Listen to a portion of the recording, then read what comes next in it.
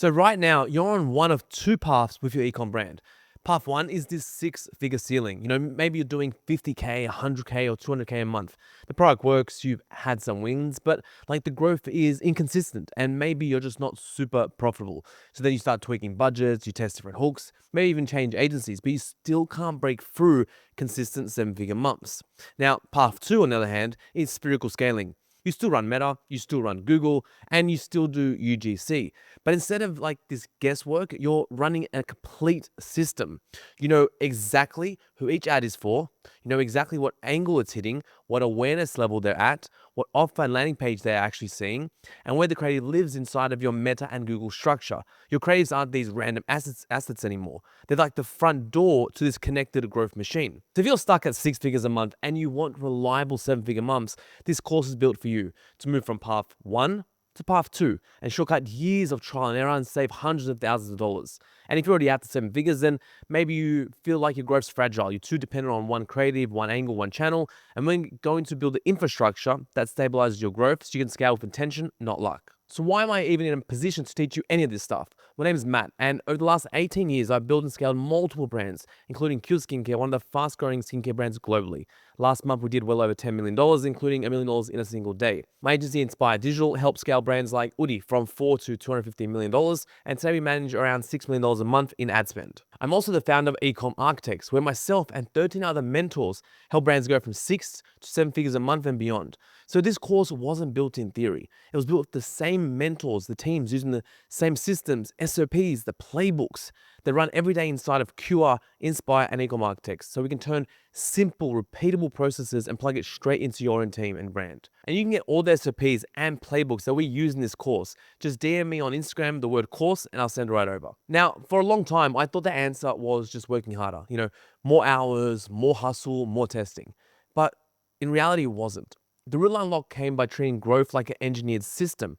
They all connect together, not a grind. Today I only work a couple of hours a day because I know exactly what levers to pull at what time, and the systems do all the heavy lifting. So in this course, we're going to build that system for you. We'll start with creative strategy, angles, avatars, awareness levels, formats. Then we'll build your conversion engine, which is the offers, your pricing, your funnels, your high converting landing pages. Then from there, we'll plug in this email retention system so you can turn one click into multiple orders. And then finally, we're going to install a scalable Meta and Google engines so you're not dependent on just one channel. That is spherical scaling at its best. And that's what we're about to build together. All right, so let's start with the part that matters most right now. Your biggest lever and constraint to solve is creative in order to get to that 7 figures a month. This is how our brand spends over 150K a day on ads. It's because of the spherical scaling system. This lets you scale on broad and lets you survive creative fatigue. And then you stop relying on this magic winner to carry your whole ad account. So let's get into it with the first module. So let's get into it. Why is Facebook becoming so challenging, especially this year? Well, CPMs are rising, everyone's ROAS is declining, buyer sentiment is down, and CPMs at an all-time high, especially in these super competitive verticals like skincare, wellness, and fitness. And ad costs just increase faster than most brands have the ability to improve, conversion rates, or they're crushing ROAS. Another big problem is the creative fatigue, right? It's creatives fatiguing faster than ever, and audiences burning out, and ads last a lot shorter. The shorter attention spans, it's more competition, and winning creative just dies in days and not weeks, and that's extremely costly parts of the business. You have to consistently create new creatives, and you probably heard that creative is the new targeting, but no one's actually given you the playbook on how to do it. And all this lack of performance comes down to lack of creative strategy. And this is where a lot of, I think, ecom founders that I coach inside Ecomm Architects and one-on-one, I try and get them to put a lot of the energy and attention and focus on. It's probably the highest leverage skill that you guys need to learn in-house. And I see a lot of brands trying to outsource it towards agencies, which I think is a huge mistake, because a lot of ecom brands are sales and marketing companies, and they're outsourcing the sales and marketing, which is a big no-no in my books. So that's what you guys teach you in Ecomm Architects, is really how to dial down your creative diversity. But anyway, what we're trying to do here is appeal to the Facebook algorithm, right? Facebook is looking for diverse creatives. It wants better creatives to serve to more relevant people. That's its whole game. So what does that mean for us as marketers? Well, our ads need to be more specific. And if they're more specific, each angle actually attacks a different sector that the algo supplies ads to. And new angle means new visitors. New visitors equals more profit. New angle is new product. They're untapped, right? Resources. So this is what the scaling spherical system looks like, right? First, we have a problem. We have the problem or a desire. Let's say a problem in our case, right? Some might have acne, but, and I learned this from a mentor called Jason Horning about 10 years ago. He was like the OG at Facebook at the time. I was paying him like 10 grand a month to consult to myself and our team. And he helped us a lot. And a lot of the stuff that he was talking about 10 years ago is so relevant today, if not even more so. And he taught me about this like spherical model that he would use. Essentially, he would dissect the problems. But you have to understand that the way people relate to a problem is always very different. For example, someone has acne, but they might refer to it as hormonal acne. Someone might refer to it as cystic acne. Someone might refer to it as acne scars or ice pick scars or maskne, acne from masks. So if you're not very clear with your messaging, even though your product is solving that problem, if you don't speak to the audience in the language that they use to define their own problem, then it's not going to connect with them. And this is the biggest mistake people do in terms of creative strategy. They say, oh, if you have acne problem, but that's such a broad term. Do you know what I mean? It's not super relevant. And then all the noise out there, all the different acne ads that are out there that people are getting bombarded in, you have to be so much more specific to cut through. Because there's this term called semantic satiation. That's essentially where when you hear the same message over and over again, your mind becomes numb to it, right? Like you don't really notice the message. So what we're trying to do in our marketing is try to cut through that semantic satiation sentiment in the mind and come with something really specific that stands out to the customer. And that's what we do with this system, right? So we have a real specific problem that we're going for, and then we pair up an avatar. And that is defined as an angle for us, okay? Problem plus avatar is angle. And then we pair them together, for example. So a teenager that has hormonal acne, that for us is an angle. An adult man that has acne scars when he was younger. An adult woman with hormonal acne, right? Gym goers with cystic acne, whatever it might be. Now you're probably getting the picture. And now once you have the angle, which is the problem plus the avatar, you have to think about the market potential, right? And in the market, your market potential is full of all these different angles. You can see this pie. If you could slice and dice this in so many different ways, right? It speaks to so many different people. And this is why it's key in terms of how the algorithm works today. Because you can now have 100 different creatives spread out across 100 different angles, which will give you a lot more scale because it's a lot more relevant. That's the game today. That's why everyone's saying creative diversity, creative diversity. This is what creative diversity means. Okay, it means trying to split up as many angles as possible so you reach as many customers as possible. The days are gone where you can have one general angle and let Facebook do the rest. No, it doesn't work like that anymore. And then on top of that, we have awareness levels, right? So you have, this is the total market potential. You have angle by angle, and you have different market awareness levels. And if you guys aren't aware, like the market awareness levels are unaware, problem aware, solution aware, product aware, most aware. And in terms of messaging, let's say most aware is someone that understands your product that exists, the problem they have, and then you're doing like offers, like 20% off your acne solution cream or whatever. When it's unaware, it's like, do you have these weird spots on your skin, but they're not aware of what the problem is and how it occurred and stuff like that. And what you find is that the unaware ads give you the most scale because they're approaching the biggest audience, where the most aware ads will give you the small scale. The most aware ads should give you the highest ROAS. The unaware ads should give you the lowest ROAS. Okay, because it's a wider market versus a more narrow market. That's more maybe your retargeting audiences. So once we have an angle, which is a problem and persona, we wanted to pair it with a stage of the market awareness, right? That's step one. Step one is step two. And then step three is all about iterations, hooks, right? You have visual, verbal, and text. So let's say you have a winning angle and a winning market awareness stage. This plus this. Then you can start scaling that out by creating different hooks, right? You can do a visual hook of the same thing. You can do a verbal hook of the same thing, text hook, and mix it up. And that creates a new format, right? That we're calling it. That's a format. That's a variation. And then you expand the formats even more. You do the same winning ad, but then try a green screen of it. Try a podcast version of it. Try different demographics that works for us, an Asian woman, a black woman, Caucasian woman, whatever it might be. Try in a mini VSL format. That's how you can start getting to scale, right? Because once again, for example, if you're targeting, let's say, hormonal acne to a teenager at an unaware level, okay, and you have an Asian teenager boy in the ad, that's going to appeal to more Asian-like teenagers. And then if you can switch that person out to a black male, that's going to appeal to a more black male audience, because an avatar is always going to reflect who they are in the ad. They can see what's relevant in them. And that's a big difference between someone, that's maybe an Asian or it's a black person, because they might think that that problem is different. If you're a young black male and you see an Asian lady with acne in the ad, you might think, oh, but that's different type of acne. Do you know what I mean? They have different hormones, they're different ethnicity, and it might not work for me. These are all heuristics, which are psychological shortcuts that are going in the mind of the consumer. So that's it. Step 1, angle. Step 2, awareness level. Step 3 is you start creating variations for different hooks and different formats, right? That is the game.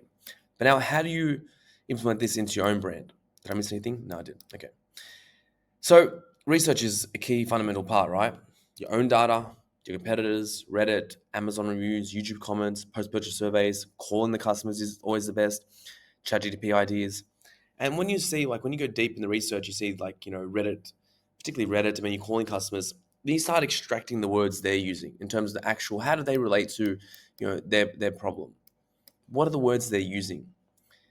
And you'll start to find some little synchronicities between the people who are buying, and you can start using that language to form your actual ad copy and your angles research. And here's a pro tip: try and, let's say your target demographic is a woman over 50 that's trying to look at pro aging, or she's looking at anti-aging things because she's fine lines and wrinkles. If you create an Instagram profile with that person, or give it to a friend that is that person, then get them to use the Instagram for 7 days, and just see what ads starts getting served, right? Because that will serve as your angle also research format, because you see all the different competitors trying to target that person based on different angles. And sometimes you can use the same angle as another competitor, but you have a different unique mechanism in order to solve that problem, which makes a big difference. So that's a little pro tip there that you can do. Then once you do that, then you go to script writing, right? And the format, in terms of the copy they use, success leaves clues. If you found some competitors that are doing well, make sure you stick to the format as close as possible, because I'm sure they've tested 200 different formats and they know what works. And then create custom scripts based on that. Make sure the visuals flow. I see a lot of people don't put a lot of emphasis on the visual and how it flows throughout the whole ad. They're just using cheap, B-roll or whatever. They're just shortcutting their way to try and get an ad up. But I think we're at a level now where the standard is so high for content that you need to make sure the visual flows beautifully, and it's like a symphony almost. You know what I mean, from start to finish. And then make sure you're doing 3 to 4 different hooks, and make sure you're doing them, visually, text-driven, and also audio-driven. 3 different ways. And use AI for to give you some more ideas. And I want you guys just to focus on the main things. The main part for you guys to unlock this spherical scaling system is to unlock new angles. That has to be a goal, to unlock new angles. And you'll see, if anyone that uses any attribution software, that your new customer visits starts to increase when you unlock new angles. I'll never forget, we used to do fine lines and wrinkles and dark spots, and then we unlocked the acne angle. And all of a sudden, that acne angle, our new customer visits was 20-30% higher than every other ad, because it's a whole new untapped angle that we're after. And of course, it allowed us to scale 20-30% in the ad account. So a whole new customer came in, whole new pool of people. That's what I'm trying to teach you guys. This is the way you win, okay? Unlock new angles. And then focus on different stages of awareness. Maybe your ads are fatiguing too quick because they're product aware, or they're up here. Where is it? Maybe they're product aware or most aware. Maybe they're solution aware, and that's where your ads are sitting, and that's why they're fatiguing a lot quicker. If you can get ads to work here, it's going to have a lot longer runway. And then, do hooks per awareness level, right? Focus on different hooks, because the hook is probably the most critical part in unlocking that stage of awareness for the ad. And then test different formats per angle, different people, different styles, UGC, podcast, VSL, green screen, you name it. Different avatars. Make sure that, the avatars are consistent with the people that you're going for, And once again, be as specific as you can in terms of ethnicity, the age, everything. That all matters. And then here is literally one of, I think, the best ad formats that we are using that no one's really talking about. And it's like a mini VSL formula. And particularly, look, it's probably not relevant to a lot of niches, but for skincare, health, wellness, it definitely is. You want to start with a physical problem. What are the physical problems they have? If it's, once again, related to the acne example above, you speak about the different, indents on their skin, whatever. The emotional problem, how they're embarrassed to go out in public or whatever, or they can't get a boyfriend or girlfriend because of whatever it might be. Then the root cause of the problem. Then you talk about how the actual problem exists and how it happens. How did the person actually get acne? Then the root cause of the solution, right? How do you fix that problem? What are the unique mechanisms that you fix that problem? And then the physical benefit, what it looks like, and the emotional benefit, right? Now your skin clears up in 7 to 8 weeks. Now you can go find a boyfriend and girlfriend. Now you're not embarrassed to go outside in public, whatever it might be. And then the tools and techniques. You speak about your technology or your formula or your ingredients and how that helps to root cause the solution. And then you tie that to an authority figure, ideally. That could be an influencer, it could be a doctor, it could be a celebrity, whatever it might be, to add the element of trust. So that's a formula that's been working well for us. And that's a little bonus for you guys here today. Go out and try it. I think a lot of people that we coach inside the Ecomm Architects, they use this formula to great success, and we have as well. So next steps, what you need to do is something to operationalize this video. Go and audit your current ads. Go see what angles are working, okay? And make like a spreadsheet so you can document all this. Then audit what market awareness levels are these ads targeting. If you don't know, just grab the script and put into ChatGPT and ask ChatGPT. You ask ChatGPT to create you new angles based on different market awareness levels, right? And then look at the scaling them by adding formats to those same angles. Like how many different formats have you tried of that same angle? Then next, you want to create testing roadmaps to unlock your new angles. Like for the next 3 months, which are the most highest based on your research? Which angles prove to be the highest fidelity for you to unlock? And you need to dedicate time every single week or month to testing new angles, because that's the way you're going to scale. All right, so now you have a system for your creatives. Your next job is pretty simple. Stop thinking I need a new ad, right? And start thinking I need a new angle, I need a new avatar, and I need a new awareness combo, plus a different format so the algorithm can actually run with it. So don't forget, if you want the SOPs, the playbooks in this course, then DM me the word course on Instagram and I'm going to send it right over to you. And now that you understand the spherical scaling system, I'm going to hand it over to Amy. Amy's one of the mentors at Ecomm Architects. She can help you execute on that strategy. So she's going to show you how to use ChatGPT prompts to, speed up the research process, the scripting, the testing. She'll help you how to define your different awareness levels per ad, how to create new customer avatars, turn them, into scripts and storyboard for your creators, how to create these sticky hooks, and how to scale your creators of different formats that actually work. So this is basically a big cheat sheet using AI to do all of this deep research for you. And it will probably get a lot more, definitely will get a lot more research than you wouldn't have been able to do manually. So we have a lot of prompts that I've got for you here. Prompts that we're going to insert, and we're going to use Claude. Finding Claude to be much more effective at doing the online research and also remembering a lot more documents. In chat, I do have those project files, but I'm finding with Claude that it's just going a lot more into detail, and it's easy to speak to and does a lot more research on the internet. That makes sense, like with website links and all that. So preferring Claude at the moment, and definitely for this task, it has more capabilities for this task. So this is what we're going to get eventually. This is the first thing we're going to get, which is our complete market research. And then we're going to be using that to eventually be getting all these different things that AI is going to do for us. It's going to get our avatars for us, desires, and it's going to start coming up with hooks and even static and video plans for us. So step one in this half of this new part, we're going to make this market research doc. So in here, this is my one for Qure, and specifically for microinfusion, we want to try and keep products separately, or if you're a brand with a couple of products or similar, we could get it for the entire brand. But for me, this works best per product. So I've just got my microinfusion one here. So it's 22 pages long, so I'm not going to go through all, but a lot of things that you'll start noticing is that it is broken down into, I think, 7 sections. So we've got section 1, brand and product analysis. We've got desire problem mapping, competitor, we've got identity markers, this would be Amazon or whatever else you send on the websites, Reddit research, like all these things are coming. You're not going to copy paste that all yourselves. This really is a great cheat sheet for you guys.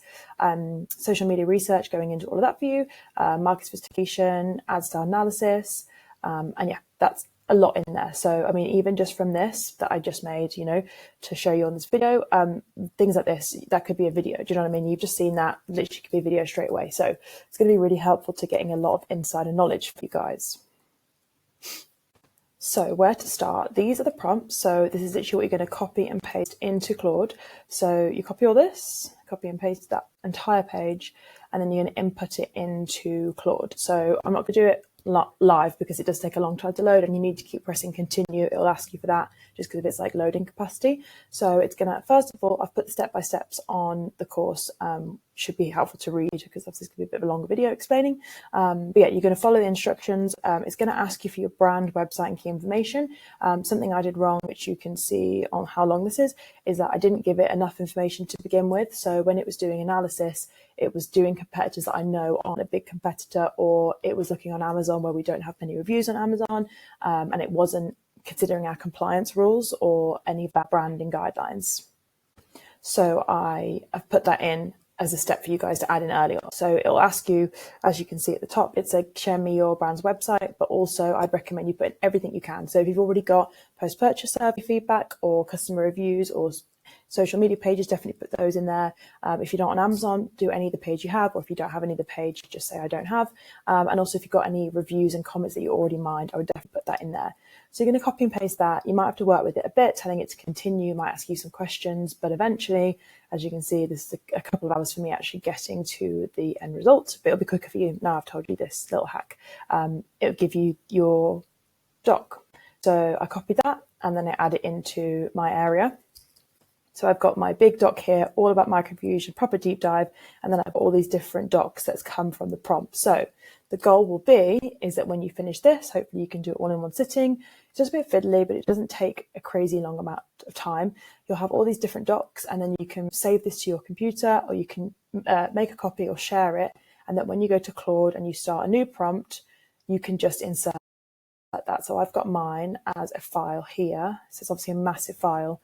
That is taking up a lot of space on my computer, but it's very useful. So I can just insert that. Whereas what I was doing on ChatGPT before, I was putting in like a doc with my reviews, a doc with my avatars, a doc with my post-purchase service, whatever. And it was quite manual and it was just like my top level notes. Whereas this is like absolutely everything about your product. So when you say to it, can you give me a hook that suits this avatar? It's not just guessing based on that information. It's got every single thing it needs to know about you. It's thinking about competitors. It's thinking about your place in the market. It's thinking about what people have already told you about your product. So it's a real comprehensive feedback. And, you know, we use those things before. Pretend you're a high-level strategist. Like, you don't even need to tell it that now because it's already been given that information. So it's definitely a more advanced way of doing your research. So yes, as I was saying, you've got all of these prompts here. So I wrote step-by-steps for you here. So what you want to do is we've done our initial prompt. We just went through that. So you've got your big comprehensive research doc. Obviously, see what learnings you can take from there, first of all. You know, do you initially see any concept ideas that comes through that you're in a rush? Could you quickly say to someone on your team, could you, what can I find here? Do me a quick video about this. Do you know what I mean? Can you have a look through here and what can you initially gain? You also might learn a lot about your product and your place in the market that you might have thought you already know, but you didn't. So I think it's a really good place just to have a good read through, get some notes, maybe share this with the team, and yeah, see what you can learn from that initially. And then, so that Claude chat is going to be really full. So what you want to do is then start a new chat. And then as I just showed you, you're going to want to import your file like this. And then we're going to go through the next prompt. So next prompt is comment miner. So again, literally just copy and paste this in. And you're going to have to find manually and put in all your comments. So if you can go to your Facebook, sorry, I didn't copy properly, but you know what I mean. If you go to your Facebook ads manager, which I'm not going to open on this call, but go to your top ads, click open. Wait, let me try and show you somehow. Okay, sorry, I'm logged out of my Facebook. But go to your ads manager, click preview, click view Facebook on the page with comments, and then you can copy all those comments, and I'd recommend maybe do the first 5 or 10 of your top ads, and yeah, copy them into Claude with this prompt. And then again, once you've got that outcome from Claude, you're going to then copy that into your comment mining section here. So we're building up all of these different pages, and then we're also going to do, to finish off all this research, we're going to do the avatar. So you've got the avatar prompt here, which I've just updated to, because before it was only 1, and now we've got it giving us as many as it thinks. Okay, so yeah, first of all, it's going to tell you, so you're going to copy this in Claude again, same thing every time.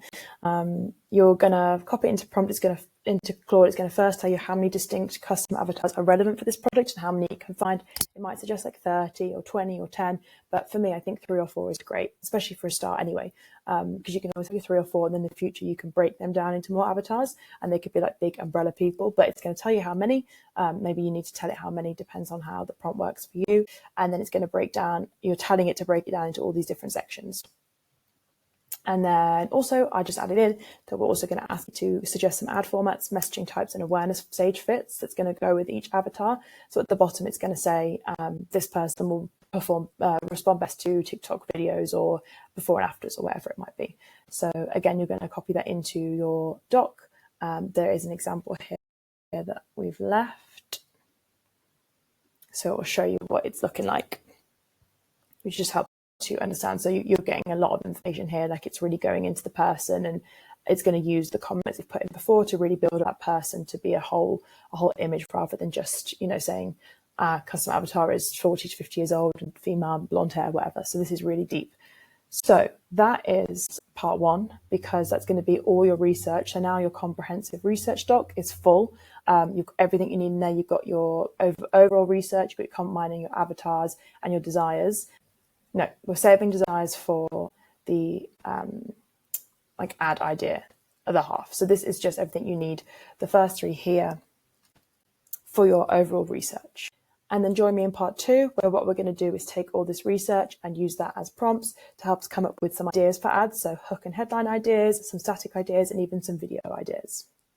So now the second part is using all that research you've made to start helping us plan out ad ideas. So we're going to start mapping out some desires, some ideas we can get from reviews and comments, some hook and head ideas, and some static and also some video ideas.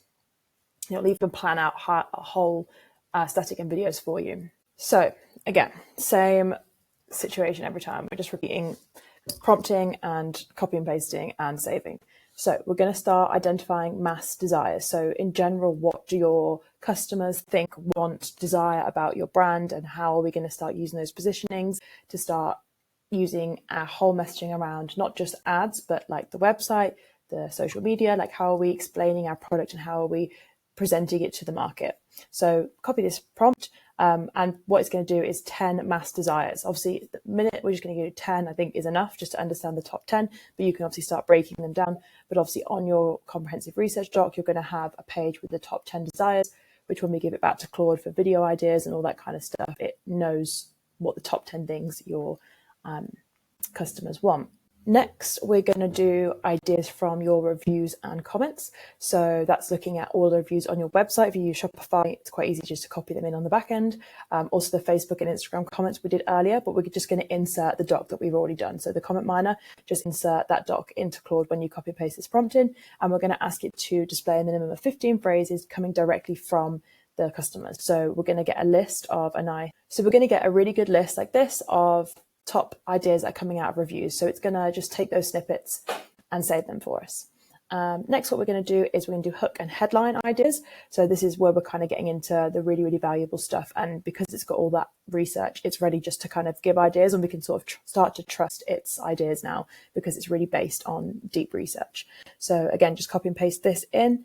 And it's going to start, put some examples in here, but it's going to start coming up with examples for us. So it's going to find, for example, this review, a headline that we could review from that, a headline we can make from that review by just making it shorter and altering it. And that's going to give us some ideas there. So we can literally, from a headline there, we can literally copy and paste this, use it as a static headline, maybe use it as a hook, maybe use it on the website. I think how long it would have taken to get that yourself. And then finally getting into the good stuff, we've got static and video prompts. So these prompts are getting a lot longer, but we want to give it even more information than just about our brand and our product, because we want to teach it, the mechanisms of the psychological research and the reasons why behind statics perform well. So in here is a lot of additional information. So we've got some psychology of great headlines. We gave it some top breakthrough ads, all-time best static ads for some ideas. Okay, so after all of these great examples, we're going to go down to the actual instruction. So what we actually want the AI to do is to suggest a static based on all the research that it's got, that's for a specific avatar, in a specific awareness stage, that's going to work perfectly for them. So what we want it to do is give us a headline that's 6 to 8 words minimum, and it's going to give us 2 different variations for that headline, tell us why that headline works, recommend some subheading or some subtext that supports that, and some top USPs to match obviously that avatar, the product, and that static concept in general, and a short CTA. Obviously, if you want to feed it with an offer on or whatever, you should do that first. But yeah, it's really going to break down why it's doing that, so that when we've put these statics live, we can really be tracking, we use this static for this avatar, these USPs were included, this was the CTA we used, so that you're really learning from that static rather than just being a shot in the dark, which is what I think often we were doing with ChatGPT. And finally, I felt this is what we were all waiting for, and what the whole point of this research was, is to finally get to some video script suggestions. So after giving it all the information it needs, we're going to tell it some really high level things. We really want you to think about the core idea behind the video. In here, we've got a lot of things about, we're speaking to a specific avatar, a specific level of awareness, the core beliefs, and everything we've already given it previously. So obviously I've read through all this just to understand what you're getting, but we've even put things in there about like what the hook needs to be, some knowledge about pattern interrupt for hooks, the emotional journey we're going to go through. And obviously these prompts are very detailed, but if you know something about the ads that work best for you and you haven't told the AI yet what your best performing ads are, feel free to put that in there. You need to think logically what more you can give the AI to benefit the result. You don't want to just rely on these prompts. So if you know a hook that you think works well, say that. If you know a sentence that performs really well, if you know an offer, please give it that first. And we should never fully rely on AI. We should give it as much as we can. But this prompt is very in depth, so it should be good. So yeah, it's going to gather all the information it's got for you. Loads and loads of education we're giving it here. We're really making AI in this situation like the top level creative strategist. It really should be thinking deep. And you'll start to notice in Claude when you're getting these responses that it's really, really detailed. Like it's telling you why it's used that, what they think it's going to work well, who they think it's going to work best for. And it's not just giving you a script like you often get in chat. So just as an example, I was playing around with some Black Friday scripts this week, and this is everything it's giving me. So these are all like conversation starters. I gave it a script I wanted to use, and it's giving me like all its feedback about it, what it thinks, why it thinks that video performs well, giving me lots of hook suggestions, and like really having an educated conversation because I've given it all that information. So yeah, it's just wrote the script there, but also a lot of information as to why it performed well, why it thinks it's going to perform well. So yeah, copy paste that in. I've given it, the prompt here has some suggestions of what we want it to look like. So it's not just doing its complete own thing, but we're giving it some examples of best video scripts with some context. So the hook, what the main base should be including, some CTA pages, and then a bit of context to go with that. So really, really long prompt, but copy and paste that in, always remembering to insert your research doc and the top 3 document tabs you have here. I mean, that'll all be in there, but these are the top 3 ones you need to include, and see what scripts you get out of it. You should get some really nice scripts in there with really broken down as to why the work for that avatar and that belief stage, awareness stage, and that belief. So yes, hopefully that was easy enough to follow. As I say, everything is literally just a copy and paste task into chat, save it into your doc, keep putting it back into Claude when you are making the next step. So I hope that's easy enough to follow, and yes, wishing you all luck. So, levels of customer awareness is a really important place for us to start, as we want to understand what our customer already understands about their own problem, the solution, and our product. And this helps us make tailored messaging that meets the customer exactly where they are in their journey to help speak directly to them, and of course increasing the chance they will buy our products. So there are 5 main stages that we need to understand, starting from the most aware to completely unaware. And I've broken it down into who they are, their characteristics, the strategies that might work best for them, some creative formats, hooks, and some call to actions. So, starting from the most unaware group, these are cold audiences. They don't even know they have a problem yet, they don't know what the solutions are out there, they don't know about products, and they certainly don't know about your brand. So for this group, it takes quite a lot of education to get them all to the point where they might actually consider purchasing. So some strategy that might work well best for them there is some emotional storytelling, as you could take them on a journey that someone else had, taking them from their point of complete unawareness to complete awareness and why they wanted to buy. So something like an influencer video or a curiosity driven video, like a UGC video, where someone could talk about, I was completely unaware of this problem, I then learned these things, I then found this product, and then now these are my results, and I'm really glad that I did that. So that can kind of sort of take them on that journey. So, you know, some hook ideas there. She didn't even know what skincare to use until she found this. And then things for call to action there. They're not quite ready to, you know, see a discount code or just a basic shop now. They kind of want to learn a bit more still. So see how it works or find out more, watch now. That might be good for them. The next group is problem aware group. So they do know they have a problem. Just a clear example here is like, what if skincare was the problem? Like they're starting to think about the fact they might have a problem, but they don't really know how to solve it yet or what your product is. So what you want to do at this stage for messaging is you want to raise awareness. So you want to talk about the problem, explain that maybe they might have this problem and see if that resonates with them, and then suggest some solutions. So for creative formats here, some things like identifying the problem and a solution, as well as emotional storytelling could work well. And then some call to actions would also be still on the concept of learning more. The solution aware group are now very much aware they have a problem and they're actively searching for a solution. So here they know their solutions exist for a problem, but they don't know about your specific problem. So you need to educate them on why yours is the best option out there. So that's where content types like explainers and tutorials and educational content would be really useful, because you just want to give them the most information about why your product works well and why they should buy it, and therefore hopefully they'd want to purchase. So a clear example of a hook there is tired of dull and tired skin. Not the best hook, sorry, but just as an example, you can tell they already know they have dull and tired skin. We're calling out to that group which we know have a problem, and we're going to offer them a solution. Product aware group, this is getting a little bit easier now. They've heard about your product, but they just haven't quite decided if it's right for them. So it's your job at this point to give them as much information as possible to help them want to buy it. So things here like social proof, showing a lot of results, showing customers before and afters, those kind of things that have a bit more social proof that show the product really does work, is going to help them convince to buy. So we've got some things like expert endorsements, comparisons like us versus them, like this product only does this, but we do this. So just a few good reasons as to why they'd want to buy from us. And then our most aware group, this should be quite easy, but obviously with all advertising it is always going to be a little bit difficult. But these are people who are most aware. So they know about their problem, they 100% get that. They know there are solutions out there, they know about all the other products out there, and they also know about your brand. They just need a reason to act. So these people might have already bought from you, they might be following your social media, they might be in your email subscribes, but they just need a reason to act right now. So something like presenting an irresistible offer, like 50% off, buy one get one free, is just going to help them have that last final push to actually pressing buy. So yeah, some limited time offers, some exclusive discounts, things like that would be really helpful. Just that last little bit of an effort to get them to actually press the buy now button. So you're probably wondering, how do I know who my audience is and what stage of awareness are they in?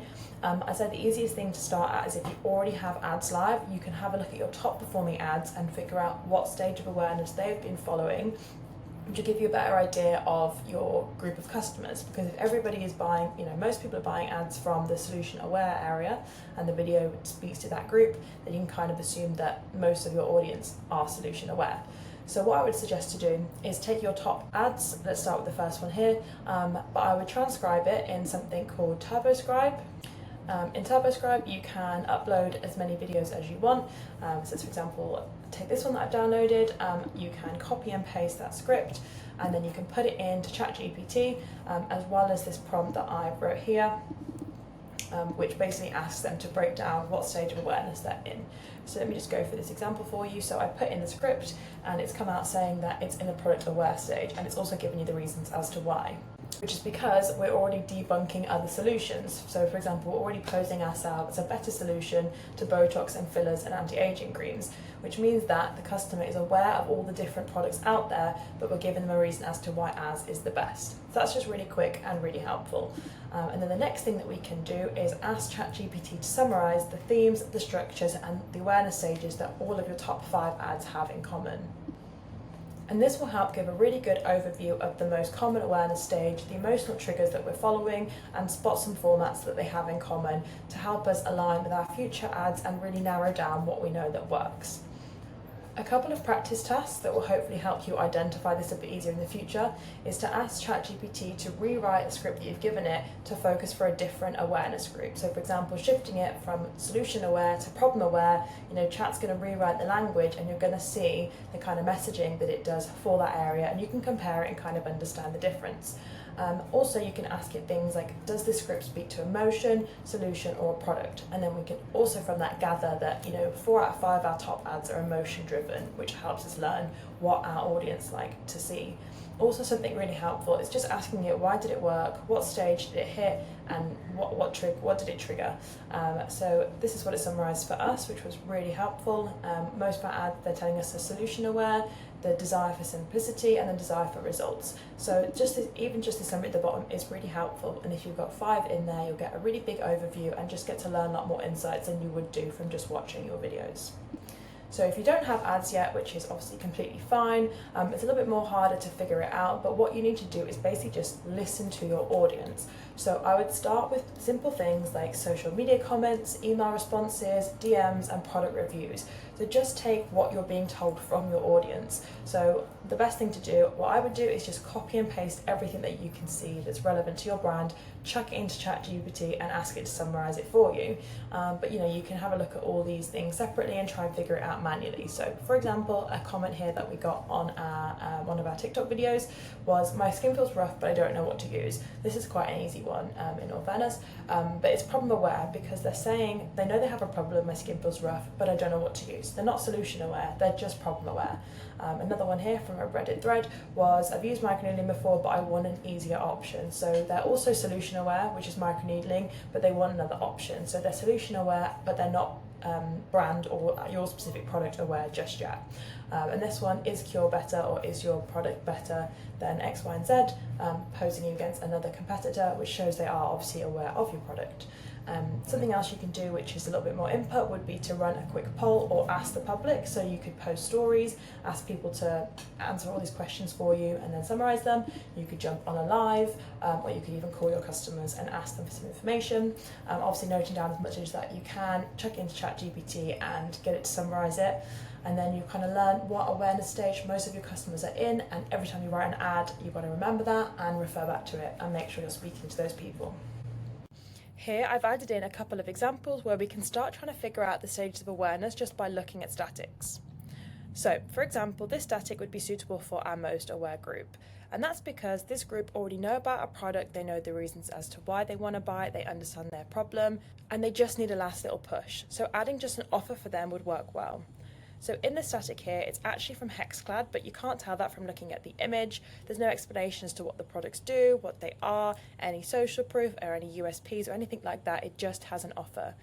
So this static would be suitable for the most aware group, but it wouldn't be suitable for the completely unaware groups. Next, we have the product aware group. This group is aware of all the different options out on the market, including yours, and now we want to just show them why we're the best and why they should buy from us. So building a lot of trust with benefits and features is a good idea. The headline here adds in a lot of social support as well as the benefits here and a clear image of what the product is. Next, we've got the solution aware group. This group already understands what their problem is and the solution to it, and they know there's a lot of options of those products on the market, but it's our job to present our product as the best solution and sharing some reasons why ours is better than competitors. So for example, in this image, we're showing our product as the better alternative, we're including some of the solutions, and we're also adding a bit of social support. The problem aware group, they know they're experiencing a problem, but they don't even know there's a solution yet, so here we want to educate them on them. So for example, this static here, if you hate whitening strips and trays, that might resonate to people that, yeah, I have this problem, but what is the solution? And then they're hinting at, we have a solution for you. Finally, we have the problem unaware group, and this group is definitely a little bit more challenging to target as they don't even know they have a problem yet, so we need to educate them in a lot of those different steps. But we can identify them by a core emotion that they're feeling, but they don't know what the problem is yet. So by calling out a core emotion, we can start educating them on what the problem is that they're feeling, and then share the solution. So for example, a common problem that most people face is body image. This static has done a good job by showing someone who already looks great and then showing them how they could look even better. And pulling on the emotion of confidence by feeling amazing in your bikini and showing them what they could become if they use this product.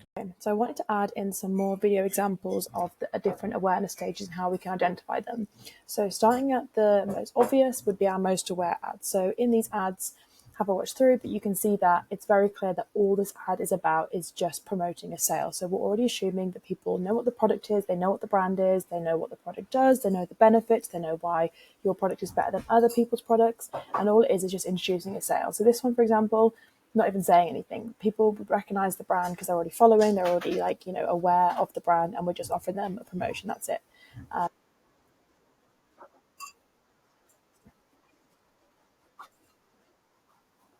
This is another really clear one because it's like, this is your chance. So, in most aware, people are aware of the product or the brand, but they haven't quite taken that last step to buy. So calling out like, this is your chance to buy it. Like, we're really speaking to those people who are most aware and then just offering a promotion. So yeah, those ones should be really simple, using some things like TikTok comment boxes and explaining the offers. We've got some founder style videos here, some like simple UGC green screen kind of videos. And yeah, just really introducing a sale, and that's it. Product aware ads. So in this area, in this stage, we know people already know about your product, but they need a reason as to why to buy it. There are options, and they're trying to figure out why yours is the best. So at times like this, things like us versus them or 5 reasons why to buy our product is a really good time to do that, because we're just priming them with the last little step of why they should be buying your product. So for example, what have we got here? 3 reasons why you should buy. I think it's another 5 reasons why. The reasons why you want it. So, yeah, sorry, 3 reasons why. There you go. How to use the product. So if you were already considering buying it, but you just need a little bit more information and just kind of be around the product more and kind of see more things about it, just showing how to use the product is a really nice idea, because at this stage, people already know about the product and your brand, so we don't need to explain to them what it is. We just need to show them how to use it. So it's that last kind of step in the funnel there. Again, how to use the product. It's just another kind of UGC example. So obviously showing someone why they think this product is better than the old things they used. And yeah, in this one I thought it was a good example because in the intro they're straight away talking about the product, so it's only suited for people who know what the product is. If you're, problem aware or unaware, you can't just call out the brand in the hook because no one knows what it is. So yeah, product aware, nice and simple. Solution aware. So people know there are products out there that they could buy to solve their problem, but they just don't know where to start. So all of these are kind of most often tanging like the old problem, what I used to do, now this is what I do, or I tried this, it didn't work, I now do this. So it's going to quite often be like that problem solution kind of conversation. So let me just play a couple. So yeah, comparing Cometeer to Nespresso. This guy invests in vitamin pills, so people know the things on the market. Don't take vitamin pills, you just need to do this instead. So it's kind of an us versus them sort of conversation. This is a very clear us versus them in a taste test kind of situation. So obviously posing this brand as better than the other brand. Yeah, so in this video, she talks a lot about things that she tried that didn't work and why this works. So it just kind of sets, you versus them and why you're the better out of all the options that in the environment. Yeah, so another one, how to use it, nice and simple. This might be a little bit more of a product aware video. Let me watch it again. Yeah, so because she's calling out a problem and she's showing that she uses this product, it's like solution aware. So she had a problem, she's found this product and she used it. I think this one is probably a little bit on the line of also being product aware, but I think it works there. But last we've got problem aware, which I think is just the most straightforward. So you're calling out a problem and then you're solving it. So people know they're having a problem, but they don't yet know how to solve it. So it's often where you call out a problem and then you give a solution, which is your product straight away. So that's some simple ones. Did you have dark patches after pregnancy? Blah, blah, blah. And then, the product's going to come in. This is how you use it. Another one is very obvious. I went from Pebble, whatever we just said, to doing this by adding this one thing into my routine. Amazing home. This is a bit of a more positive one. So often we think of problem aware as like, for example, it would have been I had a smelly home, so I use this. But obviously you can be posing it the other way, that this is how I got a clean home. We are still calling out a problem of the opposite. We're just not directly saying it. Another one is my dandruff. do this. So you'll notice a lot of these are often educational because you're explaining to people what your problem was, what you need to do, and how to use your product. So yeah, nice and simple, call out a problem and answer it. Unaware ones, which can be quite tricky to identify because often the hook is not specifically talking about anything that people already know about. So let me just try and show you a couple of examples that might help explain.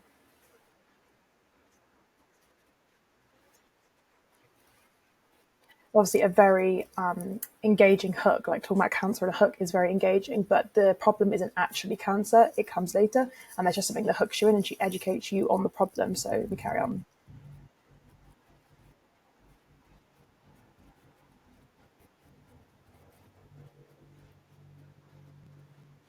Basically, she goes on to say that there's things in her water that she didn't know that was contributing to her side effects. So that's really educating people from something really shocking to explain what happened to her, educating on what the problem was and then what the solution is. So that's the kind of way they flow. So people don't know they have a problem. We're going to educate them they might have this problem. Don't worry if you have this problem. This is the solution, and this is our product that solves your problem. So that's kind of the flow of them. So this one on the line again because it's calling out stomach aches, but people might not know the reason as to why they have stomach aches or just assume that's like their everyday. So it's not calling out like, do you have stomach aches? It's educating you on the people who have stomach aches. These are the things they have.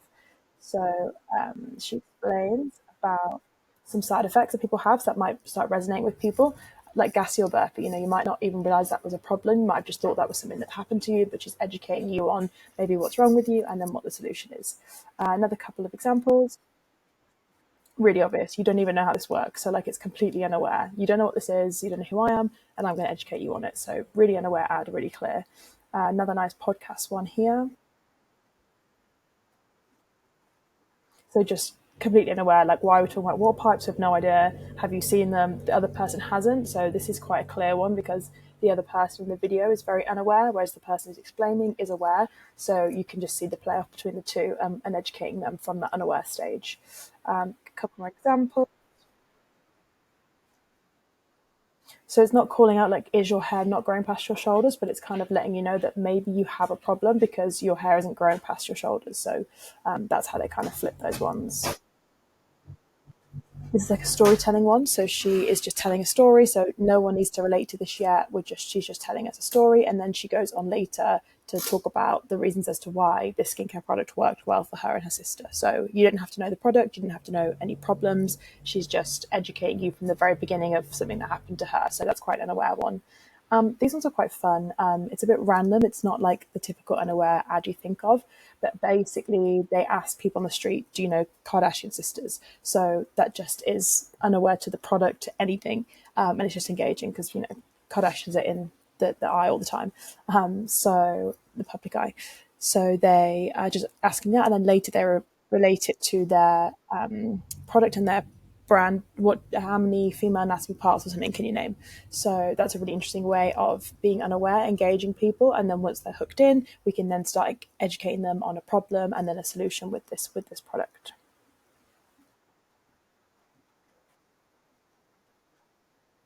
Yeah, so a very strange hook that obviously gets you dragged into it, but it's like still doing nothing about it. So that makes people think, oh, I didn't know I had to do anything. I didn't know there was a problem there. Like, let me find out what I need to know. So that is another one. It sort of feels like it's calling out a problem because it says saggy and jawline, but it's not asking, do you have this problem? It's saying, if you don't do this, this is what might happen. So hopefully that gave you a couple of inspirational videos there and just kind of put those words that we've got on my course kind of to a video and to the images I've got here. But yeah, I've linked all of the videos per section, so please watch those in your own time. And now I've made this section in my Atria. I'm going to keep adding to that all the time. So hopefully the next time you look in there, there's going to be more ads. So yeah, hopefully that helps. Customer avatars. This is one of my favourite sections to speak about because I think it really helps us dig deep into our customer and fully understand who they are. So what actually is a customer avatar? It's a detailed profile of our ideal customer, including things like their demographics, so where they're from, their age, what their hobbies are, what their job is, what their family life is like, and also their buying behaviour. And it allows us to tailor our marketing to speak directly to them. So you can imagine that we might end up having 3, 4, 5 avatars, which are actual people that we're speaking to. So for example, we have Dave, he's 50, we have Sally, she's 60. And every single time we're making a video, we can think this video is perfect for Sally. She'll relate to this will be great messaging for her. And whenever we're writing these videos and planning out our ads, we know that we're speaking directly to the person. So it just helps us make our marketing much more personal and speaking directly to the customer. So firstly, what do we want to know? We want to know their gender, where they live, how old they are. We want to know their marital status, their child status, what they do for work, how much they earn, what are their hobbies, their interaction with social media and what they like to follow, and their biggest fears and concerns. So a few ways of finding out these things, most simply would be to create a post-purchase survey. This allows you to ask a whole bunch of questions to all of your customers that have already bought from you and they can tell you about themselves. Another thing you can do is look at who's actually buying from your ads. So you can have a look at what age category is purchasing the most and you can kind of assume that that's your main demographic. You can also have a look at social media and see who's interacting with your post the most. Start having a look at how old they are and what kind of content they're interacting with. But consider with this that the people who are posting the most aren't necessarily your main customer demographic, but your customers might not actually comment or post on anything. Then have a think about where your sales are coming from. Are they more social media led? You then might be able to assume they're a bit of a younger demographic. Are they coming from email? Are they coming from ads or a Google search? And just thinking about where they're coming and their spending behaviours might help you link to what kind of people we're looking at here. And then you can start thinking about the main concerns and pain points, as well as comments and reviews on the websites and Reddit thread, and also having a look at the benefits and positive feedback that you're seeing. For example, you can start having a look through your posts and just clicking on the profiles of people and kind of having an understanding of what their age is. So we've got girls in their 30s, we have a couple of men here being interested, some other ladies, some mums there with some kids, some married people, and just having a look through that quite regularly and just trying to understand the kind of people that interact with you.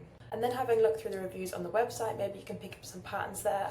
Ideally ages would be on there, but they're not going to be there for everyone. But on here I'm so far seeing that it's a lot United States, I'm seeing a lot of female names, and to me Diane and Caroline, those kind of names are to me kind of speaking out to be like the plus 40, plus 50 kind of age groups. You could also have a look on ChatGPT to see what kind of age it might guess these names might be, just to get a bit of an idea. Like Valerie, these to me seem like older names, that gives you a bit of an idea. And then reading through the reviews, you might see some sort of golden nugget things there to help you identify who they are. For example, this is dark spots. That's someone that's in the sun a lot. I'm seeing a lot of comments about plumping out fine lines and wrinkles, so we can guess they're a little bit older. Seeing more things about wrinkles, tighter and more youthful, so it's going to be someone who's a little bit older wanting to look more youthful. And then again, skin filling in, so that's trying to look younger, and skin tone evening out. So maybe we can start taking some guesses from there as well. So starting to plan a post-purchase survey is a really good idea. I've made one here for you in Google Sheets, which you can duplicate and make your own version of. And this is going to be the place where you're going to store the information from your post-purchase survey, giving us a great log of everyone's name, ages, their location, and any other questions you want to add in, basically. So I've put some suggestions in here of things that you would like to gather. So things like, when did you discover the product? Did you buy it for yourself, or who did you buy it for? Because then we can try to figure out gifting and age group. What was the main motivator, and what made you decide to buy today? Because maybe that's a promotion or an influencer post. And then we can start thinking about what that actually tells us about our customer. I'd recommend making your post-purchase survey on Typeform, and then you can link that to this Google Sheet where it can import all the information. I'd recommend adding this into your email sequence, so that after someone's bought, give them a week or so and then send them the survey to fill out. And then in exchange, you could offer them a sort of discount code or a freebie. And then of course, once some time's passed and you've got quite a lot of information in there, you can import all that information, give it to ChatGPT and ask them to summarize it for you. And ask it to identify who are the most common customers who are buying your products. So now you should have a good log of all the information about your customers taken from all these steps we did previously and the post-purchase survey. And here I've written a ChatGPT prompt that can actually plan out your avatars for you. So copy and paste this prompt into ChatGPT, telling it that you've given all the below information which you're going to copy and paste in, and then you're going to ask it, from all that above information, please summarize 3, 4, 5, however many you want to do, archetypes, and imagining them to be real people. People with a job, a lifestyle, a family, talking about their concerns, their personality traits, and all those kind of things, so we can actually build a real person. So I've added an example here of one for our brand, just so you can get an idea of how this should look and the kind of information you'd like to be getting out of chat. So hopefully you can see this gives us a really good overview, and I feel like from these I really understand who that person is, kind of imagine her as a real person rather than just an avatar. Now, once you have a bunch of avatars, I've created a sheet here for you to store all that information, and you can just copy paste all that information here. But of course, if you want to keep it in Notion or wherever you want, go for it. And then I have a little life hack for you. I would recommend downloading this doc, or even just copying and pasting the information and then adding it in to one of the project files in ChatGPT. And that allows ChatGPT to have our avatar saved on file, and that every time we ask it to write a script or some headlines or some ad copy or whatever it is, we can ask Chat to speak directly to that avatar. So for example, please write a Facebook video script that talks about the concern of X and the angle of X, and then it speaks directly to Kelly. And that means that Chat is going to use all the information from Kelly in order to write a video that's specifically targeted for her. Next, it's a really good idea to do some funnel mapping. So being able to think through what kind of content would suit this avatar depending on what level of the funnel they're in. So for example, for Kelly, we know she's a fairly young girl, she works part-time, she lives with a friend, these are her skin concerns, this is her vibe, she likes to be on TikTok, she's very creative, she wants to see fast improvement, and she would care about UGC and social proof. So if we're trying to speak to our avatar Kelly and in the discovery phase, we might focus on some short UGC that would just demonstrate the product, and perhaps some relatable influencer content that goes on a journey of how they discovered the brand. If they're in the middle of the funnel and they're considering to buy, perhaps some short how to use the products or some transformational review content would be helpful. And then if they're in the conversion stage, we might want to give them some information about user studies, some creator results, so before and afters, and of course some offers and benefits. So using this sheet here that I've made, can you try and write down some creative ideas that would suit each persona at each level of the funnel? And by linking all this information, it's helped us create a really clear feedback loop, helping us understand who our true customers are, what their desires, their pain points and their behaviours are, figuring out how to speak to them directly, and then also how to meet them at the different stages of the funnel. Storyboarding your video ad. So now you know all the things you want to include in your video, you've worked out what creators to use, and you have a bit of understanding about editing your video. How are you actually planning out this video, and what do you want to see in it? First of all, here I have some brief templates for you. This is the creator brief that you can duplicate and use. So first of all, you've got things like the sizing you want, some information about your product, some information about filming requirements like the settings on their phone, the daylight, anything you want them to follow like clothing or makeup wise, the tone you'd like them to follow, and some information of where they're going to upload the content when they're finished. It's nice for them to know the angle and the video content they're following, and always add in some inspiration videos that they should be aiming for. Next, you're going to write out the exact hook you want them to say. I'd recommend writing out the exact visual you want them to do, especially for the hook, as we want this to be really engaging. Because if we leave it up to them, they might just include a talking head clip, which won't be very engaging. It'd be great to add in an inspiration clip, helping them understand how it should look. And we always add in the copy here that the editors are going to write in, as it helps to streamline the editing process. So when a video editor is about to edit, they can come onto the brief and they can copy and paste the copy that's provided here, instead of me having to provide that to them at a later date. But I think it's a good idea to have the copy crossed out so the creator doesn't get confused, but just tell your editors that the copy is crossed out but that they should follow it. Then you've got your main base. I would write down exactly what you want them to say with some information on the visuals, and when planning it out, I'd recommend to follow this flow. In here, I've added in some helpful tips for you guys. So the order of the video that I would recommend, and some suggestions for the hooks, the emotional problems, the root causes, the solutions, all those kind of things. Just a little bit of support for you there. Then I'd recommend writing a specific list of shots that you want. Considering that you'll be able to use these shots again in the future in mashups, it's best to get as much as you can.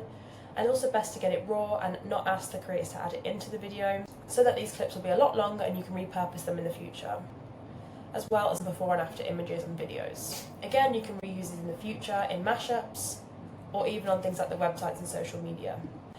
This is a mashup brief template that you can duplicate. This one's going to be a lot more straightforward, as it's just to give to the editors and telling them what sections to add in to make a mashup. So give them information like what creator to use, the music to use, the editing style, as well as all the speech they should be using, the copy and the edits needed. And in this template you can make a massive variety of edits. This could be a mashup of creator clip, or you could be utilising arcads to use clips from AI creators, or you could be using AI to make a voiceover, and chop and change that around. So lots of different options in that. I would always be providing these creative guidelines, which is in the brief template, but just so that you know, these are the things that are really important for them to know. You should share your brand guidelines, you tell them the sizing to film in, then you should let them know to not edit it. I would recommend always asking for broad clips, as you'll end up getting a lot more content than you would do if they edited it, and also you don't know that their editing is going to follow your brand guidelines or have any mistakes in it. I personally think it's best to ask for all the specific visuals and speech that you want from creators. Leaving it up to their interpretation means that it might not follow the concept that you wanted. But unless you're working with a seasoned creator who's already proven that they've got great ad results, if you're working with cheap talent, I think it's best to fully script them. So, how are we actually planning out the video? So this is how you can do it manually. So these points here run you through how to select your avatar, the funnel stage and awareness level, the messaging you're going to consider, building a brief that speaks directly to that avatar, and then a note on how to track and manage these creatives. However, I would skip straight ahead to using AI.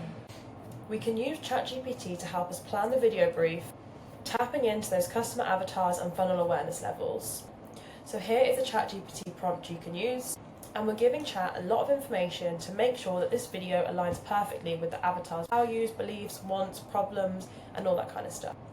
So we're giving Chat the information about the persona, remembering that Chat will already have your persona saved when we added it into the project files earlier.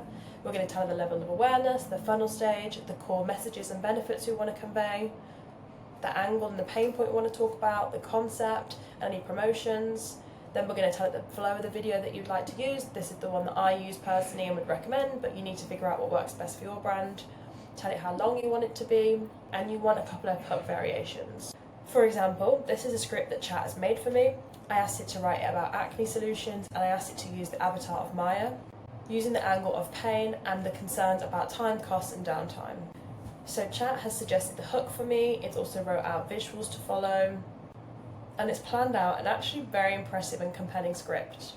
So you could input this into your creator brief, or you could even use this as a mashup.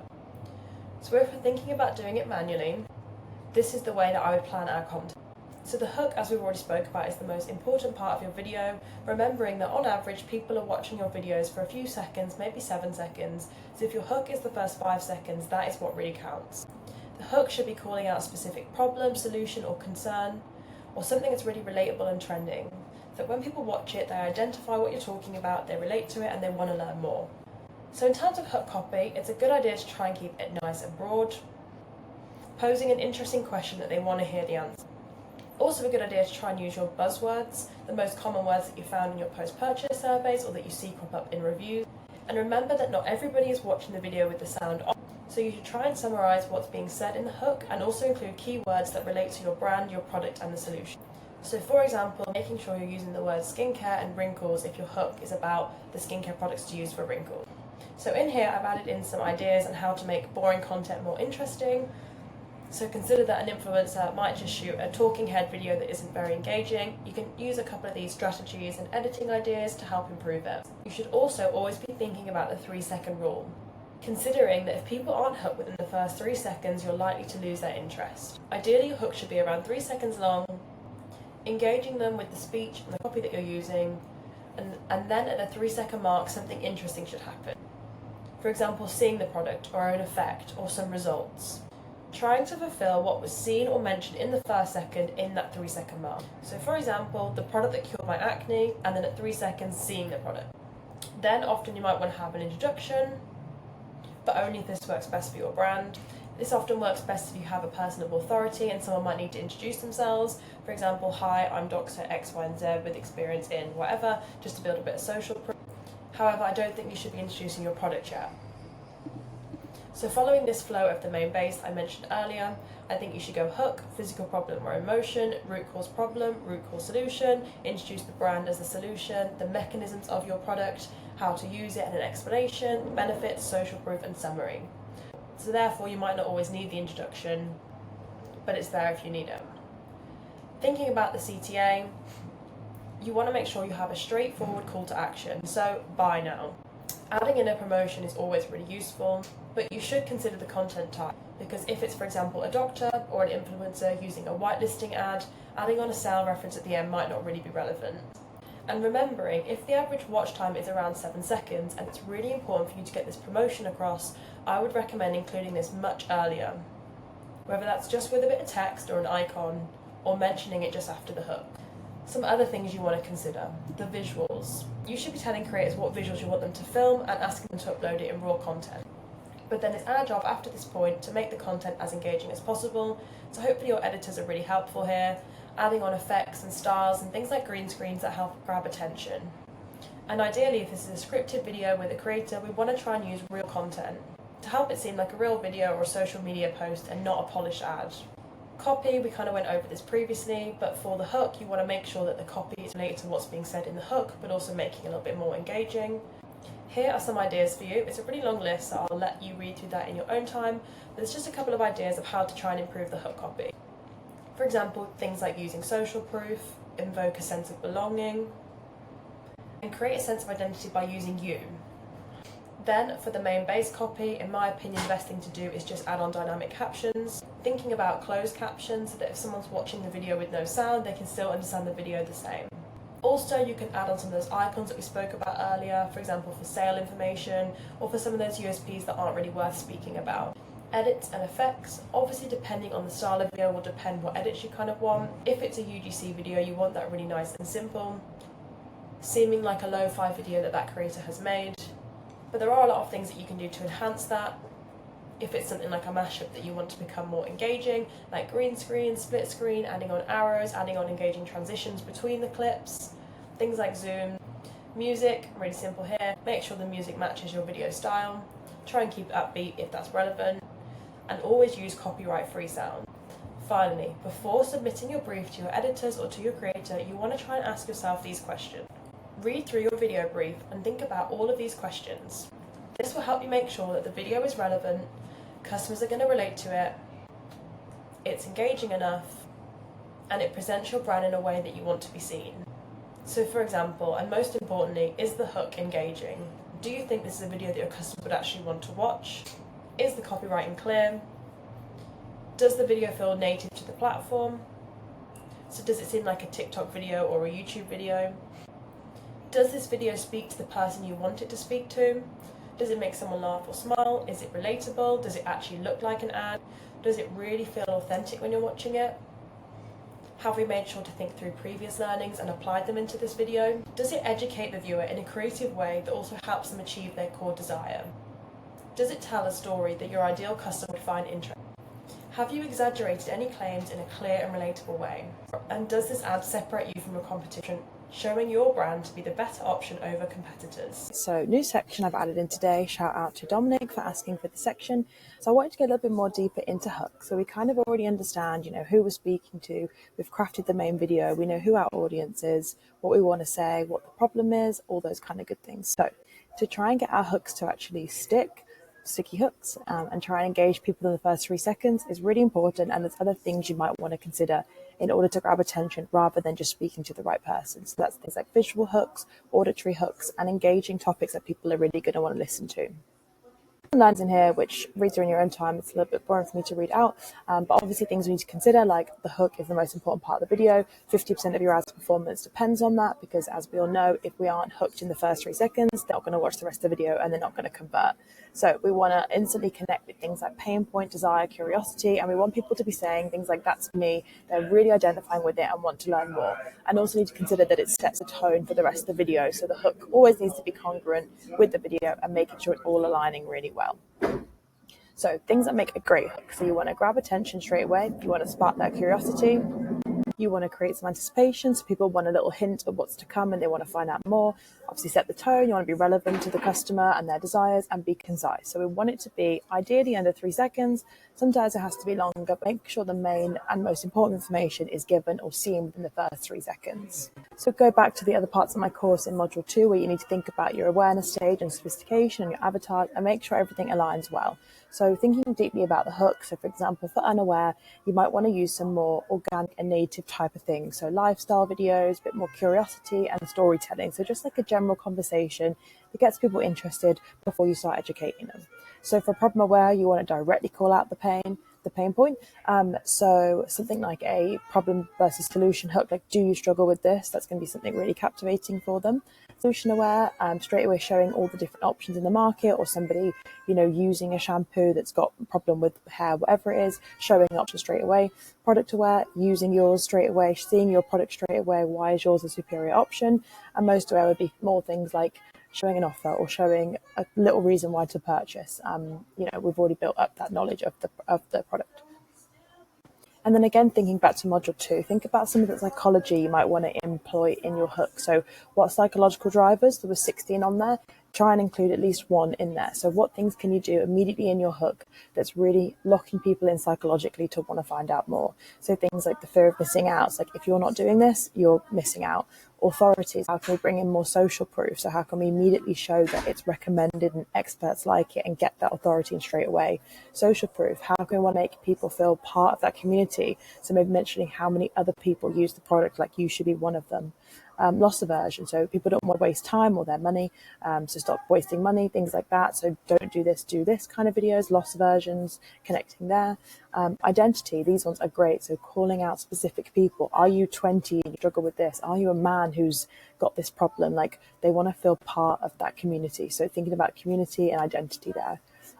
Transformation, obviously a really simple one. Most products are problem solution, will always see some sort of transformation. So they're normally easy. So things like that, you could include 2 there. But yeah, I will always try and include 1, 2 would be great. Sticking to the theory here, how are we actually going to plan hooks for your brand? So first things you want to think about, which obviously goes without saying, you've planned this in your main video and the whole concept, but make sure your hooks align with that. So when you're writing through it, you need to be thinking about things like, who's the person I'm speaking to? What do they really want? What fear shall I avoid, or what fear shall I be solving for them? You want to match the awareness stage, obviously be linked to the main video, but make sure it's in the hook as well. So going back to these suggestions I made here, which kind of areas do you need to try and show in the hook straight away? Market sophistication is really important here as well, more so in the hook than the rest of the video, because immediately, what do people know? What have they already seen in the market before? What claims have they heard so many times? And you want to try and break that scroll. So how can you bring in a fresh idea or a different angle that people are going to now want to learn more? Because everyone's been told that, whitening toothpaste whitens your teeth. Like, what else can you bring in brand new that makes them feel like this is a brand new angle for them? And can you pinpoint a problem or a desire? Like, what is the main thing this hook is doing? So what's the video actually summarizing? What is it solving? And try and mention that straight away in the hook. As I said, the psychological drivers, try and get some of those in there. And then the fun part is deciding the hook type and the style, which we're going to go through later. Don't worry, I've got a lot of examples for you. But yeah, you want to try and think, is it going to be a visual hook? Is it going to be more tone set, more copy based, more talking head? Like, you've got all these things to decide. So that's what you want to decide. But obviously all these steps up to 5 is considering on paper what it is you're going to say and what the concept's going to be. And then when we get to part 6 and 7, all those fun things, we can then start looking at the different types and the way you can present that hook.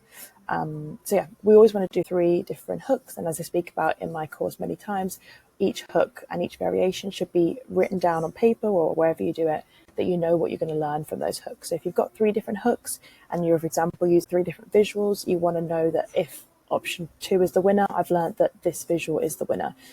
Or if each hook speaks to a different avatar, make sure that's written down, or a different pain point, and then you can learn what these hooks are telling you. So always going back to the basics and making sure you're tracking everything, and all these hook, when they're tested, you're going to be learning a new learning that helps you understand your market and your product and your ads. And then, of course, you want to be launching them and you want to be looking at performance. You want to be using the winners again and again. Keep getting creators to film those hooks for you that you know work well. Keep editing the same way. Try and improve the ones that didn't work well, and keep going around that circle. So you're testing new things. You've tracked it. You know what you've learned. You're going to use it again, or you're not going to use it again if it doesn't work well. And metrics here you want to track would be like the 3-second view rate. And obviously your thumbs up ratio on Facebook is the most important things to look at. You've also got the waterfall metrics, so that you've got like 100%, 75% and 50% hold rate. So you can see when people are like falling off of the video, which is a really important metric as well. Okay, so enough with the theory now. We're going to go into some examples, which is what I'm sure you've all been waiting for. Please have a look on these two swipe files. I've added loads of examples in there that will be helpful for you, as well as a couple of resources that I found that I personally use for some inspiration here again. So, for example, we've got from Savannah Sanchez on Motion. She's got 30 ads types and 30 books that she recommends, so have a look through that. Hopefully that just some inspiration for you, some great ideas. I've also gone ahead and summarized that for you, so it's got all the different hook ideas in here, and just a bit of learnings for you, which I thought would be super helpful. And we've got 120 hook ideas here for you from Influence. And yeah, they've put 120 in there, so again, if you just ever need just to brainstorm some ideas, there's a big resource for you here. And I summarized that, and then also a new Dara Den video that's just very recently that's had a nice little shout out to one of our hooks as well, actually, which was great. And yeah, she's got I think it's like 10 hooks in there that she recommends. And then some other things that you might want to look at is Envato and Storyblocks are stock websites, so you can get some nice engaging visuals. So, you know, even just something to really grab attention, like someone squeezing an orange or something in the sand, or just something really weird and engaging to look at, that could be really helpful. And then I've gone ahead and listed a bunch of visual hooks and also some text hooks. So, and these are some hooks that I'm using recently that I really like. So I'll go through the ones that I'm personally using, because these are like probably my top 10 that at the minute are working really well, that I think are you can replicate, and you might want to include these. So hooks like why not to buy is a really good idea, because everybody's seen for so long like 3 reasons to buy, 3 reasons why you want this is why I love this product, but completely different saying why not to buy it is really interesting. It stops the scroll, it's a little bit negative, people want to learn more, and a good thing to do after this for the main base would be make it sound like bad reasons that are good reasons. So, for example, it made my skin glowy than it's ever been before. Everybody keeps complimenting me. It's really annoying. Or like, I now have extra time in the morning, so I get to work on time, and my boss is really loving me and all over me, whatever. Like, make it funny in the end if you can. So I think that really just like breaks up the scroll. So here is an example we have. So this one's like a very aware sales ad. So I'm just going to play it. Yeah, so why I regret, like I think regret is a really important value that people like hate regretting things in life. So I think immediately talking about regret is really grabbing attention. This hook's got a really, really strong hook rate. I think it's nearly 50%. Another thing you can see is about why not to buy, and the 3 reasons why. Again, 3 reasons is always going to captivate attention, because people want to stick around to find out what the third reason is. Our brains are just wired to, want to keep finding out more. We're not going to give up after one typically. So the why not to buy, the regret, and also the numbers of 3 reasons why, and also the split screen are 4 things that I think are really, really captivating attention in that example. So I'd recommend trying something like that. Something else I'm finding that was working really well is a kind of organic storytelling style video, but jumping immediately into the story. Like there's no hi, my name is, there's no hook. It kind of isn't really a hook, which is a hook example, which is kind of funny.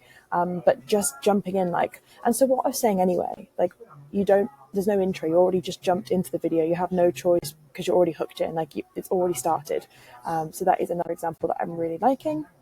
I'm going to play an example for you. So we're already in the story, we're already in her life, we're already watching her doing her washing, she's telling us about something she did the other day, we already know that she's from Beverly Hills and her mom, and you're already just deep into her story without even, acknowledging a video started. So I think that's really good at holding attention at the moment, something I'd recommend trying. Similar to the regret angle is scam angle. So this was a scam, or this ruined my skin, this was an awful idea, kind of playing on that negative thing. People, want to get a good deal, people want to be happy with products, so calling out a scam or something ruining something is really going to grab attention. So, for example, this video here, it's watch me ruin my skin. And the whole joke is it didn't, look how great my skin is now. So obviously immediately we want to combat that it's not a scam and it's not a regret, but there's funny reasons as to why we liked it. So I think they're really great at holding attention, just really different to your basic happy hooks, Something else that's working really well is give me 2 minutes of your time. If you give me 30 seconds, I'll tell you X, Y, and Z. So for example, this hook,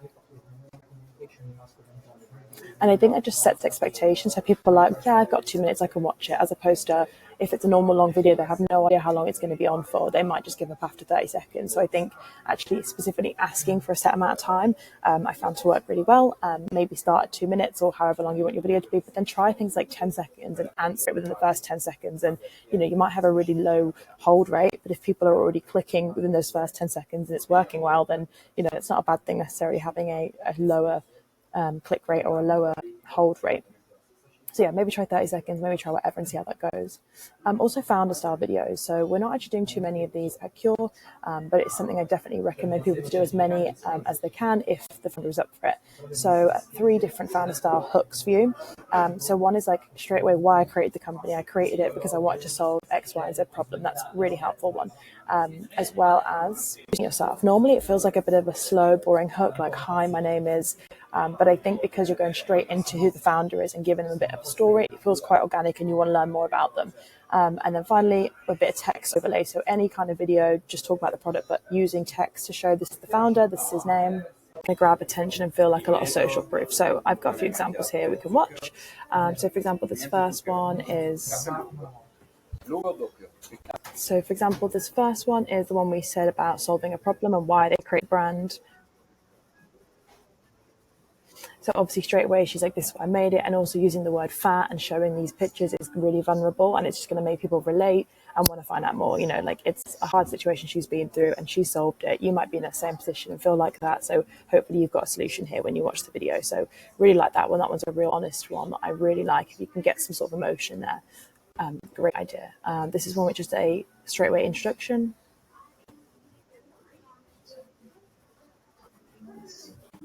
So that one feels really organic, like she's just talking to her followers, like introducing herself, and we're seeing those perform really well. So definitely something you could try.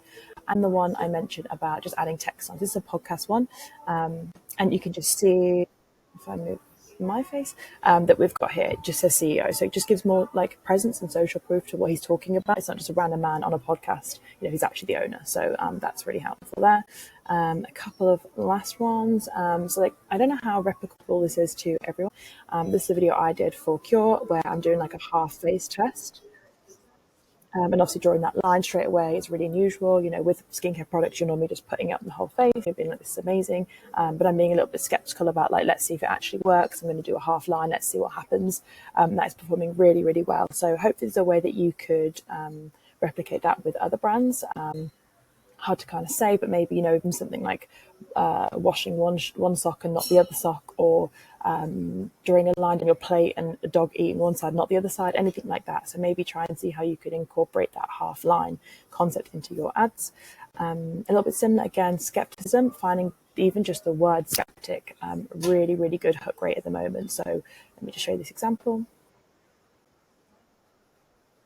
Because I think a lot of products, the claims that people hear, people thinking, are these real? Do I actually trust these claims? So I think calling out straight away, you might be skeptical, but this is what I thought and this is how it's gone for me, is a really, really good hook. Obviously this one, we're seeing that half line again, bit of a theme. That's something we're trying at the moment. So I think the visual hook of calling that out and also speaking about being skeptical, I think is really strong. Controversial opinion, very similar. I think words like skeptic, controversial, it just kind of puts people on edge. Like, what is this about? Should I be skeptical? Is there something weird about this product? So people calling it out straight away, being like, I know you might be skeptical, I know you might be concerned, but this is what I used, it's how it went, and this way you shouldn't worry. I think it's just a really nice flow of putting people at ease. So here is the example. So a controversial opinion there. Okay, great. So we've gone through how to kind of think about the hooks you're going to make. I've gone through my top examples of what's working for us. Next thing I have is some visual hooks. So how can we just do something really easily visual that's already, we've already got the idea planned out what we're going to be doing, but how can we grab attention visually? Because obviously we need to grab attention by speaking to people directly. They want to learn more, but also visual is really important. So how can we kind of grab attention? So the first 2 things that I'd like to recommend, and that I think is really easy to add on, is number 1, a mini mic. So literally when someone is saying the hook, even if all they're going to do is just say the hook, ask them to speak into a mini mic. And I don't know why, I should know why because I'm a creative strategist, but there's something about holding the mic that people are just attracted to. Like even on heat maps, people are looking at that mic. It's so small, it's so little, it feels quite professional, it feels like they have something important to say, and it just always increases hook rate. So if you can, every creator, send them $20 Amazon gift card and get them to buy a mini mic for every hook. That is really working. Similarly, TikTok comment box. You can add this onto any video, but if you can try and make sure the TikTok comment box is directly related to the hook, even better. So this example, so the TikTok comment box wasn't real. I made it up. Does it hurt? I'm scared of it. And she sounds like she's actually answering that question. So people always want to hear the answer to things. So, you know, I'm sure everyone knows TikTok comment boxes in general are really good for hook rates, but just because people want to see a question, this one's a little bit controversial again. It definitely, you know, it's saying, does it hurt? People are scared of pain, so people want to find out more, and it sounds like she's answering it. So if you can try and get it to be related, that's great. If not, just put one on there and see if it improves your hook rate. So those two I definitely recommend for everyone. You can definitely make an iteration on most of your hooks on that.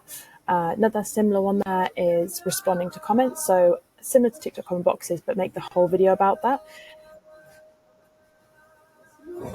So this is like an organic one. I don't know why that video finished there. I'm not sure that was the best example, actually, sorry. But you can see visually for a hook, that would be fine. Make the video longer after that. So yeah, this is someone's Twitter comment, and the video is just about that. Not really a topic, but just showing that we respond to our customers is a nice hook. Green screen, nice and simple. Hopefully everyone knows green screens.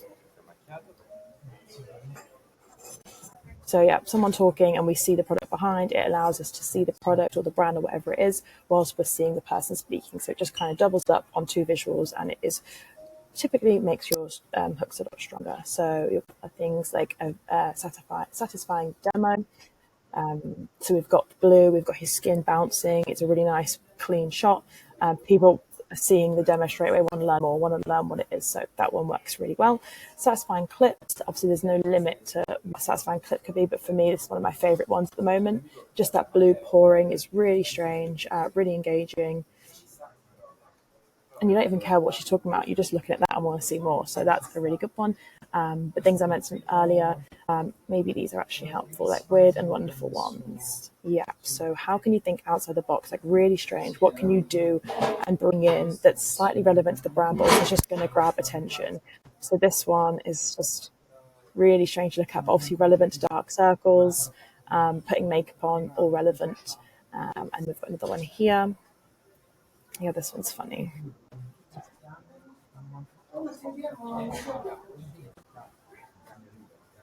So yeah, this one's just got so many engaging visuals. Like how can you play around with that, a little bit tongue-in-cheek, a little bit gross looking? Can you be squishing things? Can you be squashing things? Can you be dropping things, pouring things, picking up things? Can you be using fruit, using random household objects, like anything you can think outside the box, and a tool to do that? I would probably just ask chat, like what can we think of that's relevant to the product but really weird and engaging? So, you know, great for us with skincare. We've got before and afters. So just showing skin before, skin after. This is my skin before, this is my skin now. Really simple, but loads of social proof. People want to see if the product works. So always useful. And you can use that for nearly every problem solving sort of brand. Split screen I sort of touched on earlier. Let me turn the sound off so I can speak. But yeah, so she's talking about the product and we can also see her using it. So if people don't understand what it is and they scroll off normally, at least now they can kind of see what it is she's talking about. And also there's more movement on than just her talking to the camera. So you can sort of double down the engagement there. What we've got next, ASMR, nice and simple. Immediately as the video opens, there's some weird sound. So people are just like audibly hooked in. Let me see if I can, I don't think you guys can even hear this. I'm hoping so. But yeah, strange sounds. Maybe you can even include that on this is an actual ASMR video, but maybe you can include that on regular videos, just bringing in some weird sound and see if people respond well to that. Expert intro. I think I'd use the same example there, but I think introducing yourself as someone that has knowledge on the topic, people are more likely to stop and listen because this person really knows what they're talking about rather than a creator just being like, I love this product. So that's a great idea. Transformations, obviously similar to before and afters that I showed earlier. But going But obviously going from this to this, we've got things on here like the copy for before and after. We've got the red circles really highlighting the visuals. We've got the green screen as well, and the text that's kind of explaining what the result is. So I think there's a lot going on in this hook, and it did have a really good hook rate. Also being so zoomed in, it's like, what am I looking at? Like, where is this? You have to kind of figure it out. But then you see the results and you figure it out. So really, really captivating, that one. Get ready with me. Obviously, everyone, I hope everyone is. Get ready with me for X, Y, and Z. But I think that's such a, wait, let me show one thing. I think it's such a trending thing on TikTok, and everyone, when they're scrolling on social media, sees a get ready with me. So it just kind of, people want to see what the end result is as well. It's that whole concept of, for example, the 3 reasons why, like, people want to get to the end of the video and see what happens. So if you're going to get ready with me, you want to see her got on ready. So that's going to help, hopefully, with the hold rate. Myth busting is another great one. Let me play this for you.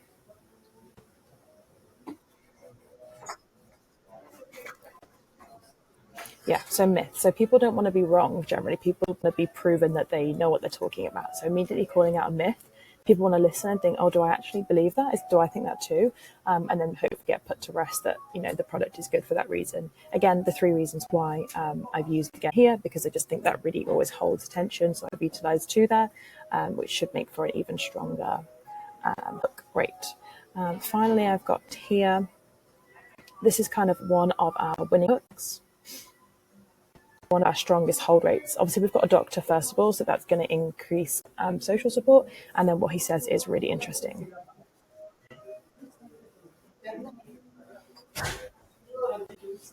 So he says, I don't know whether you can hear, so I'm going to tell you. He says, stabbing your face with needles sounds terrifying, but here are a few reasons why you might want to do that. So he's putting something really scary, really shocking, really unusual in. People are a bit scared of it. He goes, sounds terrifying, like relating to the audience and then putting their mind at ease. There's a few reasons why you might want to do this. So even just that alone, we found this was the strongest hook. I've made split screens of this. I've done green screens. I've changed the visuals. But this has always been the strongest hook of him actually just speaking, because I think the social proof of a derm talking about something really scary, like you normally see an authoritative figure going, I recommend this product, but he's saying something a bit scary, a bit weird, so people want to find out more. So there are some of the top visual hooks I'm enjoying at the moment. Text hooks, I'm not going to read through because there's a lot. I literally just wrote down a list that I found from results of what's working really well. So have a look through those and make sure that they're congruent with what you're saying and with the visual. So maybe you can make a hook based around this, or hopefully you can just add them on. But I've wrote down a bunch of ideas for you there. And I also have a checklist. Where is that? Oh, here. So a checklist is going to be really helpful for you for making sure that, let me open it, it is speech and visual is there, and also that you've considered all the things that we spoke about earlier, like the awareness stages, the psychological factors, and all of that stuff. So a few things for you to click on. So when you're planning your hook, I would go through this, and then also once you finish editing the hook, I would go and check it.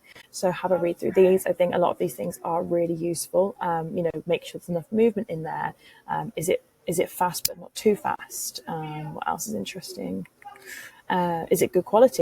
People don't want to watch a blurry video. Is there enough visuals of the product? Is it short? Is it too long? If it's too long, make it shorter. So yeah, I think a lot of the basic things I've covered in there that you can just tick through, give it to your creative strategist when they're planning, give it to your editor once he's edited to make sure it's all on there. And this is really helpful when you're thinking about how to actually make it. You can duplicate this, but obviously after you've already planned your main base, you're thinking about your hooks, or maybe you're doing your hooks before your main base. This will help you go for the theme of the video, but you want to make sure that you've got, who your customer avatar is, the awareness stage, obviously all these things you can see here, and then you can start planning out your hooks with the visuals as well there, and you can tick off to make sure everything's right. So this could be a really helpful way of you mapping out and what I spoke about earlier with making sure you're mapping out the tests. So each hook, so you can write out what the hook's going to be and the visual. Maybe let me just change that quickly. Okay, so I think this will help more. So what is the hook speech? What is each one going to say? What will the visual look like? And what will the copy be? So that will help you make sure you've mapped everything out, everything's covered, everything is related to all of these different facets here, and also it's engaging enough. And then you've also got a little tracker somewhere that you know, A, had this visual, and if that visual one is because it was doing this. So you've got a nice written down note of everything. Obviously, you've got the testing calendar as well, but this should help you when you're planning it out, when you're double checking, making sure that you covered everything. So I had these swipe files I added, so I'll just see if I can share anything useful in here just for some even more inspiration. Some visual and speech and copy hooks that I really like that I thought I would just share, hopefully to give you some inspiration. You can access them on your own, but I just chat through a couple of them that I really like. For example, this one is it's really old, but really engaging. I think it's been live for a very long time, but we just play. So it's not even like that clickbaity, like it's talking about, why you should wear makeup, and you're just seeing her plastering makeup on her face. It's really unusual. The color is all wrong. She's got her eyes closed. It's a bit unusual, nice white background. So that one really grabs attention. That's a really great visual hook. It's obviously really related to what she's about to say. And I think just not having any visual, any speech, on that one is also really engaging. This one, just like a silly visual hook. Burning money, and she's actually showing burning money, just really engaging visually. This one I really like. The zoom effect. I think that's great. I think that's really nice and visually engaging. Again, using a bar of soap on your face is quite unusual. And then the big purple copy over the top I thought was really interesting too. We've got a green screen here, and just breaking stuff like I spoke about earlier. Like the green screen is always engaging, but that whole breaking, smashing things, people are just interested. So then that one definitely grabs attention. She does something else interesting as well. And then pouring the colors, the green, like what is he doing there? Why is he pouring two? Just really interesting. A lot going on, really fast paced. So some easy transitional kind of videos that all creators should be able to make, like a reverse clip, really simple, just different, catches attention, nice and simple. So yeah, I mean, it's part of what the product does, but I think getting a man involved in that, really unusual, like seeing all that hair, seeing how satisfying it is for the hair being ripped off is really engaging. Yeah, so is this visual, the donut kind of shaving clip that you see here. So obviously it's related to the product, it's talking about shaving, but they've got a donut, they've stuck hair on it. What does the donut mean? Is that a bit sexual? Like what's going on? The background, the razor. I think there's also baby hands that I've just noticed he's holding it. So I just included so much in there to grab attention. I think it's very clickbaity, but it does work if you need to grab attention. Yeah, really different using the cam kind of footage thing. Is there anything else you could use there? Could you use like an old camera visual or off a FaceTime or anything? It's just a bit different to show the main visual they want to show, which is this. Try and do something different. So what is she looking at? What is that face about? She looks a bit scared, then she looks a bit excited, then the text comes up slowly. Just a lot going on that I thought was a nice example there. So yeah, this brand has some weird hooks. But yeah, we've got the hair, we've got the split screen, we've got the plucking. Let me turn the sound off. We've got the honey being poured, we've got the big cross, we've got the after. So much going on there. Definitely a lot of things to take in.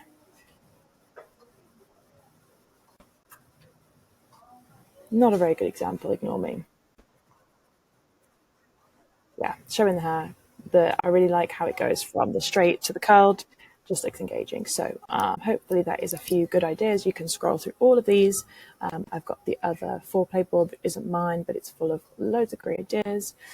So hopefully you can have a scroll through that and see what is useful. What have we got here? Yeah, throwing things down, throwing things up, catching things. This is so strange. What like life hacks can you include there? Like lying on a diaper, you shouldn't do that. Like picking up, could you do something on this diaper topic with like putting Nutella on a nappy and playing with that, and like just being just strange. Like, how can you break this rule? So some great examples there. And as I mentioned in here as well, there's lots of great hooks. So I hope that was helpful for some brainstorming. Of course, come to any session of mine on a Friday and we can brainstorm together. I love to think of new fun ideas. So yeah, hopefully that was helpful. Now thinking about some creative formats that will work for your brand. First of all, what actually is a format? I use the term format to explain the style of the ad. So we already have our things like our angles and our problems already pre-planned when we did our customer avatar work. And now this is where we're thinking about how we're going to present those concepts. So, is that a press static, an us versus them static, a podcast video, a founder style video? What will the style of the content actually be? So the easiest place to start is statics, because these are really easy to create. You can do these yourself. And they just need some basic information like some copy for a headline, an image and some subheading. Starting with static, here are 7 different types. All of these are pretty simple to make and are very foundational. You can click through all of these links, and I've linked them to my Attribute board where you can see a lot of different examples. For example, here are 24 press statics that I've saved. I think these ones are really great, so have a look through these as some inspiration. And the same for all of these different 7 categories. So once you've setted your statics, you're going to have had a lot of learnings about different problems, angles, pain points, imagery, and all those kind of things that customers are responding best to. You can then move on to video. And I've organised these in terms of the easiest to make and then the most challenging. You can start taking the learnings that you got from your statics and build this into a video. For example, what was your best headlines? Can you change those into being a hook for a video? Then, what were the best USPs you found from your statics? Can you also include those in a video?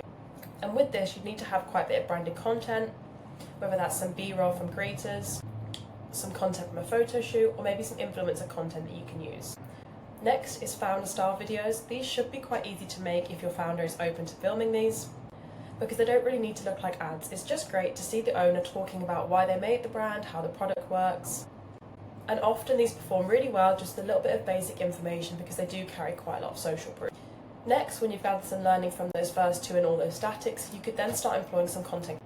You could start asking creators to film a bunch of different hooks from your previous learning, as well as some foundational blocks.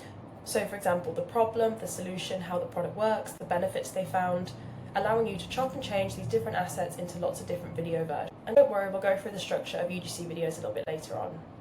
So a lot of brands will just end here. So you've made all your statics, you've tested mashups, you've done a founder style video, and you've got. But if you have a little bit more budget, you could share these winning video scripts that work well as mashups and as UGC videos, and you could share them with some influencers or authority figures. With the hope being, if the video works with a cheap creator, it should work with someone with a lot of authority, which would give you a little bit more confidence to spend money on these influencers who might want a few £1,000s per video. And then you can even test those winning concepts in other creative forms like podcasts or street style videos, and just try and double down on those concepts, angles, pain points that you know to win in lots of them. And then finally, in my opinion, this is like God tier of videos, you've got whitelisting ads. So that's working with an influencer, perhaps they can follow a script, or they come up with their own concept, and we're running the ad through their Meta or their TikTok. Meaning that when the ad goes live, instead of saying the brand at the top, it says the creator's name, which carry a lot more social proof. As they don't necessarily look like ads, it looks more like a creator post. Ideally, you can give them a winning script that you know works, or if you have a lot of trust in the influencer, they could come up with their own concept. So, delving a little bit deeper into our UGC videos, I now actually more refer this to as scripted video, because the term UGC actually means user-generated content, but we've massively shifted from that now in the industry, where we're often scripting these creators, so we're telling them exactly what to say for the hook and the rest of the video, which isn't really the point of UGC, as that's supposed to be their honest opinion, so I actually try and use the term scripted content more so. So these are the basic building blocks of a UGC video. So you've got your hook, your problem, your solution, your product introduction and explanation, USPs, social proof, and a CTA. But you can start adding in other building blocks, for example, twisting the knife, where we're agitating the problem. You've got failed solution, so I tried X, Y, and Z before I found this product. And this would be your most basic standard UGC format. But here are another 6 different. So depending on your avatar and the problem and the solution you want to talk about in your video, these might work best for different scenarios. So unfortunately, there's not really one specific structure that I can tell you just follow this every single time. It's kind of working out what works best for your customers. So it obviously depends on your brand, the product, the problem that product is solving. and the avatar you're trying to target. What I would recommend doing is using a UGC mashup style to test these different orders. So as I mentioned before, you can get a UGC creator to film all these different sections, allowing you to reorganize them in whichever way you think suits best, to try and test all these different structures to find which structure works best for you and your brand. However, I did want to add in the winning structure that I've personally found after working with tens of different brands, and it relies quite heavily on an educational based format. So of course you've got the hook, which is grabbing attention, and I personally find it successful just to call out a really simple problem. So if people have this problem, they're going to relate to it and continue to watch, and if they don't, they're not interested. So it really helps narrow down the audience. Then I like to go into the root problem, so it's clearly defining a primary issue that the customer might be facing. And adding in that educational layer just adds in a bit of social proof, as the person in the video sounds like they clearly know what they're talking about, which is going to add in a bit of trust, and then people wanting to find out how to solve the problem. Then I like to go into a failed solution and emotional trigger, so something that can create an emotional connection, tapping into a common strength, which might help the customer feel like they've built a bit of a bond between the person in the video. Then we go into the root solution, which is how you actually solve that problem. It's not us introducing our product yet, but it's explaining how to actually solve the problem on a deeper level. Then you can introduce your problem and explaining how that solves the root problem and it uses the root solution that we like to then explain how it works and how to use it, and a demo of how to actually use it, as seeing is believing. So seeing somebody actually use the product can build some trust. Then it's great to add in a couple of your USPs. Moving on to results, so the person can share the results they found. Also adding in some emotion here would be great. Then adding in some social proof, like some customer reviews, as people are more likely to trust the experience of others. Finally, a call to action, so a really strong call to action telling people to go in. And it's always great to add on a discount if you're able to. So moving on to some example of some UGC or scripted video formats. Again, there's 7 here that I recommend you start with, and in no particular order. So obviously you've got your classic problem versus solution, which is kind of what I went over in my structure here that I recommended. So it's calling out a very simple problem, explaining how to solve it, and recommending your product as the solution. And again, if you click all these hyperlinks, I've linked my attribute board so you can have a look through and just see some actual examples of those to get a better idea of them. You've got how-to or tutorial videos. These are really great because it's not really targeted to a specific group of people or a stage of awareness. It's just showing people how to actually use the product and feels quite organic and not sales-like. Then you've got your X reasons why, so that could be 3 or 5. This is a really common ad that we see, as it allows you to jam-pack a lot of different USPs that hopefully will relate to a lot of people watching. Then you've got a review or a testimonial. Again, this just feels really genuine, and actually seeing people's real reviews can build up a lot of social support. And here, this is where your whitelisting or dart posting can be really valuable, as you could get a famous influencer just to talk about the product, their experience with it and why they like it, and then we can run it through their page, which would feel really authentic and build a lot of social support. Then you've got podcast videos. These are really engaging to watch, as it's not ad-like at all, and you're just listening to a conversation of 2 people bouncing off of each other. And in these, you can build up a lot of education and also cover some controversial conversation. Interview style is really similar. These could be street style interviews, so stopping someone on the street. And don't forget, in all these different formats, you should be thinking back to the angles and the concepts that you've proven to work in the statics, and make sure you're building them into these. And finally, TikTok comment responses. Personally, we're finding these to have really, really high hook rates. And typically how they work is just adding a TikTok comment box on the hook and the person is responding to them. It can help you combat a lot of concerns. And again, also builds a lot of social support and actually responding to a customer and giving them some advice. Next, you can start thinking about taking bigger swings. So you've got things like negative messaging. These are really interesting to watch because at first you think they're saying something negative about the brand, but really they're taking something negative and twisting it to be positive. So for example, 3 reasons why not to buy this brand, and then you can say things like, it made my skin too bright, I've saved too much money, and they sound like negative things, but you're twisting them to actually be a positive. And also with these, you could take a negative customer comment with a TikTok box, for example, someone saying it's too expensive. Then you could combat it by saying, well, it might be $20, but that's 20p a day, which is cheaper than X, Y, and Z. Or also you can combat it by saying we've got an offer on. Then you've got CGI ads, which are obviously quite high budget, but they are really engaging, and I'm seeing a lot of brands doing these at the moment. They're not particularly telling you any sort of problem or solution, but it's just an eye-catching way to present your product. And then you've got your founder story videos, which we touched on earlier. Okay, so I have a really big life hack for you here. If you're not quite ready to start using creators or you want a quick one, you can actually make your own AI creators using this software called ArcAds. So for example, this little guy here is not a real person. It's 100% AI generated guy, and he's talking to the camera, and they do actually look really impressive. So I'm just going to play you a little clip of this so you can see what it looks like. Here's why. This is Qure's micro-infusion facial system, and it's the closest thing that you can get to bringing your esthetician home with you. So it is really impressive the way the mouth moves and the speech at the same time, and it can actually be quite believable. So this is a little summary of how ArcAds actually works. You can copy and paste your script or write it directly into this box here. Pick an actor. Going through the options here, you've got a lot of filters that you can use, so female or male. You can pick an age, so let's go with a male, senior. And then for me, I'm going to try and find something that's a little bit medical or doctor style. So we've got all these great options here. So we can pick a guy. Let's go with this guy, Wallace. And then we can first of all test out how the speech sounds. So it's now going to read out in the Gerald and Wallace style of what these sound like. So I'm just going to play that. These are persistent acne scars, tiny but deep, and these, enlarged pores. These acne scars develop, unlike red marks that fade. Hopefully you heard that, and then you can adjust a couple of different factors here, and then what you can go ahead and do is pick the one you want. So let's say we're going to go ahead with Gerald, and then you can actually ask it to start generating the video. And although this is great, there are some limitations, as you need to consider that people are really good at spotting AI now, and it potentially might reflect badly on you using a lot of AI actors, as customers might not find this believable, and it's always better to use a real person. So I've added in here 2 video examples that we've made, and this one is using too much of the ArcAds, and this one is just the right amount, so have a look through those 2 to get a good idea. Something else you can do on there, which is a new feature, and I think it's really impressive, is being able to generate your own AI character.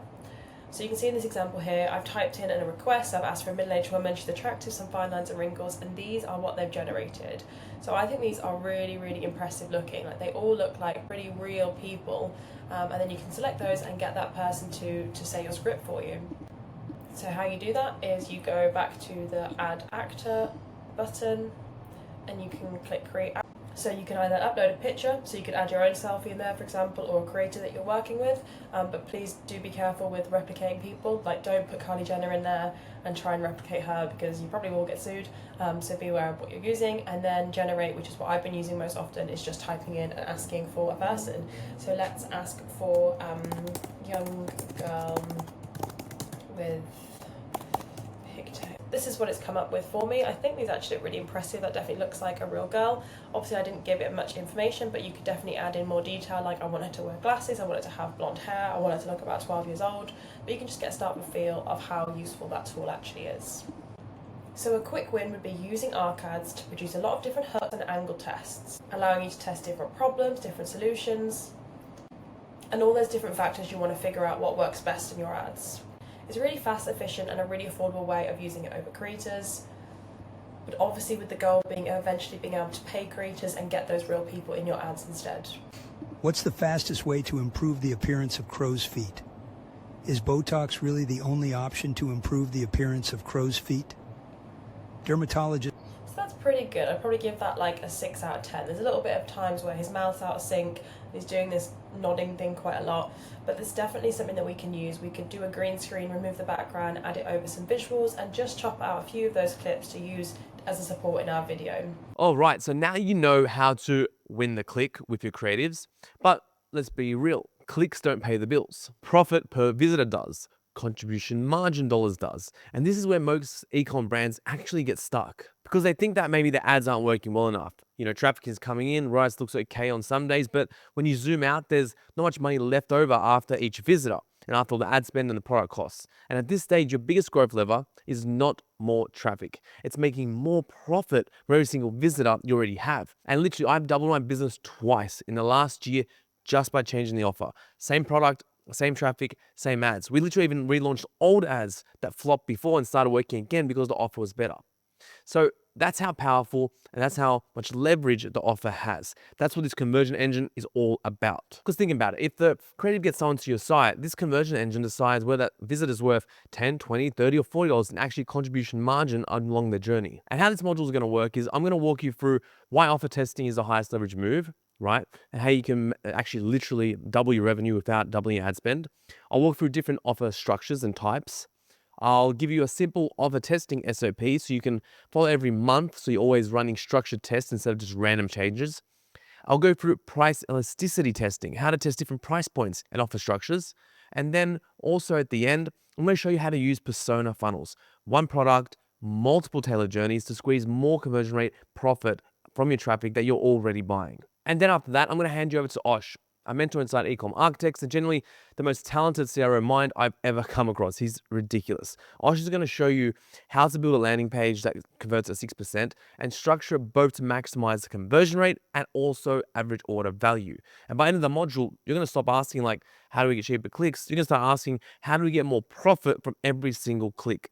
How do we get more profit from every single visitor we already have? And don't forget, if you want the SOPs and playbooks we're sharing with you in this course, make sure you message me on Instagram, the word course, and I'll send it right over. All right, let's get into the first lesson where I'm going to show you why offer is everything. Offers are the most highest leverage move that you can make in terms of your conversion optimization, right?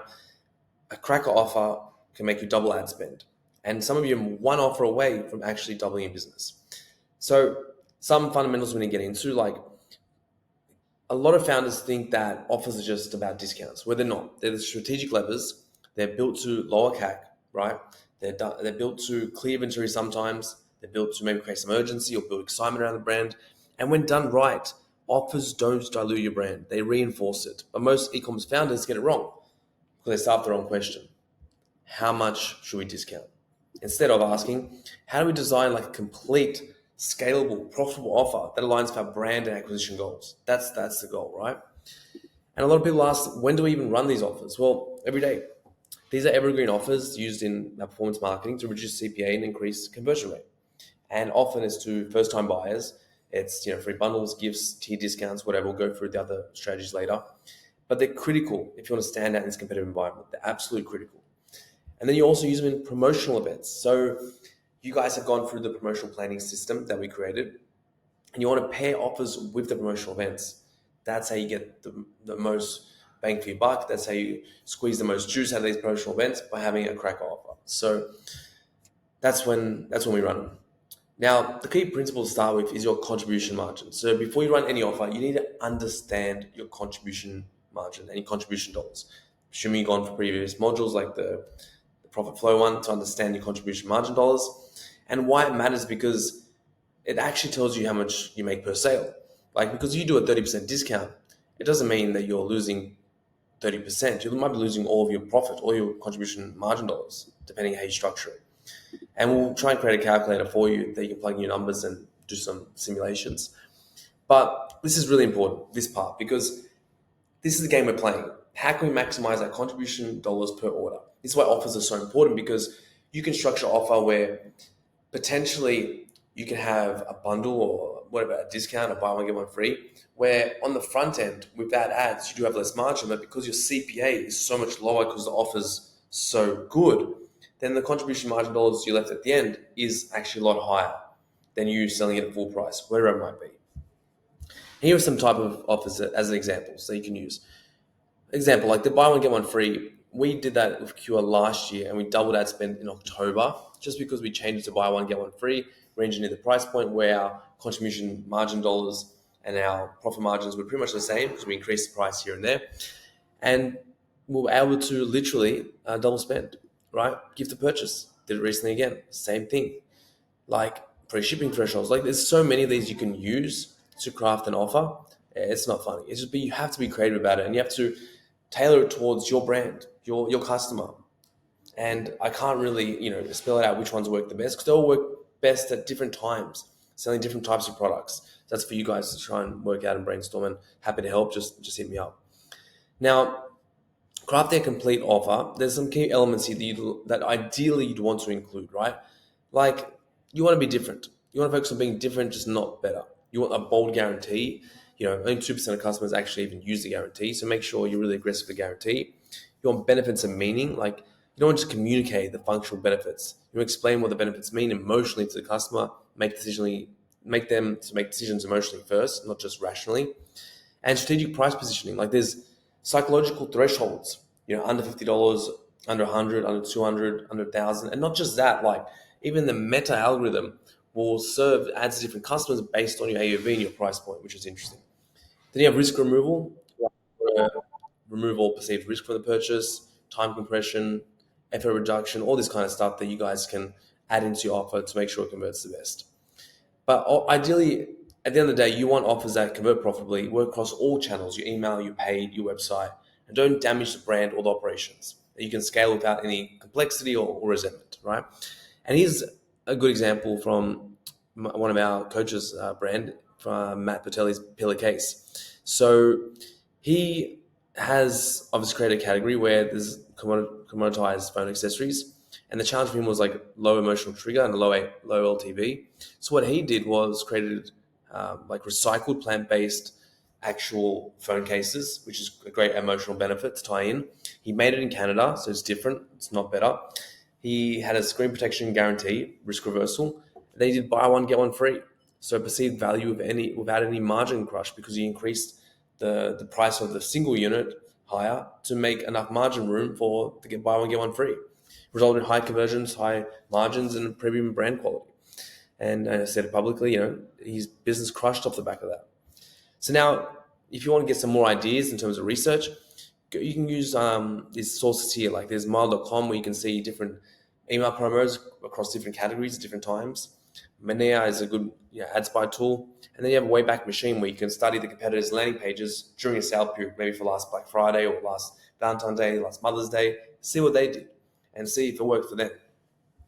And you want to look for like the offer structure, design layout, urgency tactics, copywriting, and just put this in like a swipe file, so you can start building your offer swipe file that you can use in the future and craft your offers. So some other key factors for successful offers is you want to make this like an auction, like a symphony, right? You want it to be on the website, you want emails to build hype, countdown timers. You want to make sure it's properly portrayed on the landing pages and the offer pages as to why the offer is, sometimes when you're doing the promotional events in particular. And you want to make sure it's simple, right? A clear offer, not a clever one, because customers just get really confused.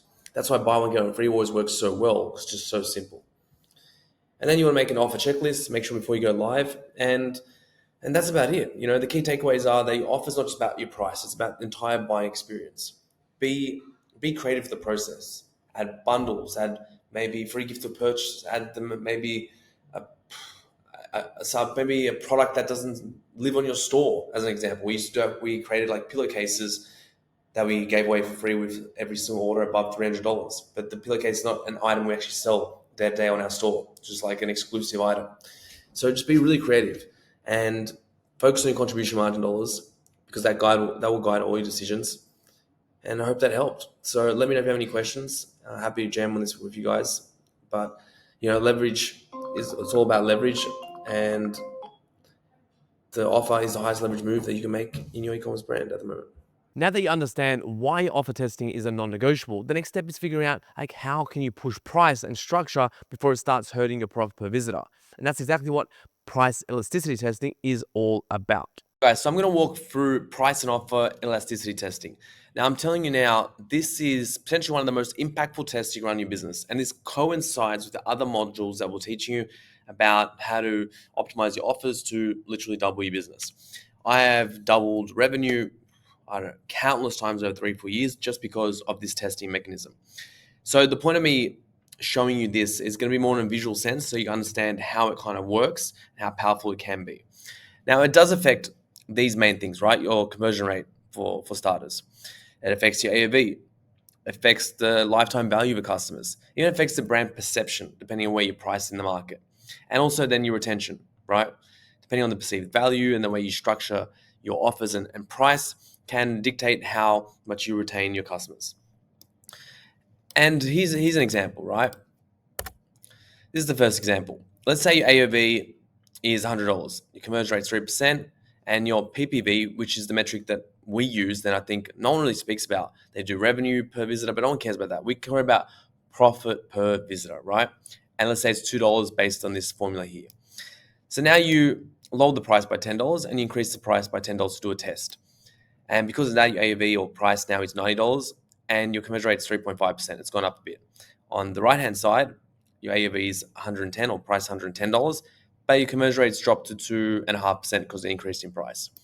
Then you have your COGS, $30 for both. That's all the same. And this is what it looks like in terms of the profit per visitor. $2.10 on the left and $2 on the right. So as you can see, even though the AOV is lower, you're still making more per visitor, right? Now, let's take another example. Zoom out. Where the AOV, same. Your starting point is at $100. You increased it and decreased it. But now let's say on the right, your conversion rate is 2.75% for the 110 OV instead of 2.5% over here. And same COGS. But now all of a sudden, your profit per visitor is $220. And just note that in both circumstances, these two tests are better than your baseline here, and same over here. But as you can see, all these metrics are going to change. I'm just trying to give you the formula and the framework and the way it happens. That's why we recommend to use Intelligems or something that is able to spit out these numbers for you, right? They should be able to extract the costs in Shopify, and then you can get your profit per visitor during your split test. And that's how you make decisions of which actual offer to keep going. So that's pretty simple there, right? Now, what kind of happens, right, as a net outcome of this? This allows you to get more revenue from the same amount of ad spend. So in the past, when we've cracked like a new offer, all of a sudden we relaunch old ads. And now old ads start to work again because we're able to get more profit per visitor, and old ads that weren't so profitable now become profitable. So that allows you to have like a higher surface area of creators that actually hit. And the creators start to fatigue slower because now you have a bigger pool of people to market to and that are converting. And then also this means is that you have more customers and more monthly recurring revenue, hopefully with your repeat customers. So you can see all the flow-on effects of just consistently testing different offers.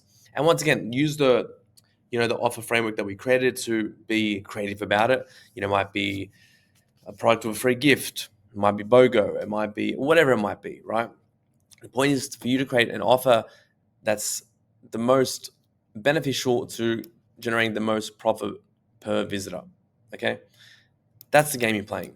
Offers and angles. I feel like I repeat myself 1,000 times, but that's what it's all about for a lot of you guys up until, I don't know, millions a month. So another thing to note is that this testing doesn't really stop, especially as the brand grows, because you'll be able to increase your price point and you'll see the conversion rate will start to stick if you're doing everything correctly on the brand side. For example, Qure, our mask, we started at $299, maybe $329. Now we're sometimes selling it for $399, which is a substantial increase, which gives us more margin, right? More profit per visitor, which allows us to spend more money on ads and allows us to grow. This is the game we're playing. I hope this kind of makes sense. If you have any questions, hit me up. But getting software like Intelligems or something so you can run these tests, I think it'll be critical. And the more I speak to a lot of you guys in the community, I don't think you guys are running enough tests or being creative enough with your offers. You need to make an irresistible offer, make it so stupid that people will have to buy it and optimize it for the highest profit per visitor. Hope that helps, and I'll see you guys in the next one. Okay, so now you get why and the what. The question is now how? How do you implement these things? How do we actually test offers without rebuilding the whole ad account or losing our social proof? So in this lesson, I'm going to walk you through a simple way to do this by keeping the same links, the same social proof, and just running tests in the back end. Let's go. All right, so now you guys have gone through on how to construct your irresistible offer. And then we've given you different mechanisms and ways that you can actually create your pricing strategies with different types of offers. Now you've got hopefully a roadmap of different offers you want to test. And now it's time to test them. And you want to test them inside Intelligems or any other software that you might choose. We like Intelligems. And you want to start by testing the two different offers, like 50-50. 50% of traffic goes to the new one, 50% of traffic goes to the old one. And you want to be testing these offers every month and maybe even more frequently depending on how much traffic you're getting. I'm going to show you an example here of a current offer of ours that we just changed the pricing perception and pricing strategy slightly and what that equates to in terms of their results. Because it's not always about revenue. It's about the profit per user that we're looking at. That's the key metric. So it's not about conversion rate, It's not about revenue. It's about profit per user. That's what we're looking at. And a lot of think, operators get it wrong when they're looking at revenue, looking at conversion rate. That's what you don't care about. Revenue is all about vanity. Profit's all about sanity. So now when we look at the results, right? First of all, actually, let's look at the modifications first. All we've done is pretty much changed the price in terms of what we're selling it for, 249 versus 219. And now we're seeing how that translates into profit. As look at the results, you can see like it's still early on, but there's a huge bump in terms of conversion rate, revenue, and most importantly, profit per user. And the main metric you want to look at is down here. So sure, the AOV might be lower, right? Because we're selling at a lower price point. But what's the profit per visitor? And there's a star here for a good reason. And that's increased from 80 cents to $1.10, which is huge. So we will take this all day, if it sticks, right? It's very early. But that's how you can start to see which offers are most profitable for you. And obviously you have more profit per visitor, you can spend more on ads, and that's how you can scale it out. But very simple process. Intelligems is great, gives you a lot of data and a lot of stats as to what's going to, as you can see, the average order value is down. But this is the main thing we're looking at, profit per user right here. And this is a great indication that this might be a winning offer for us to test. And if it does, then I'm sure we'll be able to spend more on ads and we'll start scaling. So yeah, that's as simple as it comes. Let me know if you have any questions, and yeah, see you guys back in the community. All right, hope that helped. Now, if you want help running the numbers, I've also built a free offer calculator so you can see which offers give you the most contribution margin. And if you want to, make sure you just direct message me on Instagram, the word course, and I'll send it right over to you. So now you understand why we test offers and how to practically do it, right? The next level is where it gets actually really fun, persona funnels. And this is where one product becomes multiple journeys. You can have the same product, different avatar, different story, and a different angle, and a whole different landing page experience, which will help conversion go through the roof. So instead of sending everyone to the exact same page, hoping it works for all, you build different paths. One for maybe a busy mom, or one for an athlete, one with this problem, this use case, that use case. And that's what I'm going to show you now, the power of persona funnels and how to squeeze more conversion rate and profit per visitor from them using Grunz as an example, one of the fastest growing supplement companies ever. Okay, so in this actual lesson, I'm going to show you how Grunz went from $0 to $500 million valuation in literally 2 years. And they did it by creating persona funnels that speak directly to the individual pain points while selling the exact same product. And now they've mastered this art of positioning with this one product. They're a solution for multiple distinct problems in the market. And after I deconstruct their winning formula, this is going to allow you then to implement this strategy into your own business. And at the end, I've got an actual playbook that makes it really simple, really clear for you. But this is the future. If you're wanting to scale your brand to 100K a day, 500K a day, $1 million a day, whatever it might be, you're going to need to have distinct persona funnels and ads that support those funnels. And in previous lessons, I've taught you guys the spherical scaling system. This is the next layer on top of that. So first of all, this is the core strategy, right, that they have. They have one product, they have multiple stories. They sell this one product, which is a comprehensive greens gummy, but they position it for over 8 different distinct customer solutions. I'm going to show they're more than 8, but I'm going to show you 8 today. And each funnel they treat as one primary concern, which then builds the entire value proposition around solving that one specific concern. Everything from like general nutrition, they talk about the nutritional gaps from gut health to weight loss, AG1 alternative, GLP-1 support, kids, fiber, protein support, you name it, they're dissecting as much as they can, right? And this creates a lot of diverse creatives within the ad account, which allows them to spend more money and scale at the rate they did. So this is the main funnel, right? It's really broader. And this is what a lot of people do. They stick to this one broad strategy. That's why they can't scale. And their target audience here is just like general health conscious consumers with these nutritional gaps. And they're kind of telling them that, Grunz is going to fill in the nutritional gaps. And they have stay healthy with Grunz, fuel your health with Grunz. And what they seem to do really well is that they do a lot of partnership ads, which we push a lot inside of Ecomm Architects, and they get different avatars pushing the same message. So then the avatar can relate to the video, and then that also helps them scale that account because they're very diverse. So as you can see, very general, and the landing page obviously always mirrors the persona and what the message is. You have nutrition gaps, Grunz fills them. Fairly simple. Now the next one, gut health, your gut's new bestie. And they target mainly women with digestive problems, constipation, bloating, and they have this landing page here. As you can see, it's like 6 main reasons why Grunz is your gut, new bestie. And ads. So in terms of ads, again, they have women, young, old. They have image ads, trying to create different, avenues to attract their customer. They use direct language, like better poops seriously. That's one of the ads I saw that I didn't include. They scientifically use different focus points around the gut microbiome, and they need fiber, and they have 6 grams of fiber inside their product. And then they use education, like 70% of the immune system lives inside the gut. That's what these landing pages, when you click here underneath, shows. The next one's weight loss funnel, right? They target people in the weight loss journey. And once again, different avatars using the whitelisting or partnership ads, what you want to call it. Then they dissect that further, because then they go into if you're losing weight, then you're reducing your calories. And if you're reducing calories, you're probably getting all the nutrients that you need. So this is again, helping you support your weight loss journey, which then connects and resonates with a lot of people who are, trying to lose weight. And they give you 6 reasons why Grunz is a must to have on your weight loss journey. They have kids funnels. Once again, surprise, another partnership ad. Now, don't just do partnership ads, but this is what we're trying to teach you guys inside of Ecomm Architects and for our internal brand. So we want to make sure that we are cutting this up with whitelisting, partnership ads, how you want to call it, in the customer avatar that we're going after. And you see they've got here a young mum, they have older mums, they're targeting parents who want to give their kids nutritional support. And the hook is literally superfood gummies that kids love, packed nutrition that parents trust. So more and more they target, different things like taste great, because they know that that's a pain point for a lot of parents trying to get their kids to eat vegetables. They can't. They have quality you can trust, because parents are concerned about what they're giving their kids, and they have all documentation and research to back that up. They talk about, how the kids need nutrition more than ever to be healthy. And again, the ad resonates with that persona. Fiber funnel. Struggling to get enough fiber? Then they go into all the ways how, your daily fiber is messing with your body. Maybe it's affecting your energy, your cravings. Maybe it's you're getting bloated. Maybe you want to just poop better, better digestion. Clearer skin.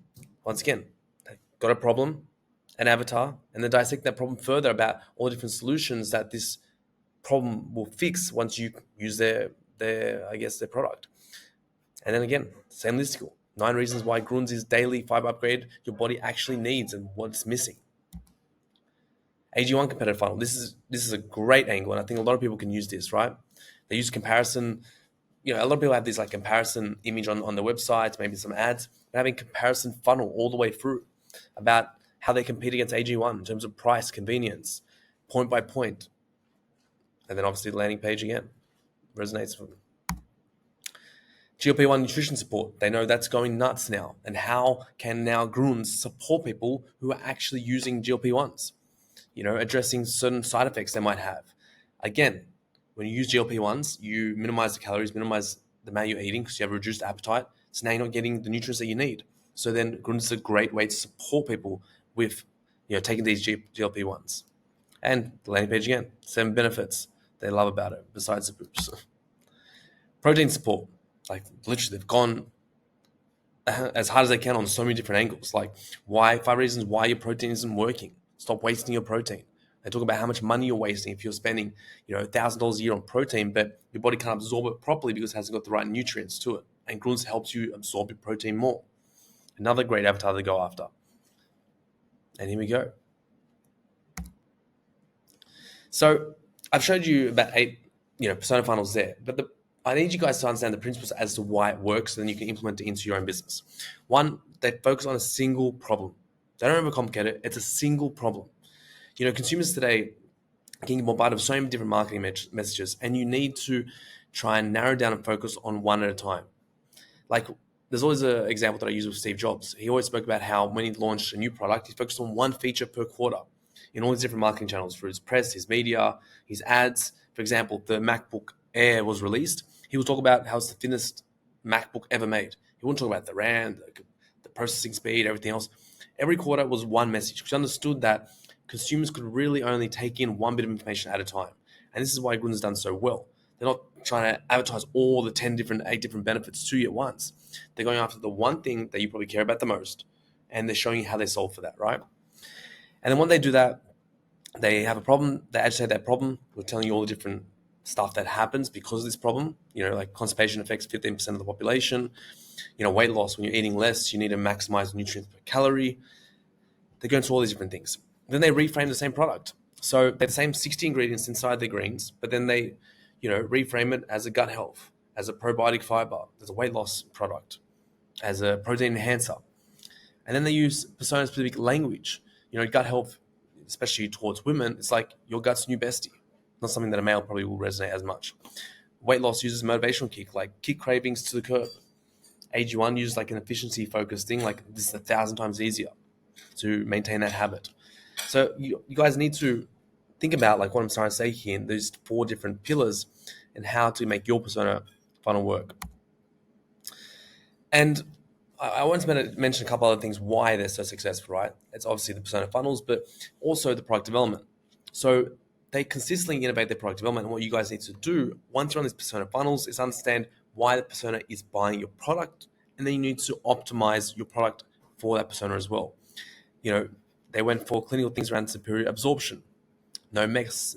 Like people just found it hard to constantly mix stuff, and because they were probably drinking their creatine and other things, and they had to do a whole greens powder as well. The great taste. People didn't like the taste of the drinks. It's portable. They can put a little. They made individual packet sizes. They didn't do like a whole jar. So then people take it with them when they're traveling or to the gym or whatever. It's also shareable because they're in individual packet sizes. They can give it to a friend. And they use this like multi-enemy position strategy. So essentially, enemy 1 is green vegetables. Like it's boring. People don't like eating them. They're hard. It's hard to cook, and people don't have time for that stuff. Then you have powders.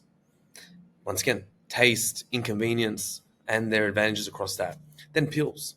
How many pills you have to take to get like 70 different vitamins. So this multi-enemy approach allows them to also capture more market share against traditional supplements, green powders, and whole food approaches, simultaneously with the persona funnels. And then to back it all up, premium positioning with science credibility.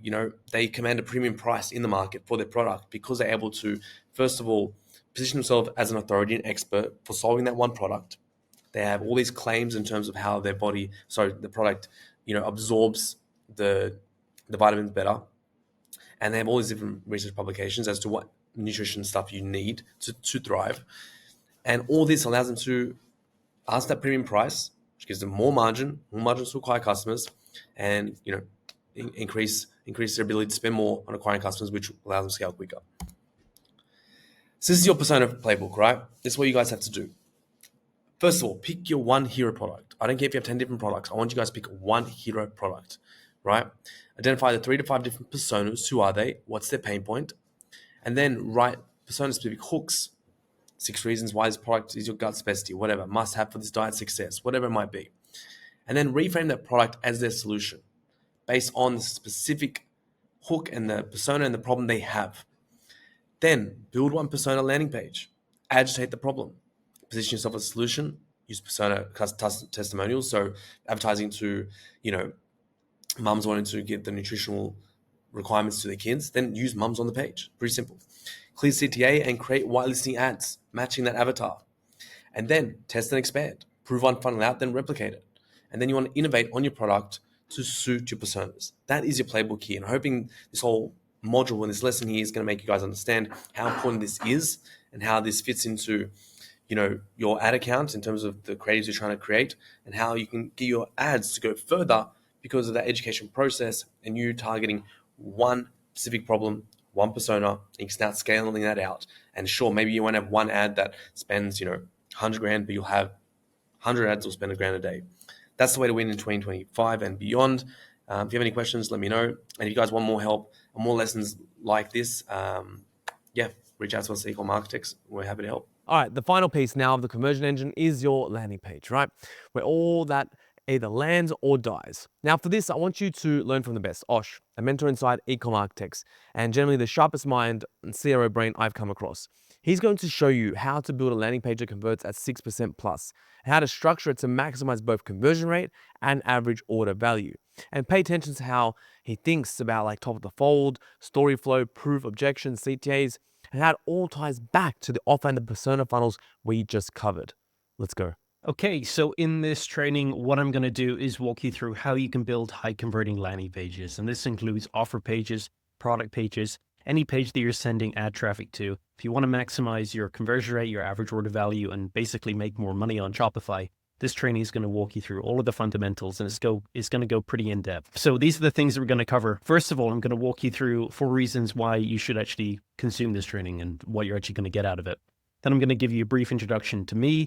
I'm going to walk you through what is CRO, what does it stand for, why is it important. Then I'm going to reveal to you the 3 ways to convert more customers. I'm going to walk you through the $100 million offer page framework. It's pretty powerful. I'm going to show you the practical principles and steps to increase your average order value. I'm going to walk you through the winning offer formula. Then I'm going to walk you through the different types of offer pages that you can do this with. Then I'm going to walk you through the product carousel imagery framework. So this is a question I get asked a lot, because a lot of people, they have product pages now that they're sending ad traffic to, and they're like, well, how do I improve my carousel? I know that a lot of people are engaging with it. How do I improve it? So this framework is going to reveal that to you. Then we're going to walk through how to optimize any page. So if you have an existing page, I'm going to go through all of the powerful principles and tips on how you can actually make a lot more money from your existing page. And then I'm going to give you an actual Figma template to fast track all of this implementation. All right, so let's go through the first one, the 4 reasons to read this document.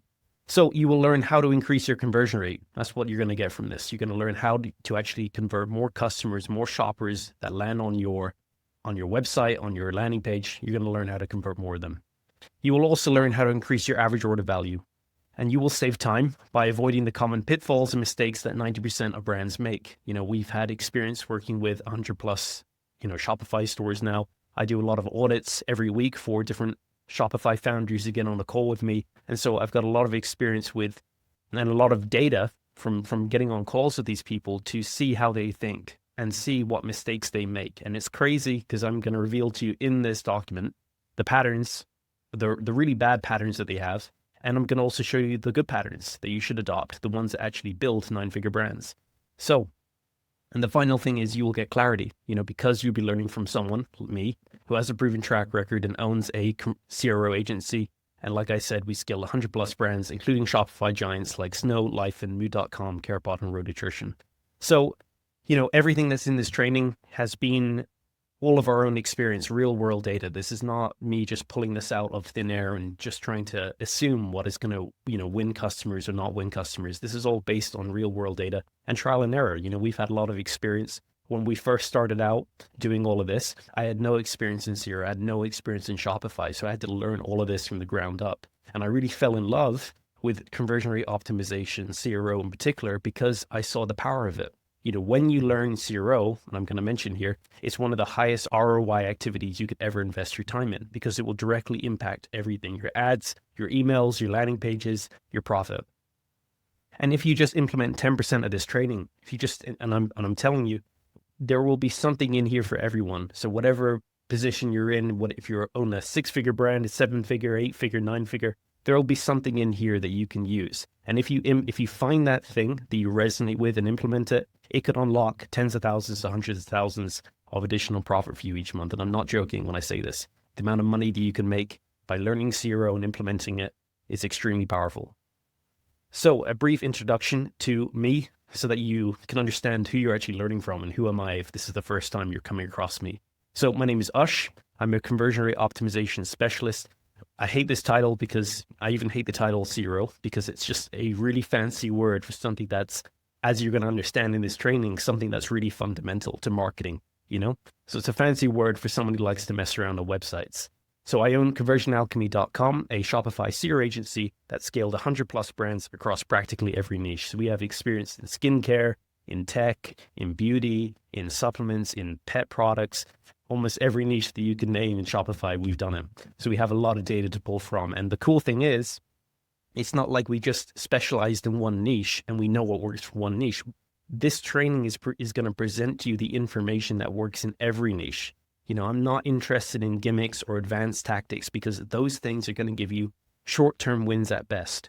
I'm interested in what are the things in marketing, in conversion rate optimization that are timeless, that once you learn them from the deep core root parts, and once you implement them, they will be guaranteed to work in any niche, in any product, and they will make you a lot of money. That's what I'm interested in. So we've built 500 plus high converting pages to date, and we've generated our clients over $100 million in profit. And we do this every day, and it's all we do. So next part, what is CRO? So CRO stands for conversion rate optimization. It's kind of a bit deceiving because, as you're going to find out in this training, there is so much more to CRO than just your conversion rate. A lot of people, when they think of CRO, they think it's about button colors, changing your button colors, or they think it's about split testing, like A/B testing, 2 different pages. It's not, those are parts of CRO, don't get me wrong, but as you're going to learn in this document, there's so much more depth to it. CRO is maximizing your profit, and its principles cover everything from ads to emails to landing pages and store optimization. And here's the benefits of mastering CRO. So these are the benefits you're going to get. Your ads will convert more, your emails will convert more, your pages will convert more, and you will ultimately make a lot more money. So it's not just about your website or your landing page. When you understand these principles, they're obviously going to help your store convert a lot better, your landing pages convert a lot better, but your ads are going to go better. Your emails are going to convert better, and ultimately you're going to be more profitable as a brand. So it really affects everything. That's why it's so powerful. So let's go on to the 3 ways to convert more customers. So what are the 3 ways to convert more customers with CRO? So the first one is to improve your offer. I've created a nice little graphic down here. Your offer. How do you do that? You raise your average order value and you raise your conversion rate. Don't worry about this. We're going to go into much more depth, and I'm going to explain how you actually do this later in this training. I just want to give you a high-level overview of this right now. The second part is to improve your image writing. This is a term that I've come up with. It's basically the art of mastering copywriting with images. Why have I come up with a new word? Am I trying to be clever? No. This is a really powerful principle, because when you learn to combine images with your copywriting in the right way, and I'm going to go through that later in this training, you're going to be able to raise perceived value. I know these are going to sound like some advanced words or things like that, but bear with me. As we go through in this training, these things will make more sense. So if things don't make sense now, trust me that we're going to explain everything, and you're going to walk away from this document with clarity. I'm not going to leave anything here that's going to be confusing or vague. The third element, or the third wheel, is UX, UI, and design. And this is all about how you can actually reduce friction for people to browse and buy. Why is this important? It kind of ties into what I was talking about before. It's because the majority of shoppers nowadays, they don't browse on a desktop device, they browse on the mobile phone. And I think according to some statistics, it's like over 90% of e-commerce traffic nowadays browses and buys on a mobile phone. And yet, the majority of brands, the majority of stores, they haven't optimized their site, they haven't optimized their landing page for mobile. And so they wonder, why are they not converting? It's a big part is because it's too much friction. Their mobile experience is creating too much friction for people to browse and buy. And it doesn't matter how good your offer is and how good your words and imagery are. If it's really clunky and really hard for people to navigate and consume the content on your pages, they won't convert. So you need to really master all 3 of these principles if you want to, what I call, reach the bliss point. And that is, where our name of our agency comes from, Conversion Alchemy. That's where you're combining these 3 different elements, 3 different cores, and you're able to convert the most amount of customers. And we're going to cover all of these fundamentals in this document. So let's go through to the first part, your offer, how to increase AOV. So there's a fair bit to cover in this, but the first thing I want to start with is understanding the different stages of awareness. Now, this is my little problem with some of the teachings on marketing, because they teach about, the 4 different stages of awareness, or the 3 different stages of awareness, but not many people talk about this other level that's beyond everything or behind everything, what I call the primal level. And this is like the root human, characteristics or motivators that really define us and drive us. And the interesting thing is that they're embedded into us in biology. And what are they? Well, they are to attract a partner so that, you can prolong the human race. They are to survive. So you want to survive and live long, and experience pleasure and avoid pain. So we have these biological systems in our brain. And the interesting thing is everything that comes after that is just programmed by society. So society is programming us through marketing, you could say, that in order to attract a partner, in order to survive, in order to experience pleasure and avoid pain, you need to look slimmer. You need to look richer. You need to look confident. And this may take a little bit of time to understand. It definitely took me a lot of time to understand, because again, it's like for many people, when they're looking at this will be the first time they're really becoming aware of this, even to their own self. So you have the primal level of awareness, and that's, for most people, 99% of people, they're unaware. They're unconscious that they have those things that are motivating them. The next things are the things that most people are aware of. They're aware that, okay, I have this unconscious desire that I'm not aware of, but I'm aware that I want to look slimmer, or I'm aware that I want to be more rich or make more money. And I'm aware that I want to, be more confident or something like that. And then they have an interest. So then their awareness increases as we go down in these stages. So they're like, okay, I really feel the need to look slimmer. So I want to lose weight. That's like a mechanism to achieving this. Or I want to be more rich, so I want to make more money.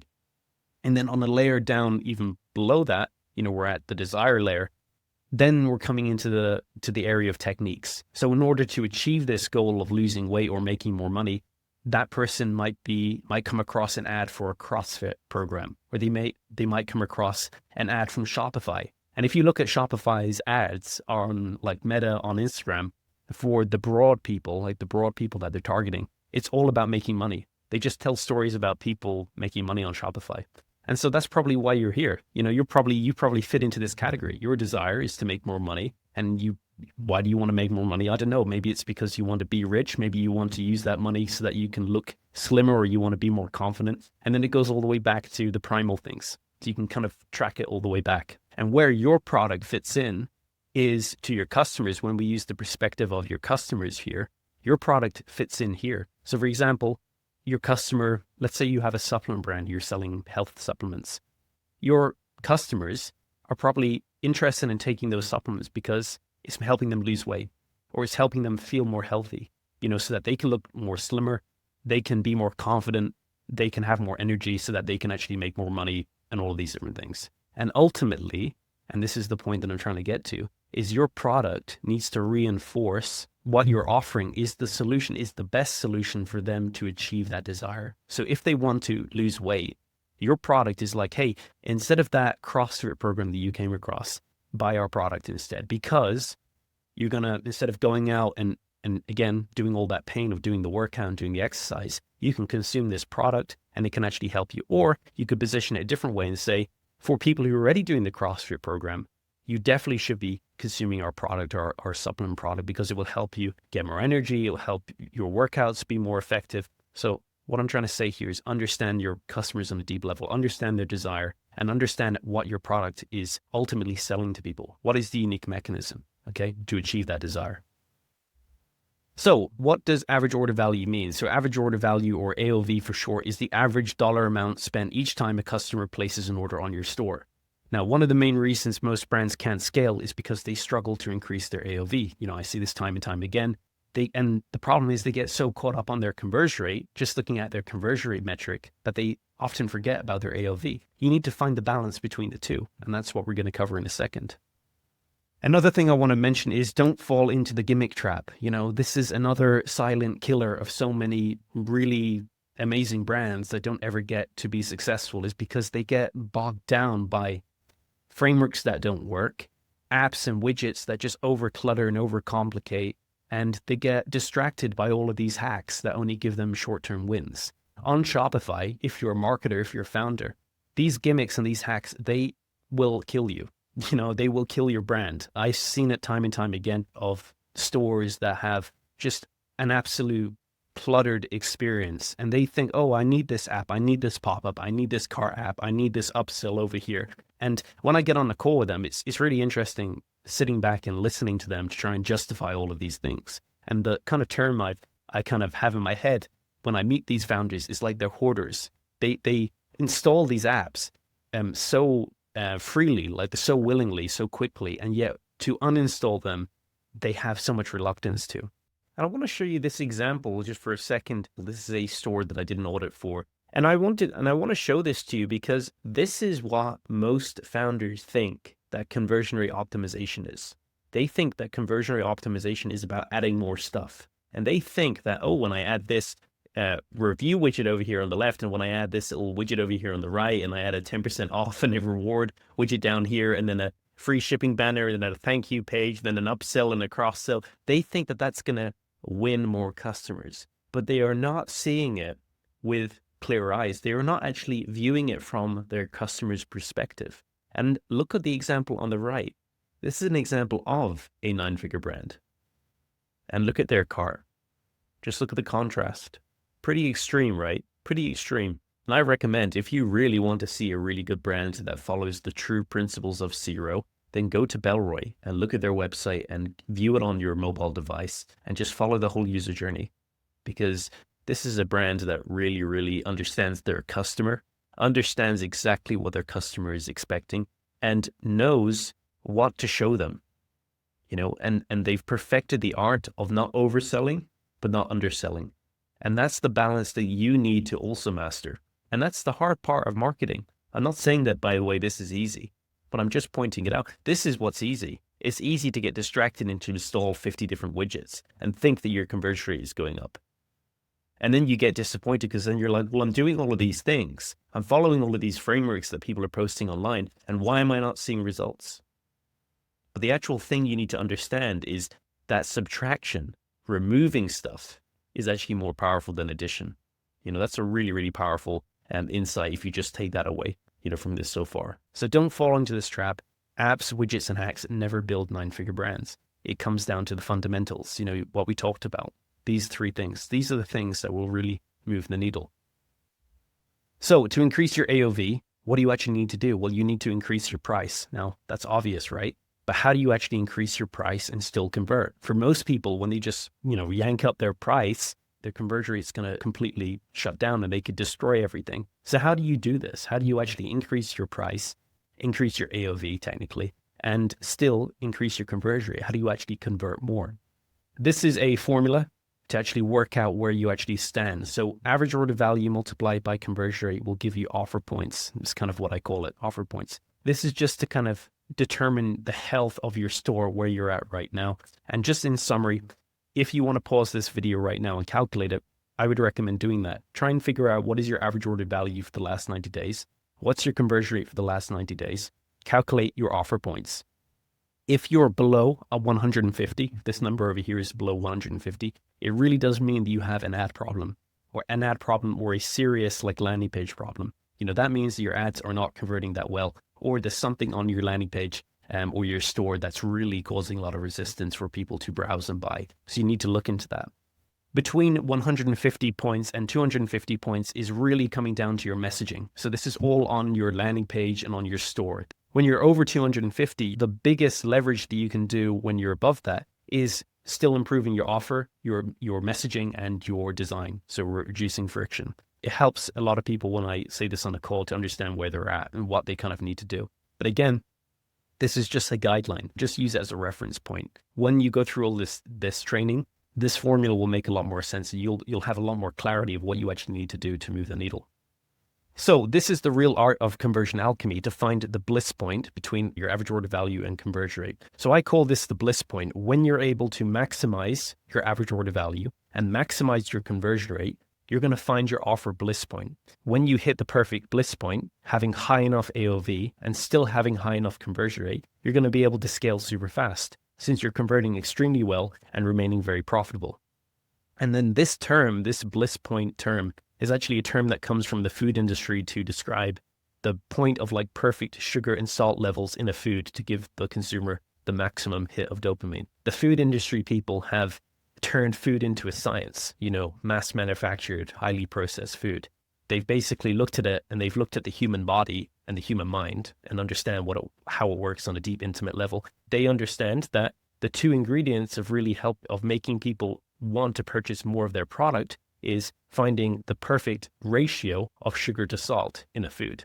Sugar, salt, and fat, those are the 3 things really. And for us, in e-commerce, it's finding the perfect ratio of average order value and conversion rate. That is what I call the offer bliss point.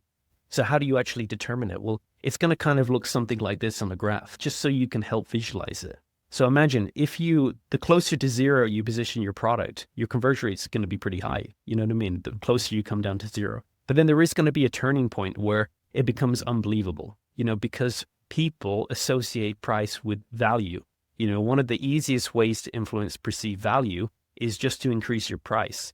For example, Gucci, Rolex, because of the high price point, people associate that, oh, it must be more premium, you know? So price has a really powerful effect on influencing people's perception, but only to a certain point. You know, the more you jack up your price, there is a turning point of when it doesn't work anymore. And, you know, now the conversion rate starts to go down. So you can kind of see, you know, as I'm increasing the price, imagine this is the price over here, the conversion rate is going up, and then it's actually going down. And now less people are buying, less people are buying. So what you need to do is you need to find this bliss point, the perfect balance or the perfect ratio for your product and for your niche that you're in, where you can maximize your average order value and maximize your conversion rate. I'm telling you, a lot of founders, a lot of brands, they wreck their head. They get distracted by so many different things that they forget about this. You know, this is really the secret to scaling, the secret to building anything.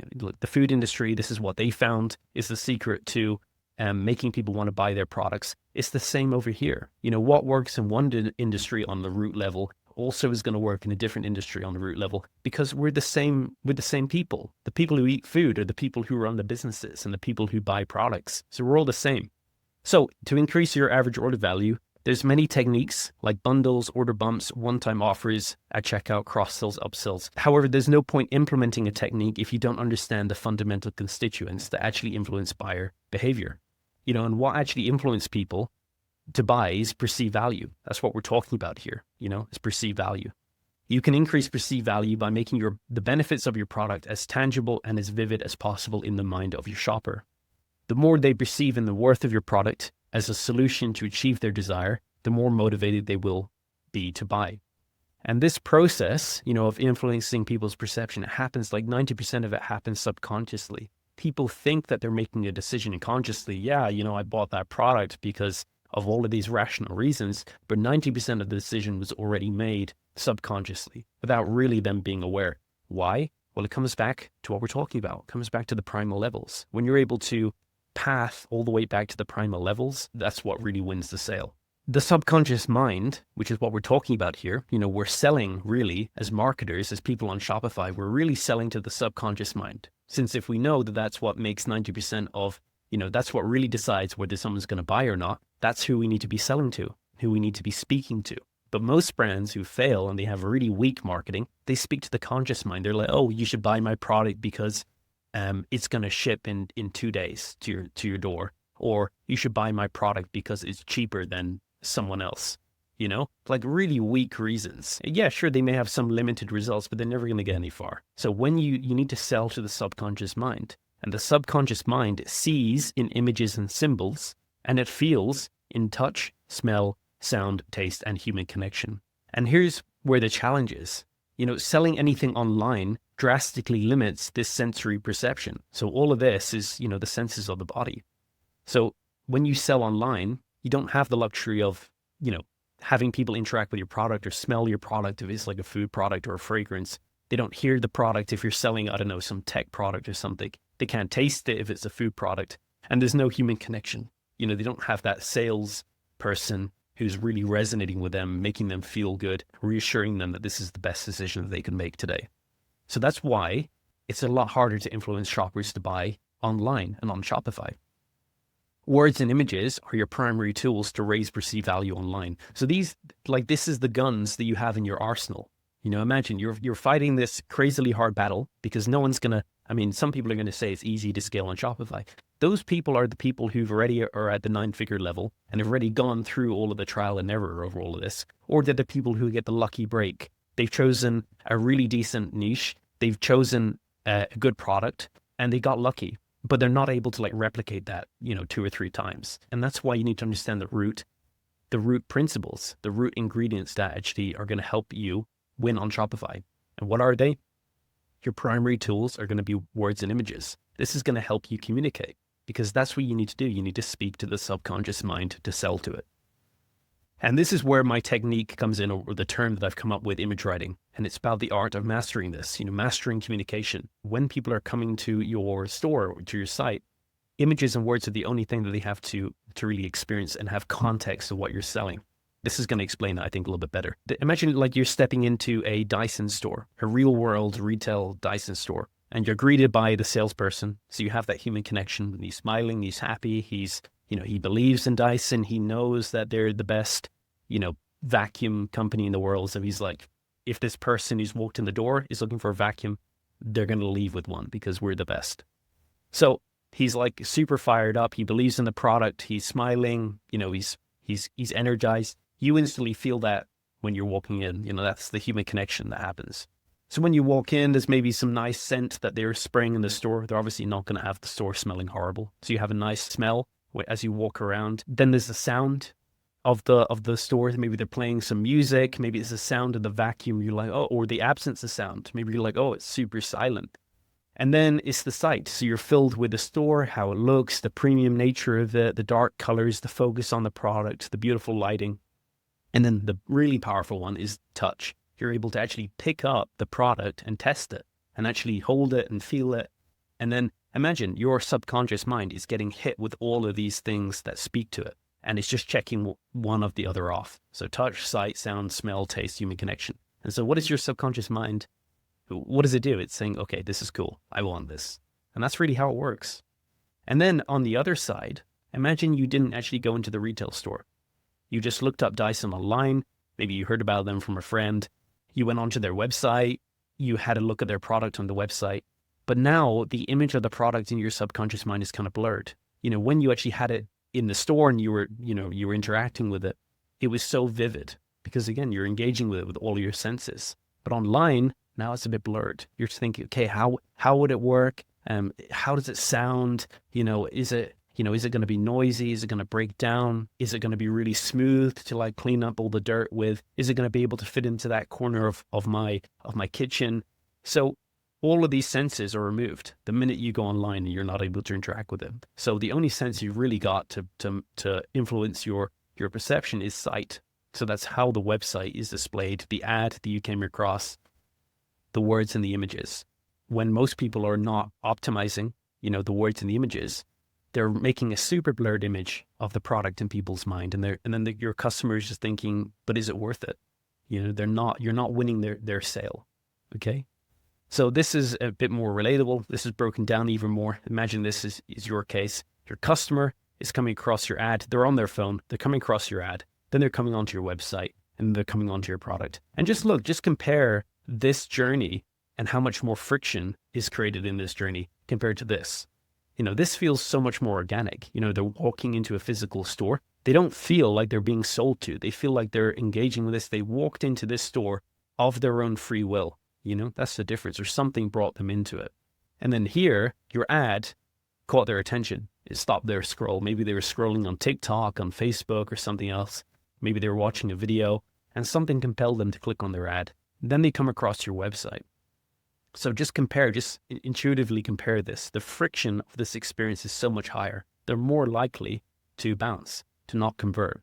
So this is why all of the things that I'm talking about are so important, conversion rate optimization, because the better you understand these principles, the better your ad is going to perform, the better your website is going to perform, the better, the more people are going to buy your product. And why? Because you're going to be able to influence their perceived value. And this is really the art of what we're talking about here. When you don't do this well, when people come across into your funnel, the reason why they've exited the funnel and they haven't converted is because they're not convinced. Their subconscious mind has not been sold that your product is worth the price you're asking for. And why? Because you've probably only given it really poor images, really weak copywriting. So it just has no real clear data or experience to understand if the product is going to work. How do you do it well? Well, you need to maximize all of these things. You need to make your ad compelling so that the first thing is going to win their attention. Then when they go onto your website, it needs to reinforce the things that got them to click on the ad. So it needs to reinforce that your product is going to fulfill their desire. And how do you stimulate that? The art of doing this is you need to touch upon all of the senses as best as you can through words and imagery. And the key, and this is the fundamental principle here, is the more vividly you can paint the picture of your product in your buyer's mind, the more likely they're going to buy. That's really it. And that is why you need to master the art of image writing, leveraging words and images, because that is your main tools in your arsenal to communicate with your shoppers. It's how you display your images, what words you actually choose to write, and what story you create in your buyer's mind, in your subconscious mind. Now let's go on to the winning offer formula.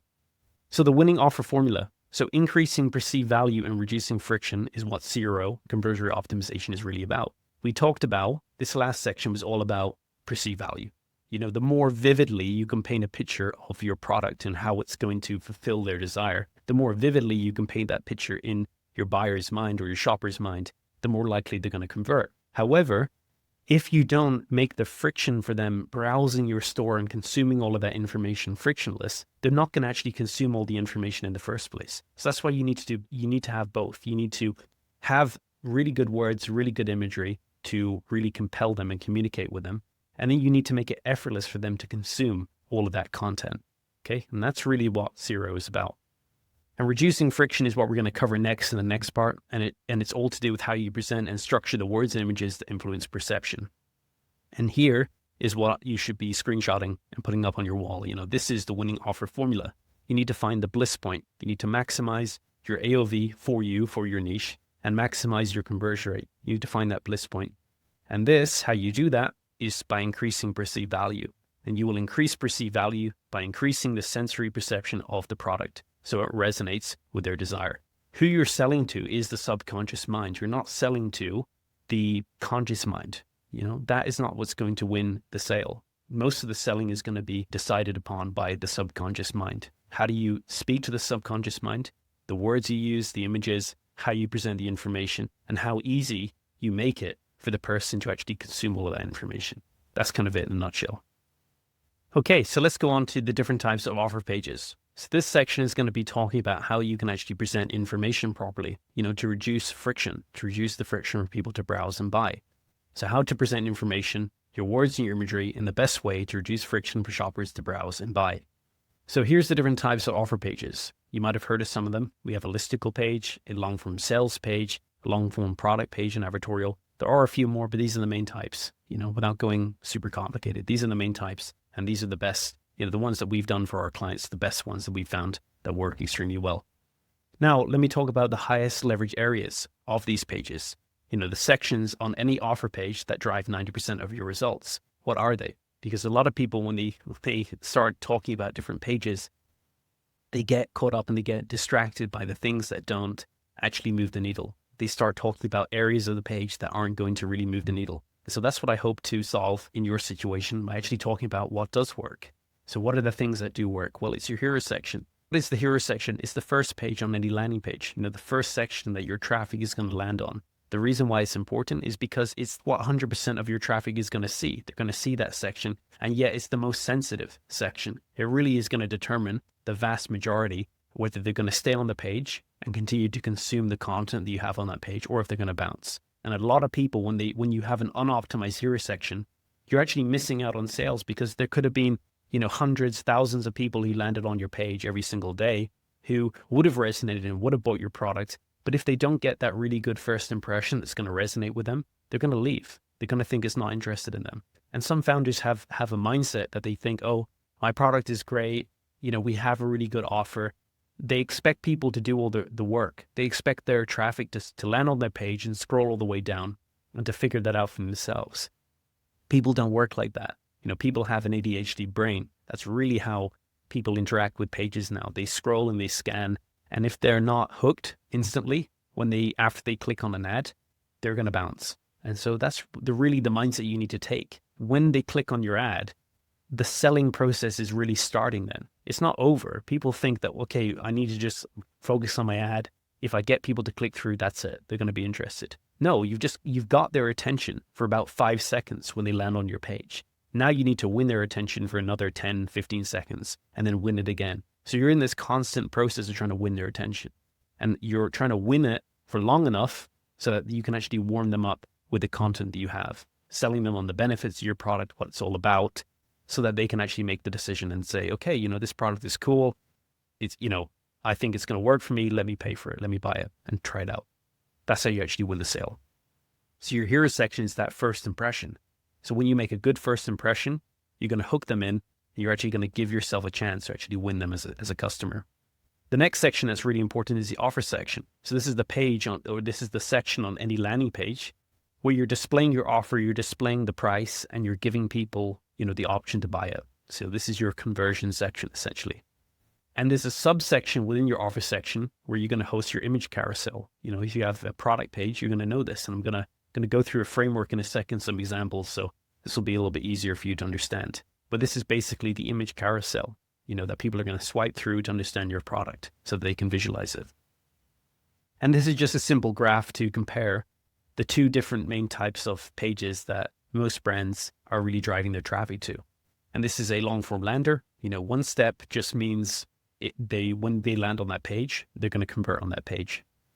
The same for a product page. When they land on the product page, the first section that they see is your offer. So they see your offer section. They have the image carousel in there and they've got the buy box. That's it. And there may be sections below that give them more context on your landing page.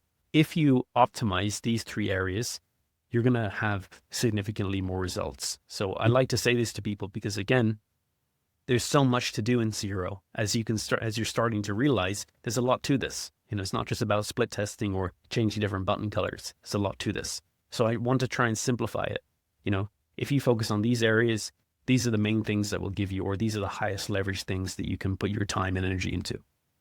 So let's now talk about the $100 million offer page framework. So both pages below follow the exact same core structure. And you're going to notice how this structure, and I'm going to walk you through in here, is the same in the product listing imagery framework that I'm going to go through later in this training. When you're going through these frameworks and understanding them, use them as a guide. A framework, the best way I like to look at a framework is it's like your building blocks. You need to understand how to use this. These are like your tools. This is like your ingredients. A chef, a really good chef, understands his ingredients on a deep level. He understands salt. He understands sugar. He understands the bliss point, of his consumers. And so he's like, you know what? I'm going to take this recipe, this framework that I know is going to work, and then I'm going to do my own thing with it. I'm going to understand it on a deep level, know the ingredients. I'm going to rearrange it and make a new dish or a new, page that's going to work even better for my customers, for my niche, for my product. So that's what you need to do. So think of this framework as a set of building blocks, depending on what niche you're in and the product that you have, so use different building blocks depending on all of that. Okay. So you can rearrange these different things, or you can remove some sections, but let's go into this. So the first type of page is a long form lander.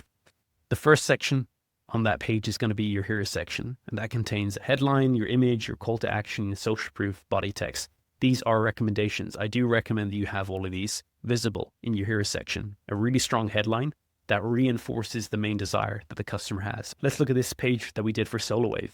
This is the hero section here, this hero section. You can see we have a really nice headline. Why is it nice? Well, it's because it's reinforcing the main desire. When people clicked on the ad was promising people his skincare device that can make them look younger, that can make them younger and make them look younger quickly. And you can see the headline that we have is reinforcing that. The 7 times award-winning skincare device that brings back your 20s glow in 14 days.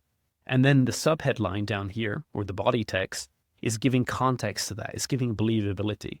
And this is a very valuable copywriting principle when it comes to writing headlines. If the secret to writing good headlines is you need to have a bold promise like this that reinforces your main desire.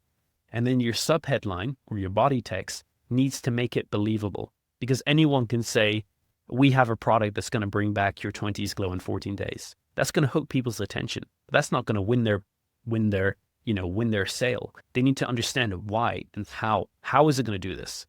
So this is what the subheadline talks about. It talks about how the product is going to achieve this.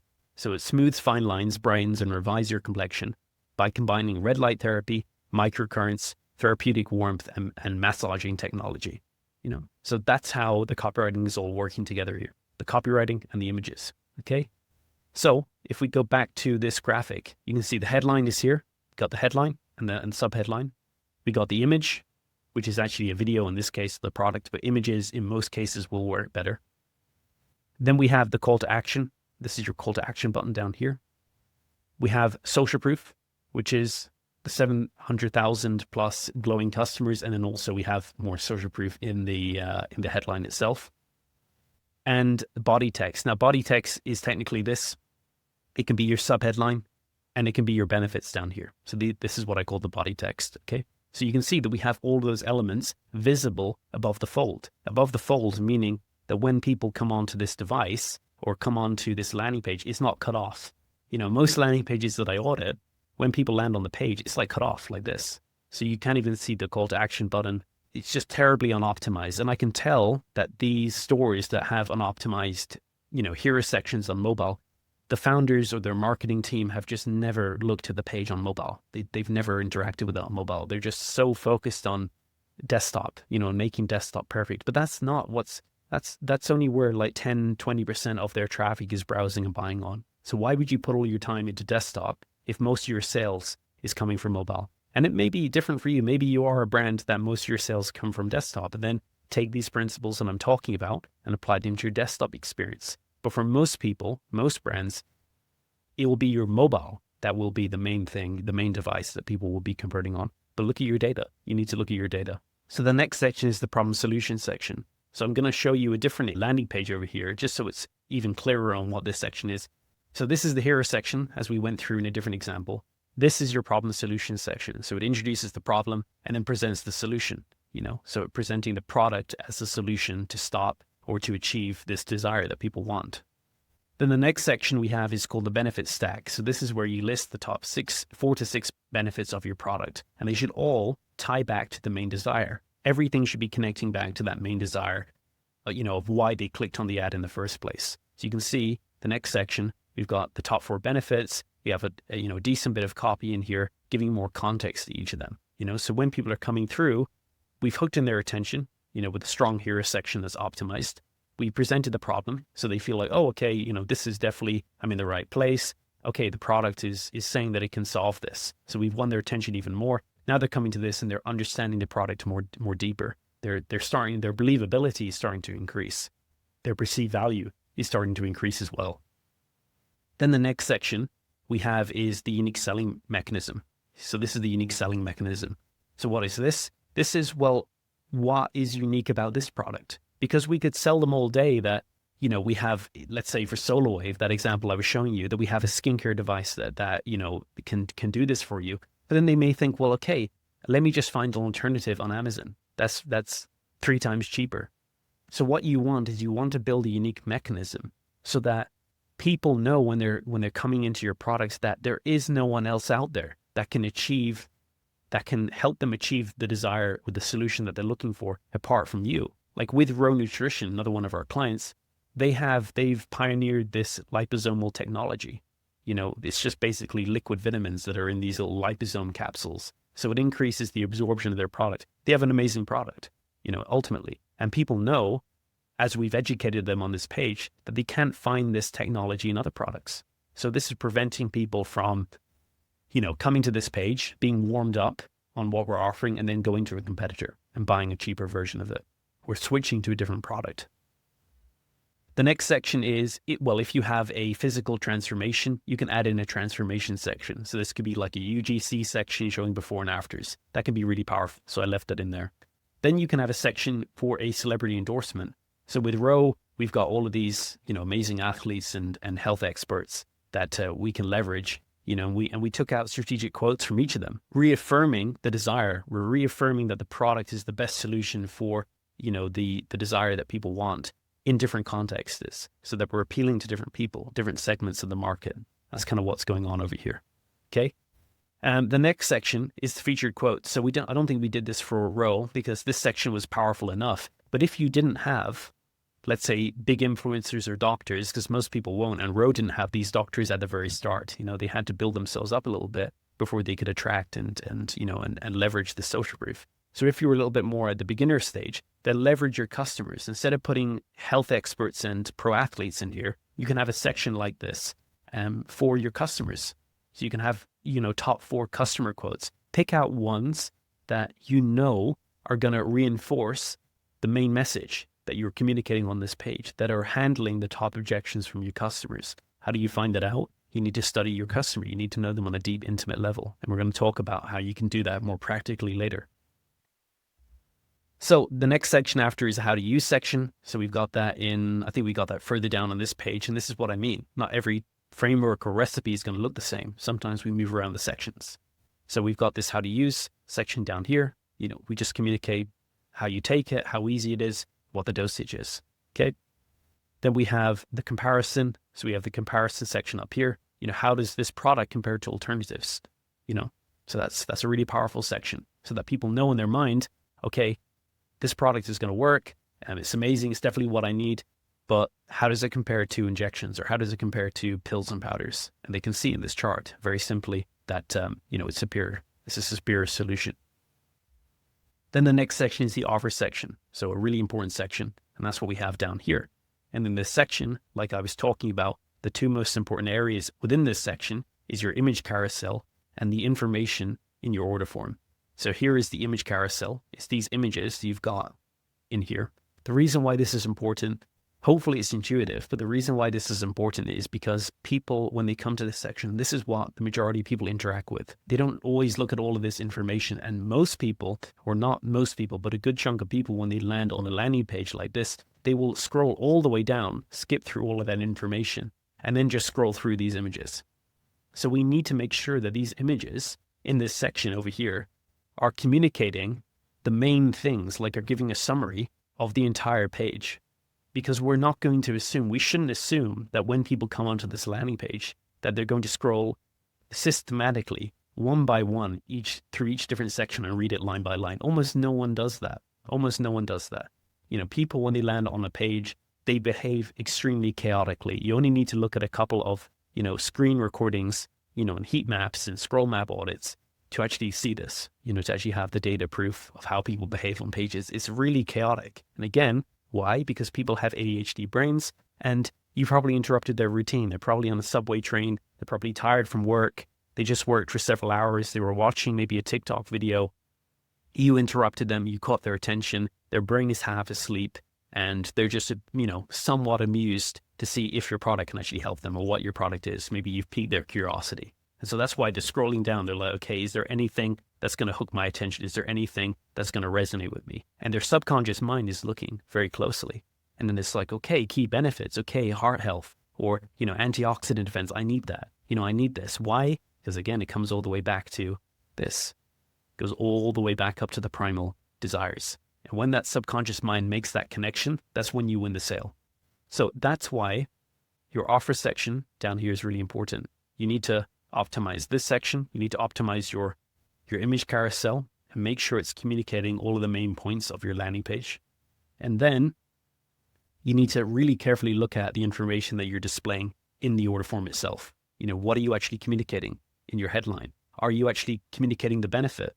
It's because again, if we know that some people skip all the way down, it's good to put the benefit in here, to not assume that people are going to know what is the benefit of liposomal, curcumin and resveratrol.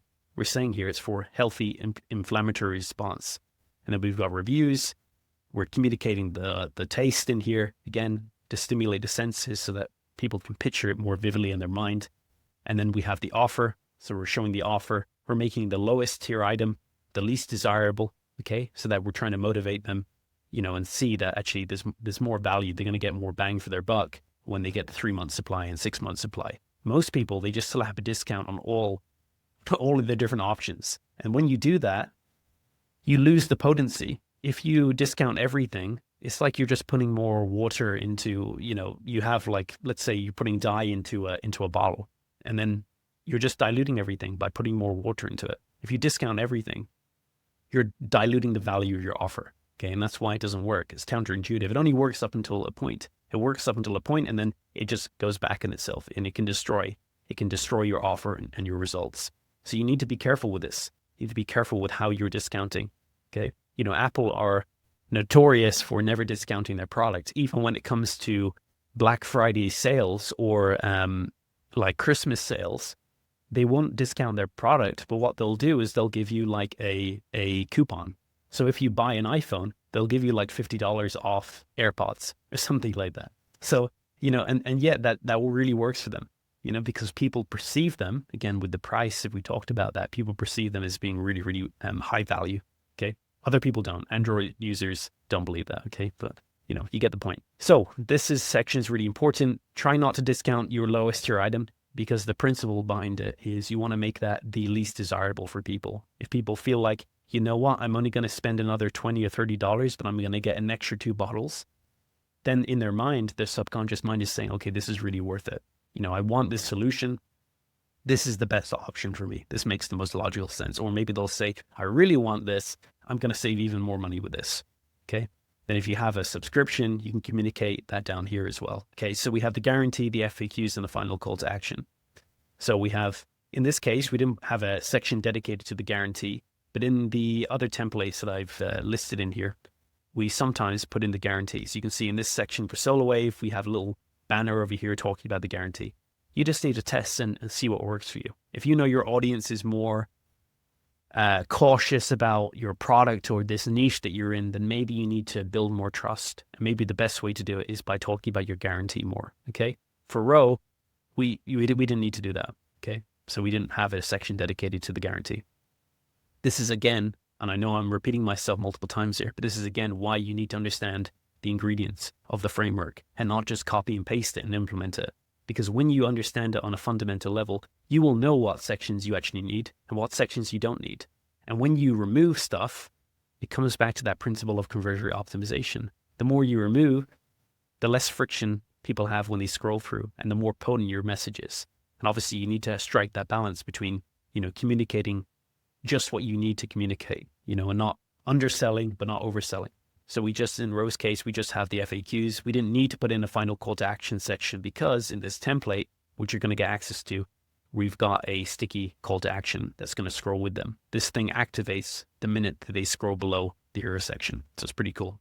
So that is the $100 million offer page framework. Now, you might be asking, well, I've got a product page. I've got a product style page. So how does this apply to me? Well, all of the sections that I've just gone through are exactly the same in the product page. The only difference is the offer section is the first section on that page. So you can see we have no hero section. The offer section is just at the top. So it's the exact same. It's the exact same sort of ingredients in here. Okay. So it's just in a different layout. Just the offer section is first. And when you have a product page, it's even more important that you get the image carousel and the order form information optimized, because that's going to be the first impression that people have. Okay. So it's even more important that you dial that in. So now let's talk about the product carousel itself. So let's actually talk about this, you know, go through it because this is really important. So the product carousel imagery framework.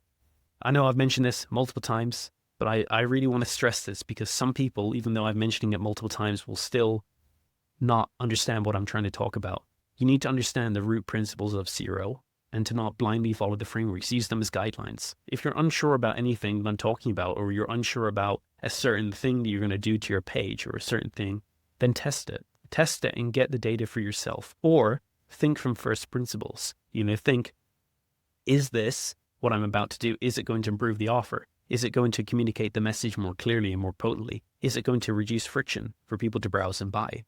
So this is first principles thinking, and this can help you a ton.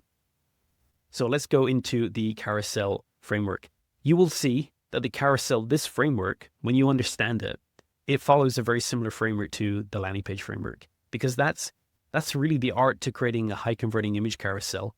Is the whole purpose of the image carousel is to communicate all of the stuff that you were talking about on your landing page, but to do it in a really condensed and easy to consume way. So let me go through, and I'm going to refer to this, but also open up the Figma so you can actually see this as I'm going through. The best amount of photos to have is about 7 to 8. Any more than that, and you're just giving people way too much images to scroll through. And again, the friction is increasing. So again, with everything, you're finding that bliss point. You're finding that perfect ratio. And what we found is the perfect ratio is about 6 to 8 images, no more. And I don't think I would do any less than 6 because it won't be potent enough. You won't be able to communicate your product well enough with less than 6 images, unless you have a crazy amount of social proof and you're crazy established in your niche and people know you. The first image of your carousel, it should be always your hero shot. What is that?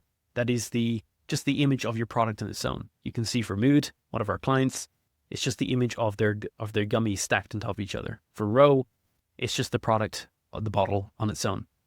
And that's it. Really simple. It looks really premium. You want to have good photography. If you don't have access to good photography, then get a 3D render. These shots that we did for Row were 3D rendered with a little bit of AI as well. You know, so But don't be careful with AI. And I mentioned this in the training that I talk about the Figma template. Be careful with AI because, again, we've talked a lot about perceived value. And honestly, if you take anything away from this training, if you understand this section, how to influence people's perception, this is going to be the most powerful thing you can do to increase your conversion rate, and actually increase your AOV.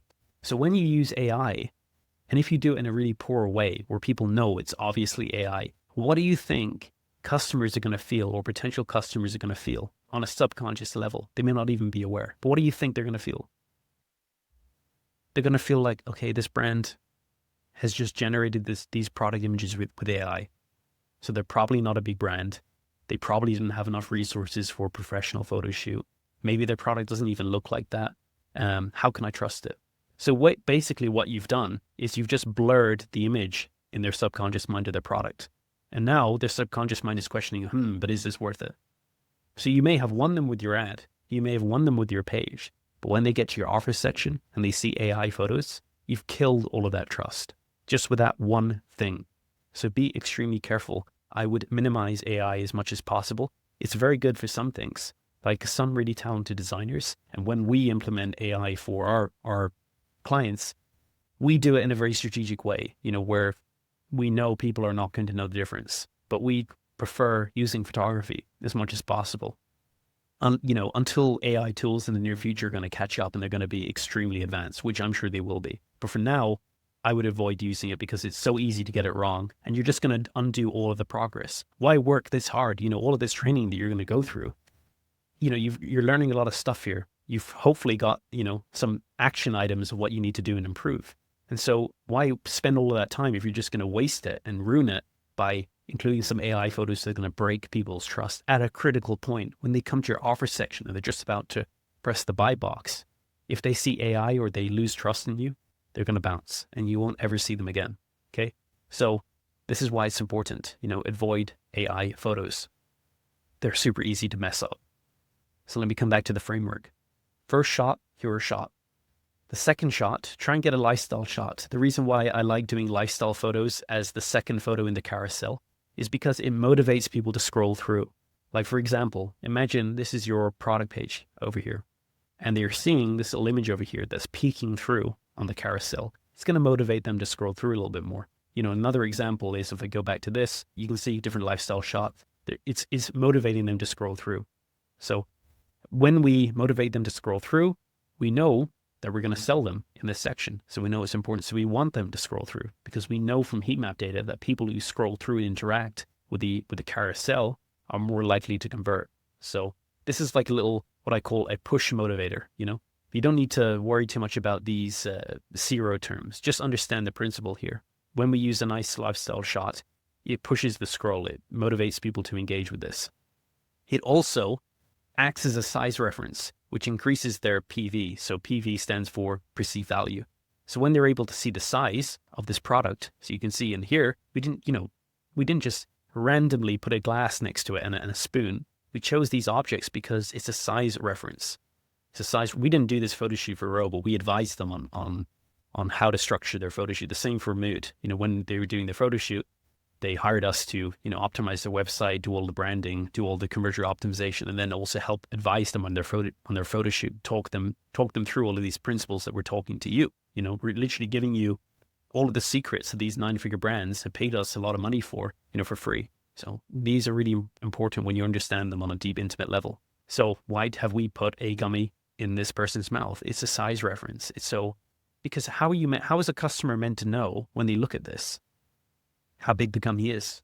And the original Mood images, before they did this photo shoot and before they hired us, there was no reference to the size. People could not understand the size of Mood's gummies anywhere because they didn't even have the product packaging image, so they couldn't even see what the gummies looked like next to the packaging. There was no size image.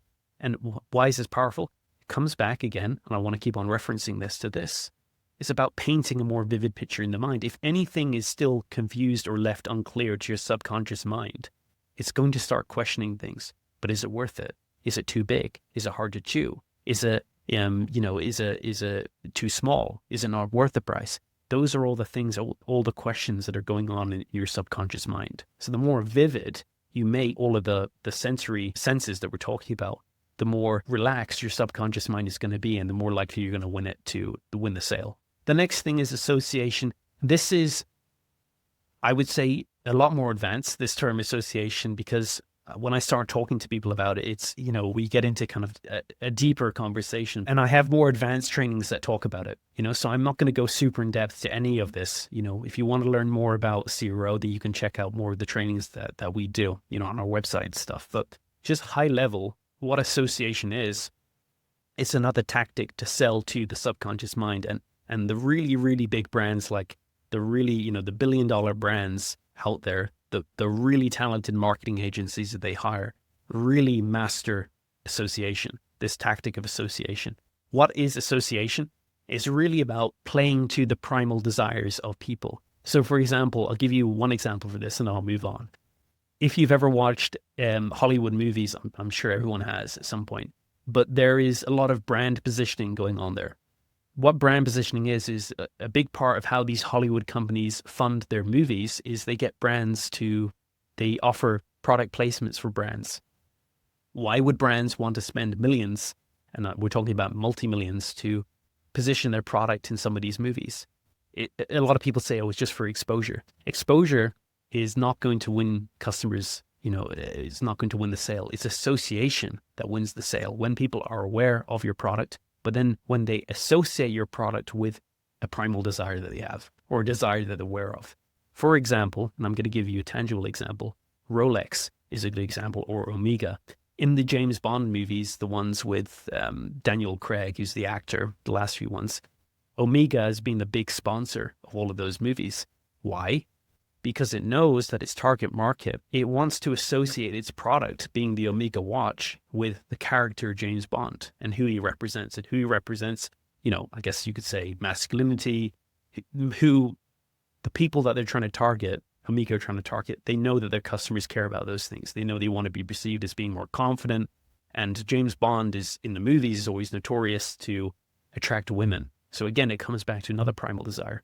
And so you see, these people, they're not doing these things randomly. They understand these psychological principles really deeply. And they know, okay, if I put my watch on this character and he plays this movie and people watch it, they're going to get the impression on a subconscious level, we're talking about subconsciously here, that the watch is the mechanism to achieve those things. If I buy an Omega watch, I'm going to feel more confident, or I'm going to attract a girl, or the person that I want.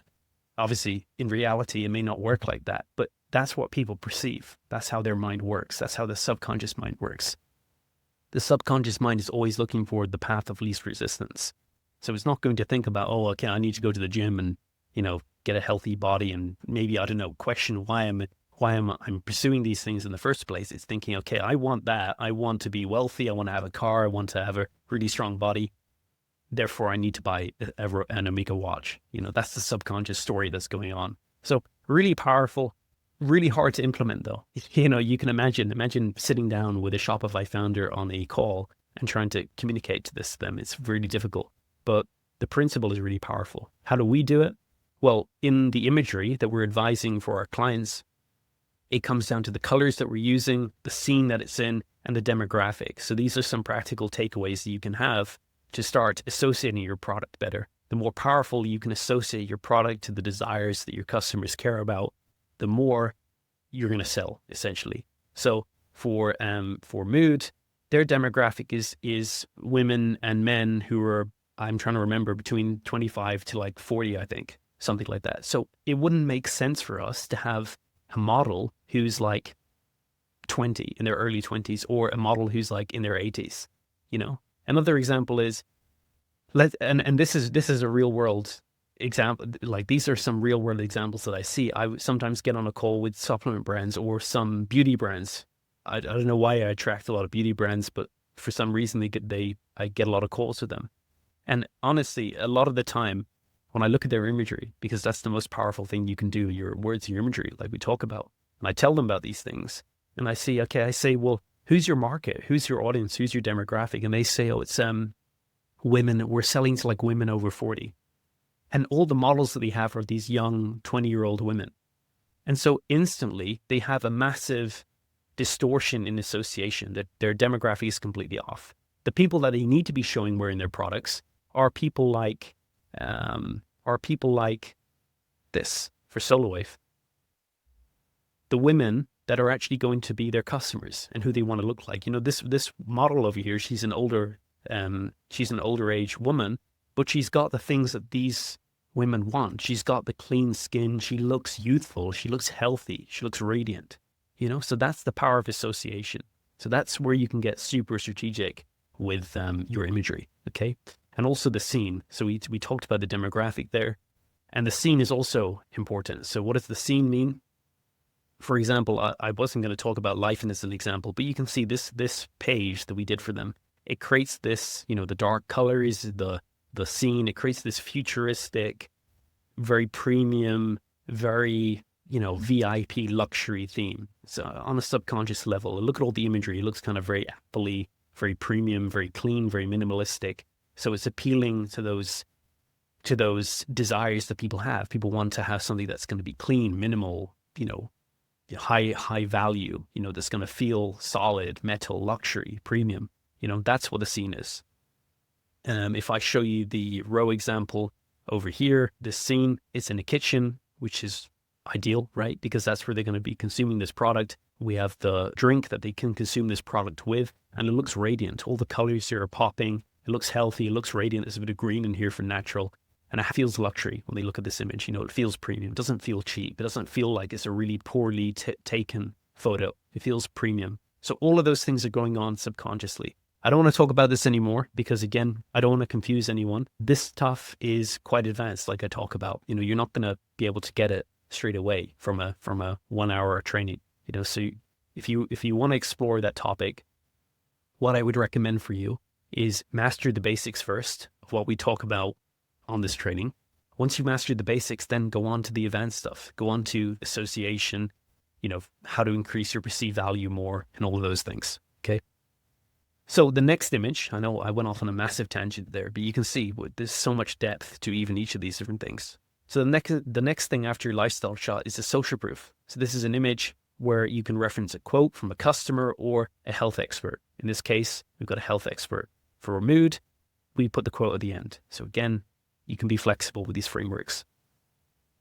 The next one is tech info, ingredient, supplement facts. So this can be anything that is really important for your product. If you have a tech product, it would make sense putting in technical details. So for example, for Lifen, we made a graphic over here explaining the different aspects of the product, where the air inlet is, where the filter is, the on button, and what this button is. You know, it's the heat settings. For Row, we used this graphic to explain the supplements, and then we simplified it. So this is the art of image writing, you know, the principle that we've coined, or the term that we've coined, you know, how we actually make it easier for people to consume this. It would be super boring if we just showed them the supplement label, you know, the supplement label. So what we did is we just showed them the core information over here and then extracted the core information that we know they're going to care about. You know, what the dosage is, how much they actually need to pour into each serving, and how many servings they actually get from the bottle. And then more trust down here just to reinforce that this is, you know, super clean, super healthy, and a really good product. The next image is key benefits. So, or the next type of image is key benefits. So here we just listed the top 4 benefits of the product. For Lifen, we didn't list the 4 benefits, but we used this image over here. So we just did a isolated key benefit, and we did a few of them. As you can see, we've isolated a image that just talks about how it's 3 times faster. We did another benefit that's talking about less frizz, more shine. Another benefit that's talking about how slim it is, how you can know the temperature at a glance. So use whatever's going to work for your product, your niche. If you can communicate the 4 benefits really quickly like this, then great. If you need a bit more slides or images to communicate it, then try that.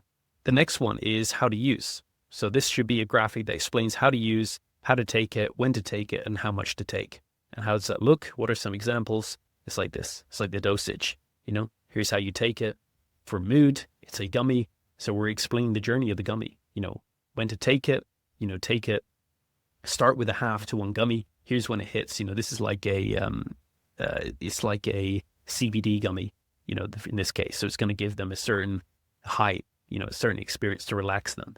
So we're explaining the journey of what they're going to experience. So 15 minutes in, after you take it, you're going to feel this. 1 hour, you're going to feel this. 5 hours in, you're going to feel this. You know, so we're just explaining that. So again, the subconscious mind has a sharper image of the product and the experience, what it's going to feel like. Again, we're not doing this randomly. We're trying to sell to the subconscious mind so it doesn't have any questions.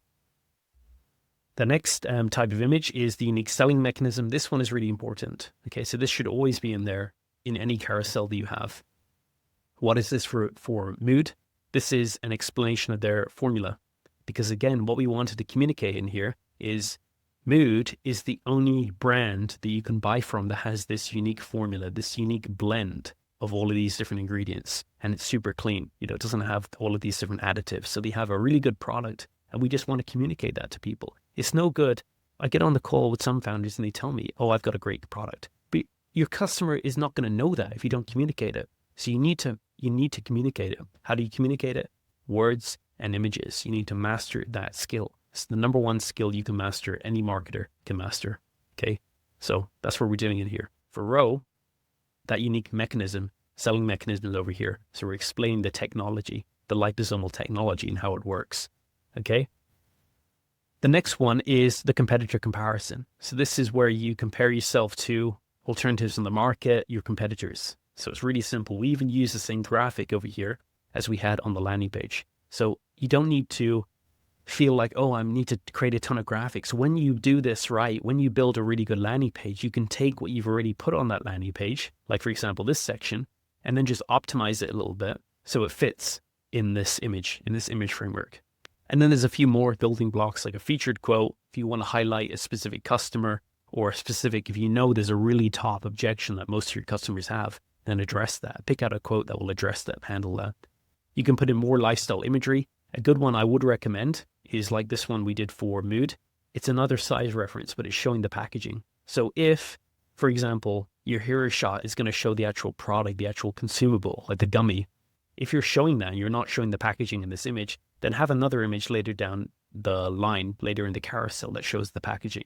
This increases the perceived value. When people see a bigger package, a bigger box, they equate it with being worth more money. Okay, so this is another way that you can increase perceived value, that you can help increase conversion. The bundle upsell image, I guess a good example is Velvet Caviar. I love working with this client because they have really cool products. But let's just go into this and I'll show you an example.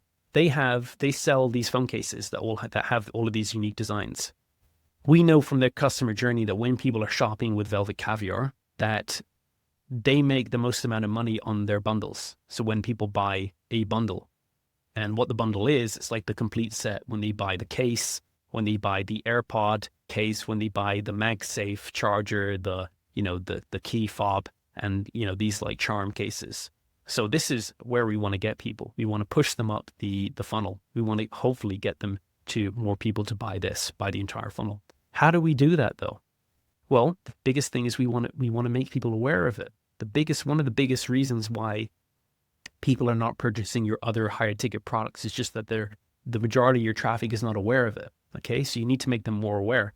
One of the best ways you can do that is by priming them in your product imagery carousel. This image over here is priming them to get the complete bundle, because we have the phone case, which is what they're buying here, but they've also got the I keep on forgetting what the name of this thing is, but the key fob, or whatever you call that thing, the stand for it. And then we have the charger, the charging case. So they're being primed. They're like, oh my God, yes, I want the phone case and I want this and I want the whole matching set. How do I get the matching set? And then down here, we've got the whole matching set for them. Okay. So we're making people aware. We're showing them how it's going to look in their scene, and again, their subconscious mind is going to go crazy for that if this is what they resonate with, and they're more likely to buy. Really powerful one, this one, if you want to upsell people strategically. That is all of the main ones. I mentioned the isolated key benefit. And again, I'm going to leave a link for this entire Figma doc so you can go in and see all of these different examples down here. Okay, so it's pretty in-depth, pretty powerful. I've also got examples over here of the product page. I think I've gone through this. I've gone through this before with you. Another really good brand to model. They're not one of our clients, but they're really, really super optimized and dialed in. It's like David. The David bar is really, really cool. I love how when you interact with their images on mobile, they have this nice screen. So it just isolates the images. And when you scroll through and you can see what they're doing, look at what they're doing. They're giving a size reference with the target market they're trying to resonate with. Again, healthy, fit people. So they're saying, okay, if you eat this product, you can consume something that you really like, which is these cookie dough chocolate bars, and you can actually get your result. You can get your you can look fitter, you know. And they have a nice little comparison chart over here. And not all protein is created equal. David perfected it, so I love that line. It's a really good headline. And they've got the featured quotes. You can see the principles that we're talking about for this brand, David are doing over here. It's because we were all understanding the root fundamental principles. So when you understand the root fundamental principles, you're just going to be understanding your customers on a deep, intimate level.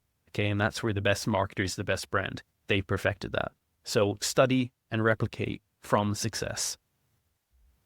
Okay, so that is the product carousel imagery. Now let's go on to how can you optimize any page? Now, this is a really important section because what do you do if you've already got a page that you're sending a lot of traffic to? And this will resonate with a lot of people. You're sending a lot of traffic to an existing page. Well, what do you do? There's a lot of things that we've just talked about. You know, how do you know which one to do? How do you know which one to start on or to implement or to change? What you need to do is you need to conduct research. You first need to understand the 3 principles of CRO, because that can, by understanding this, you can intuitively know what you're lacking in. By you understanding this, you should be having hopefully some aha moments of saying, okay, maybe my offer is a bit weak, or maybe we're not really using the right image, or we're not communicating that well with copy. We're writing too much copy. Or maybe you're saying, oh my God, I haven't even optimized my mobile design. That's what we should be focusing on next. So definitely start thinking from first principles. And this will give you I call this the North Star. If you come back to, I would definitely recommend printing off this graphic, you know, and putting it above your laptop. Because when you get lost and your team gets lost and you don't know what to work on, what to move the needle, come back to this. Think from first principles and think, okay, which one of these wheels can I perfect? Can I improve by 10%? And that will give you a huge amount of results. Now, the next level up to that is getting some really hard data, you know, and this is when you do both is when you're going to be, you know, you're going to be flying. So the best way to do it is to conduct a deep audit. So this is what we do for some of our clients. We do a deep audit of their page and we collect a bunch of data so that we can spot the highest leverage, most profitable optimizations that they can make. And here are the elements of the deep audit. So doing a heat map audit, a scroll map audit, a UX UI audit, and then doing some customer research. So looking at their customers, asking them a bunch of questions. That's going to help give us more context on how customers are interacting with the product, what they thought about the website, if they had any concerns before they purchased that, you know, maybe they caused them some resistance. So when you combine all of these data points, you merge them into a singular understanding. This is how you know your customers in a deep, intimate level. This is how you do it. So if you want to know your customers in a deep, intimate level, you need to think from first principles. Okay, so think about this and then actually do the research, actually do the work. And so here is an example of a deep audit that we've done for one of our clients recently. Okay, so there's 4 different parts. It's the heat map audit. So we looked at the main landing page that they're sending their ad traffic to, and we did a heat map audit. And so we can see from the data that we're looking at on heatmap.com, that's the tool that we recommend using, how people are interacting with their main landing page. And we can see here, and this is backing up, you know, what I've been talking about in this entire training. A lot of people, the majority of people are engaging with their carousel. They're clicking on these images. And we calculated that people who interact with the carousel go on to spend 3 times more than the average person who lands on this page. So what does that intuitively tell us as a conversion rate optimization specialist? Well, we say, okay, how can we make more people engage with these? How can we get more traffic to engage with these? So that's how you start thinking strategically. And this audit goes into pretty much a lot of depth. So the next data source that you can look at is a scroll map audit. And this is really powerful because when you look at all of these data sources and you combine them with each other, the heat map audit, the customer survey, the UX UI audit, and the first principles that we talked about, you're going to get a really, really clear map of how customers are interacting with your store, with your product, and what you need to do. What are the most profitable optimizations you need to make? And so when we looked at this heat map audit for this client, Mimi Belt, we saw that about 30% of people, when they landed on their product page, weren't even seeing the product title. They weren't even seeing the name of the product. And so when we did the new optimization for them, we've actually moved that above the image carousel. So we've just said, okay, you know what? This, by moving the headline up and adding in the main benefit of the product, we're now exposing that to 100% of the traffic. And then if I go back to the scroll map again, you can see that people aren't even seeing that it's recommended by this doctor. 30% of people are not even seeing that who land on the page. And so what do? We went back to the audit we've actually put that in the image. So we've now saved a lot more space, and 100% of people are gonna see this now. So you can see the decisions that we're making. I won't go into the rest of the audit because we'll be here all day, but that's the level of data and insight you can get when you understand CRO, when you understand the principles that we talked about, and you collect the right data, and you do a proper systematic study of your own page, and you follow the right method. So I really recommend doing this for your own brand. If you've got a lot of traffic flowing to a certain page, conduct a deep audit. Okay, follow this method. So the next part, let's talk about the template to actually help you fast track implementation. So you can copy this Figma template, and this Figma template is this template. So you're going to get access to this Figma template. I'm going to play a video that I recorded earlier that's going to walk you through how to actually use it, how to actually edit this template, and it's going to dive into a bit more detail, explaining all the different parts of this page and why they work and why we've designed it in that sequence. Okay, so I'm going to play that now.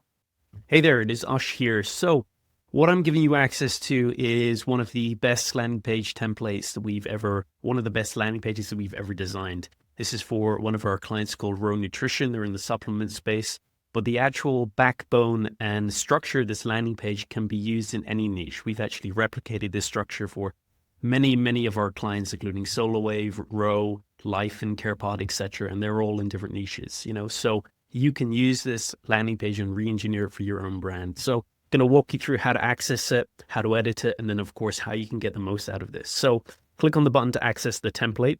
You should be brought to the actual Figma file. Now, when you get into the Figma file, I get a lot of questions from people saying, oh, I can't edit it. Well, you can't edit the file here because this is the public file, So what you need to do is you need to go up here to click on this little arrow. It may look different depending on if you're looking on a phone or if you're looking on a different device, but find the little arrow over here. There should be a little button. Click it down. And then if you're logged into a Figma account, you can sign up for a free Figma account. You'll have the option to duplicate it. And that's all you need to do. You need to click on the down arrow, click on the button to duplicate, and then it will be duplicated to your own Figma file. And then you can edit it and mess around with it. So that means you can come in, and obviously I have got edit access to this. You can come in and mess around and change all the text, sub out all the images, change the structure, rearrange sections if you want, or do whatever you want. And the cool thing is everything's been auto laid out. So if you don't know what that means, it means everything has the correct auto layout on it, and this is how Figma files should be structured. So it's really easy to come in and rearrange things and edit it and swap out images, so it's really optimized. Now this structure, let me walk you through why this actually converts, which is, the most important thing really, if you're looking to master CRO, is understanding, it's okay to get the templates and the tools and everything, but if you understand it on a deep, intimate level, then you can optimize anything. You can optimize whatever page or ad or email or, store that you're working on, whether you're an agency or whether you're a founder of a brand. So I do recommend that you learn the fundamentals, and I'm going to briefly cover them here, but I've got free trainings and I've got tons and tons of resources on them. I've even got a free mini course, which you should have got an email about. If you don't, then check that out. I'll have a link to it on my website as well, conversionalchemy.com, if you want to check it out there. But let's go through this. So why does this structure actually work?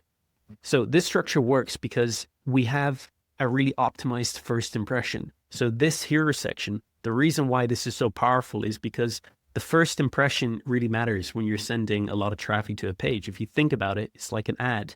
When I say this to founders on a call and I use the ad example, they instantly get it. It's like the most important part of an ad is the hook. It's the first 3 to 5 seconds of the ad, because that is what 100% of the people who are watching the ad are going to see. And depending on how well your hook is, that determines if they're going to stay longer, if they're going to click through to the ad, and if the ad is going to really perform well or not. So the hook is the most important part. Just like that, on a landing page, on any page, even on your own Shopify store, the first impression, that first section that shoppers see when they land on the page is the most important. So if you can optimize it even by, let's say 5-10%, at the least, you will get a huge increase in conversion rate in your actual results, in your profit. So that's why, when our team is working on these projects for our clients, we spend, and I kid you not, 70% of our time perfecting the hero section. Now we've built 500 plus landing pages or something like that. We've worked with, over 100 Shopify brands right now. And so we've refined our process. And what we found is the best hero sections are not the most complicated. You can see this one. This, our client Row Nutrition is converting at over 6%, 7%. They've been converting at that rate for the last year. So, it's not just a short-term win when you understand these principles and you get them right. And we've helped them go from 100K a day to 100K, from 100K a month to 100K a day. That's the sort of results you can get when you dial everything in. So we're putting them on the run rate for a 9-figure brand when it used to be a 6-figure brand. So it's crazy the impact you can have. Now, when I'm looking at hero sections, like I mentioned, they're not the most complicated.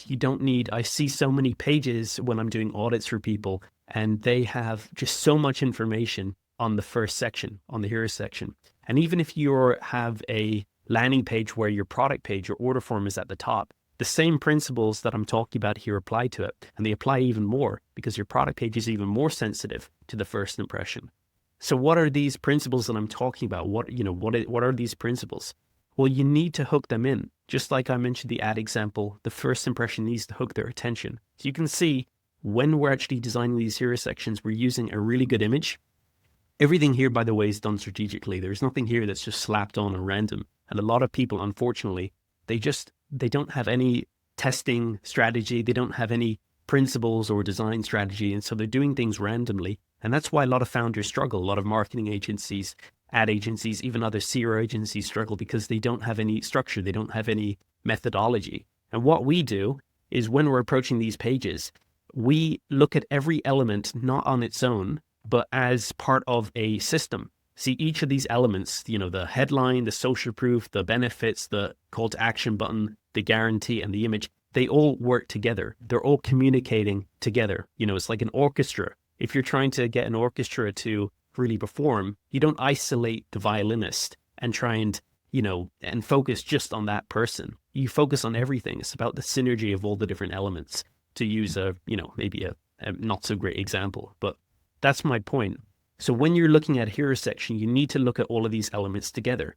Does the headline work with the image? So you can see 10 times more powerful liquid vitamins. And of course, the image that we chose is, our target market. We're targeting for Row, we're targeting men and women who are over 40 or over 30. So in that higher age range, and we're targeting them who want health. So we have a guy here who's shirtless and he's actually an influencer. So we're leveraging social proof there as well. But he's squeezing the bottle into his mouth. So it's showing its liquid vitamins. And that's the main selling point of Row. So the first thing you need to understand for your brand is you need to identify what is your unique selling mechanism or selling point.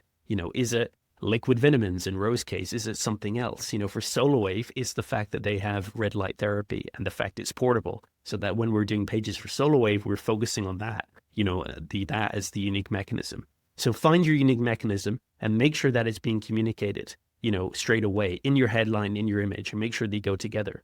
And then for the benefits, these are the 3 benefits after we've done a lot of customer research and deep research into the brand that really matter.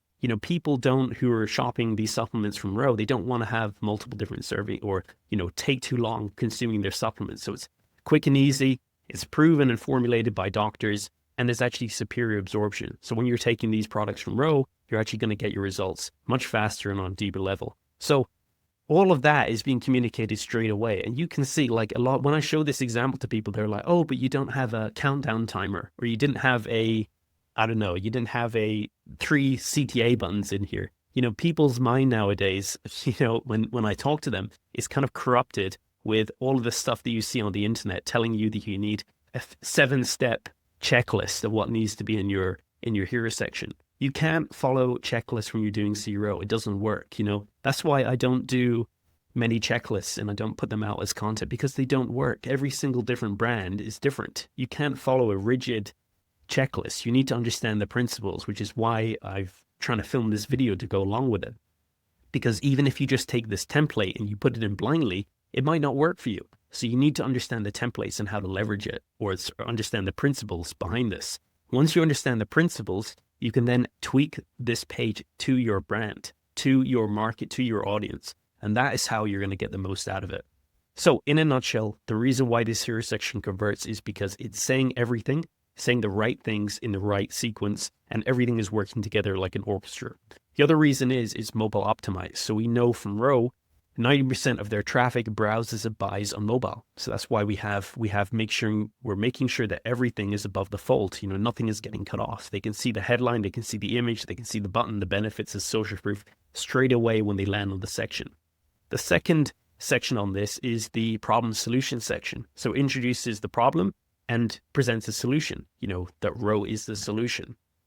The next section is a benefits section. So it's literally just going through the benefits, the top 4 benefits of the product. Again, don't take this template too rigidly. You can maybe do the top 3 benefits, but I wouldn't do any more than 4. Because the thing is, a lot of people overcomplicate it and they oversell their product when they're creating. And I see even expert copywriters doing this, because I've hired a few for my own agency, and they have a trouble with, because their mind is going so crazy with ideas sometimes, they think, oh, I need to include this benefit and that benefit and this and that. And by the time they're finished creating a page for their, you know, the client that we're working on, there's like 1,000 things that we're mentioning.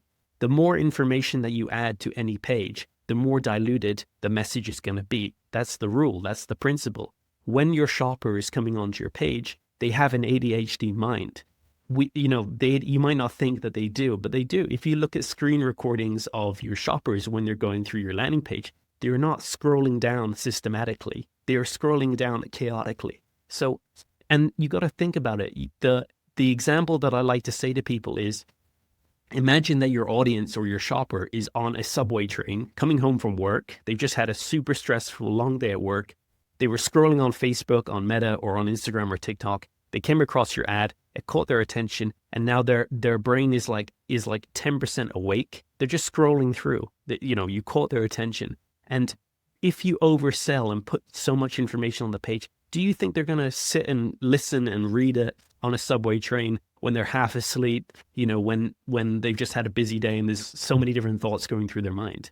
But you need to have that attitude to when you're building pages. Only communicate what is really important. And honestly, I will tell you, that part of conversion rate optimization, that part of anything, copywriting, is the most difficult, is knowing what to say and knowing what to remove. And one of the best UX UI design principles you could ever learn, and I'm speaking to the designers who are listening to this, is subtraction is worth more than addition. When you can subtract things from your landing page, from your messaging, they actually have a more powerful effect than things that you can add. And you might think what I'm saying here is counterintuitive. It certainly sounds counterintuitive first, but if you understand what I'm saying, it can have a massive uplift for your brand. Think about what you can remove rather than what you can add. This page for Row, when we started off building this page, it had many, many more sections than what you're seeing on here. So what we did over time is we refined it. We saw what we could remove, what we could trim away. And the more we refined, the more powerful and potent the core message became. So that's the principle. So try and not oversell your product, really strip it down. And the cool thing is, the more you strip your messaging and your marketing down and laser focus it on the main things that your customers actually care about, the more instant it hits, the more people you're going to end up converting, because when they're going to come across your ad is going to speak directly to them, and it's going to hit on that pain point, that main pain point, and it's just going to keep on hitting that pain point in deeper and deeper in different ways. And that's what you need to get to. So the next section after the benefits section is the unique mechanism. So again, this is what you need to figure out for your own brand. What is your unique mechanism? What is your unique selling point? I get on a call a lot of the times with founders who are definitely, in the 6-figure, 7-figure range, and they still don't know what their unique selling point is. They haven't figured that out. They think their unique selling point is their product. Your product is not your unique selling point. It's what your product does. What is your product offer to your customer? How is it different from all the other products out there right now? And the reason why this is so important is because you can spend all the money getting a shopper to your page, but by the time they come down and you've warmed them up and you've totally won them on your product, then they look at the price and then they're like, well, I know this thing is important. I know this thing I need and I want, but let me find a cheaper alternative from Amazon or from another competitor. And then you've just spent money you've just given that money that you've spent on the ad to Amazon or to your competitor. And honestly, this happens more often than you think. So what you need to do, and the most powerful thing, if you take anything away from this video, and if you don't have, or you haven't established a unique selling point, before you start implementing this template, look at your customers, look at your reviews, do some research. Even if you spend 10, 15 minutes, I'm telling you, if you laser focus on this, you will come away with a lot more powerful results in your copywriting, in your ads, in your emails, in your pages and everything. Try to figure out what is your unique selling point. How do you figure that out? Like I mentioned, do the research. Look at what your customers are saying. Look at what your competitors are saying. What do they actually care about? And sometimes you need to not take the reviews too literally. Sometimes your customers will say, well, this product gave me this and they're saying this, but there's surface level benefits. What's the deeper emotional benefit behind it? That's often more closer to what your unique selling point is. So with ROAS, it's the fact that they're going to get, it's just ease of use. That's the main unique selling point. And it comes in the form of liquid vitamins that are easier to absorb, that are more potent. So people feel like when they're shopping with ROAS that they're getting what they used to get from pills and powders and, you know, different types of food easier. And it's actually going to help them get better results due to this technology that they have. The next section after is the social proof. You don't need to have crazy social proof like ROAS in order to make this work. You know, ROAS, we've worked with them for, you know, over 18 months. So at this point, because they've scaled so well, they have access to some really, really good influencers, but they used to convert really, really well even before they had these influencers and these amazing people affiliated with their brand. So you can even make this section review section from your customers. If you pick out 4 to 5 really powerful, really potent reviews from your customers, and again, this comes back into what I was just talking about doing the research. You need to figure out what is your unique selling point first. Okay, so once you found that out, try to then look at what are your customers saying and pick out the top 3 to 4 reviews that really hone in on that, that really hit that. And also look at what are the top objections that your customers have that may prevent them from purchasing, or maybe they put them on their fence when they were thinking about purchasing, whether it's the delivery time, whether it's if your product is even going to work, whether it's your money back, you know, guarantee policy, whether it's something else. You need to do the research and figure that out. And again, refine this over time. Everything that I'm saying here, it doesn't need to be perfect from day one, but refine it. The next section is your competitor comparison. So you want to figure out, okay, once you've established what your unique selling point is and what your main benefits of your product are, who are you actually comparing yourself to? Are you comparing yourself to premium brands, to cheaper brands? Where are you positioning yourself? This is, again, a really, you know, basic 101 of marketing. And yet a lot of people, when they're doing these types of sections in their ads and everything, they're just copying the template that they see and just slapping in random competitors without doing any critical thinking. If you apply that mindset, you will not get any results. You may get temporary quick wins, but you won't get long-term consistent results. And I'm talking about, when I say long-term results, if you're a 6-figure brand, we want to get you to a 9-figure brand. If you're a 7-figure brand, we want to get you to a 9-figure brand. Those are the types of jumps that we're talking about. You ain't going to get there if you don't have a really good, solid marketing strategy, if you don't know your product on a deep, intimate level, if you don't know your customers on a deep, intimate level, and if you don't know the principles that I'm talking about. So that's why I'm taking the time to do this video. So figure out what your unique selling point is, and then figure out who are your most important competitors or solutions that your customers may be persuaded to buy from. And then position your product against them and say, well, why is your product superior? For ROAS, it was injections and pills and powders, you know, and this is why it's superior. It's a super simple graphic, but it does the job really, really well. Then we come across the most important section down here of the page after the hero section. So this is the most important section. And then the second most important section is the order form. Why is this important? Well, it's because it's the section that people are going to actually convert on. This is where they're going to see your offer, see your price, and then make the decision whether they want to buy or bounce. So it's really, really important to get this dialed in. The most important part of this order form is your product carousel. You know, this is what a lot of people are going to engage in. And what I'm saying, by the way, is not just me guessing. This is after looking at the data. You know, we've done that, you know, hundreds and hundreds of heat map, you know, audits for brands. We've got access to over $100 million worth of ad data and profit that we've generated for brands. So we have access to a lot of data. You know, we've been doing this for over 3 or 4 years now. So when I'm saying these things, you don't have to take my word at face value if you don't believe me, but go and download these tools, these heat map tools, and study your own brand. And then you'll see for yourself. But this is the most important section on the order form, is the carousel, because this is what really wins the sale. And especially if your product page, if you're running traffic to a product page, you need to super dial in your carousel, because this is what's going to tell people if they value your product at the price that you're offering or if they don't. So when you optimize this, it's going to make a big difference. How do you optimize it? Again, you need to study the fundamental principles of CRO. There's no way I can really communicate that without talking for another hour. If you want, I've got a free course that teaches the fundamentals. You can scope that out, or you can upgrade to the full course that I offer. Again, there's a free trial that I offer, so you can scope it out and see if it's for you. But we go into depth into all of this. But I'll give you some quick tips on this. Your carousel should communicate all of the main points that a landing page would do.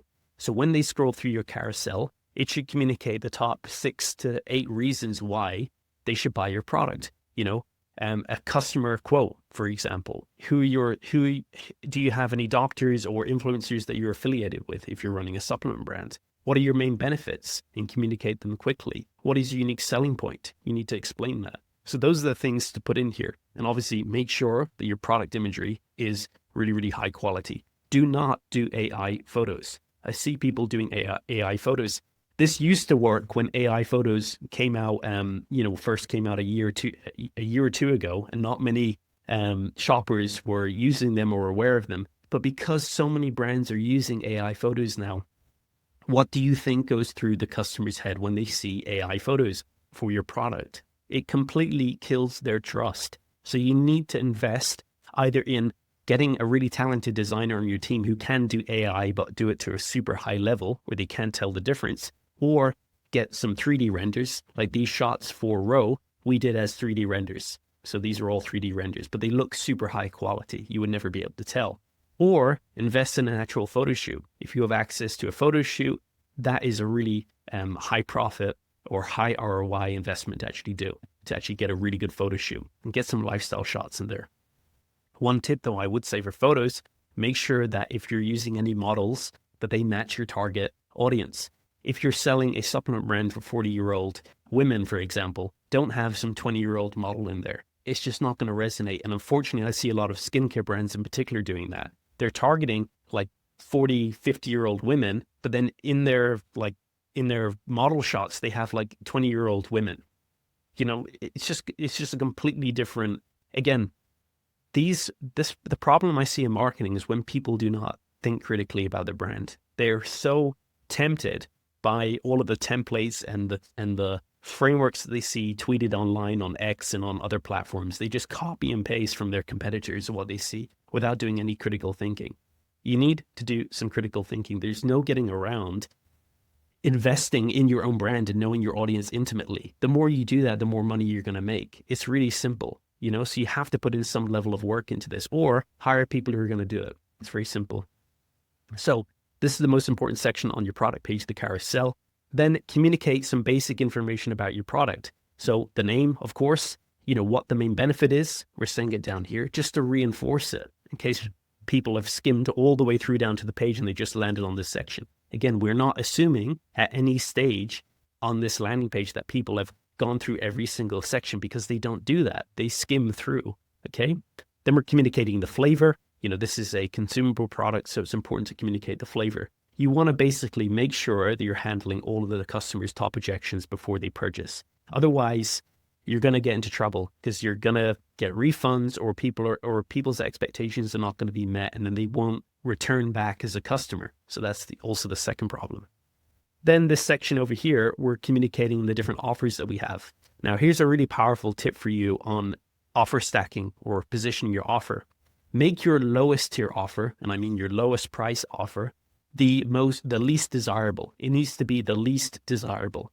If you can do that, and again, there's a lot of deep strategy behind this, but if you can do that, just take the principle I'm talking about away from this. You make your higher tier offers more desirable. Okay, so that's the trick here. You can see that the lowest tier item, the one bottle, we're making that full price.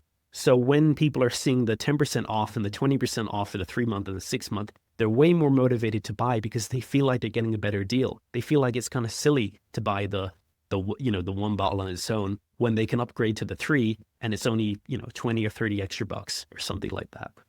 And then, if you have a recurring, if your brand offers a product or an offer that's a recurring subscription or something like that, make sure you're showing your subscription. A lot of people, they offer a subscription, but they don't show it to first-time buyers. So give them the option. You may actually do better than you think. So for ROAS, we have it defaulted to one-time purchase, but we have the option to subscribe and save. And when people click on all of these different buttons, we've coded it in a way, obviously when we went to development, we coded it in a way so that the price would dynamically update. So all of these prices would dynamically update. So when they switched between these offers, they could see how much they were actually going to pay. This is really important. A lot of order forms that I audit, they have the price in one section. And so when people switch between the offers, you have to scroll up and scroll down. It's really hard for them to compare the different prices. So the principle, make it easy for people to compare the different prices and you will convert more. Then we have some basic tabs with more information. Then we have a section underneath that basically explains how to use the product and the dosage. So you can see a little formula here. Obviously, these little text brackets over here were just placeholder text. This is what we finalize with the client later, but this is what I've included in here. So dosage, take, whenever. So if you're using a consumable product, show when to actually use it. If you have a tech product or some other product, show how to use it, how to set it up, so that you're basically picturing in people's mind, once they receive the product, what are the next steps to get them to the results? And we have that in 4 steps, just 1 spoonful a day, mix with a beverage, or just take it straight. Enjoy each rejuvenating sip. So it's super simple, but it helps sell the product a lot more by basically painting a more vivid picture in the shopper's mind.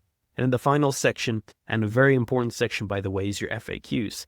Don't overstack the FAQs. Don't have any more than 8 FAQs, but make the 8 FAQs really, really powerful. And again, how do you do this? You have to know your customers on a deep, intimate level. You need to study your product, know all the different pain points, know what your customers really care about, and then you can write 8 FAQs that are really, really going to hit hard and they're going to help convert you a lot more sales. So that's kind of it in a nutshell. And I hope you get a ton of value from this. And the final thing I'll mention, it has a sticky CTA at the top. So when you're developing this, you can either develop it on Replo or you can get a developer to do it. Make sure that you tell them to add in the sticky CTA. So when this activates is when they scroll below the first section on the landing page, the hero section, then the CTA will appear stuck to the bottom of their phone, their screen. And when they click on the add button, it just goes to adds it into the cart.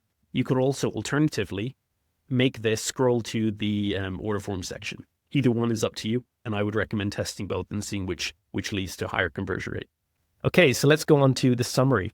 So in summary of this entire document, if you made it this far in the video, well done, because I know it's a long video, and hopefully you're not too bored of hearing my voice. But hopefully you've learned some important things about CRO. Hopefully that you've learned that CRO is much more than just split testing. It's a lot more than split testing. There's quite a lot of depth to it. And hopefully by now you can understand why CRO is a really important skill, if not the number one skill, any brand owner or marketer should learn if they want to maximize the profit that they can generate on Shopify. Mastering the fundamentals of CRO will bring you 90% of results. They are high AOV offers, compelling image writing, and zero friction UX UI. Those 3 fundamentals are these things here that we talked about earlier. The secret to winning offers is finding the bliss point, the perfect ratio between conversion rate and average order value. And how you do that, you have to raise your perceived value, okay? And within any page, 90% of your results will come from your hero section, the offer section, and the image carousel. And we've given you some frameworks and some guidelines in this training to help you with that. So if you're confused about what you need to optimize, start with these sections, okay? Because they will give you a decent amount of uplift straight away. Hopefully you've also understood the importance of actually conducting a deep audit. And hopefully by now you have a framework if you follow our methodology of how to conduct that yourself. So conduct a deep audit. I recommend doing it routinely. So every quarter on your main landing page and pages to identify the most profitable optimizations you can make. And doing this, and if you do it regularly, it will just help you to compound and compound and compound your results. And it will have a direct impact on your ad performance. Okay, so it will really, really help you. This is how 9-figure brands that we've worked with, how we've scaled 6-figure brands to the 9-figure level. It obviously took time. It wasn't overnight. They didn't become a 9-figure brand instantly, but it was through this process. We didn't do anything magical. We didn't install a cart app that, that generated them a 7% conversion rate. It was by optimizing their offer, optimizing their image writing, so their messaging, and optimizing their design, and routinely auditing everything and perfecting and refining everything. 10%, by 10% improvements every week, every month. That's how you go from doing $100,000 a year, which is what, Row Nutrition, one of our clients, was doing, to now they're doing $100,000 a day, So, and that took about, I think, less than 18 months. So it's a massive transformation, but we're not doing anything magical. We're just following the fundamentals, and we're doing CRO strategically. And if you honestly follow this method and you don't get distracted, which is the biggest enemy, your biggest enemy is getting distracted and following the wrong method. If you don't get distracted, you actually follow this method and put in the energy, you will get there as well. There's literally no excuses unless you have a really bad product, And here's the bonus tip, and I want to end on this. Feed the data back into your product. So even if you don't have a perfect product right now, continue optimizing everything. And the more you optimize and the more customers you actually win, the more data you're going to collect, and feed that data back into your product and improve it as well. A lot of people, they know they need to improve their ad. Less people know that they need to improve their website and their pages, and even less people talk about improving their product. But the people who talk about their ad, their pages, their store, and their product, and they know that they need to improve all of those things, those are the people who are thinking like a 9-figure founder. That's how you need to think as well. Because the more you scale, the more data you get, and the more you can improve your product, which will act as a feedback loop and attract more customers. So hopefully you've enjoyed this training. That is pretty much how you win at Shopify. That is how you guarantee your success. You can see that the path to success is not about gimmicky tactics or installing some app, or following some one framework, and just replicating it. It is about understanding things on a deep, intimate level, your customers and the fundamental principles that influence people to buy things and why they don't buy. And when you understand them, that's how you're going to be able to create a lot of results and be able to really scale to 9 figures and beyond. And if you want more training on CRO and you want to truly master this, you can check out our website, conversionalchemy.com. And I hope you got some value from this. All right, that's the conversion engine. Now you've got a way to think about offers as your main growth lever, a process for price elasticity testing, a practical methods to test the offers, about ranking your ads, a concept of how persona bundles will work, and a 6% landing page framework to turn all your visitors into cash from Osh. Now from here, I want you asking, how do we get cheaper clicks? I want you asking, how do we make more profit per visitor with the traffic we already have? And turn this into a monthly testing system, not a one-time idea, right? This might take months for you to solve.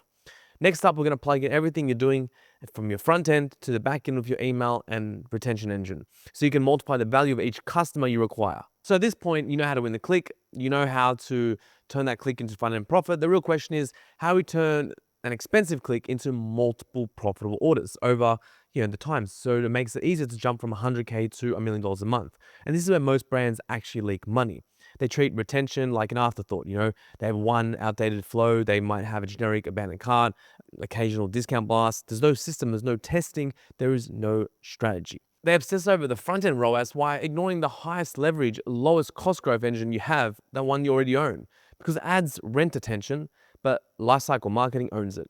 And retention doesn't break at scale because you need more flows. It breaks because of a couple of reasons, right? The list quality collapses, your relevance dies, and brands that actually scale from 100 to $1 million a month, what they do, they use intent-rich lists, not big ones. Because the incrementality discipline, not vanity attribution, matters. Lifecycle systems, not random campaigns.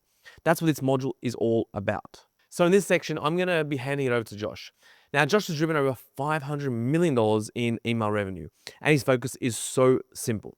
Increase revenue per subscriber and profit per email captured by sending smarter, not more emails. So in this training, he's going to cover all those things I mentioned, the hidden failure modes that kill retention between 100K and $1 million a month, how to build high signal intent-rich lists, and how to manage the send volume without burning your lists out, how many emails to send out, how many campaigns to send out, and how to turn retention into a scalable system, not a side task. And by end of this, email won't feel like a bonus channel. It'll feel like part of the growth engine that makes you insanely profitable, allows you to spend more money on ads. Now let Josh show you how to turn the lifecycle marketing into a real growth engine. Take it away, Josh. Welcome back. This is going to be a long one. This is one that you have to pay attention to if you're on the journey scaling from 100K in monthly revenue in direct to consumer to $1 million in monthly revenue. Frankly, this is not a video for a beginner. I'm going to be assuming that you have email flows set up, you have your SMS flows set up, you have your basics out of the way.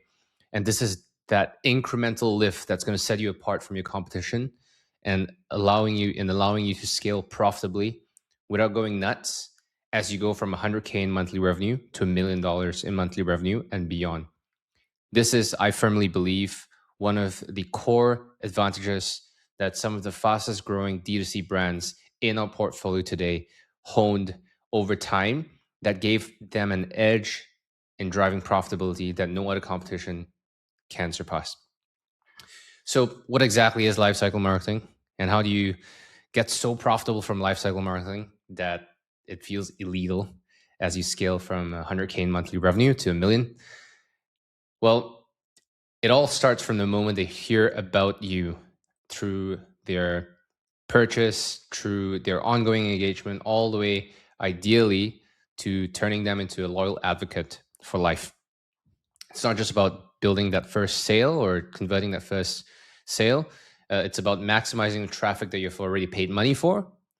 You've paid for ads and whatnot, and also building a relationship that lasts so that the overall value per customer goes up, which ultimately means that you're more profitable and more efficient on the marketing front overall.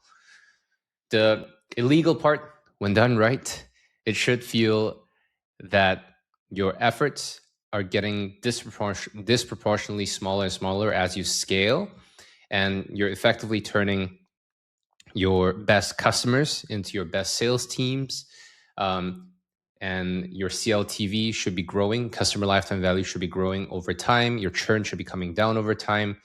And an optimized lifecycle marketing system should optimize every touch point from the start all the way through to the end of a journey that a customer has with you and your business. Ultimately, that's going to create a compounding effect that a traditional siloed marketing effort just cannot accomplish on its own. It feels illegal because you're getting way more out of each customer, way more value out of each customer, and you're outpacing returns versus a competition, and proportionally, you're using essentially less effort over time to scale. And so scaling from 100K to $1 million is really not just about spending more on ads. That's a big part of it, but it's also about efficiency. And at 100K a month in revenue, you've proven your market fit, your product market fit. You've found a funnel that works, a product that works. But to get to $1 million and more a month, you need systems and not just tactics. Systems that can handle increased volume without necessarily exponentially increasing costs. And lifecycle marketing provides those systems and actionable strategies from which you can automate nurturing, retention, reducing churn, and maximizing the value of every single customer you're acquiring. So every little impact, every little small improvement can create a massive impact downstream across your entire business. And an optimized system can really transform your business. So if you're ready, let's dive in. Now, to kind of move my face across here really quickly, to illustrate the point, retention doesn't necessarily break just because you lack tactics and ideas. Retention breaks because list quality degrades over time as you expand, as you scale. Relevance collapses as you scale. It's very easy to lose sight of individual consumer needs, leading to generic messaging and generic emails that you're essentially blasting to everyone and resonating with no one. Attribution lies. Attribution is no longer reliable on its own. Teams scale volume, which is very typical. I just got to send more email without necessarily having a risk system in place, which I'll talk about in a little bit. So the solution here is in 3 foundational pillars. When you scale from 100K to $1 million a month in revenue, you're proportionately growing your list. This isn't about having just a massive email list. Volume definitely helps, but you need quantity and quality. You cannot just rely on quantity alone anymore. At the early stages, it's very easy. Your list is homogeneous. Everyone's kind of looking the same, and you're serving one need for one core consumer group. Over time, that's going to evolve.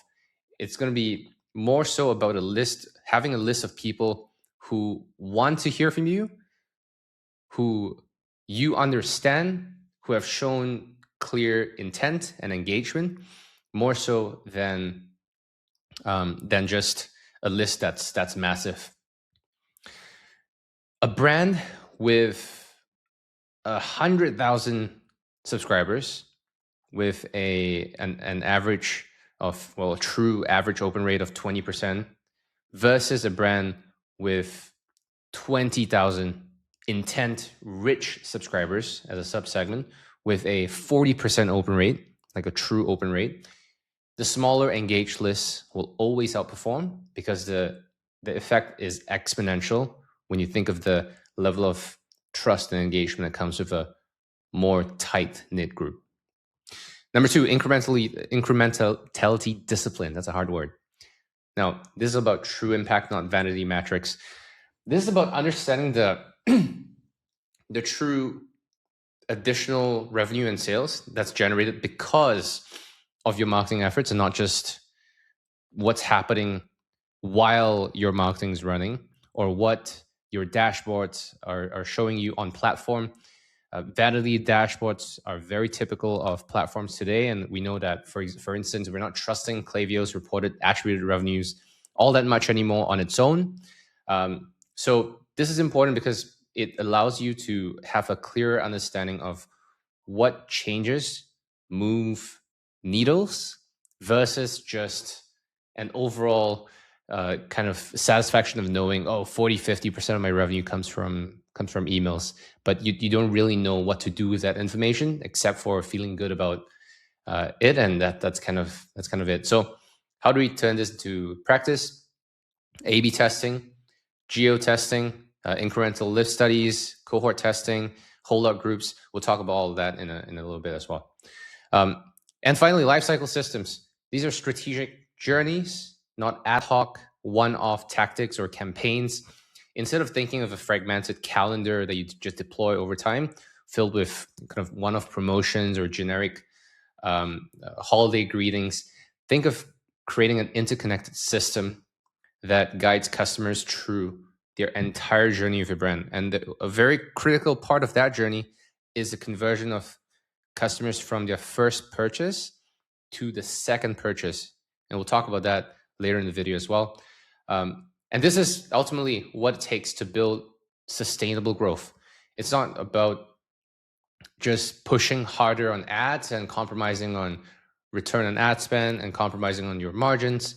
It's about sustaining margins as you scale, or even better yet, improving margins as you scale and finding efficiencies that you cannot have at a smaller scale because you have just more volume. So getting these three foundations right transforms your overall lifecycle strategy from something that breaks the moment you step away to something that works and scales as you grow.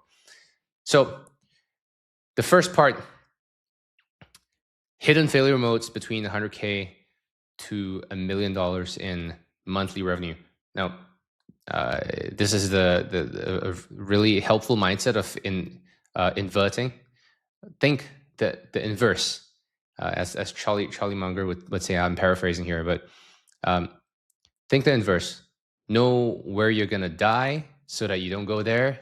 Tell me where I'm gonna die so I'll never go there. And this is so important to start.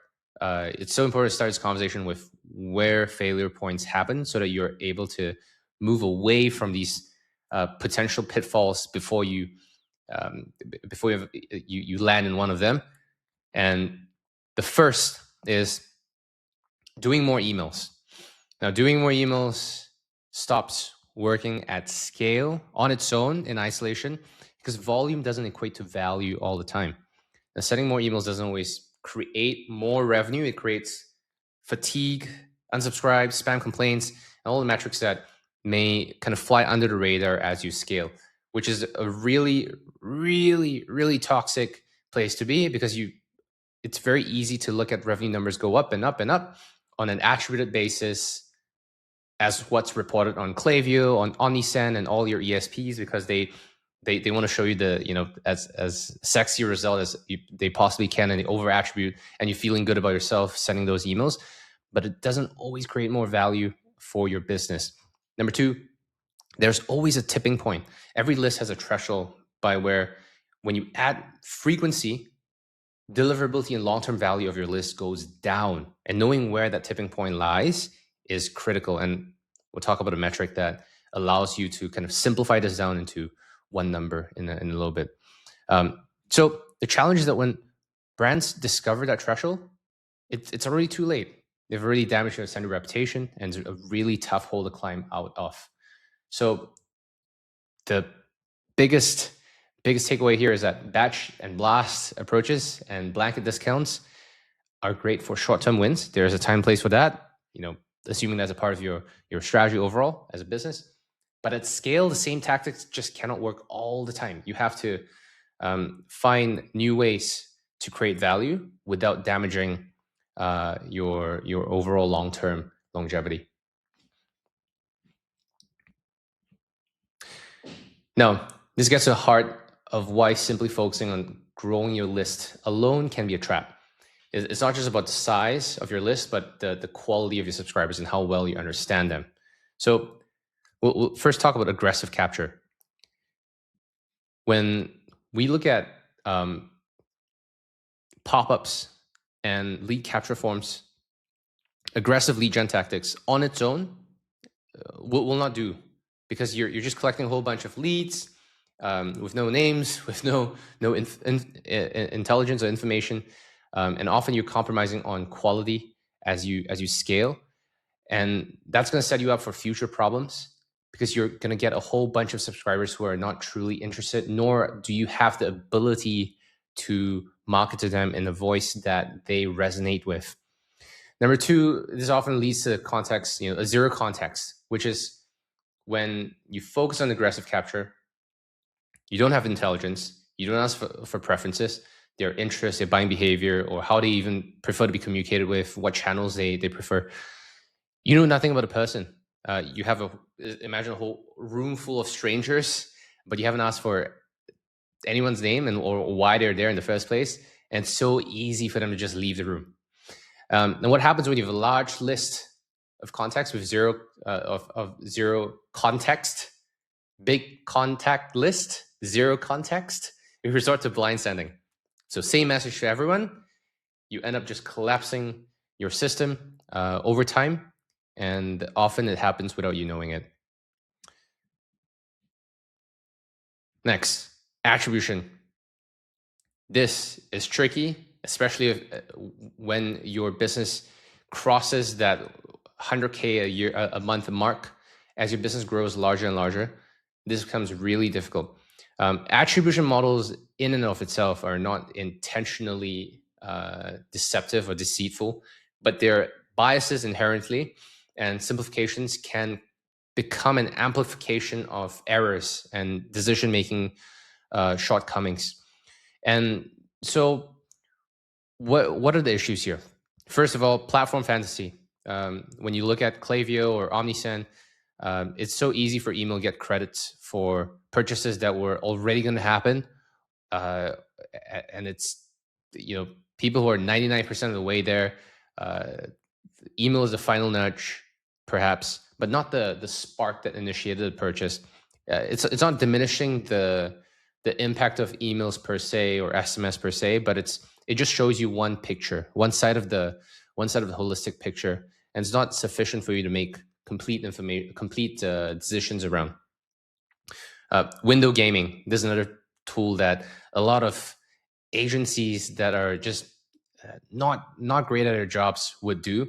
Longer attribution windows truly inflate your email's apparent contribution. It's so easy for an agency or a really inexperienced practitioner to extend the attribution window from 1 day, 2 days to 30 days or 15 days even. And email is going to get way more credit than it's supposed to, even on a last click basis. And that's going to overshadow other crucial earlier touch points that are more important, and it's going to mask your ability to make better decisions over time. Cross-channel blindness, that's the final piece here. When we don't have information about other channels on a platform like Klaviyo, it's really difficult for you to understand what drove the actual purchase decision and conversion.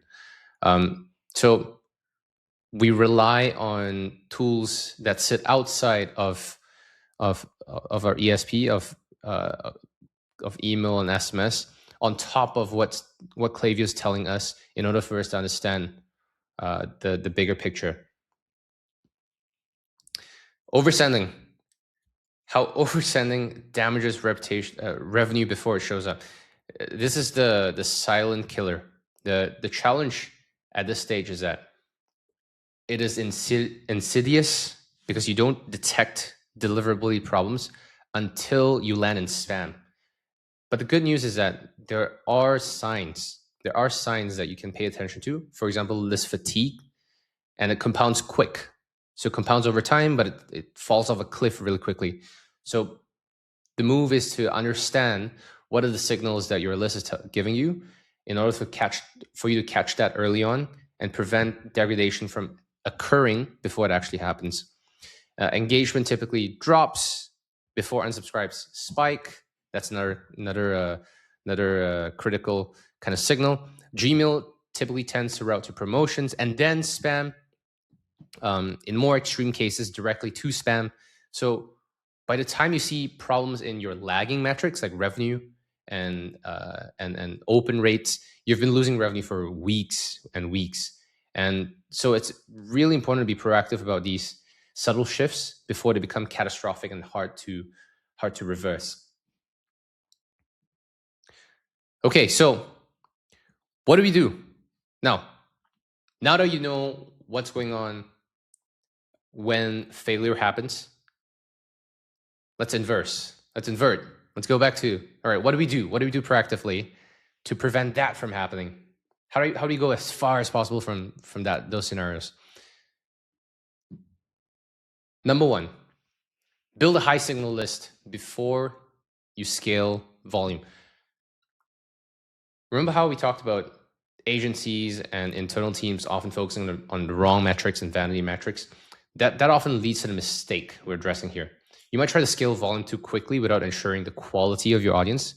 And in thinking that more emails mean more success on its own, but that's not true. It's not just about having a big list. It's about having a list that you have high engagement with genuine interest and relevant subscribers.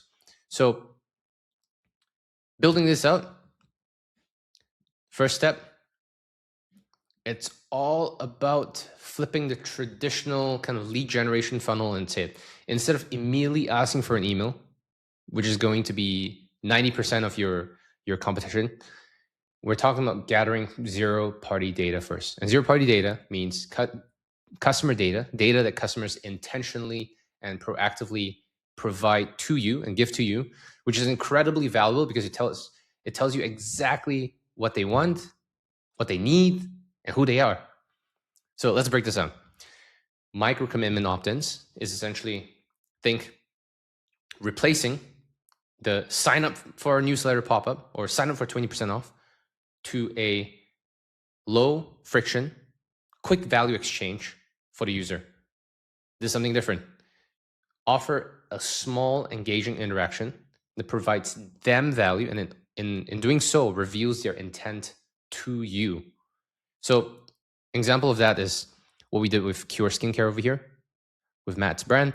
Went up to 55% off, which is a fairly aggressive offer. This is also a full screen pop, which is super aggressive. But instead of asking for an email right up front, which can be quite intrusive and annoying, we ask about them. Share your number one skin concern with us: fine line wrinkles, dark spots, and uneven skin tone, breakouts and acne. That gives us a critical first touch data point that we then use to remarket to customers via intent-based routing.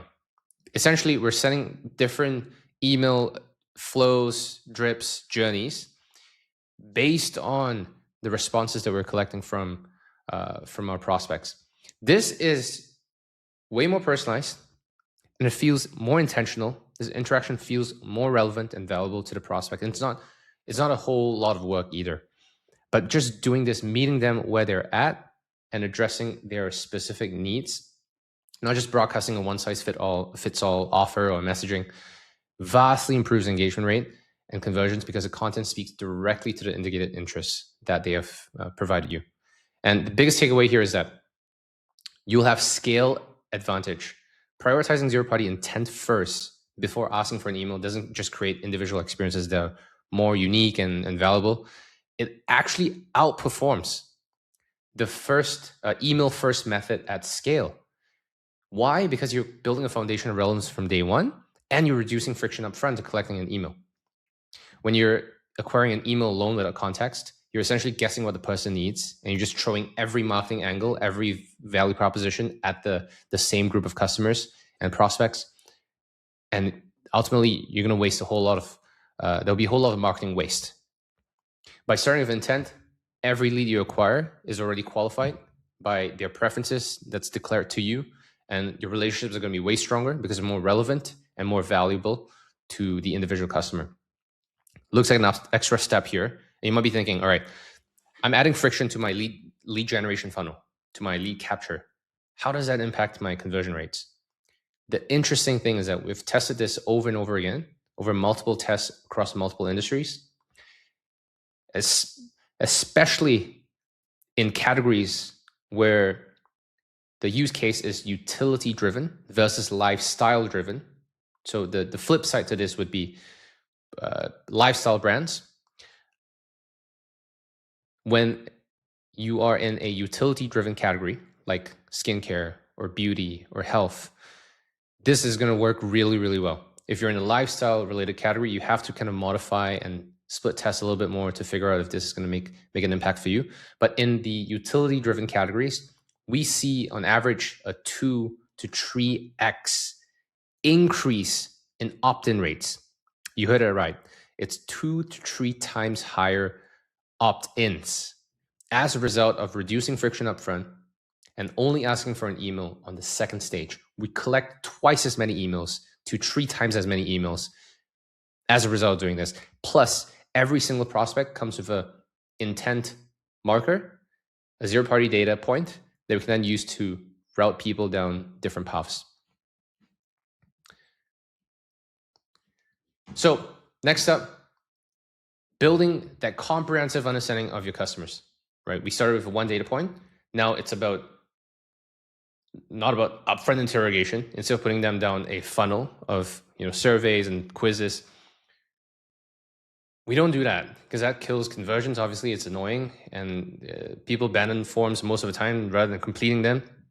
So start with minimal capture, layer in questions over the next couple of days, weeks, months. Once they're engaged, you can progressively layer in more and more questions.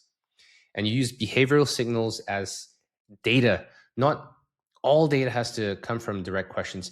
Pay close attention to their behavior. And all of that is being captured by Shopify and Klaviyo regardless. So you're going to be able to build segments based on both zero-party data, which is information that you're capturing from your customers directly, that are proactively giving you information.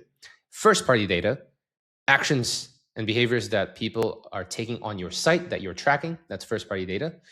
And combining both, you're going to be able to build a profile that's way more comprehensive and way more data-rich than you otherwise can. So the result is a learning system that evolves with your customers as they grow and as they evolve.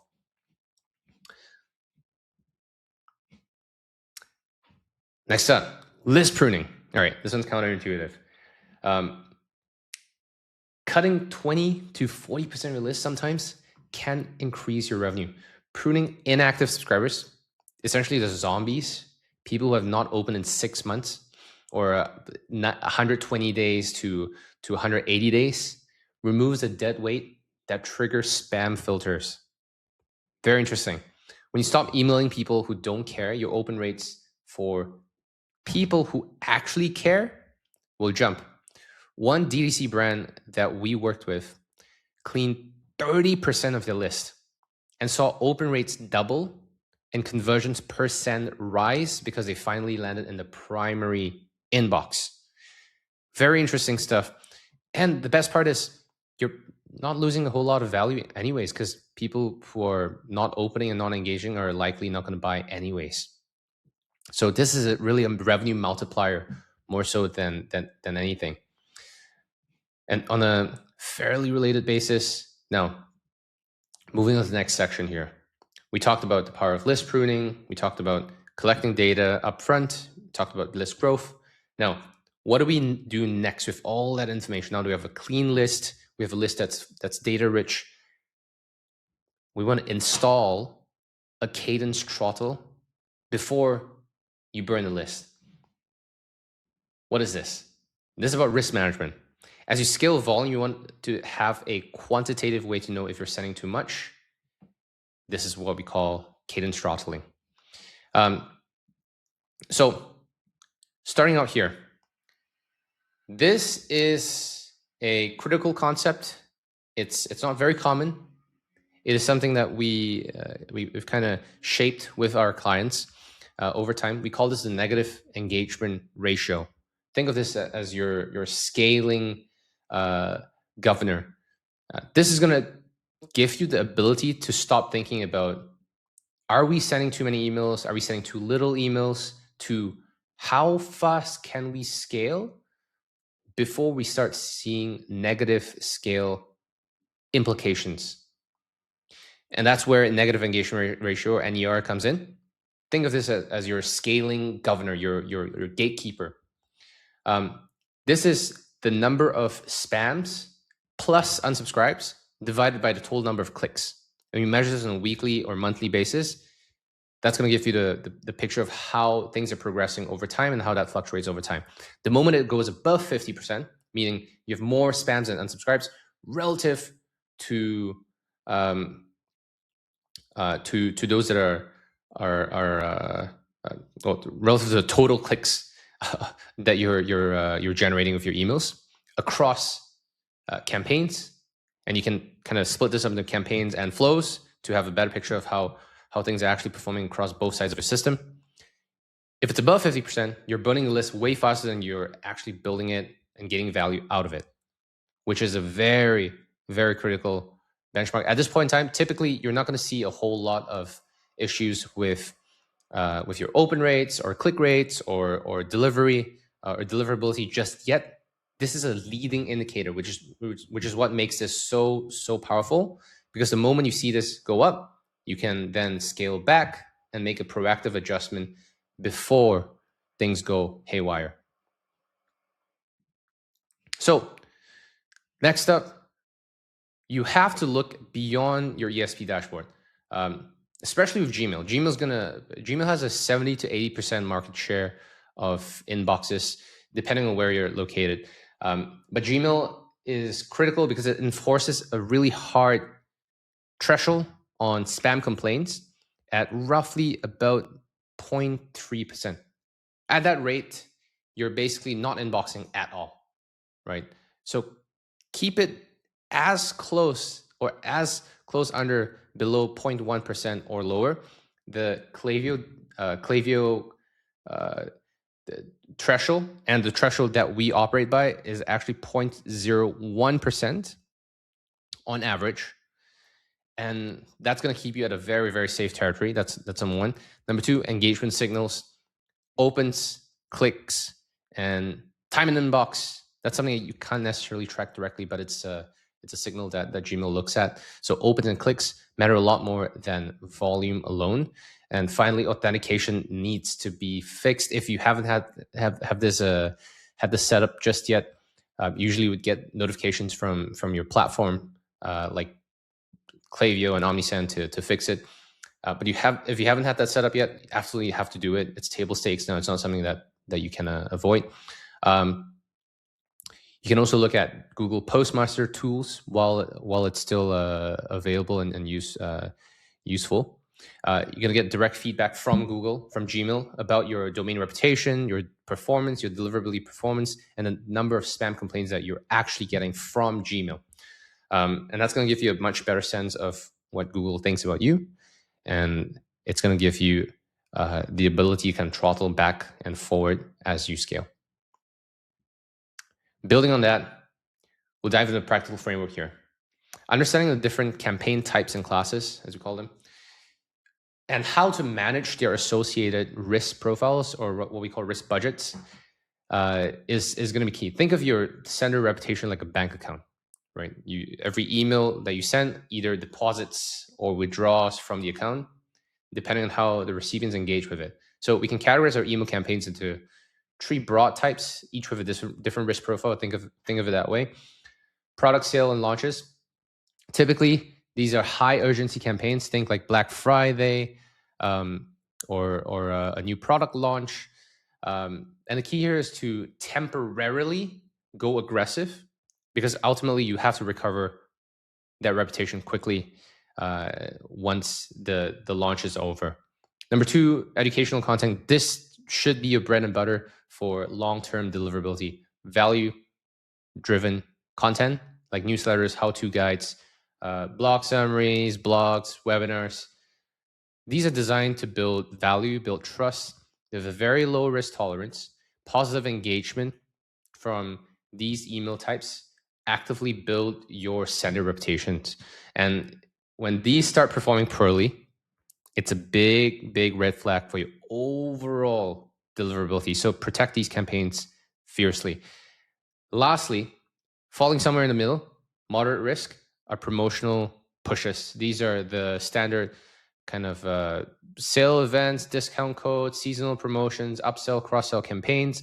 They're important for your revenue, but if you overuse them or only rely on them throughout your month, it can create issues. The secret isn't to send less, but it's to manage your kind of budgets intentionally here. By understanding what campaigns are high, low, medium risk, you can make strategic decisions about how to allocate your efforts across these 3 types and map out an overall campaign plan across a quarter, a month, or a calendar that is a little bit more balanced and also gives you the ability to throttle back and forward depending on how the signals are performing from our prior slides here. Okay, so section 4. This is where we start getting serious about optimizing that incremental 1% gains. This is important for anyone serious about optimizing for incremental growth and not just vanity numbers. Measure what's incremental, not what's attributed. And this is not the easiest thing to do. It's all about incrementality discipline, how to avoid scaling noise and scaling what truly drives growth. So let's dive into it. Now, the first step here is to create a truly random holdout group. Most ESPs are not going to be able to do this, so you have to do this a little bit manually. The idea is to randomly exclude 10 to 20 recipients from each campaign or flow, or typically I would suggest and I recommend doing this for an evergreen flow or an evergreen campaign that you go back to again and again, the same offer. And by doing that, you're going to be able to identify the actual impact of doing the thing and how much of an impact it actually has on the overall performance of your revenue and profits and everything that you care for. The key here, the idea of a holdout group is to test for whether or not customers that are in the holdout group, essentially the control group who would not be receiving your marketing campaigns and flows, that 10 to 20%, would they convert anyways, regardless? So you're essentially measuring the conversion rates and revenue generated between the holdout group and the actual test group.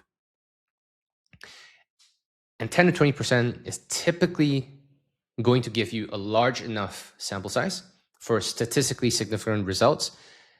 Assuming that your business is at the 100K or more mark in a month in revenue, you typically have at least 10,000 or so in your sending segments at the very, very bare minimum.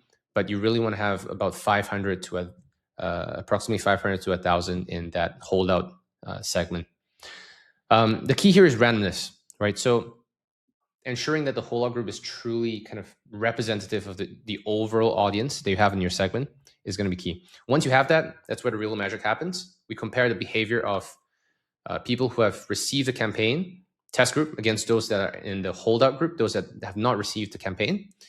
And you look at the difference in purchase conversions or revenue, typically.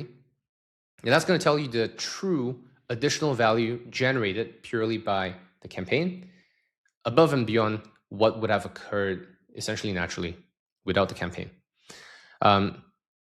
So that's going to give you a true view of what's actually going on in every single one of your campaigns. I recommend doing this for your critical ones, the ones that are that you're on the fence of.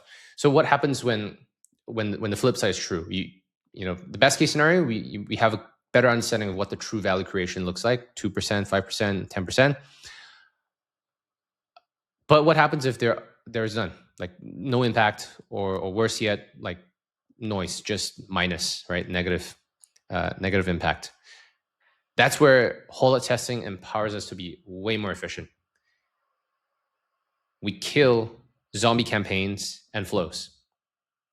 And then we go back to the drawing board and rethink of a new way to approach that customer journey touchpoint or that campaign opportunity. Holdout testing gives you the data to confidently make those kill decisions that are often really, really,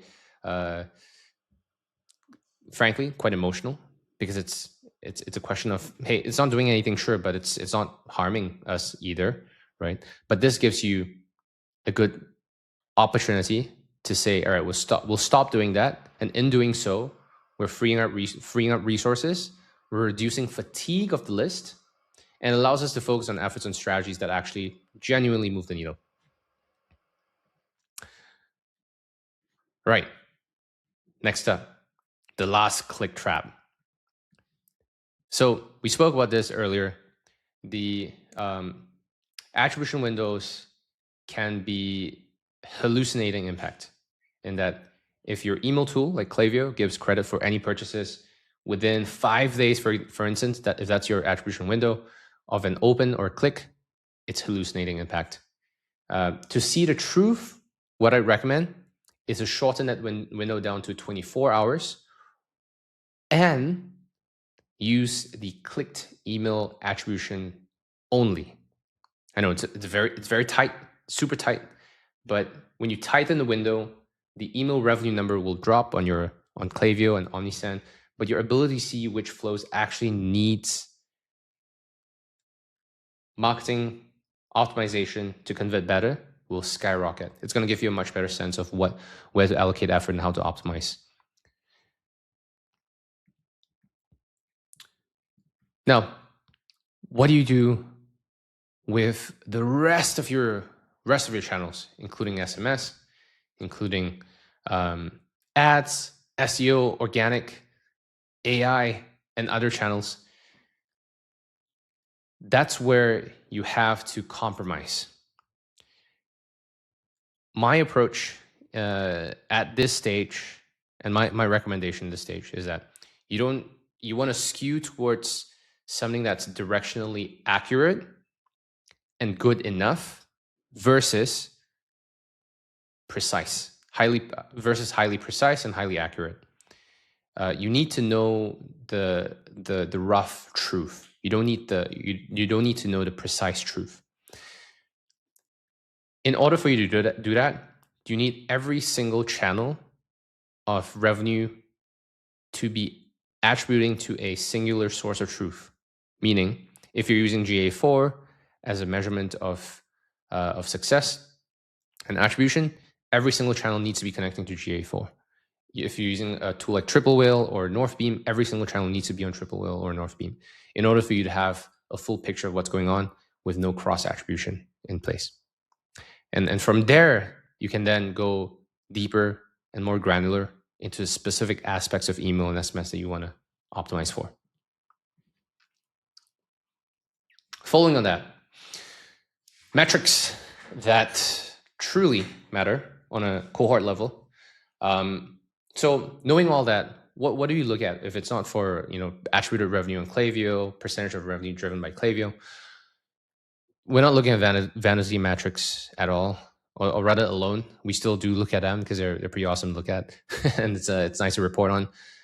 It's also useful on a kind of horizontal scale where you're looking at it from a month-on-month basis, year-on-year basis. Because if it's inaccurate and over-attributing, but it's consistently inaccurate and consistently over-attributing.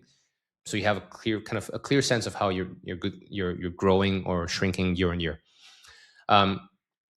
Beyond that, some of the actionable insights that will help you understand the true health of your lifecycle system are these. And this is important because this is going to give you the ability to direct resources and attention to the right place. First, time to second purchase. This metric tells you how quickly it takes for a first-time purchaser to make their second purchase. A shorter time to second purchase indicates higher satisfaction of product, stronger immediate engagement, so not necessarily having to wait till the product has arrived to make a second purchase, and a customer who sees essentially immediate value from your what you have to offer. This is critical because it is way easier to convert customers from a second-time purchase to a third-time purchase than it is for you to convert a first-time customer into a second-time customer. So this is a critical leading indicator of CLTV overall, customer lifetime value overall, and true loyalty. So if you see this number increasing over time, it's a red flag that something might be off with your product experience, your onboarding, your post-purchase engagement and onboarding strategy. And that's where you can allocate more attention and resources to fix. Number two, repeat rate by cohorts. This metric allows you to understand a little bit deeper customer behavior by grouping them into cohorts, typically by months or by marketing channels. These are the two cohorts that I would pay a little bit more attention towards. There are plenty more ways of kind of chopping the block as you speak, but the most helpful and most actionable are month of the year, because there are seasonalities involved in e-commerce, and we know that in Q4 buyers are typically going to come in at a discount, and this gives you a better sense of what that customer is actually worth to you in their LTV, and most importantly, their repeat rates over time versus a customer that you've acquired in January or a lull month. Number two, acquisition channels. That's going to give you a better sense of which channels are giving you the best customers by repeat rates, by LTV. Finally, revenue per cohort. This might seem straightforward, but the nuance here is important. It's critical.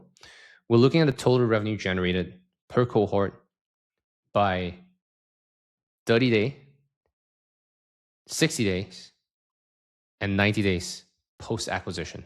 Essentially, it's this 30-day LTV, 60-day LTV, 90-day LTV, not blended averages.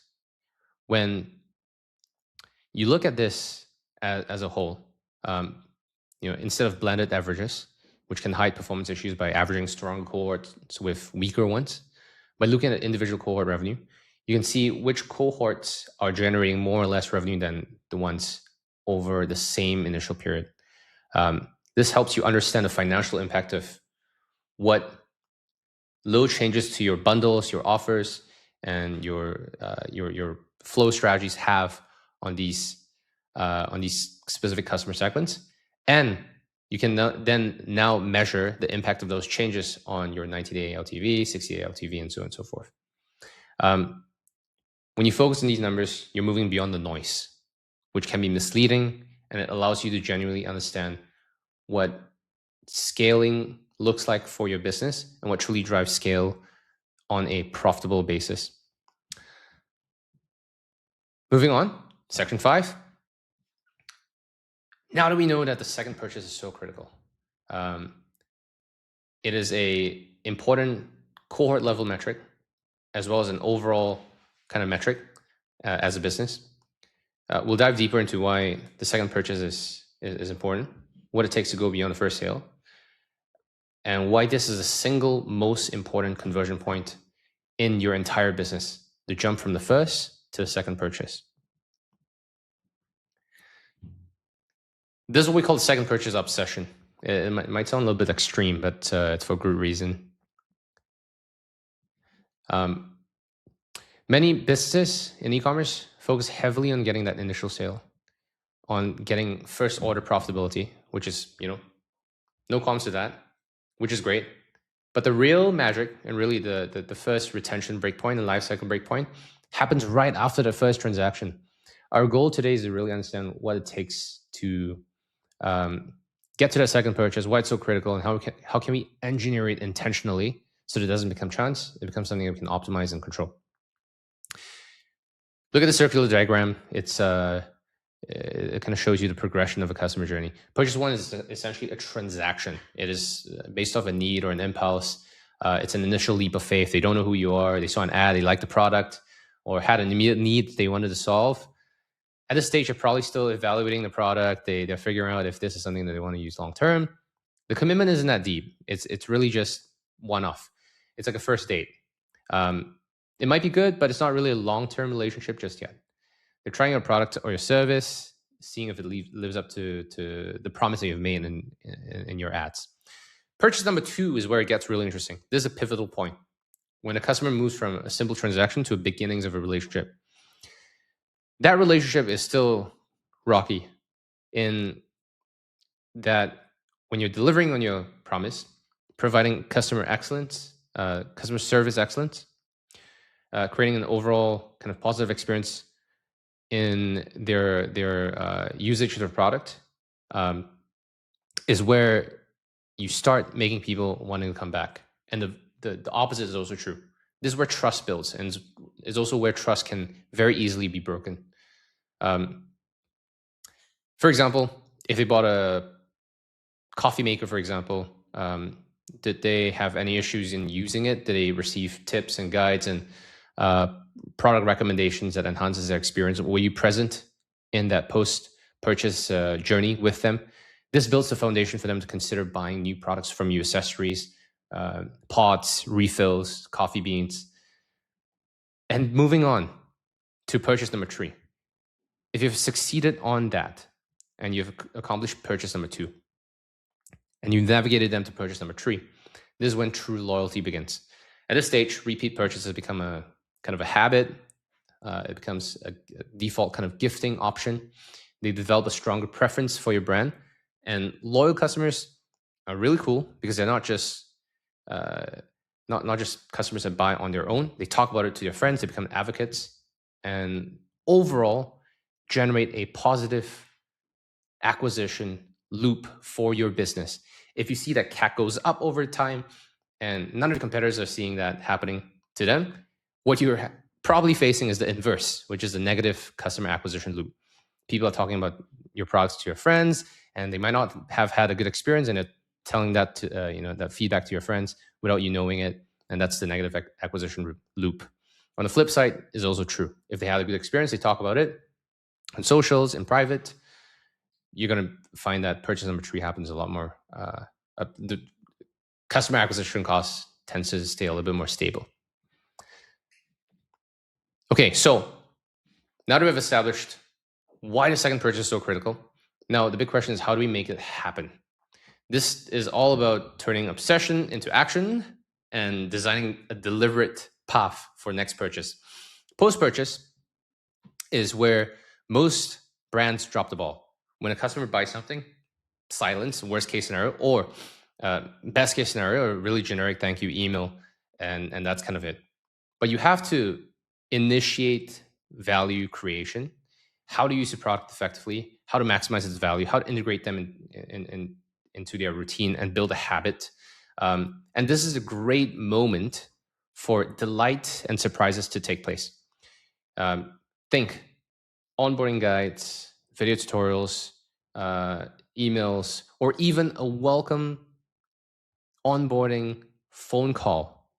The goal here is to eliminate buyers' remorse and increase confidence in their decisions. And I like to experiment with an immediate upsell post-purchase. While intent is still warm and high, while interest is still high, and you're typically going to see a much higher open rate and engagement rate on emails post first purchase. Second, strategic cross-sell. This is not just about throwing every other product at your customers. Remember that you have information about your prospects. You know what they have just purchased. You also know why they have purchased the product in the first place, assuming that you followed my recommendations in the earlier sections of this video on capturing zero-party data with a stronger pop-up. What accessories, what services, potentially, what related products would make their first purchase even more valuable? This cross-sell should feel like a natural extension, not a random upsell. And I strongly recommend that you do this intentionally and pick the right products for the right customers and the right design these flows intentionally instead of relying on product recommendation blocks and AI. Finally, incentive timing. There are moments where incentives can move the needle and tip people across the fence. It's only good and makes sense for a customer if it's relevant and useful for them at the time. This involves understanding product usage cycles, shipments, delivery timelines, supply chain, and everything. So is your product about to run out? Is it time for an upgrade? Is there a seasonal need? What kind of incentives would serve as a helpful reminder as well, or a timely solution rather than just a marketing ploy? So for the coffee machine example, for instance, maybe a reminder email for a coffee bean replenishment or subscription might be worthwhile before they run out, or a special offer on a descaling solution, which is a cleaning solution for a coffee machine, after 3 months of use. Or even better yet, if you know that customers, there are specific segments of your customers that are higher in propensity to be high repeat buyers, high frequency repeat buyers, or high likelihood of making a second purchase based on the cohort analysis that you've done in the previous section. You see how this all linked together? You could take this one step even further and take a bit of a risk in giving these customers a free product as a surprise and delight, or ideally a product that doesn't cost you a whole lot of money, whether that be an ebook or a descaling solution, for example, that really doesn't cost a whole lot of cash. That could be a really fun way to surprise and delight and turn a customer that's just a customer into a loyal advocate who loves you for life. The takeaway here is simple. Don't leave your second purchase to chance. Engineer that path deliberately, because it is one that can truly transform the overall economics of your business. All right. On a very similar note, cross-selling. Don't rely on customers to find their way through your catalog. Tell them exactly what to buy next. If they bought a shampoo, for instance, next one is a conditioner, very straightforward.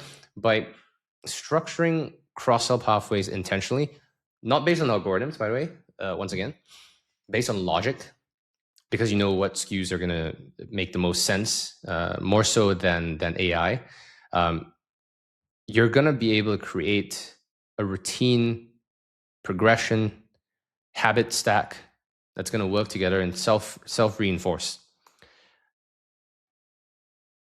When you do this, you're accomplishing two things. You're taking wallet share away from your competition on alternative products.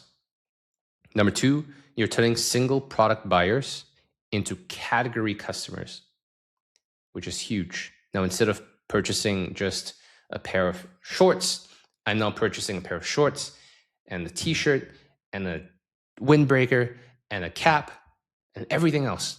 I am now a category customer, which is going to be way stickier and way more powerful than just a single product buyer alone. Smarter promotion architecture without discount depth. Very important. We're going to shift to a really critical area here. How do we approach promotions? Now, discounts are part and parcel of growing and scaling an e-commerce brand. Not shitting on discounts. I love discounts. I think it's built a great amount of businesses that we've been had the privilege of being a part of. The Udi, a $200 million a year business today, relies heavily on discounts, especially at the beginning of their journey, scaling from 30 million to 200 million, and probably earlier than that as well. We've seen it all. We've been a part of that journey. But there is a smart way of doing it. There is a dumb way of doing it, especially in 2026 and beyond. You can't just, when you think of structuring architecture, you have to think of it as designing a building. You don't just throw things together and see what sticks. You have to create a thoughtful, intentional blueprint. You have to design the same level of strategic design to our promotions as you do to marketing overall. So with that, let's dive in. Kill blanket discounts. Keep targeted generosity. This is highly applicable, highly relevant for lifecycle marketing and retention as a whole, between email and SMS and all the channels that you own post initial kind of traffic acquisition. This is about protecting your margins. To grow sustainably, you have to wean your customers off the discount death spiral on its own. What got you to 100K a month is not going to get you to $1 million a month with that alone. So blanket site-wide discounts are convenient, but it's going to attract deal seekers, bargain hunters who are never going to pay full price. And they're going to actively erode your brand value over time. And if you look at the cohorts of those segments of customers, their LTV and repeat rates are likely a whole lot lower than every other customers that you have in your portfolio. And so instead, move towards targeted generosity. Use limited value-driven offers like products, loyalty points, or gift with purchase offers. This is going to preserve margin on customers who are already going to buy regardless, while also providing an incentive to those who need it, who have a relationship with your brand. And this allows you to create value without margin erosion, and generosity without conditioning discount dependency. So the practical application of this, like, what do we do here? Moving away from blanket discounts, this is what we call a segment of one offer strategy. It's not about being cheap or being or otherwise. The idea here is to treat each customer segment differently on its own, individually, almost like individual people, recognizing their unique value, needs, and you have to target your incentives and tailor your incentives accordingly. VIP customers, these are your best and strongest and most valuable customers. They don't need the same 20% coupon as a lapsed customer or a new customer. They respond better to things that people just don't have access to. VIPs love access, insights, transparency, and first-in-line access. Stuff of that nature is going to work way more better. Think, what can I provide to my VIPs, who are my best customers, that I can do in a smaller scale that's going to create an outsized value impact for them with disproportionately lower cost to the business, while also keeping that exclusive versus general population. So there are a couple of things. Think concierge level service, concierge level support, invitations to exclusive events in person, even better, early access to new products, early access to sales, or even surprise gifts like the ones that we've spoken about. All that's going to allow you to communicate value in the relationship that you just cannot accomplish with discount codes alone. This ultimately builds stronger loyalty and makes them feel truly, truly special, turning them into advocates for your brand versus just another transaction. Number 2, active buyers.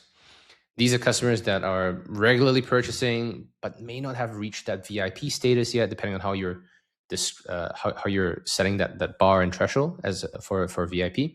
The goal is to encourage continued engagement and kind of rally them forward towards becoming a VIP. Focus on convenience, reducing friction, and rewards that acknowledge their ongoing engagement in business.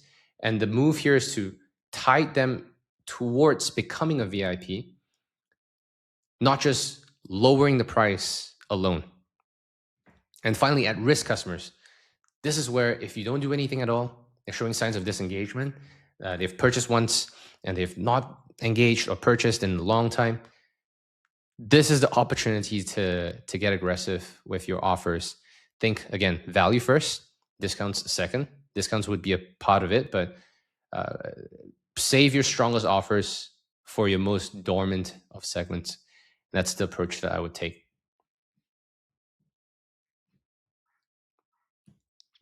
Bundling and quantity breaks as retention tools. Now, what do we do if we are not offering discounts upfront? Discounts in conjunction with bundling and quantity breaks could be really cool. This allows us to lift AOV, average order value, without conditioning customers for just discounts alone. If you go to the Qure Skincare website by Matt, these are the bundles that they have live right now. Right, there are 3 options here: $229, $406, $569. A couple of ideas they can deploy: buy 2, save 15. This ultimately increases basket size and increases the average order value of a newly acquired customer without straight up giving a blanket discount and reducing your margins directly. Curated bundles that solve specific problems. This bundled up with the zero-party data point that you're collecting up front could also be a really cool idea. For example, if you've identified customers wanting to solve for cholesterol issues, you could have a cholesterol fix bundle as an option. Subscription discounts for a commitment, volume pricing that rewards loyalty. This allows us to retain more margin without incurring costs on scale, especially considering the long tail impact of having a cohort that is heavily promo addicted, who will never convert other than discount periods and the moments where you offer a discount. Section 7. Retention is an org and process problem. Now we're shifting our perspective significantly. We talked about strategies and tactics for retention, but it's also crucial to understand that retention isn't a marketing campaign. Lifecycle isn't a marketing campaign or a customer service initiative or a singular kind of siloed initiative. It is a fundamental challenge that cuts across multiple parts of your business and demands well-defined systems and processes to run well. And we have to look internally. You have to look beyond internal roles and ask, are my teams and partners structured in the best possible light to support lifecycle retention and what I'm trying to accomplish here? This is really about reality, not just theory. This is really the who and the how of what it takes to accomplish scale profitably as you go from 100K to $1 million in revenue per month. The most controversial of perspectives here: agencies. Now, I run an agency. We've got 80, 90 people on the team, and we service a portfolio of about 50 plus 60 brands, highly unusual. And we do things in a way that's really different and it stands out. Because we understand the downsides, because we understand why and how most fully outsourced retention teams plateau. There is a very real agency ceiling. Most agencies are just going to optimize for billable hours and not innovation. They run on playbooks, not experiments. They're going to kind of pull playbooks off the shelf and implement it in your business. The right agencies, on the flip side, can be incredibly valuable partners that run with your business model instead of against it. You have to think about hiring a doctor and not a chef. And the difference between the two are doctors are consultative and they work with you and they diagnose issues with you and provide solutions that are built for you in your best context, in the context that works for you the best. A chef is really one that just cooks out of a recipe book. They can make great dishes, but more often than not, they're not going to invent a whole new cuisine or a whole new way of doing things, by and large. Number two, ownership versus execution. You need strategic ownership. You need a strategic partner or an internal team that you can trust on a strategic level to think on your behalf and think with you. Execution, on the other hand, very easily outsourceable, relatively speaking. But if you don't have a strategic partner or internal team that you can trust in making these moves and making these decisions for you, it's going to fall on your plate as a business owner, as a CMO, or as a lead. It's going to be really difficult for you to break past 100K in MRR, 1 million MRR without having that. The brands that break through that 1 mil MRR mark retain strategic control and they partner for leverage, not abdicate entirely. The fastest growing partners, brands that we have, are typically structured in a way where they have an internal team member that is responsible for being the bridge between us as an external strategic partner and themselves internally on a marketing and business commercial level to bridge the gap between what is happening on a day-to-day and what's going on with us on an agency side as we execute on the 4, 6, 8 week strategy plan and building out emails and SMSs while bridging for the future considerations of the business as a whole. So what happens on an ongoing basis, and why is this important to have strategic partners that understand your business overall? The role of sprints and experimentations are really, really critical in driving sustainable growth because your business is only going to evolve and change over time. Having a structured, agile approach to retention, whether that be built internally or with an external partner, is essentially a flywheel. Think of this as a flywheel. Every step leads to the next. It starts with a hypothesis, typically starting with what is wrong or what could be better in the system. For example, what could improve repeat rate? Moving on to running a test. That's where experimentation begins. Running a control experiment in the very many different forms that we've discussed today. Measure, incremental impact only, and then making the choice, the decision of whether to scale or kill, to double down or to move on. And then we move on to the next hypothesis, and the cycle continues. At the core of it is a playbook that is unique and valuable enough for your business to make decisions over and over again across multiple channels. Every new insight that's generated from this process adds to the playbook, and that becomes the guide to skipping kind of pitfalls and steps as you grow. This turns lifecycle into a growth engine. Iteration speed beats best practices every time. We always start with best practices, but the incremental lift can only come from experimentation. All right. Next up, very crucial, customer retention is all about loyalty.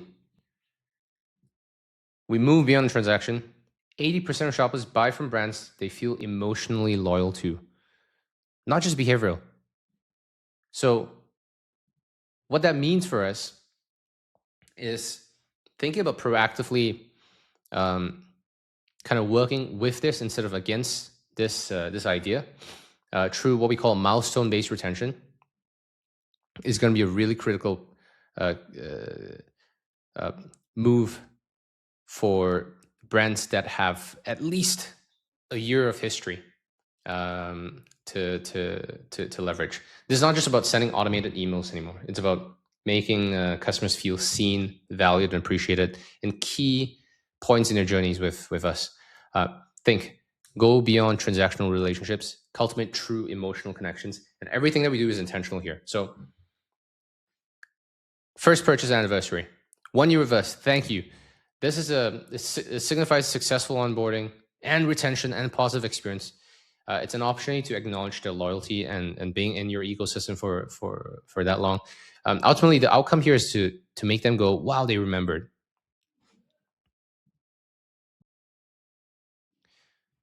Next up, 10th order milestone.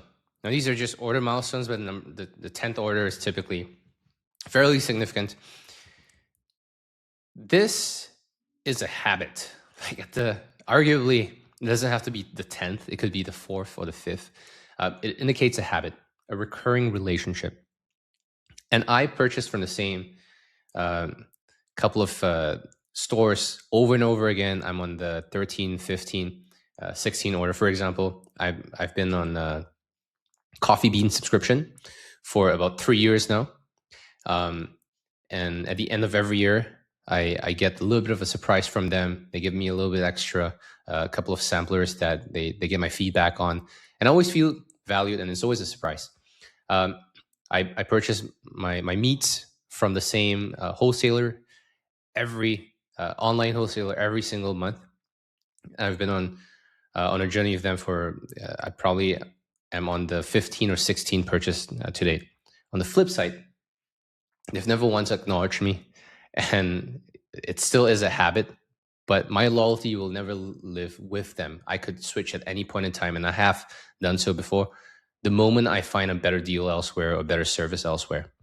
So that's the difference between having an emotional connection versus a transactional relationship that's built on convenience.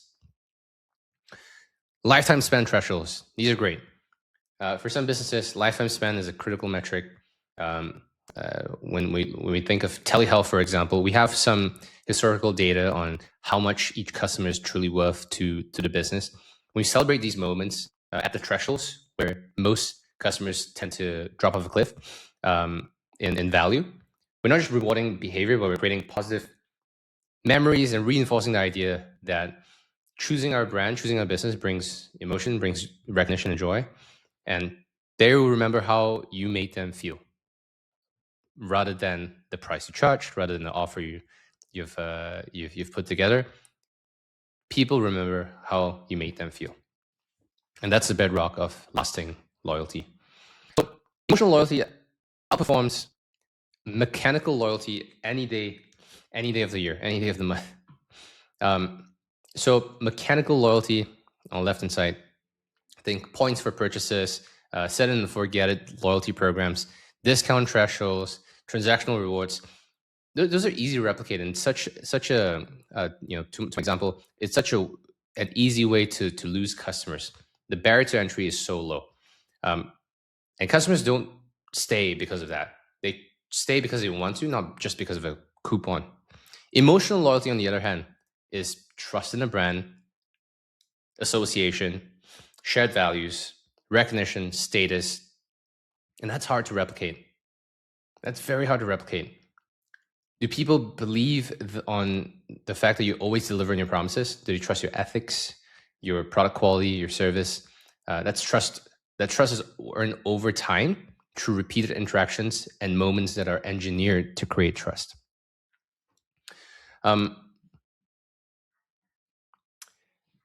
And ultimately, The move here and the idea here is to create brand stickiness that competitors just cannot steal away with just a 10, 20% off discount code. And now moving on to the final piece here, the retention flywheel. Long-term sustainable customer relationships move beyond just traditional loyalty and transaction conversions to true emotional loyalty. It's what we just discussed. Think of a flywheel. It takes a whole lot of effort to get it spinning, but once it gets going, momentum builds and it becomes self-sustaining, and that's the key. Our retention system, lifecycle system, should work the same way, in that every component strengthens the next, creating a virtuous cycle, and every component should accelerate the flywheel just a little bit more. And the moment it starts spinning and starts going, it's one that just would not stop at all costs. It starts at intent capture that we spoke about, capturing zero party from day one, understanding your customers. Instead of guessing what they want, we ask them directly. This is so powerful because from day one, we know exactly what kind of language works best for specific segments of customers. Once we capture intent, relevance becomes possible. Moving away from generic email blasts, batch and blasts, or one-size-fits-all offers and campaigns. Now we have personalized journeys and personalized experiences. And when communication is relevant, guess what happens to your engagement? Naturally increases. Customers are more likely to open up your emails. They know what to expect. Clicks are going to go up. Instead of driving purchases alone, you're driving long-term loyalty and engagement. Next up, deliverability. When you have better engagement and better true interest, deliverability is going to compound and it's going to improve over time, ultimately improving sender reputation, ensuring that your messages land in the right inboxes. And good deliverability is the backbone of any effective email program and SMS program and the entirety of your lifecycle program for that matter.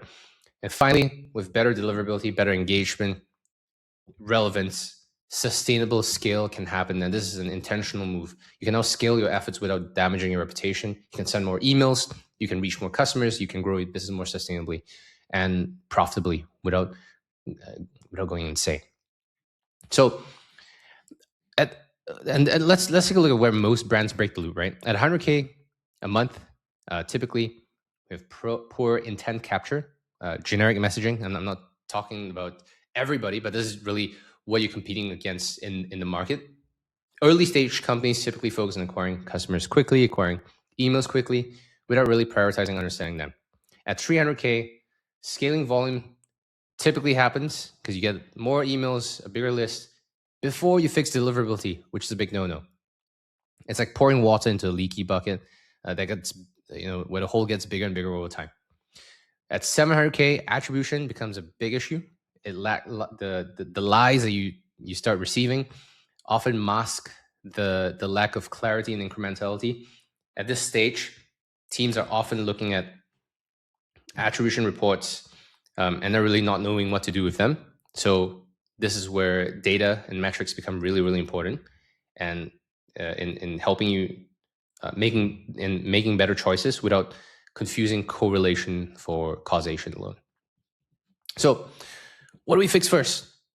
We start from the top. We start from the top. List quality and intent, and then we layer in incrementality and, deliverability first, and then we can scale, and then we layer in incrementality measurements, and then we scale again. Now, if you only have 14 days, if you absolutely only have 14 days, this is your 2-week blitz. Days 1 to 3, clean your list of anyone who hasn't opened in 6 months, shorten your attribution window, check authentication, and set your baseline negative engagement ratio. That's going to give you a better clarity, a better sense of where you're at right now with your list. Days 4 to 7, build your quiz or your preference capture, zero-party data intent capture first before emails, create your post-purchase journey focused on purchase number 2. And then days 8 to 14, you can start running your incrementality tests, establish your risk budget by campaign type across your month, across your campaign calendar, and start documenting your findings. This is where you start running whole lot tests, cadence throttling, and that's going to give you way more clarity. Now, it says 2 weeks here. That is truly all it takes to shift from vanity metrics that don't give you much to real retention discipline that's going to help you scale and make decisions way more better over time. And it can be complicated, but once you have it set up right and you have a system that's up and running, you'll thank yourself for it. And don't wait now. When you start now, you start seeing a noticeable difference very, very quickly, a lot quicker than you would initially think. And if you're thinking, all right, this is way too much, what do I do here? Josh, you got to tell me what to do. All right. If you need a strategic partner that understands this deeply, does this day in and day out, talk to our team. Talk to me. Go to kronos.agency and we'll figure out how to turn all of this into actionable steps for your business, either by working with us on a done-for-you basis or a consultancy basis. We've got solutions for everyone. And this is literally the only thing that we do at this point in time. And we're really good at it. We're not really good at anything else, but this is one thing that we can talk about for days. I hope you enjoyed that. Let me know what you think. And if you want to contact me, you know where to reach me. LinkedIn, email, joshua@kronos.agency. And see you on the next one. All right, so at this point, you have a creative system that produces winning angles on demand. You have a conversion engine optimized for profit per visitor. You have an email engine that multiplies your customer value. Now you need a meta engine that runs it all, right? And that's where most brands doing, 50 to 200K a month break, because they have messy ad accounts. They do random testing. They add budget and pray that they will scale. They have no idea why things work and they don't, and why they stop working.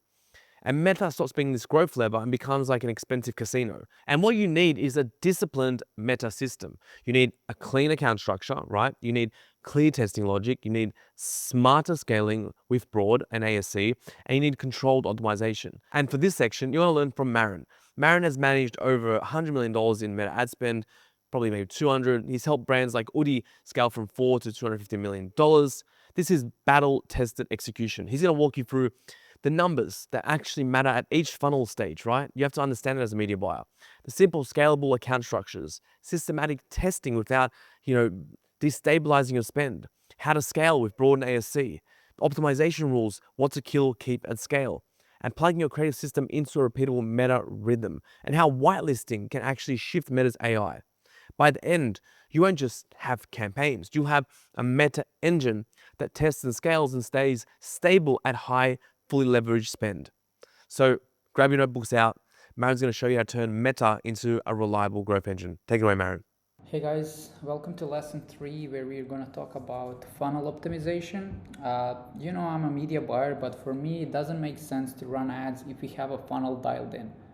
But how do you know if you have a funnel dialed in? So luckily, as always, I'll build a calculator. You can find it here.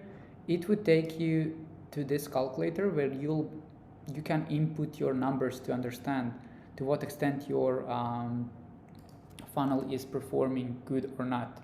So this tells us where in the funnel there are potential gaps. This funnel is built to represent an average or like a regular consumer journey from seeing an ad to buying. So basically the ad is served, they click on an ad, they land on a landing page, they go to product page, they add to cart, they initiate checkout, they end up buying with a certain AOV, and you get your revenue. So for every client of mine, and what I suggest you guys to do is to enter your numbers.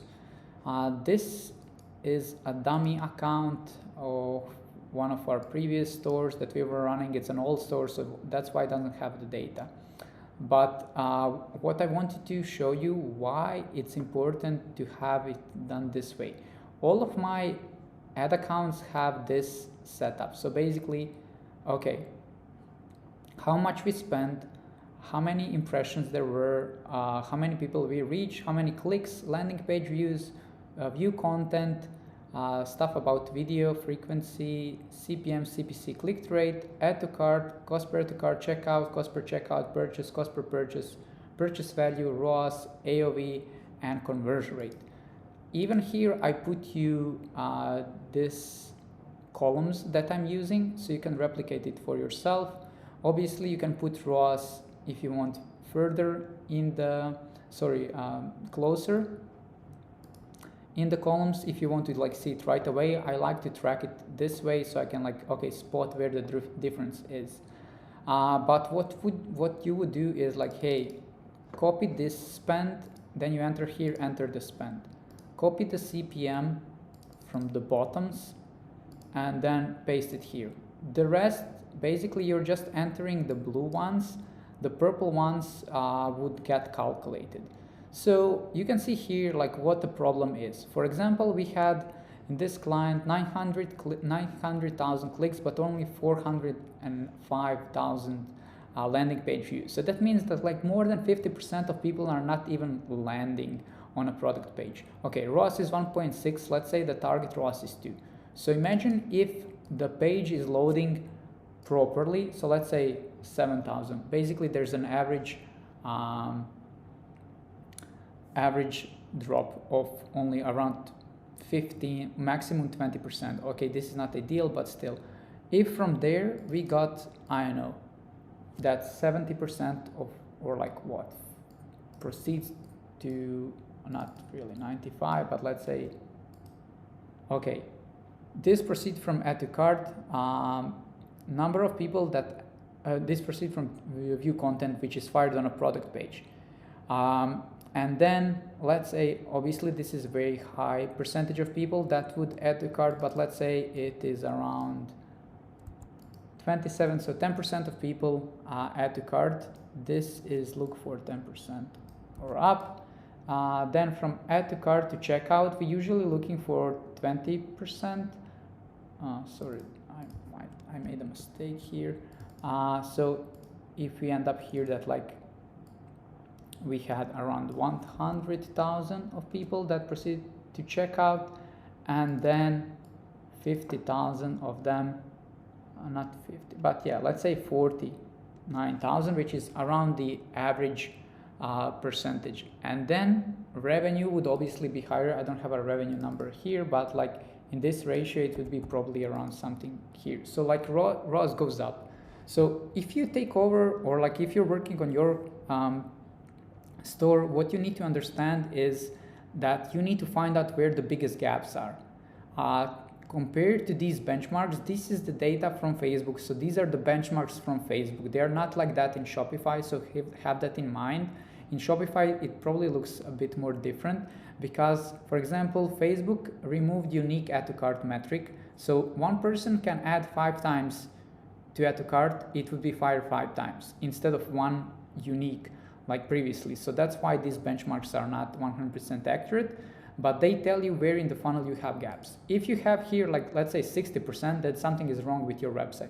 If people are not proceeding to product page, that like, okay, maybe try leading people directly to product page. You will save percentage of people that you're losing from the click to product page. If people are not adding to cart, you need to work on your offer. If people are not proceeding to checkout, there's probably something messy in your shipping, in your checkout. If people are not proceeding from checkout to purchase, probably it's something around like hidden cost, or they're not sure, or they're like some unexpected shipping cost or something like that. Basically, before you start running ads, make sure that your funnel is dialed in. I'm a media buyer, but this needs to be sorted before you start running the ads. As I said, the columns are provided here. The only stuff that I don't have here, but we can make it together, and I'm going to explain to you how to create it, is thumb stop ratio and hold rate, which are not necessarily important here for evaluating funnel, but they're important for evaluating video metrics. So you would go here, customize columns, and instead of like rearranging them, you can go here to custom. I already have this built, but just as an example, let's say thumb stop, you would go here, you would change this to be a percentage, and then you enter the formula. So thumb stop ratio is calculated by 3-second video view divided with impression. And then you would click create metric. That metric would be created here, and then you could include it in your columns. Same goes for hold rate, and then you would include this here around the average playtime. Regarding the hold rate, this is something that I want to emphasize because some people are calculating it differently. So I'm calculating it through play divided with 3-second video view. I also gave you the benchmarks you need to hit that are at least minimum average benchmarks you need to hit. Some people are calculating 3-second, some people are calculating through play divided with impression. But in my case, that does not make sense, because then if you have an amazing thumb stop ratio or hook rate, it would impact your hold rate.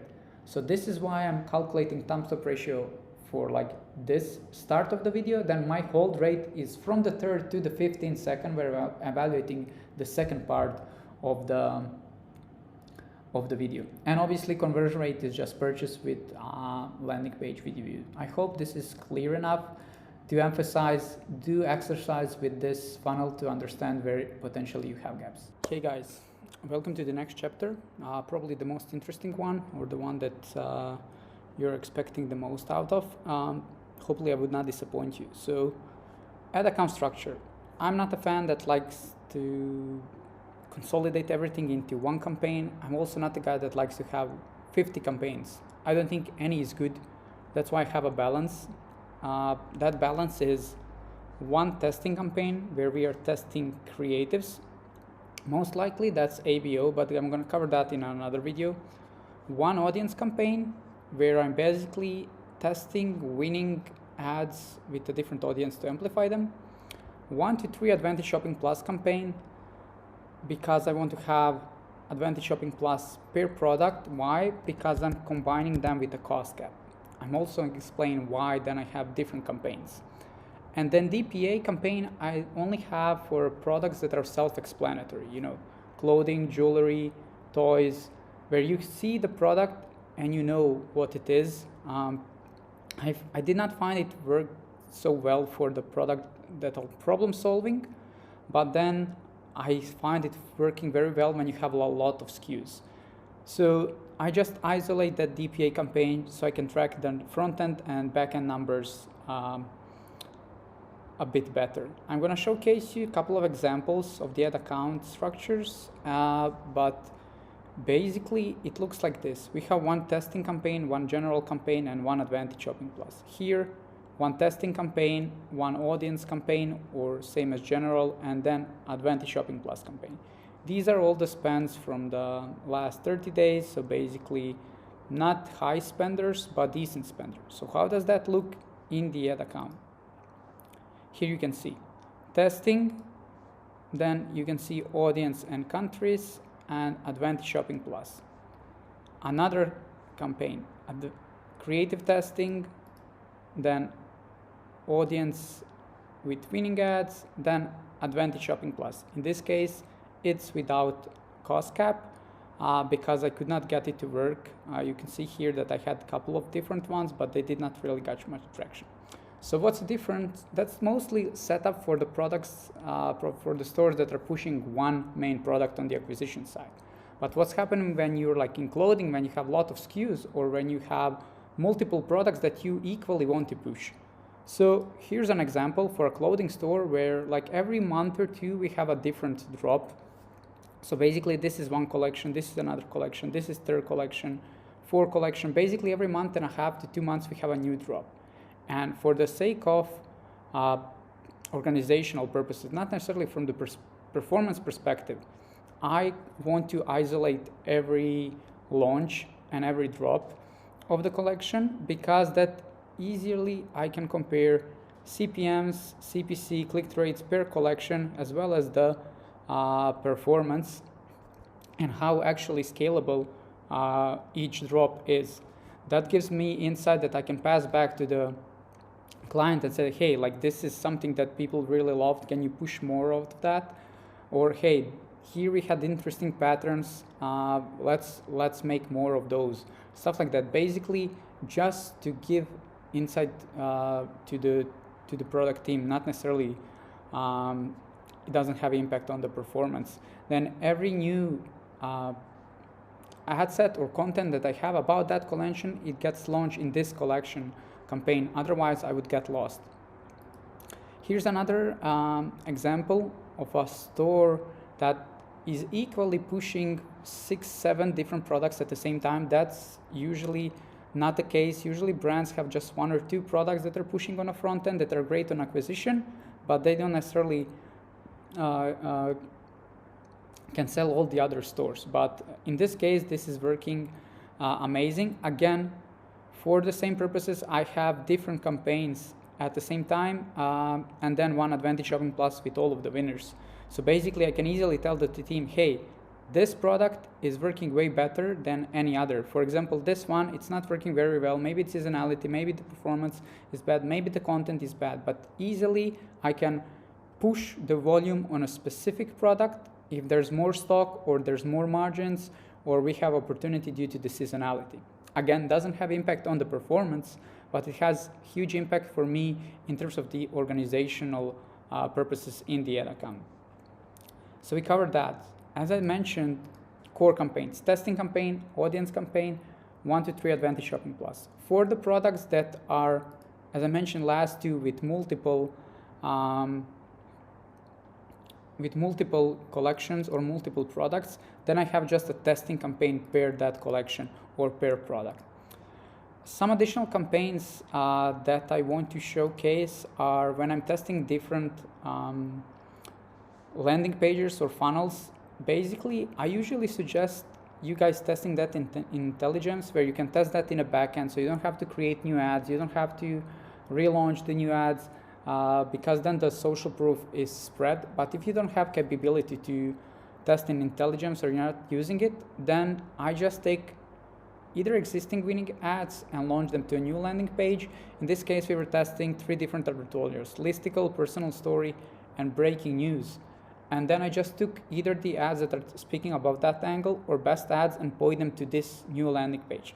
Again, it doesn't have impact on the performance, but it has a tremendous impact for me analyzing the results.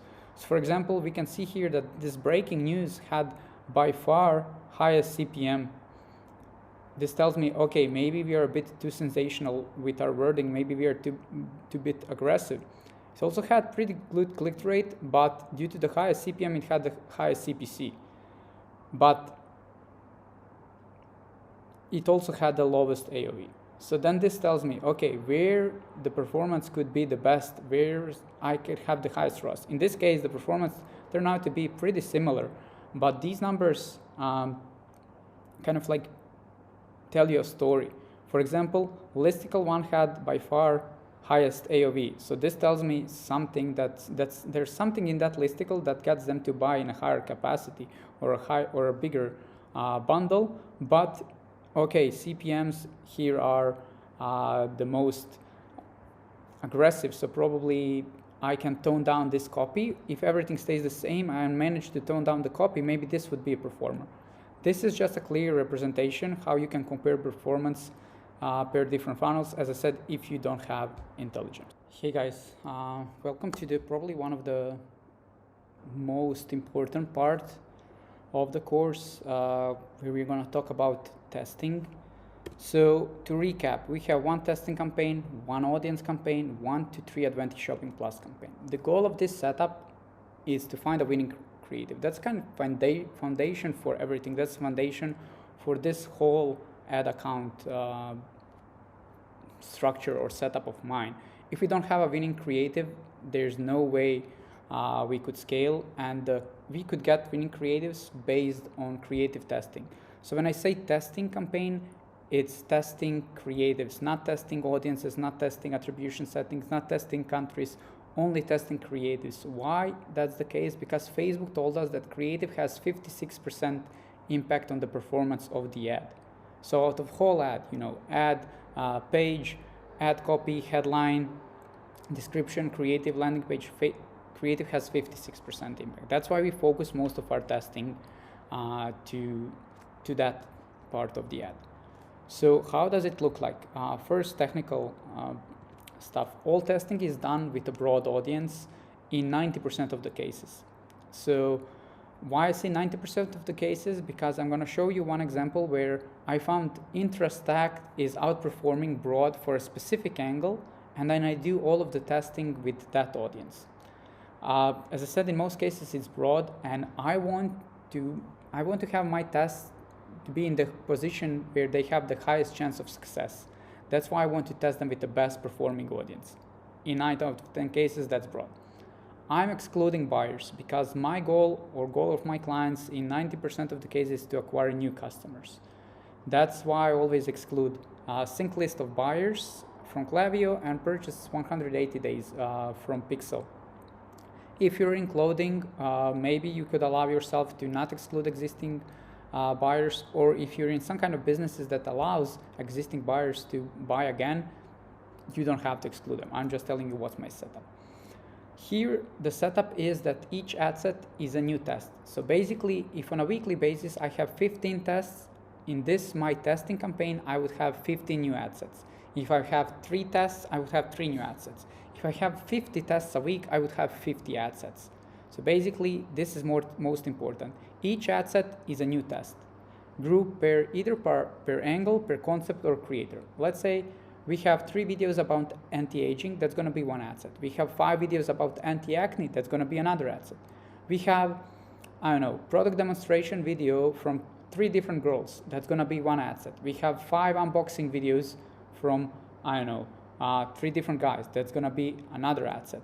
Or we have, I don't know, 3 videos from one creator that's talking about totally 3 different angles, or it has totally, it is one video but in 3 different lengths, or something like that. So basically, I'm always grouping my tests per similarity, because my goal is to find a winning variation within each of the concepts. My goal is not to get one ultimate winner inside the testing campaign. That's why I don't test with cost cap. That's why I don't test in a CBO. That's why I don't test in Advantage Shopping Plus, because in these cases, Facebook would spend most money on 1-2 ads. That's not my goal. I want to have 2-3 great ads and then 5 to 10 supporting winners. That's actually allowing me to scale. So how does it look like in a graphic way? Sorry. So you can see like this. Okay, ad set 1 is test 1, it's grouped by angle. And ad set 2 is test 2 grouped by concept. It always has 3 to 5 different variations. As I said, in most cases, it's a hook. So basically, the whole video is the same. You just have 3 different variations of the hook. Hook is, as you guys know, probably first 3 to 5 different seconds. So what happens in terms of the setup? As I mentioned, every ad set has 3 to 5 different variations. Mostly hooks, sometimes length of a video, sometimes thumbnail. So for example, if someone gets me only one video, then I will try to make it, I would like shorten it, or I would put a different thumbnail. I still want variations of each of the concept or each of the video, because I want to give Facebook maximum choice of finding a winning variation within this creative. I'm always testing with 1 ad copy and 1 headline. So I'm not using flexible ads, I'm not using multiple text option, because then I'm introducing multiple assets, multiple things that Facebook can determine the winner. That's why I focus only on creatives. Creative has 56% impact. So basically 1 copy, 1 headline, 1 landing page, 1 description, 1 call to action, just variations of the creatives. Why I'm also not using flexible ads? Because Facebook does not give us ability anymore, which is probably the most retarded update that they added, that you cannot see the breakdown per specific asset. And I want to see performance per asset. All of my tests are launched on Wednesday. I evaluate all of the tests on Friday, and then I evaluate on Monday. So why am I launching them on Wednesday? Because I found out that like from 90% of the cases, weekend is the best performing period, and I want to maximize my chances of creative having the best results. That's why I don't launch them on weekend only, because then I would have only 2 days. That's why I launched them on Wednesday. By Friday, I could immediately see, okay, let's say 3 of those out of 10 have 3 times higher CPC. Obviously, you should not judge your creatives based on CPC. Your ultimate KPI should be ROAS or cost per purchase, but I know that there's a very low chance that this ad with 3 times higher CPC would end up being a winner. So basically I could pull back the budget. I could also by Friday see if one ad sucked most of the spend and it already spent 3 times my CPA target, did not get maybe even add to cart. Again, there's a low chance that ad would turn out to be a winner. So basically on Friday, I do some housekeeping. I see that like some tests are getting some traction that I can immediately increase budget, or I can kill some of the variations. If one ad sucked most of the spend, did not get any variation, I would decrease it and I would kill that winning variation. Then I would let them run through the weekend, because on a weekend, you'll get most data, you'll get probably the best results, and I'm gonna evaluate on Monday. If your hit rate is healthy, and by healthy I mean that, let's say out of 10 tests, you get at least 2 or 3 that are better than your target ROAS, that means you have 20-30% hit rate. By then, you should already increase budget on these 3 good performers. You should probably, let's say, kill the bad performers, and in 1/3, you killed some of the variations and cut the budget. Obviously, if your numbers are different, I'm just saying what usually happens. So what happens when you have such a good tests? You actually ended up scaling all the individual good tests right away in your testing campaign. No matter if it's labeled as testing. It's labeled as testing because we only launch new tests there. Whatever gets traction, I increase in testing. So these are all the ad sets that were launched with $100. But this one was so great that I managed to increase budget from 100 to 200, from 200 to 350, then to 500, then to 700, then 1K. These one I managed to get over 2K, even though they started with 100. So that's what happens when you have good tests. Obviously, here you see like, hey, these were launched like all in the same week, and there are only 4 actives. So therefore, in this week, we had 40% hit rate because we had 4 amazing tests that we managed to scale, but we also had 6 that I killed. But ABO testing works because the winners pay for the losers. I'm gonna speak a bit that in another video, but I'm gonna show you how does this look in the ad account. So this is the one of the testing campaign. You can see here all of the tests are launched with $200. What happens here? I managed to scale this one to 1K, this one to 3K, this one again to 1K. Some are like on just 400, on 600, but that doesn't make a difference to me because my goal is to scale everything that works here. Obviously, this is a client that has a very high AOV and very great cost per purchase target. So basically everything that's below 400 is great for us in this case. So you can see what happens when you actually scale all of the good performers on a bi-weekly basis. This is not just one ad account. That's happening in all of my ad accounts. Here's, for example, test ad account with a testing campaign. Here I sorted by spend that you can see, hey, these are the tests that I launched like 3 months ago, and they're spending over 1K a day, and they're still great performers. I don't care if I manage to scale them to 200 or to 1.5K. If it's a good performer, you're gonna get scaled as long as the performance is stable. I tried to push this a bit more, it did not work, but it's still spending over 1K in testing campaign. Again, example here. This is testing campaign where I spent on maximum, but obviously on a lifetime, I spent over 2 mil. So what happens here? Some of these tests, you can see they're all launched with broad. Women, as I said, broad is my best performer in this ad account. This one spent almost 200K with a frequency of 1.6. So obviously this is a clear winner. You can see how much I scale all of these good tests. Obviously now they died. This is on a lifetime because for this client, we know summer is like really, really bad. So basically not many tests are live at the moment because we lowered our testing frequency, which is also very important to understand. For example, for this client, we know that January, Q1 in general is great performer, so we test, let's say, 15 to 20 concepts. But on a summer, for this same client, we test 5 concepts because most of them are bad. Our hit rate goes from 40% to 10%. So if I'm gonna launch 14 tests, my performance would be very, very bad. And it doesn't make sense because I would waste a lot of budget. So basically, this is what happens when performance is good in testing campaign. I want to jump back here in some of the technical stuff as well, because a lot of people ask me, hey, what's your, how much are you testing? What's your starting budget? My starting budget depends on the AOV, on the number of available concepts, and on the hit rate. As I mentioned, if I get only 1 out of 10 good performers, then it doesn't make sense to test in an ABO, and it doesn't make sense to test with a higher budget because you're going to waste a lot of budget.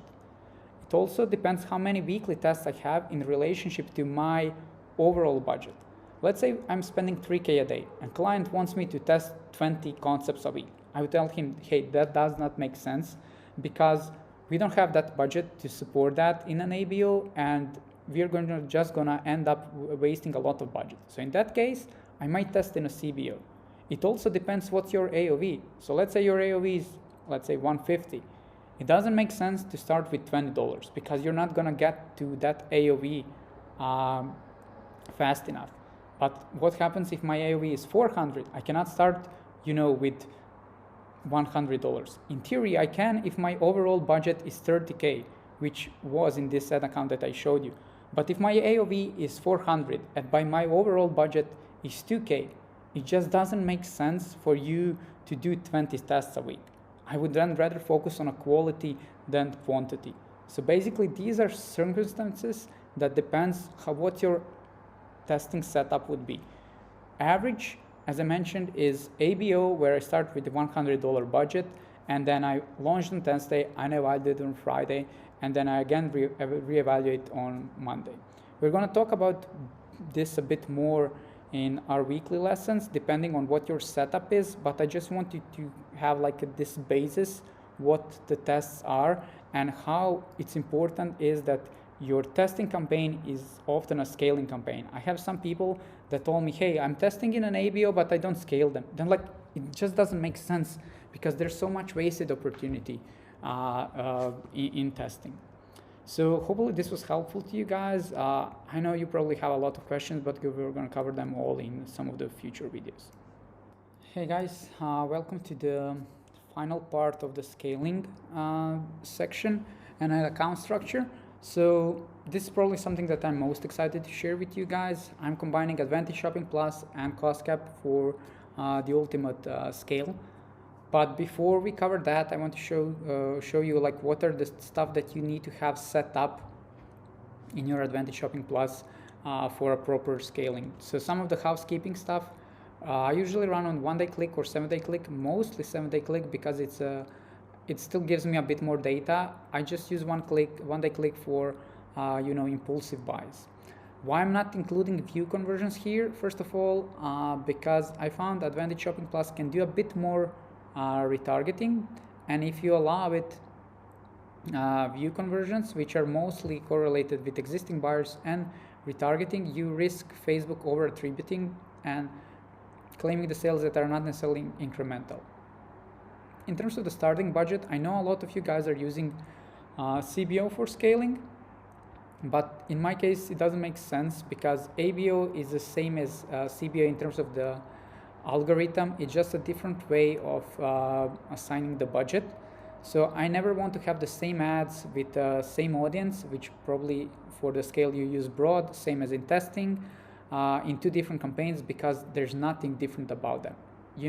I know you're going to say, but you're using the same ads in your audience campaign. Yes, I am, but I'm using different audience. That's slightly different. Here, I'm using Advantage Shopping Plus because it's a slightly different algorithm, and I'm using manual bids, which is again slightly different. I never want to have the same ad with the same audience, same bidding, and same campaign. That's why I use Advantage Shopping Plus. In terms of the budget, as I said, start with the budget that you usually start in your scaling CBO.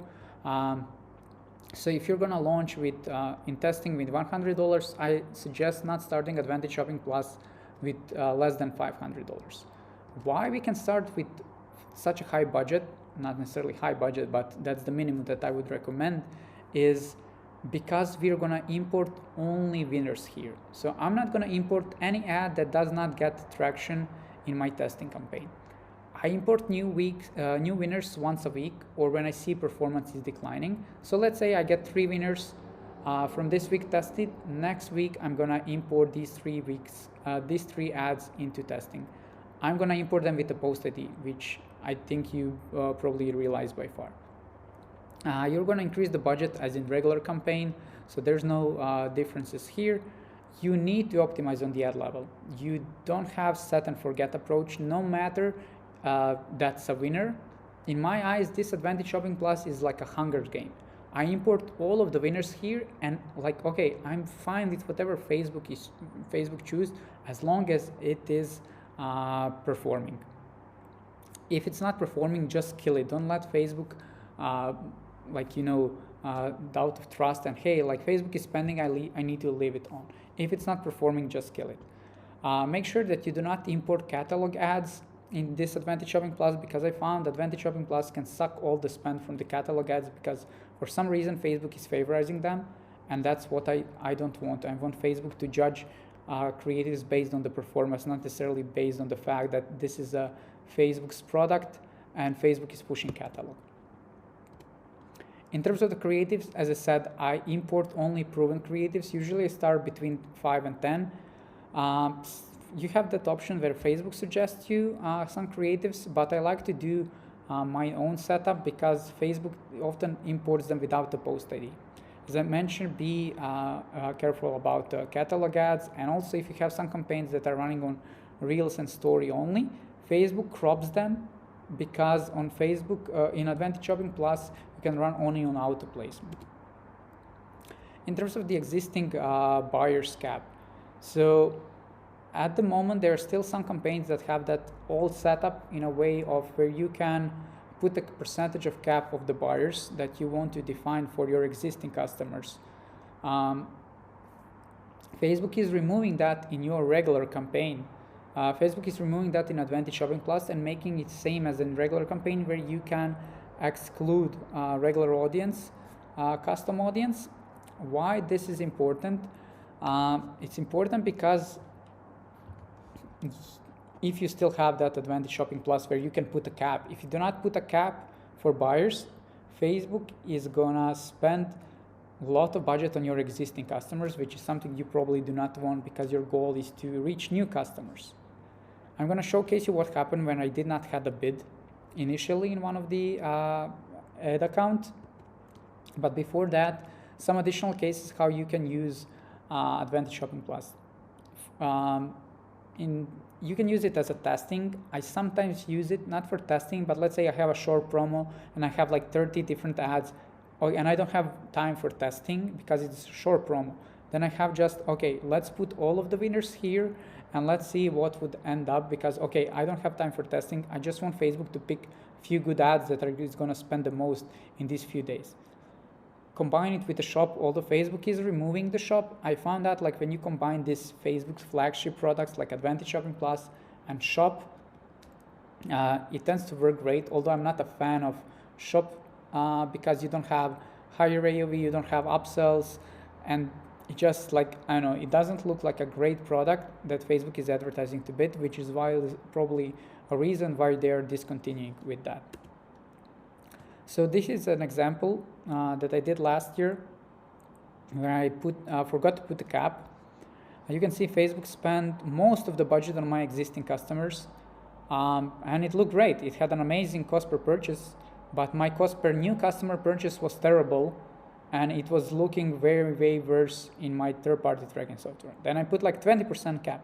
Okay, Facebook limit the spend to around 20%.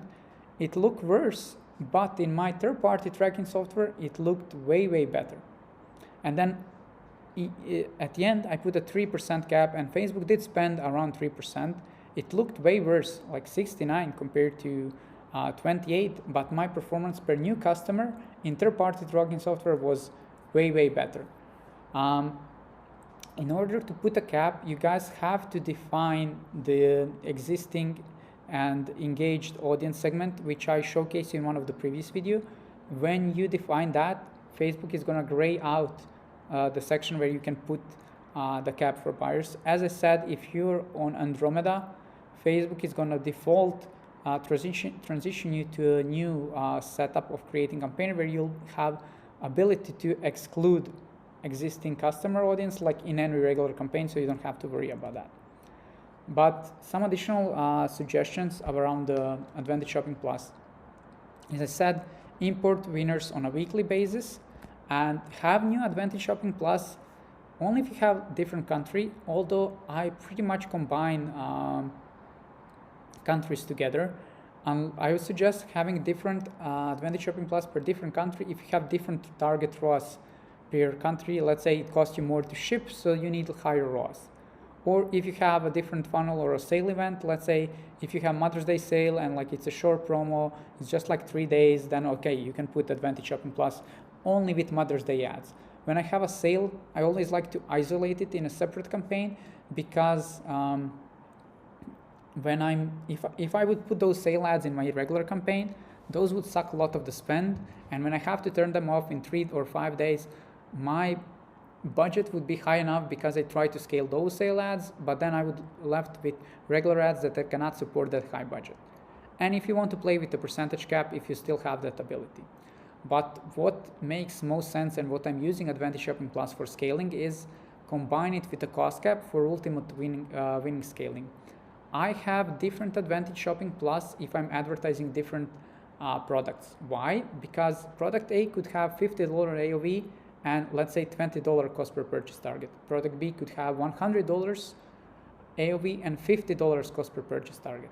If I put Advantage Shopping Plus with a cost cap of 20, Facebook would not deliver any of the budget to the higher expensive product. But if I put 50, which is cost per purchase for my second product, then Facebook could potentially spend all of the budget on product A, which is actually has $50 AOV, and my ROAS would be terrible. That's why if you're going to use manual bids, you want to have Advantage Shopping Plus per product where you can put a specific cost per purchase target per product. What happens when you do that? Facebook knows when to spend. So for most of the clients, weekend is usually a great performer because conversion rate is higher, more people are on phone, they're into buying mode, so there's just more opportunity to scale. So this is a chart from one of the ad account with the 3 different campaigns. So this light blue, you can see this one, that's the audience campaign. As I mentioned, it's not very scalable. It's just here or there, but it like decently spends like 5 to 10K each day, and that's nice for scaling. This purple one is scaling. You remember that I mentioned for this one client, we have amazing performance in Q1. You can see here how we started launching tests. Performance was great. I just scaled whatever was working there. And also what I did, I put all of the winners into Advantage Shopping Plus with the same cost cap. It had 30K budget, so basically inflated budget, and it had the same cost per purchase target. So what happens here on a weekend, it spends more, then it drops. Because why it works great? Because me as a media buyer on a weekend, I don't know to what extent I can scale. Let's say my budget is 2K. I'm not sure, should I increase to 2.5? Should I increase to 5? Should I increase to 50? I don't know because I don't know how much opportunity there is. But when I have Advantage Shopping Plus with a high inflated budget and my cost cap set at my target CPA, Facebook will spend more if there's opportunity to spend more. So let's say on a Tuesday it will spend 5K, but it will come weekend and it will spend 20K. Although I did not change anything. I just added some new ads, which basically Facebook is scaling on a weekend. And this is how you actually, this is like third layer of scale. Even here when I'm testing and when I'm scaling in testing, I cannot get even close to this level of scale that's happening here in Advantage Shopping Plus. And this cost cap, it works as a safety net. We're gonna cover the lesson about manual bids, but Advantage Shopping Plus with a cost cap is amazing for weekend scaling. Why? Because there's more opportunity. Facebook knows it can spend more. How does this look in the ad account? So you can see here, Advantage Shopping Plus or winners, it spent 300K. Currently it's 1.5K because it's not such a great period for us. Here as well, this one spent over 2 mil. it had budget. This is the one that had over 30K budget. Currently, you can see how much it spent during that period in January. Let's say put January. Oh.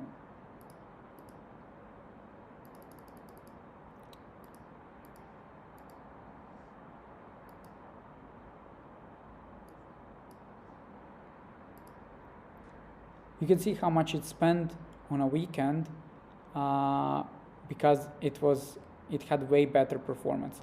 Did cost per purchase change? Not really much.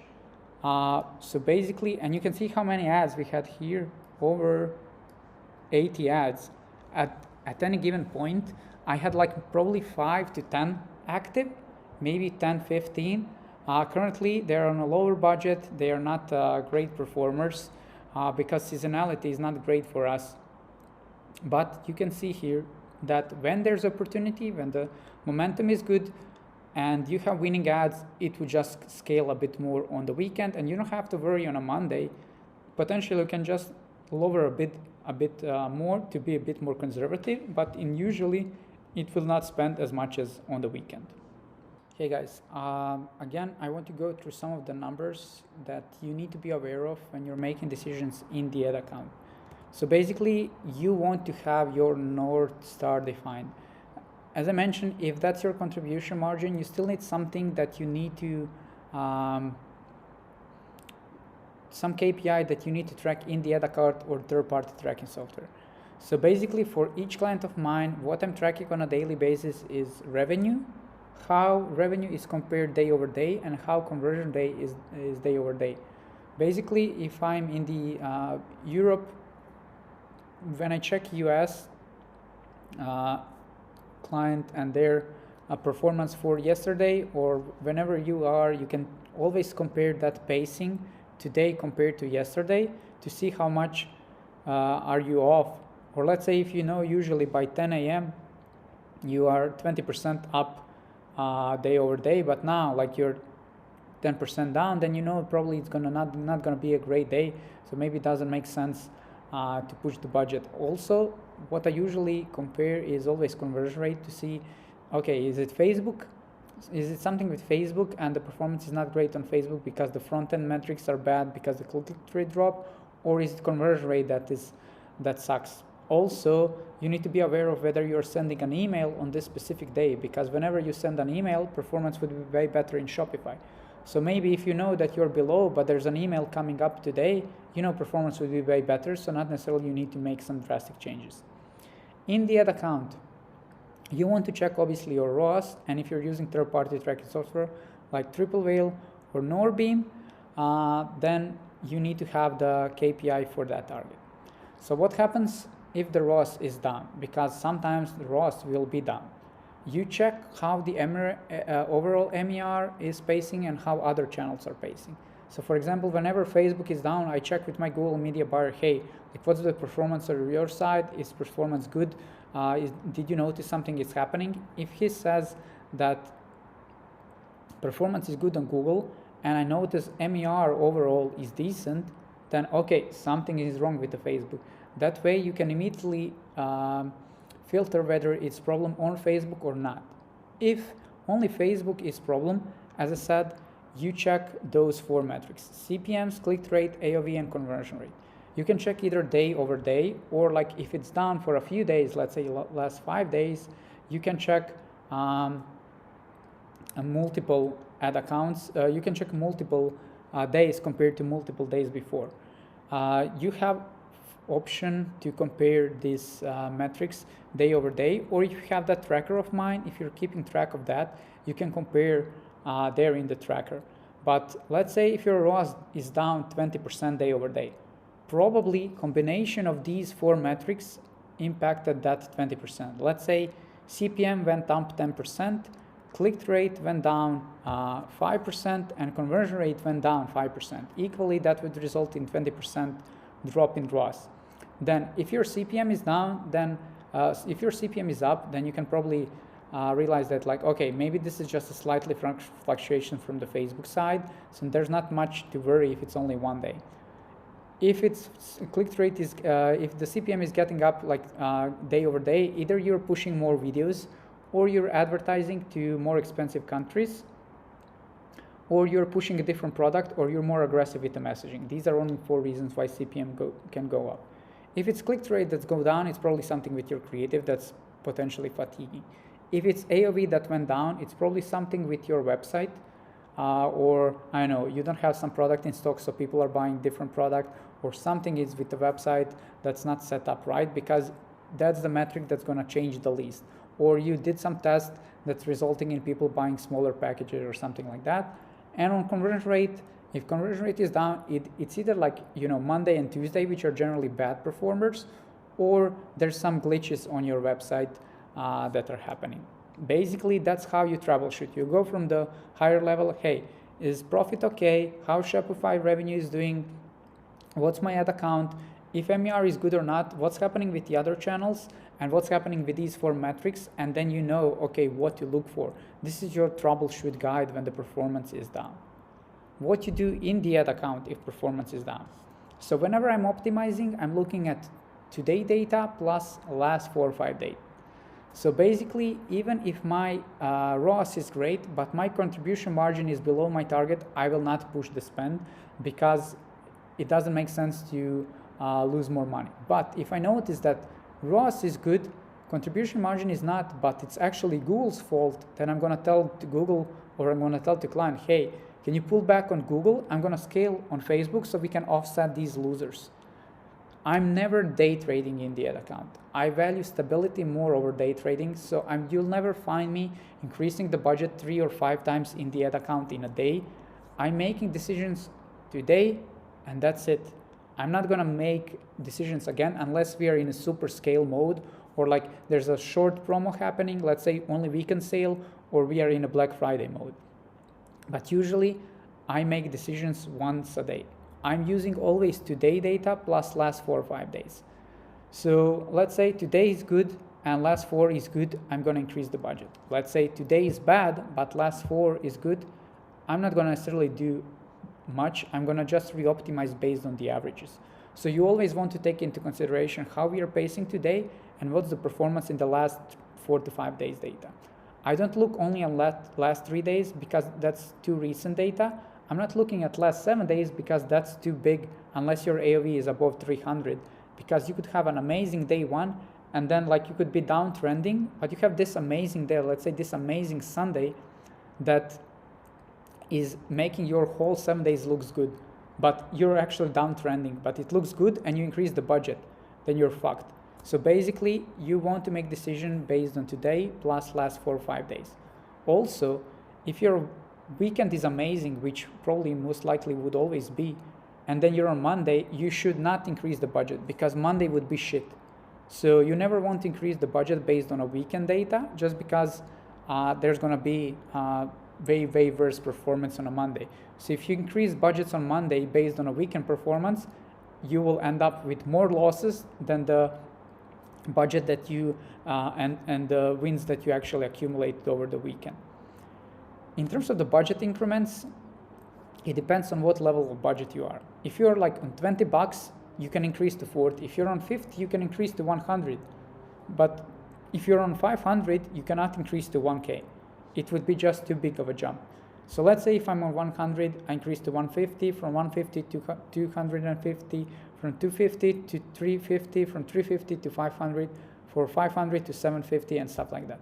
Basically, on a lower budgets, you can double the budgets. On a bigger budgets, you should do it incremental. But then now you're going to ask, like, but what about learning phase? Honestly, I don't care about learning phase. I would rather have ad set that's stuck in a learning phase and it has good performance than the ad set that has a bad performance but it exits the learning phase. Nothing magically is going to happen when you exit the learning phase.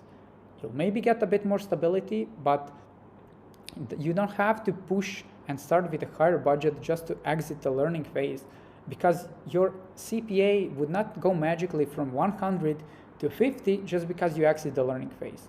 It's just a slight indicator. As I said, if you have cost caps, then Facebook is going to do the downscaling and decreasing the budget or decreasing the spend on a Monday for you. If you don't trust it, you can be a bit more aggressive with it. And let's say if your cost cap is set on 50 on a weekend, you can pull it back to 45 just to tell Facebook, hey, Facebook, Monday's shit, you know, like you need to behave a bit more, because sometimes it takes a bit learning from Facebook to understand that the performance between Sunday and Monday is not going to be the same.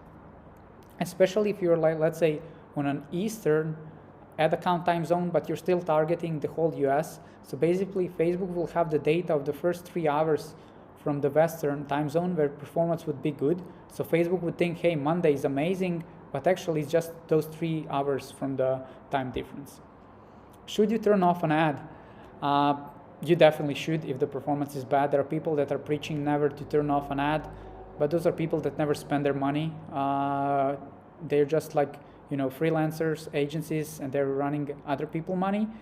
So definitely whenever performance is bad, you should turn off an ad. There's a caveat to that. Obviously, spend is an indicator, and there's a reason why Facebook would spend the money on a specific ad. If Facebook is spending money on a specific ad, that's probably because Facebook thinks that ad is going to be a decent performer. But sometimes Facebook is wrong, and you need to determine to what extent Facebook is wrong or not. It also depends how my MER is doing. Let's say if we are making money and MER is better than the target, contribution margin is better than the target, and my ad has 1.8 ROAS, although my target is 2 and it spends 3, 4, 5K, I will not turn it off, no matter if it's worse than my target. But if it's spending 3, 4, 5K and it has 1.2, I would kill it. So it really depends how my MER is doing, how bad this ad is doing. Is it 10, 20% below the target, or is it 50% below the target? That's gonna determine whether I should turn it off or not. The other criteria that I would consider is whether this ad is doing really top of the funnel. You can see that by that you doing that audience breakdown, or by checking the frequency. If the frequency is very, very low, let's say 1.2, that probably means this ad is doing really top of the funnel and it's fueling the whole ad account. And if MER is good, I might leave it, or I might turn it off but isolate it where I can control the spend so it does not suck the spend of potentially all the other good performers. And last thing that I want to mention in terms of the optimization, there are 2 things that I do. I call them handbrake and resurrection. Handbrake is when I manage to scale an ad set from, let's say, 100 to 500, and then it like starts performing bad. Then I would pull back the budget. I call that a handbrake. Basically, I would pull it back to 300 or 400 or something like that. I would pull back the budget on a level where it was a good performer, because maybe I pushed it too much. Maybe it cannot operate on 500. So, okay, let's pull it back to the level where it was performing, and let's give it a few days. If that does not work, then I will do a resurrection. Resurrection is basically just turning off the ad and duplicating it and turning it back on. What it does, it basically kickstarts the ad, and in most cases that ad just performs very well, like it was performing before it died out. Why do that? Because it's a proven ad, it's a proven combination of an audience and an ad. So if this something ran for a month, then it's a bad in the last 4 or 5 days. It doesn't necessarily mean the ad died. It just means that something messed up on a Facebook. So when you just duplicate it like that, you give it a fresh start, and in most cases it just performed where it was. Obviously, I'm not going to do that for every ad set or for every ad. If something was live for a week, then it died. Then this is not a proven combination. But if something was active for more than a month, and then I managed to scale it multiple times, this is a sign to me that this was a proven combination. So in order to give it a fresh start, I kill it, I duplicate it, and I turn it on, and I just like let it start from a scratch. And in most cases, it just works like that. Hey guys, so this would be one of the most important videos. Maybe there will be a lot of information here, but it's all crucial. As I mentioned a few times, I'm a media buyer, but the actual scale happens when you understand your customers. Obviously, after you have a product market fit and you have a proven offer, you need to understand your customer. But how to understand your customer? Obviously, the only right way is to do the research. There are a couple of ways to do the research, and I always like to start with those. So if you have existing customers, then you do a post-purchase survey. Basically, You reach out to your customers that bought from you, either like in a form of a video interview, or you send them a post-purchase survey where you ask a couple of questions. Hey, why you bought from us? What other alternatives you were exploring? What made you buy? At the end, what you expect to get? Basically, you learn so much about who these people are, what struggles they have, and that's the language that you want to use in your messaging. Obviously, the best would be if you can jump on a call with them and ask them way more questions, but if you're gonna do that, I suggest you to give them some gift cards or some products for free. The other is powered by AI, is to analyze your customer reviews. So in a tool called Atria, basically from your Shopify, you can explore all of the customer reviews that you get. And you can see here, I exported 15K for this product, and then I uploaded that CSV file here in Atria, and it gave me, okay, what are the positive features, what are area for improvement, what are buyers' motivations, and what are use cases. You even get like breakdowns, okay, what's good, why people like it. It saves so much time, because previously I was going manually through all of those reviews, and then I was asking questions, hey, why people are buying, what's the next problem they want to solve, and stuff like that. Then the ChatGPT came, and I was like uploading reviews, and I was asking Chat questions. But now this streamlines everything, and I get basically everything is outlined. What people want from it, what they like, what they don't like. This is something crucial that I want to use in my ad. So basically here, desire for stylish sunglasses, stylish and functional. So basically this tells me that most of my ads should be about styling, how functional it is, how it's a great price and it looks designer, and who are potential people. Okay, customer service, customers, when they bought, where they bought, like usage, basically wearing sunglasses. You get so much information that you can use to craft your ads. So how does that look like? My creative strategies, she basically go through all of these customer reviews. She categorizes everything, good on bad things, puts buyer motivations, and she suggests some of the concepts. Basically each client gets create general guidelines. All the images should be in 1x1 and additionally 9x16, or in 9x16 but with 1x1 square format, obviously adapted to brand font and colors. And then each client gets concept that it needs to be made with multiple variation. So here's an example, and here's what it should look like. Basically you get a suggestion, hey, it needs to be a close-up, and I want you to put 3 different variations. The first one is iPhone of sunglasses, the other is power up your look, the third is sharp looks, serious UV protection. You get all the possible iterations that you need to make. For other, collage, okay, again, combine it with different text overlay. This is let me just cover this third one. Headline, this is the concept where you see some event or some environment through the lens, and again it's combined with the different text overlays. This is similar to what we saw in that creative diversification video where Meta said, hey, these are the same messages and same styles. In this case, we know what our messaging is working. We want to find the winning variation of the message. So as I said, customer reviews is really a gold mine to understand why people are buying and what you need to use in your messaging. Because in one of the videos I mentioned that it's not important what you think is important about your product. It's important what your customer think is important about your product. And in customer reviews, you will find so much data that you can use in your ads. The other area where you can find these this data is in comments of the ads. They're so much people that would give you that would explain to you why they bought, why they're using the product, why they love it. So here in this tool, Ad Manage AI, this is actually a tool for bulk launching. On the ad side, you can filter by themes, by positive, negative, by sentiment, and basically you can go through all of these. And for example, you will find stories like this. I bought a pair for my daughter and myself. I'm not going to lie, I was a little hesitant.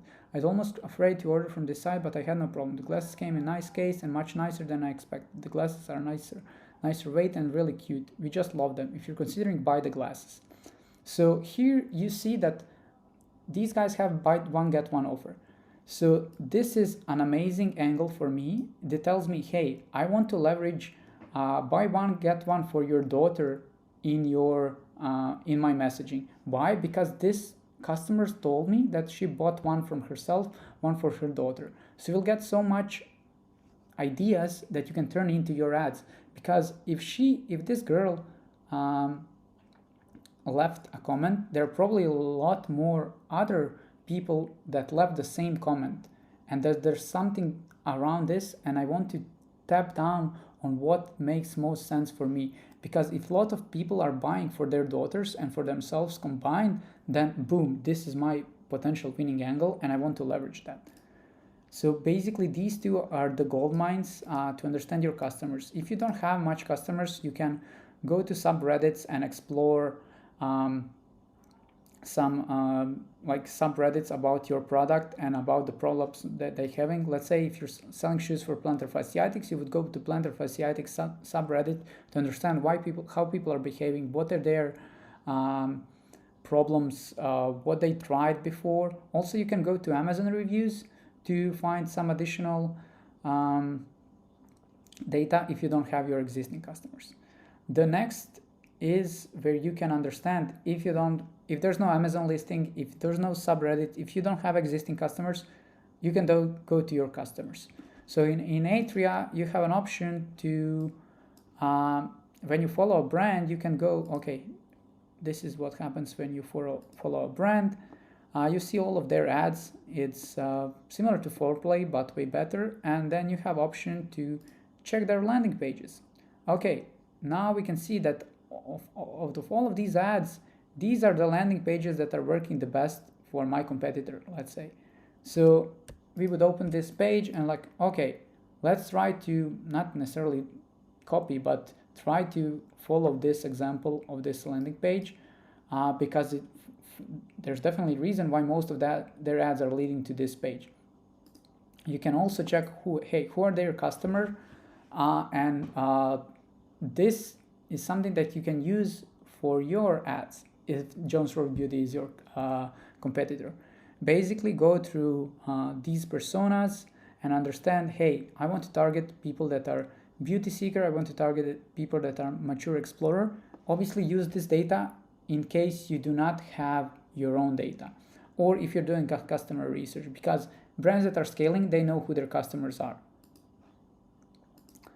Okay, now that we have learnings about our customers, I want to tell you like a couple of examples when we combine that customer persona and key phrases for some of the success stories.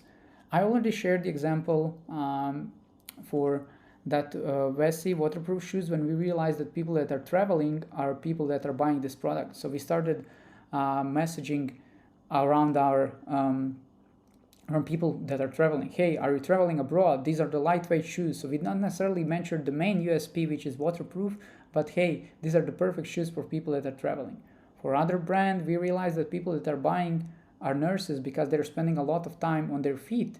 And then we just started targeting nurses with the messaging, hey, like go through your 12-hour shift effortlessly. Why? Because we realized through the customer reviews that this is what people were saying us. We started with the general foot pain messaging, but we realized that nurses are the ones that are spending a lot of time on their feet. So we want to subconsciously target nurses with our messaging. For another client, we noticed that it was a supplement, it was a coffee replacement drink supplement, and we realized that office workers and teachers were people that were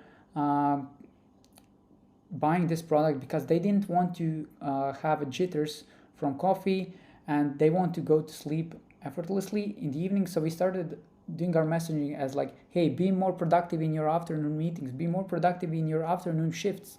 So when you have that messaging, it's easy to combine it with the concept. So some of the most popular concepts are obviously benefits, call out, us versus them. So on Atria, you have my package of my ads where you get Canva template. Basically, if this is template, this is what you will get. And you just can put your product and make an ad.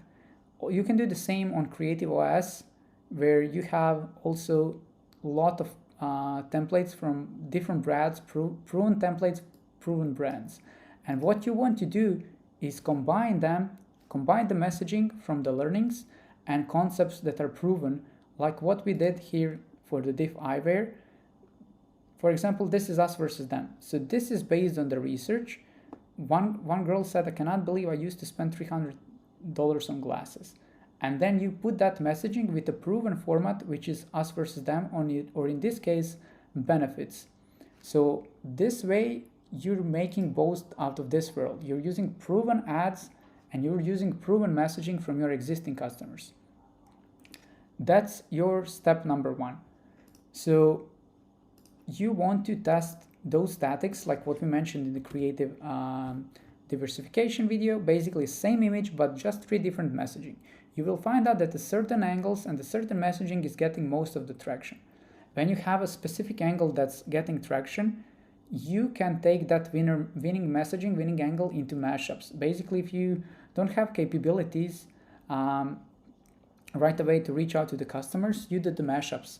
Basically, you just take the B-rolls and some of the use cases and you put AI voiceover on top of the mashup, or you can use tool like Arcads. Here I put this script, just like, obviously this is a dummy script, but you will see the guy that can replicate that script, that can like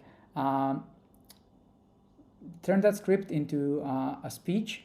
And then if you don't have creators, you can easily use this guy. Let me just show you. I scaled this DTC brand to 8 figures. Here's what actually works. When one of my clients came to me.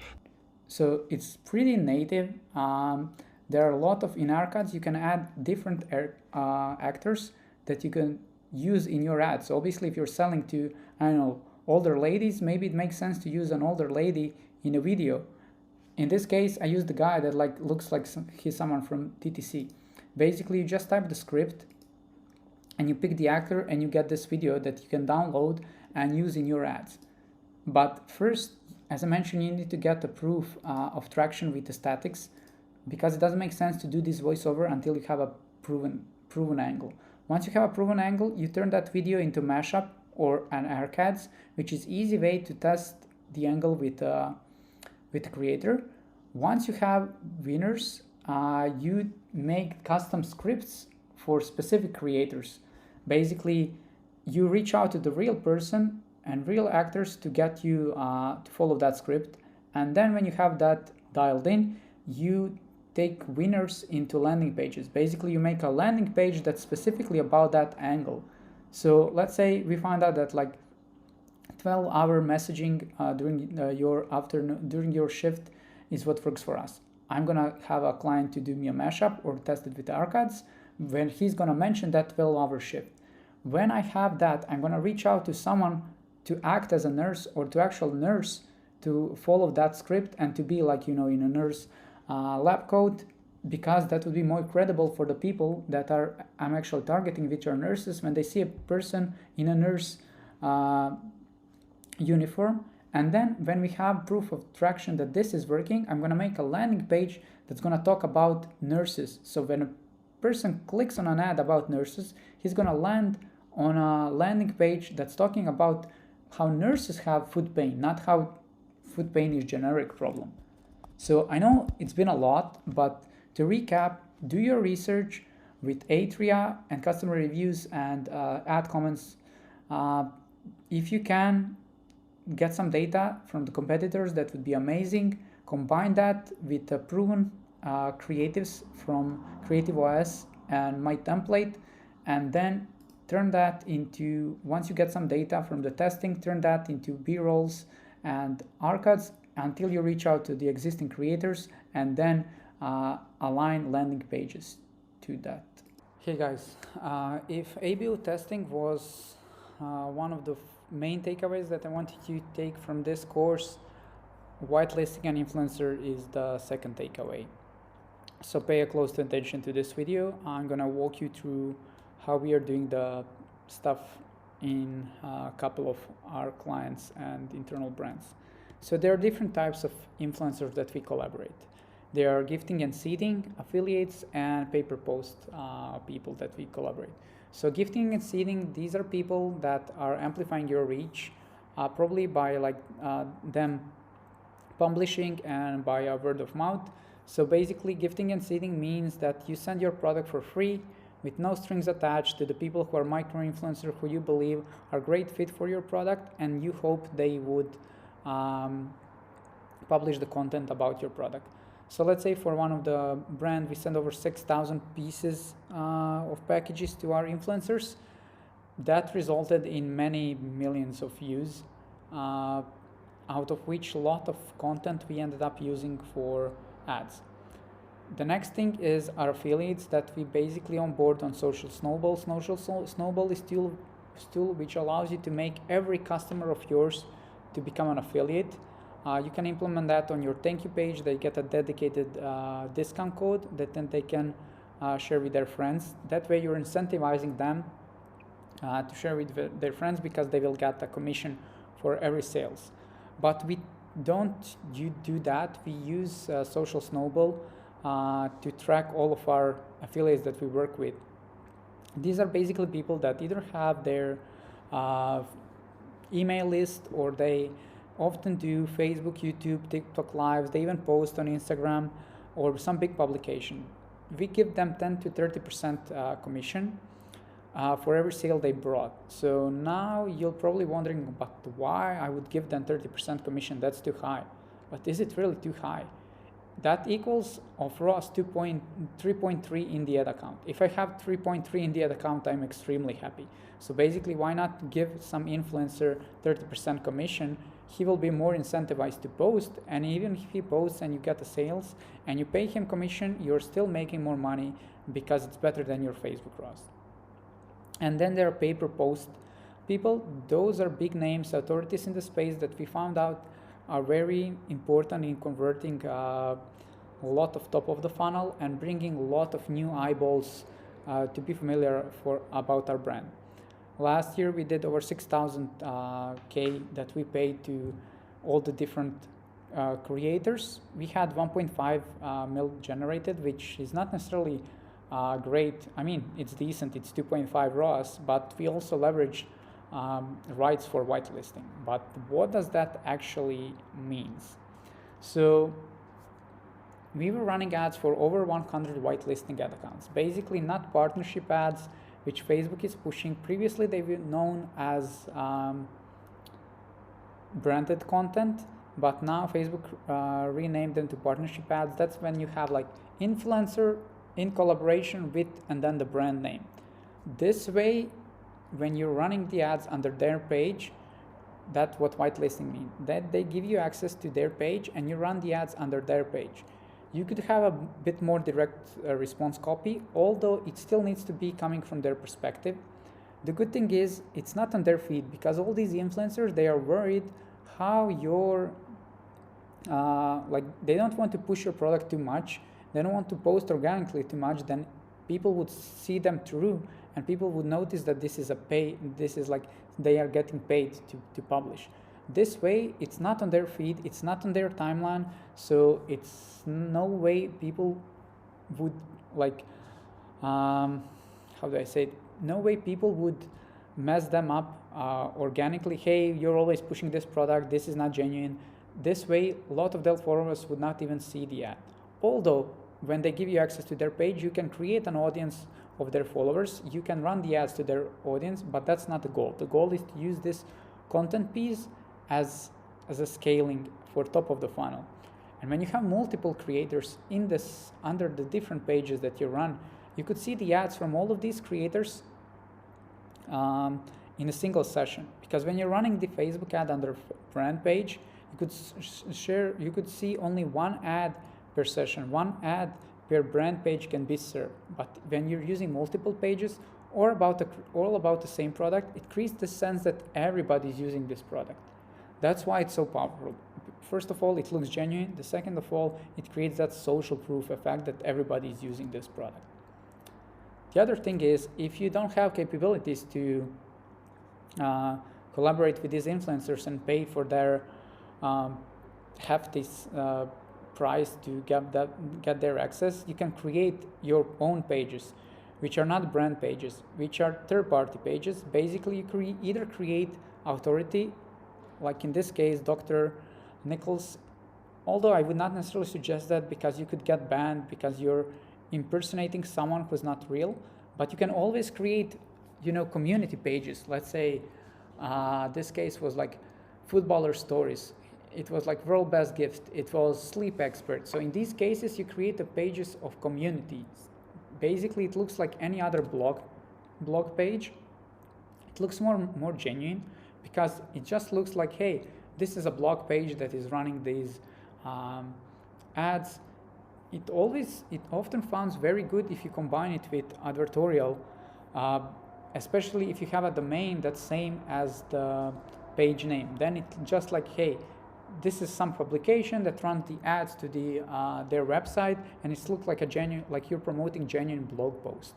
It usually has very high click-through rate unless the brand is well known. So let's say if you're Apple or Nike, obviously you'll get high click-through rate because everybody know you. But in these cases, it's not, hey, this is my product, it's the best product ever, you need to buy it. It looks like someone genuine, someone from the third perspective is recommending this brand. But let's go back to the whitelisting because this is very more genuine. You have a real person endorsing your product, and I'm going to explain you what the process is. First, you negotiate about the price. Some people don't know how to price their page. Some people give it to you for free. Some people give you, just in exchange for a free product. Some people know the value and they're asking for $5K per month for the access of the page. When you agree to the price, we usually bake that into price for the content. So let's say if they're asking, $5K for a content to post, and then, 2 ads for the rights, that's fine. But some people, they give you price right away for the page and for the content, and then you just basically absorbs it. If you spend a lot of money on their ad, you will basically pay that price that you paid for the access in a few days.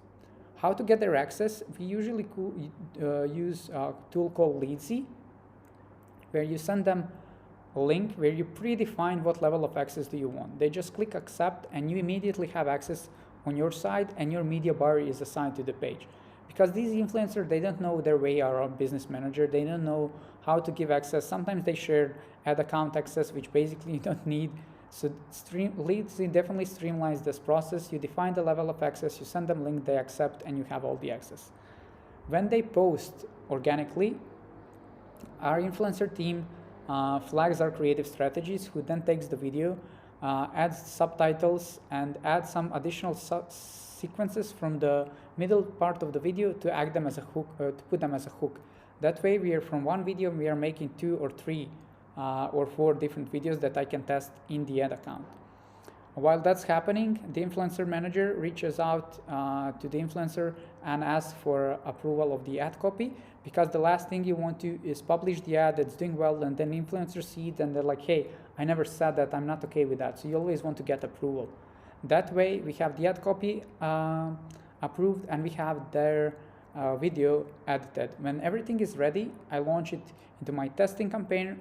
As always, new concept is a new ad set with multiple variation. The goal is to find one winning variation out of these 4. Sometimes you will find some sequences from the middle of the video where she says something great. You put that as a hook, and that works better than the original video. Depending on the results, you scale it.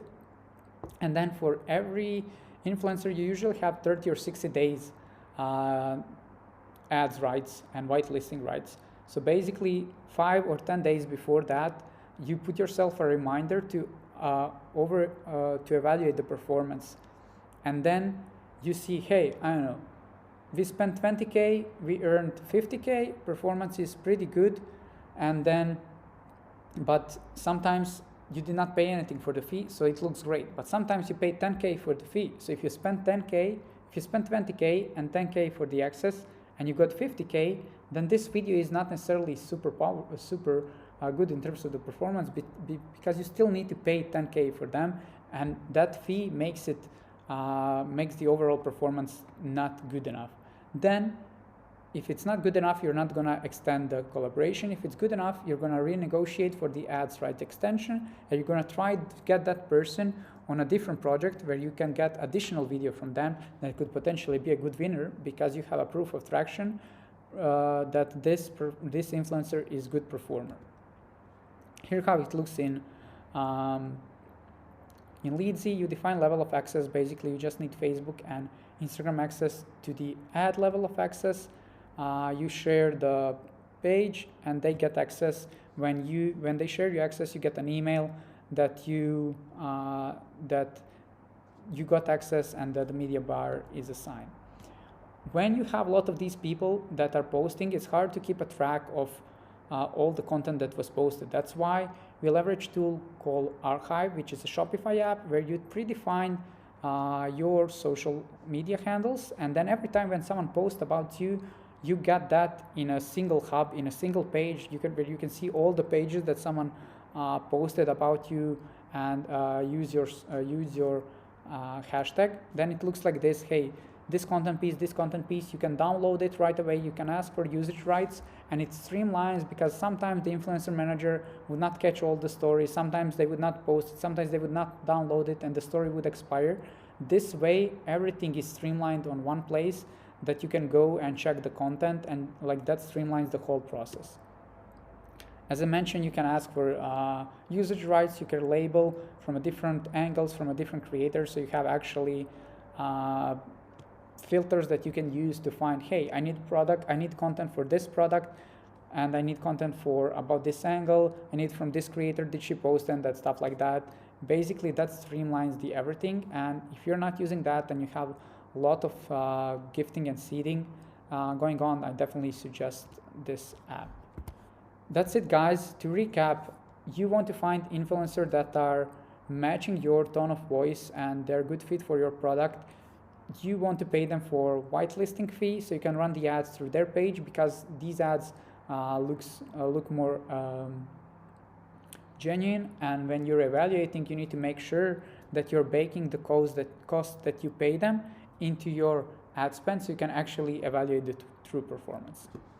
Most recent Facebook update, called Andromeda, is definitely changing the game. A lot of ad accounts experienced a sudden drop in performance, and iteration of creative stopped working. So what you should do, and what Facebook is favorizing since the Andromeda update, find out in this video. So what is it, Andromeda? It's a personal ads retrieval engine designed to improve the way the ads are selected and presented to the users. This helps users learn about product they are interested while helping the advertiser meet their objective. Obviously, this is an official statement, but translated in a plain English, it's a creative volume and creative diversification. There's no doubt about it. After the product, creative is the biggest lever you can pull in your ad account. If you're not doing creative diversification in 2025 in your ads, you're not gonna make it. Even Facebook said that creative has a 56% impact on the performance of the ad. That's why it makes more sense for you to focus on the creative. That would yield you the best results. But let's first cover why it's a problem if there's no creative diversification. Well, because there's an average 45% drop in associated likelihood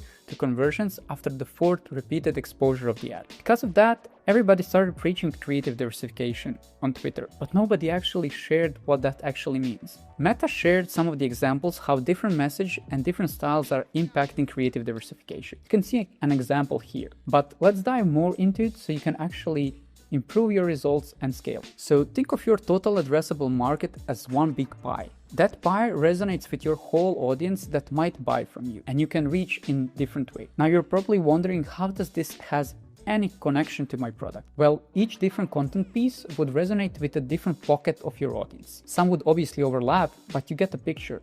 The more formats that you do, the bigger your chance of reaching more people is. But you don't just want to reach people, you want them to convert. That's where the next stage of creative diversification is: angles. And what is an angle? Angle is a method of conveying information about your offer to potential customers. Choosing the right marketing angle will help you engage, influence, and persuade your customers to buy from you. Again, different angles will resonate with a different pocket of the audience. That's why you often hear people, I just unlocked a new angle that allowed me to scale, or we saturated our current angle. Obviously, you don't want to just randomly start throwing different angles and expect you'll scale all of them. The reality is you'll probably find one or two that you'll be able to spend most on your ads. Initially, those would most likely be angles that will resonate with the solution or the product aware stage of market awareness. But your goal is to tap into unaware level of awareness. That's where the real magic is happening, when you start converting people who don't even know they have a problem. Obviously, it's gonna be way harder to do it initially. You'll have to educate them more, use more storytelling, use more advertorials. To expand on this, I even created this chart based on the level of awareness by Eugene Schwartz, which can help you craft your hooks and convey the level of awareness into your messaging. That is again unlocking a different part of the winning angle. What's your best process to do?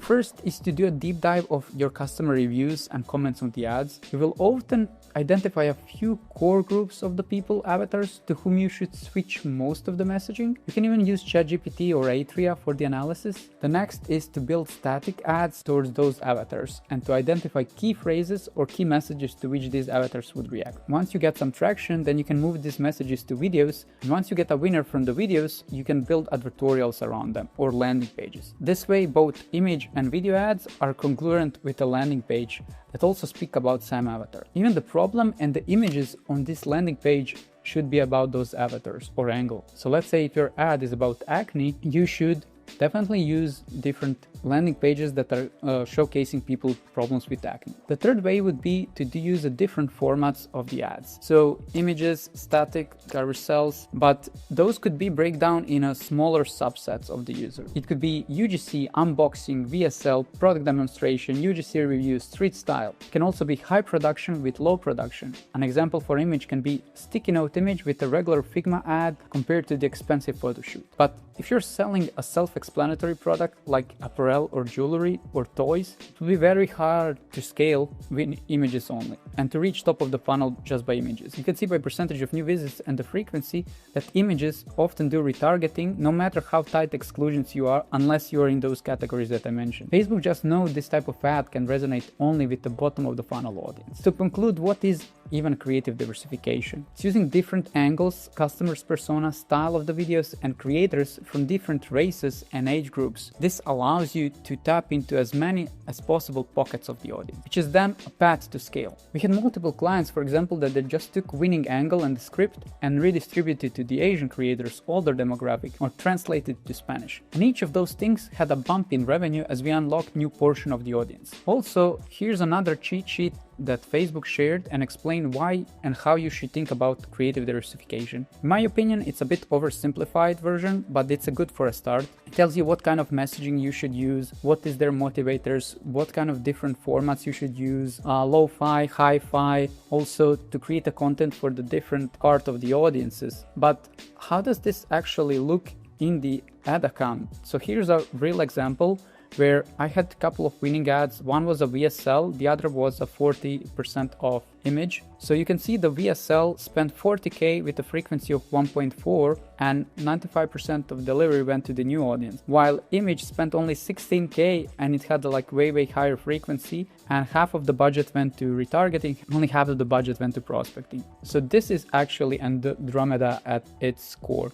Basically, it's showcasing VSL to prospecting audience and then the image with the 40% off discount showing to the retargeting audience. So Facebook is doing top of the funnel, middle of the funnel, bottom of the funnel for you. You just need to create the ads for each user stage. When you combine them with the different style, different angles and the different avatars, that's how you actually play Facebook game. That's how you actually play alongside Andromeda, not against it. All right, so now you built a creative system, you've got a conversion engine, email that compounds, a meta structure that can scale.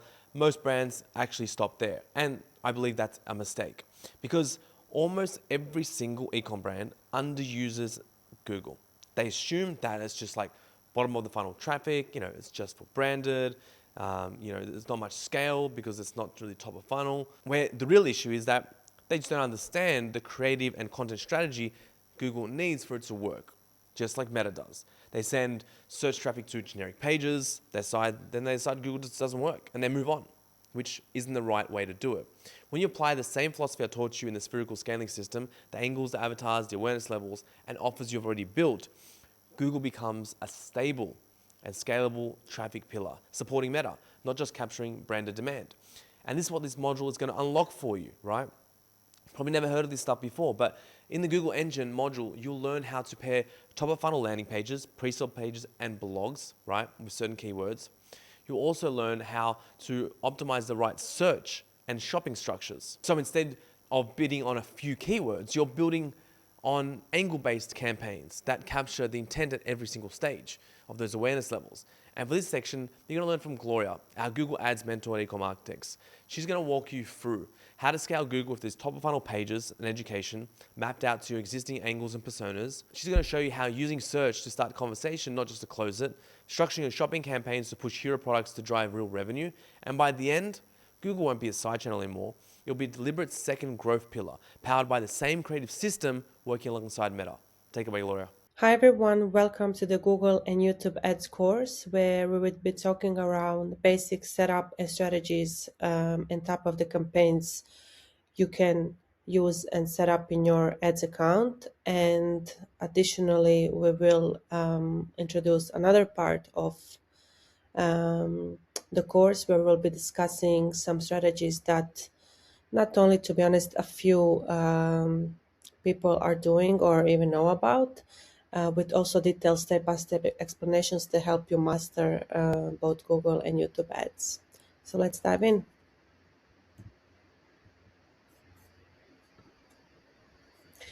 So first is the question on why every brand should run Google Ads, and there's actually a few kind of reasons behind that. I will shortly explain to you some of the main ones, so you can get like a better understanding as to why you shouldn't ignore running Google Ads.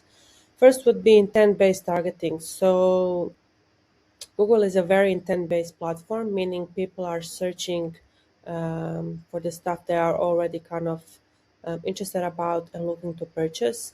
So you want to make sure that you get your brand in front of those people and the ads in front of those people that are already in the funnel of purchasing from your brand. The second one would be around competitors and outsmarting competitors. As you probably know, everyone has a competitor in their own niche. I don't think that any brand wants to be outsmarted by competitor in terms of either bidding on your branded keywords or like high intent keywords that are similar to your brand. The third would be a cross-platform reach, meaning that if you run Google Ads or if you decide to run Google Ads, there are different few type of ads or platforms where you can show your ads, and that's including search, shopping, Gmail, YouTube, display ads.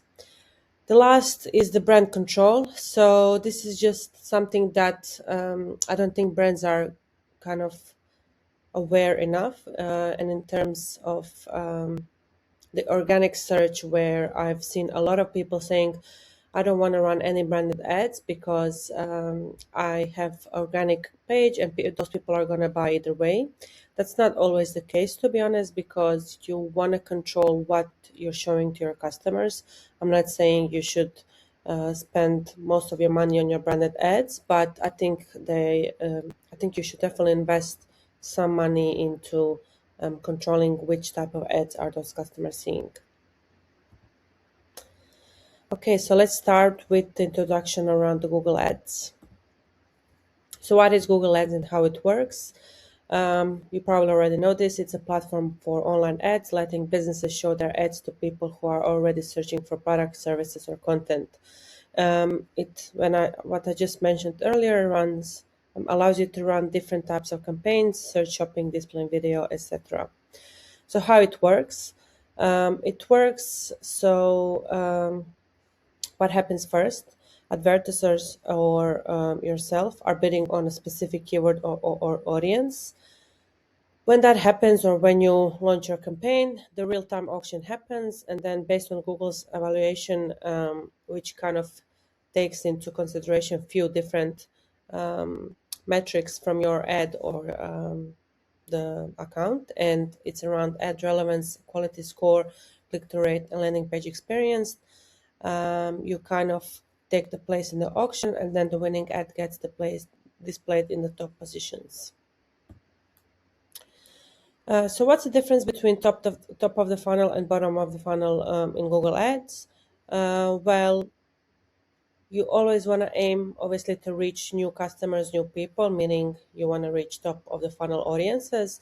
And the primary goal is there to engage users who may not yet know your brand, but are starting to explore solutions. Top of the funnel focuses on reaching people at the very beginning of this journey, and that includes attracting first-time visitors using high-intent keywords with different keywords type, building brand awareness, sparking interest, and then educating potential customers. Let me kind of move this bar. It doesn't want to move. Okay, let's go to the next one.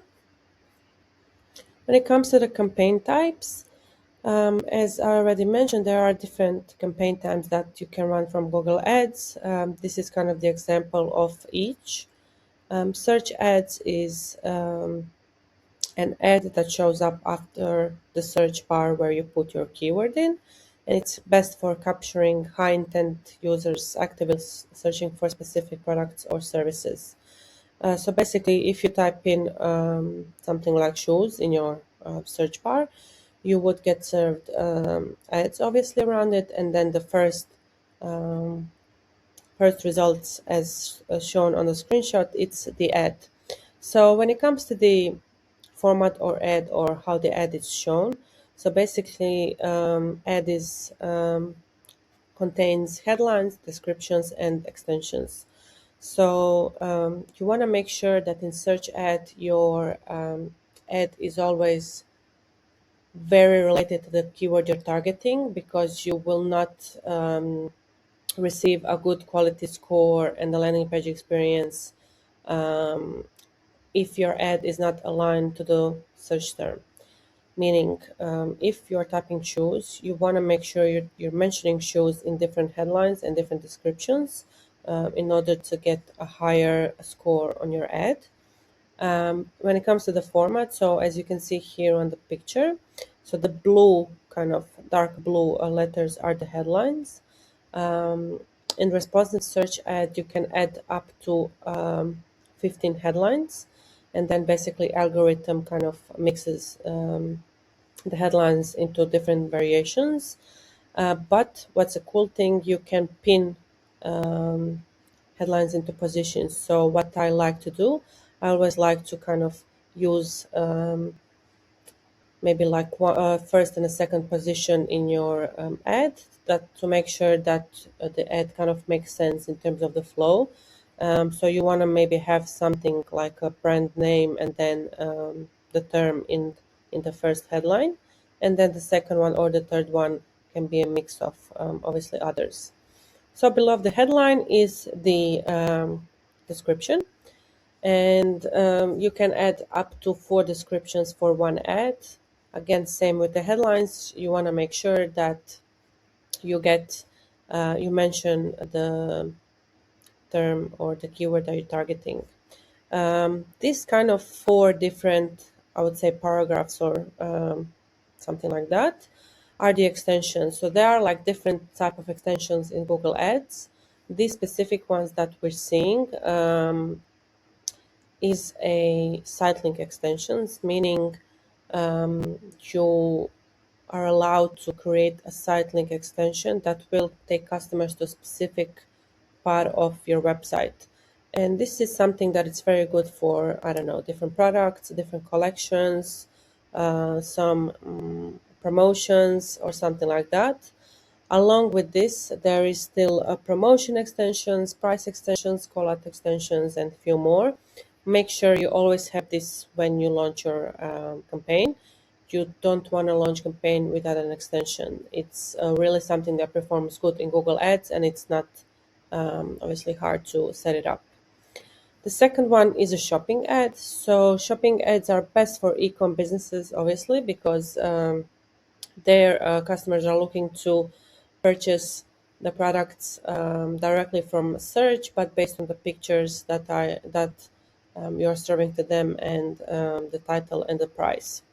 So when it comes to the shopping ads and how they look and how they can be optimized, we will be mentioning this bit later, but this is just now shortly an explanation. So basically, again, based on the term that the customer was typing in, you get served a shopping ad.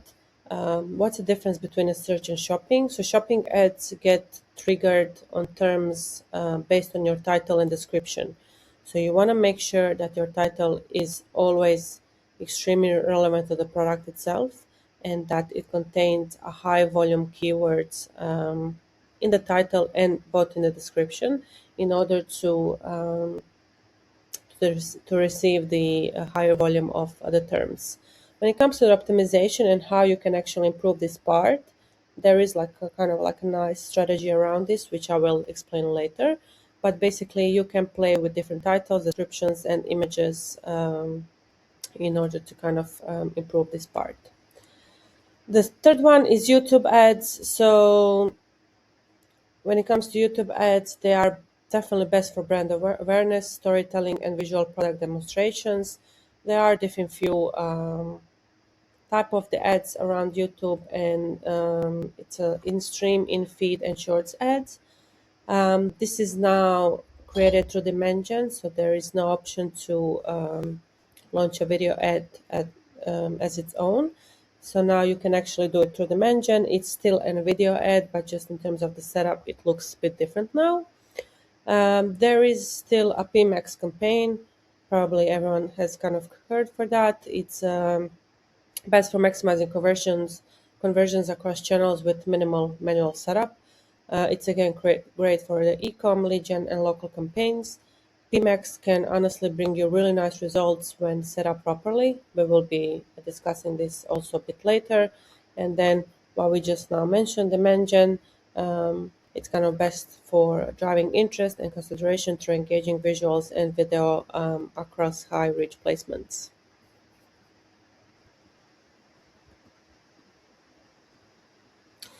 So how it actually looks in terms of the account and the structure around the account itself. So on the top level, you have your account, you created your account, you've set up your billing, you've set up your currency, you've set up all the details required. You are ready to create your campaigns.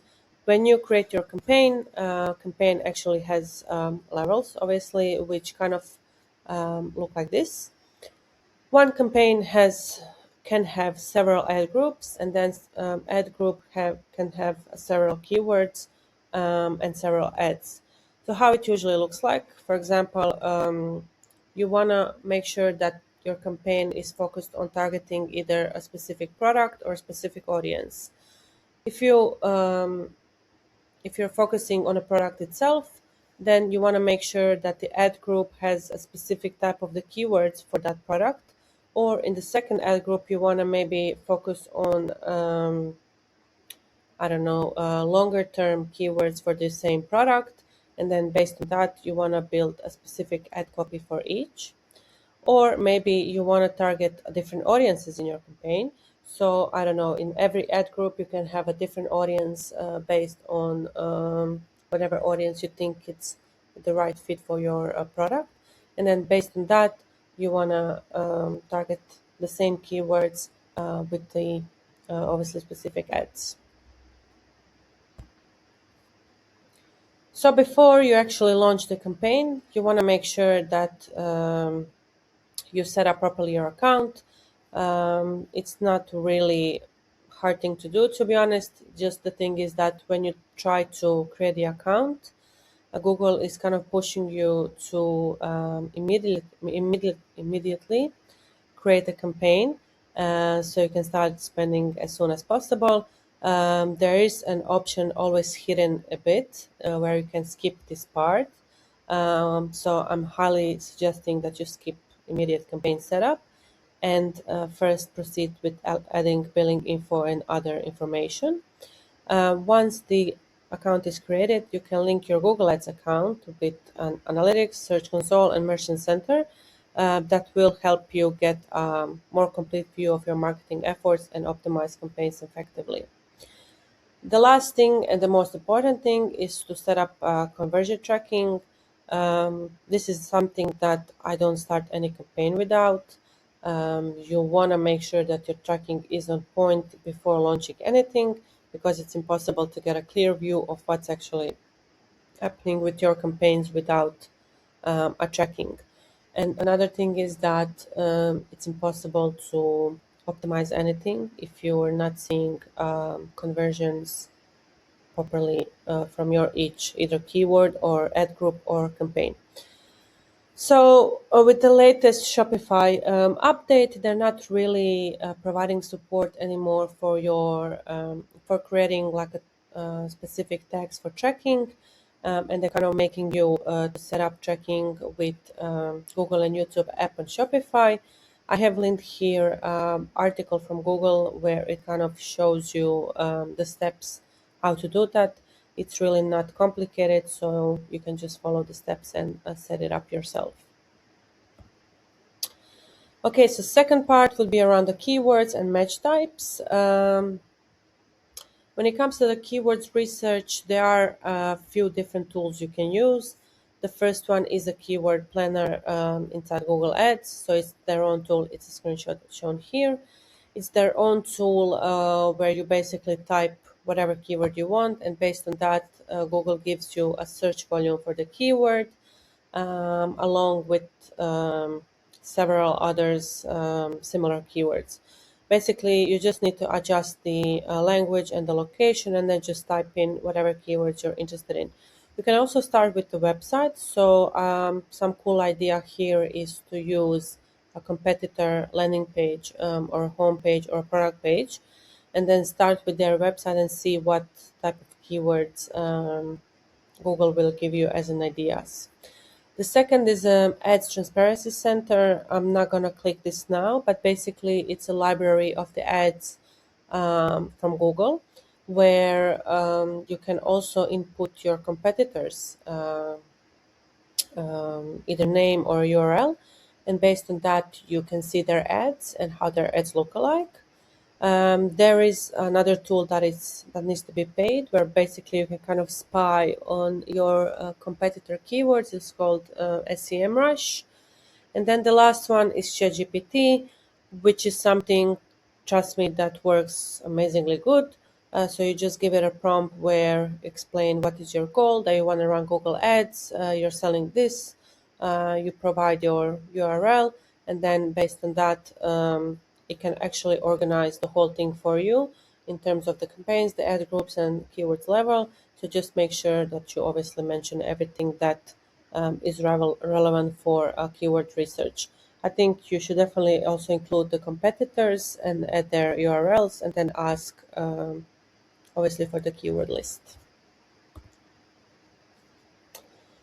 These are just some types of the search intent, which I don't think we should dive in a lot, but just I'm going to mention I would say, different type of the search intent keywords or search intent search terms that can be kind of grouped into different groups. This is also something that as ChatGPT can do for you, but basically based on these different types, which are informational, navigational, transactional, investigation, you can categorize your keywords, and then based on that create a specific copy for each, I would say, funnel or level in your customer awareness.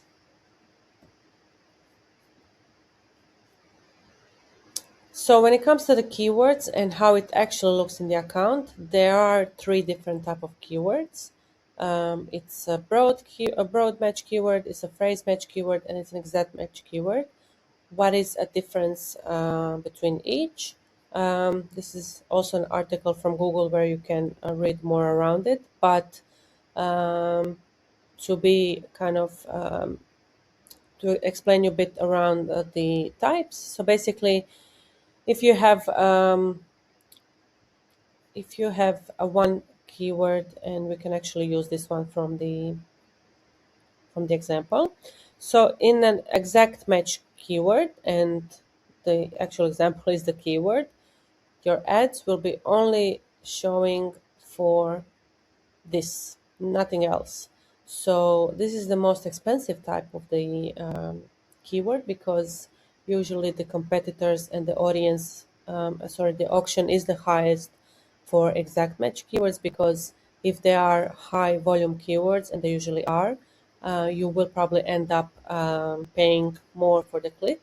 But again, they are, I would say, highest intent keywords for your account, for your brand. The second one is a phrase match keyword, which in this example shows that if someone is searching for a furniture, if someone is targeting a furniture store as a phrase match, then phrase match will allow, which will show ads for the terms that have something before or at the end of the same keyword, which again is a bit, I would say, a bit more expensive, a bit less expensive, sorry, than exact match, but then in kind of the middle part of the three type of keywords. This works, to be honest, really good if set up properly, and I will explain in terms of the setup how you can do it in your own campaign. But just to kind of explain the broad little bit, so it's obviously the broadest type of the search term that will be shown on search. So basically, if you are targeting a furniture store, all of very similar related searches to that keyword will be shown again to the customers. It is the cheapest type of keyword, but amazingly starting to be amazingly good in terms of the research and new keywords that you can actually discover as a potential higher converting keywords.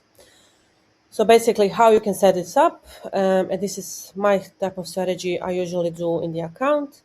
I usually create, I would say, as an example, I would create a list of 15 keywords, just an example. Those 15 keywords will be set up in three campaigns. One campaign would be for exact match keywords. One campaign will be for phrase match keywords. And in phrase match keywords, I would make sure that all my the same keywords are set up as negatives in an exact match in the same campaign. And then I would have a third campaign that would be a broad match keyword, or again, the same keywords from the list. But in the negative keywords, it would be those keywords in the exact and the phrase match. This just makes sure in terms of the structure that you don't kind of overlap with the targeting. That's one thing. And then the second thing, it's much easier in terms of optimization, where you want to make sure either on a daily basis or every second day, depending on the volume, that you go to search terms in each campaign, and then based on that, kind of optimize your keywords. What is your goal here? Your goal here is long term, to find a winning keywords. And a winning keyword is a keyword that CPC is not too expensive, that quality score is high, and obviously the conversions are high. So how you would approach in terms of optimization, as an example, you would probably notice that, I don't know, after 30 days, some of the broad match keywords are highly converting in the account. Then you want to isolate those keywords and add them in the exact match campaign as an exact keyword. Same it goes with the phrase. Long term, you want to find some phrase keywords that are working and converting, obviously, and then you would proceed again to adding them in the exact type of the campaign. When it comes to the budgets, You want to make sure your highest budget is on the exact campaign, then phrase, then broad, just in terms of how much you should obviously invest into each. Ad copy. So every campaign or ad group needs to have an ad copy. There are a few steps for creating winning ad copy. The first is that you need to understand your audience. You need to show how your product or service is the solution, address concerns, problems that customers might have, and your product can solve. This is just an example. We just kind of mentioned. With just 3 minutes a day, you can treat acne, fine lines, wrinkles, dark spots, and more. So this, I would say, this is a description, is addressing the problems that customer might have. And that's a second part of the ad where we say that you can treat acne, fine lines, wrinkles, dark spots, and more. And we have a solution that it's lasting just 3 minutes a day. And we kind of combine those two into one description. You always want to highlight the unique benefits, and this is where you need to think what is your unique benefits when it comes to the competitors or the similar products that are on the market. You need to make sure you have that in the headlines and descriptions. As an example here, world's #1 custom LED face mask. You also want to create a sense of urgency and get your audience to act as soon as possible. As an example, maximize your productivity today. You want to incorporate authority, stats, or numbers. So any type of stats or authority or numbers that you have, make sure that you also mention. This can be around reviews, results, someone that tested your mask, or any kind of authority that you think is relevant in terms of dimension. And the last one, you want to make sure that you have a clear call to action, shop now, save 200, or whatever the promo or the savings could be in your case. You want to make sure you test different variations of the copy. You need to find what is the best for your audience. You need to test different headlines, descriptions, and CTAs, and then just kill the loser, leave the winner, and then create new ads that generate better conversions.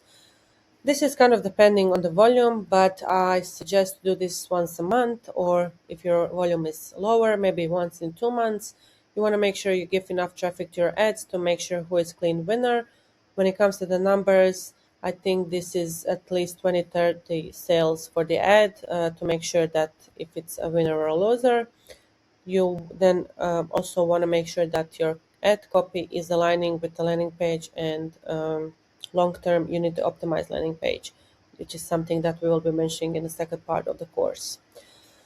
In terms of the setup, so you would always have in one ad group 2 responsive search ads, and this is what we just mentioned around testing.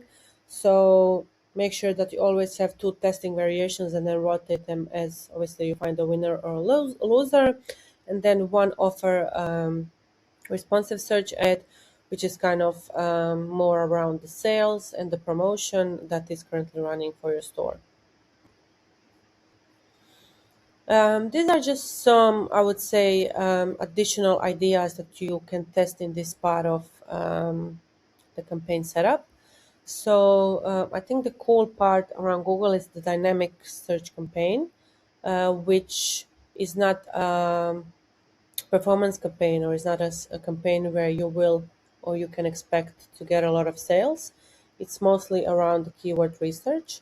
So basically, it allows you to research high volume topic that aligns with your product. How this works. So basically, you can give to Google your URL, and based on that, you can create or choose different type of targeting. And what I mostly like to do, I like to do a specific blog or a page around specific concern or a specific problem that you want to assist with your product, and then give that to the dynamic campaign to kind of find the low CPC, high intent keywords through dynamic ad. You can also create an advertorial page for investigation segment, and then also with that discover more high intent keywords. So this is also something that we'll be mentioning later on. but basically you can compare top similar devices, highlight benefits, differences your product has, and then you can target those pages again in a search normal campaign with the keywords that are best fit for the advertorial, or you can again test it in a dynamic campaign. Campaign types and the setup. So basically how your account campaign setup should look like. So we will start with the shopping. If you are an ecom shop, you need to have a shopping campaign, and this is something that I can't highlight how important it is. A lot of customers are using shopping through PMax. To be honest, I'm not a fan of that, and it's two reasons. Because PMax does a lot of retargeting, and it's kind of harder to do the optimization part. Now, Google has allowed you to see terms and everything else, but before it wasn't really possible. So, to be honest, I'm a fan of running shopping on a standard shopping campaign, having both branded and non-branded, and then optimizing terms on a daily basis. So, how you can set up a branded and a non-branded campaign. So basically, the shopping campaign setup is extremely easy. I think it's like 4 clicks. You choose that you want to create a new campaign. You choose that you want it to be shopping, a standard shopping campaign.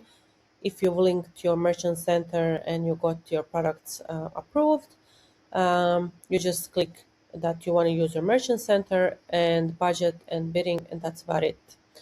In most of the cases, if you don't do any optimizations, every shopping campaign will be a branded campaign. So it will kind of naturally bid on a branded terms. But there are two kind of strategies around that.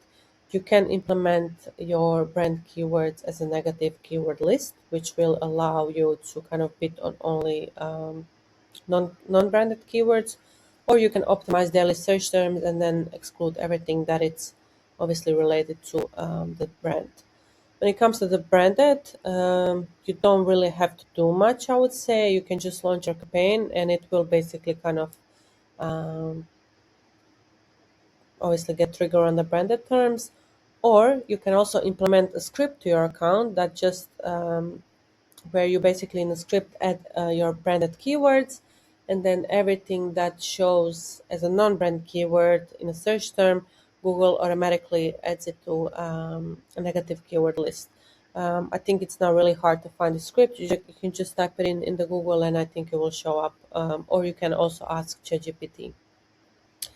When it comes to the campaigns, you want to make sure you have a well-structured product feed.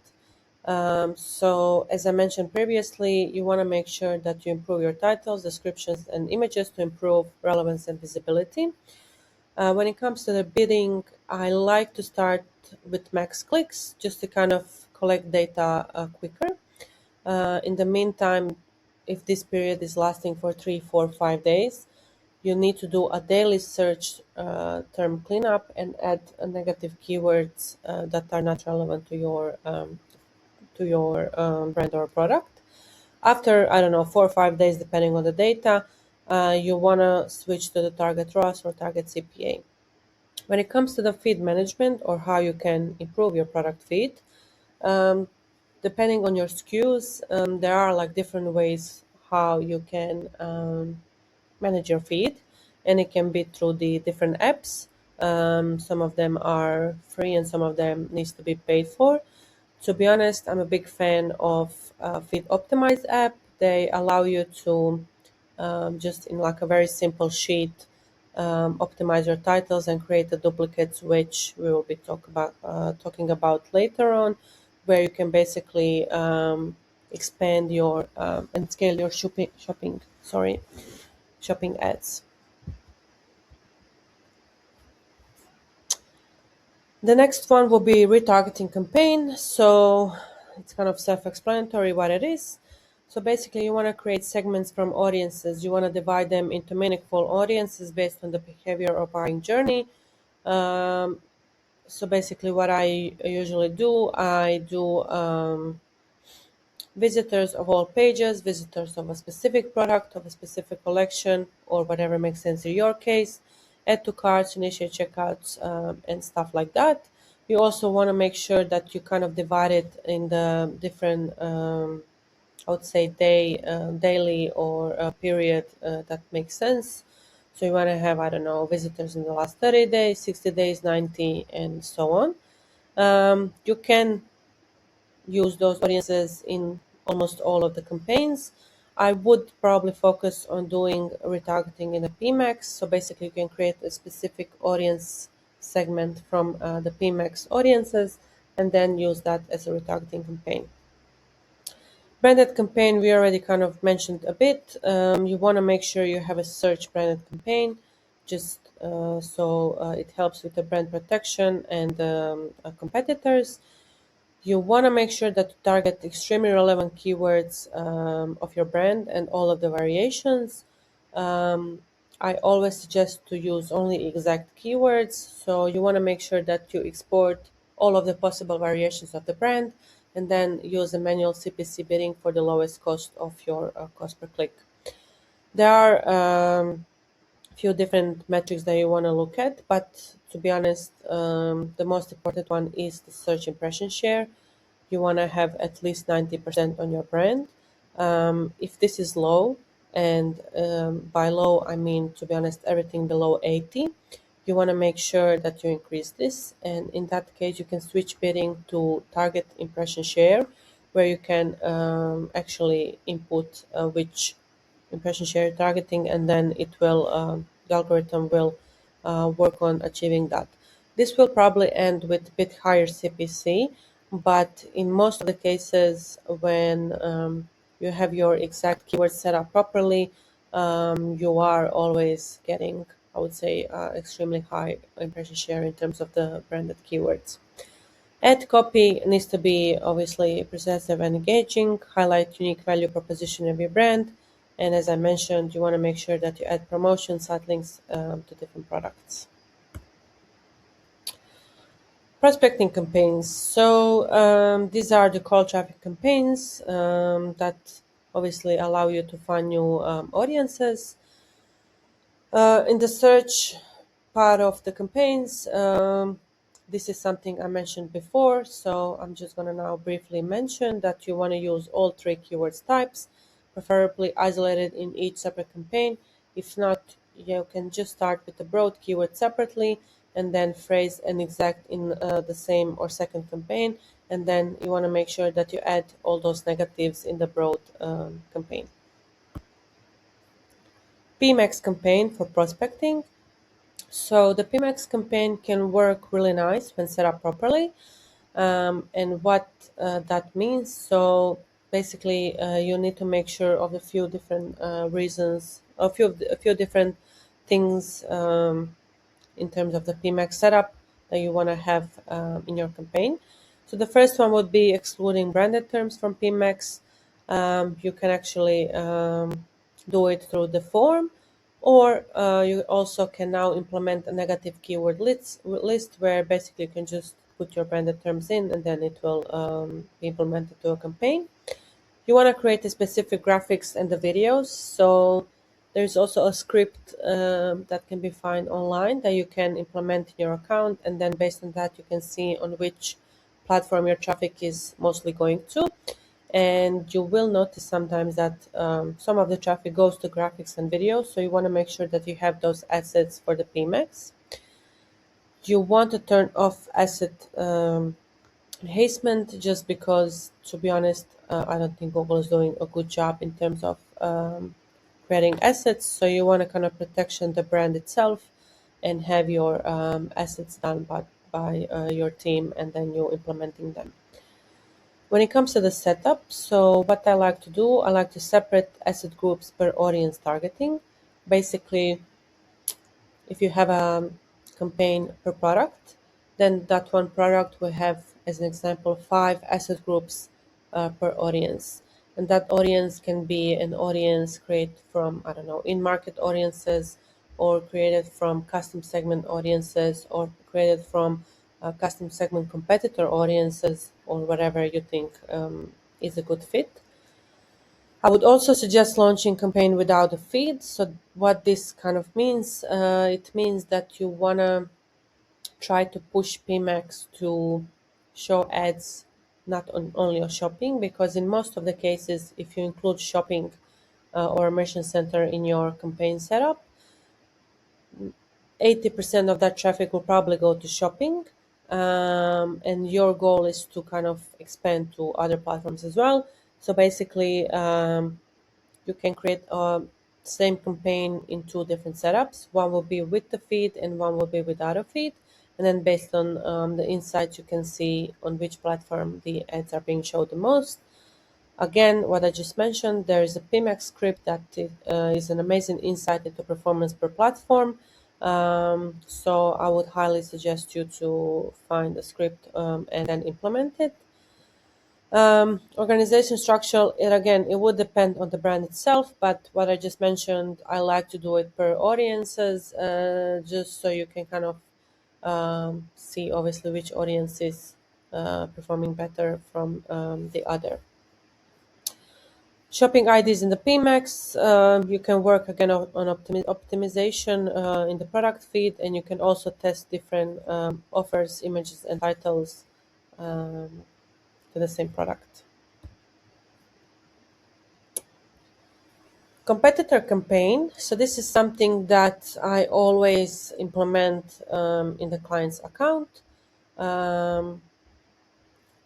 When you target competitor keywords directly in a search campaign, you end up having an insanely high CPC, which, to be honest, I've never found to be working quite good. And I find it best when used in the PMAX audiences.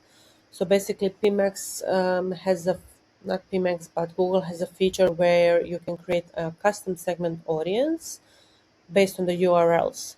So basically, it kind of allows you to collect the audiences that are searching for the competitor URLs. I wrote here it's like having pixel on the page. It's not really, but it's going in that direction. And you just add in the custom segment audiences those URLs. Basically, you just paste your, I don't know, top 3, 5, or 3, 4, 5, or whatever URLs from their page, and then you use that audience in a campaign. You want to make sure that your landing page is kind of optimized for this audience. You want to make sure that your content is explained properly, that your product has a comparison, testimonials, and everything else. You want to make sure you have a specific copy for this type of targeting where you are adding extremely additional value to your brand and how it can be compared to the competitor in terms of either the promotion or some other stuff that obviously you find as a better fit. Video campaigns, as I kind of mentioned, it's run through Dimension, but you can set up only a video campaign. To be honest, I've tested this in few different ways, but the best targeting for video campaigns, if the content is good, is a wide audience. So basically, I don't know, if you're selling a skincare, you want to make sure that you're targeting females, age range around whatever your geo is, but let's say 25 to 45. And then you can create a lookalike audiences based on your maybe converters or visitors, and then try again if you find on White that the content is working. You want to make sure that you have a different versions or hooks in the each ad group. So if you have one video with 5 different hooks, I always suggest to create a campaign per content, and then for the each hook create a separate ad group with the same targeting. So basically, you would, if you have 3 different versions, you will have a campaign with 3 ad groups, and then each ad group would have its own video in both formats. And when I say in both formats, that's a wide and shorts. So you always want to make sure that you have those 2 formats available for the ad, and make sure that you turn off your optimized targeting. I didn't see a lot of success with this. You can maybe split test one campaign with the optimized targeting and see how you go. But in my case, honestly, it wasn't really that good. Okay, so this is just an example on how you can set this up. So basically you want to test 2-3 variations at the same time and then gradually increase until you find a winner. This is an example where we had 6 different variations of one video, as you can see, each one in their own ad group, and then each ad group would have a short and a wide version of each video. Okay, so this is just, I would say, a short launch plan that you can use for your strategy. So you don't have to follow this, but it kind of gives you a structure as to what is more important from the start. So basically, I would start with brand and the product campaigns. This is just in terms of the search and shopping. And you want to make sure you have this for brand and non-brand version or the traffic. I would also start with the broad campaign, just so you want to make sure that you are researching for the keywords. When it comes to the non-brand product campaign, I would focus here on adding exact and phrase keywords that are the highest intent or the lowest hanging fruit for your product, and then expanding with the broad. And as we mentioned, you want to test ad copy and landing page. The second phase would be the scaling. So that's bids, targeting, ad schedule, and extensions. You want to make sure that you also target checking your search terms and optimizing terms. And then you want to make sure that you're optimizing the shopping ads in terms of the titles and descriptions to make sure that you always find the winning concept or the ad. And then on the third phase would be expanding to dynamic search ads, which we discussed about previously, remarketing campaign, and the video ads. Again, this is not something you need to follow, but I just think it gives you like a more clear structure around what is better to do at the start and then what is better to do later on. Okay, so these are a bit advanced strategies that I will mention around the Google Ads itself. They are briefly explained, so there is much more around this, which we will be discussing in a second module, but I will now just mention on what is it about. So, advanced Google Shopping strategy. It's a strategy where most clients or the accounts that I saw are not optimizing their shopping ads at all, meaning they just give the Google their merchant center, their feed, and that's about it. They probably control budgets and the bids, but they don't optimize their IDs at all. So, as I mentioned in the previously slides, you want to make sure optimize your bidding, and this is very easy. We mentioned that you can always start with max clicks bidding and then switch to target CPA, target ROAS. In the meantime, you want to make sure that you're on a daily basis optimizing your keywords and adding negative keywords. Crucial part of this optimization part is your product feed optimization. So you need to make sure that your title, description, and images are optimized. You need to play a lot with this until you find what is the winning one.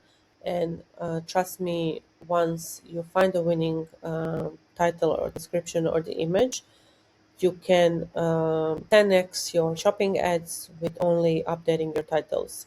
I know it sounds crazy, but trust me, it has helped me to unlock whole new audiences just based on the title that we did and the page that we did for a specific customer based on the very similar product that was around our or what we were offering for. I will explain that a bit later, but just to give you like a glance view that you need to optimize your title and descriptions. How you can optimize this? First thing, when looking at title, you need to make sure that in the first 60 characters of the title, you're matching highly volume keywords with the high intent. So always make sure you also mention a brand name. So I would start with the brand name, then a keyword that it's high volume, Then I would add an extra details that are kind of explaining the product itself. In the description, same thing. You want to make sure that you include those high volume keywords that customers might search for. The images, you can play around with the stickers, authority offers. There are few policies around this. You can't really put a lot of texts, but for example, if you're running a promotion that says whatever summer sale 20% off, you can add like a small sticker that says summer sale 20% off, and it will definitely work better than a plain product image. I've tried this many times, works all the time. If you have an authority holding your product or using your product, you can try to use that as a lifestyle image for your product. Sometimes it works, sometimes it doesn't, depending on your image. The third thing or the fourth thing is the landing page. You want to make sure that you create a sales page for your hero products that is around a specific concern or specific angle that you want to target through your shopping ad. As an example, I'll just briefly explain now. You want to make sure that your product is the LED mask that helps with acne scars. In most of the cases, your title would look like this: red light mask, brand name, 3 minutes a day, helps with fine lines, wrinkles, etc. There is no way that you will ever be able to get triggered on anything that is around acne scars, even though your mask is helping with that. Or there is no way that if a customer is searching for something like that, that your ad will be shown. So you approach to that case like this. You create a page, a product page, where you can just kind of duplicate your product page from the mask already. You can just change the copy to be around the acne scars and nothing else. You can put the images to be before and afters if you have them, obviously, around the specific concern, and basically adjust everything to be around that angle. Once that is done, you can create a duplicate, and this is something that I will be mentioning later on. But basically, feed management apps allow you to create a duplicate from the same SKU that is basically the same product, but then used with either different title or different page. Basically, you create a duplicate from the original product, and you name your product a brand name and says red light therapy helps with acne scars. If you add, I don't know, reduce acne scars in whatever 3 months or whatever your benefit can be, and then in the description add how the mask helps to reduce acne scars. The image can stay the same, or you can play a bit more with that, but basically when a customer types in now how to reduce acne scars and it's a high volume keyword, your product will be shown with the optimized title and the description. Once a customer clicks on your product, it leads them to a page that is around the acne itself. And trust me, this is stuff that works amazingly. I've tried this in different ways and different clients. It always works, but it's a long-term project that you need to focus on to deliver the results.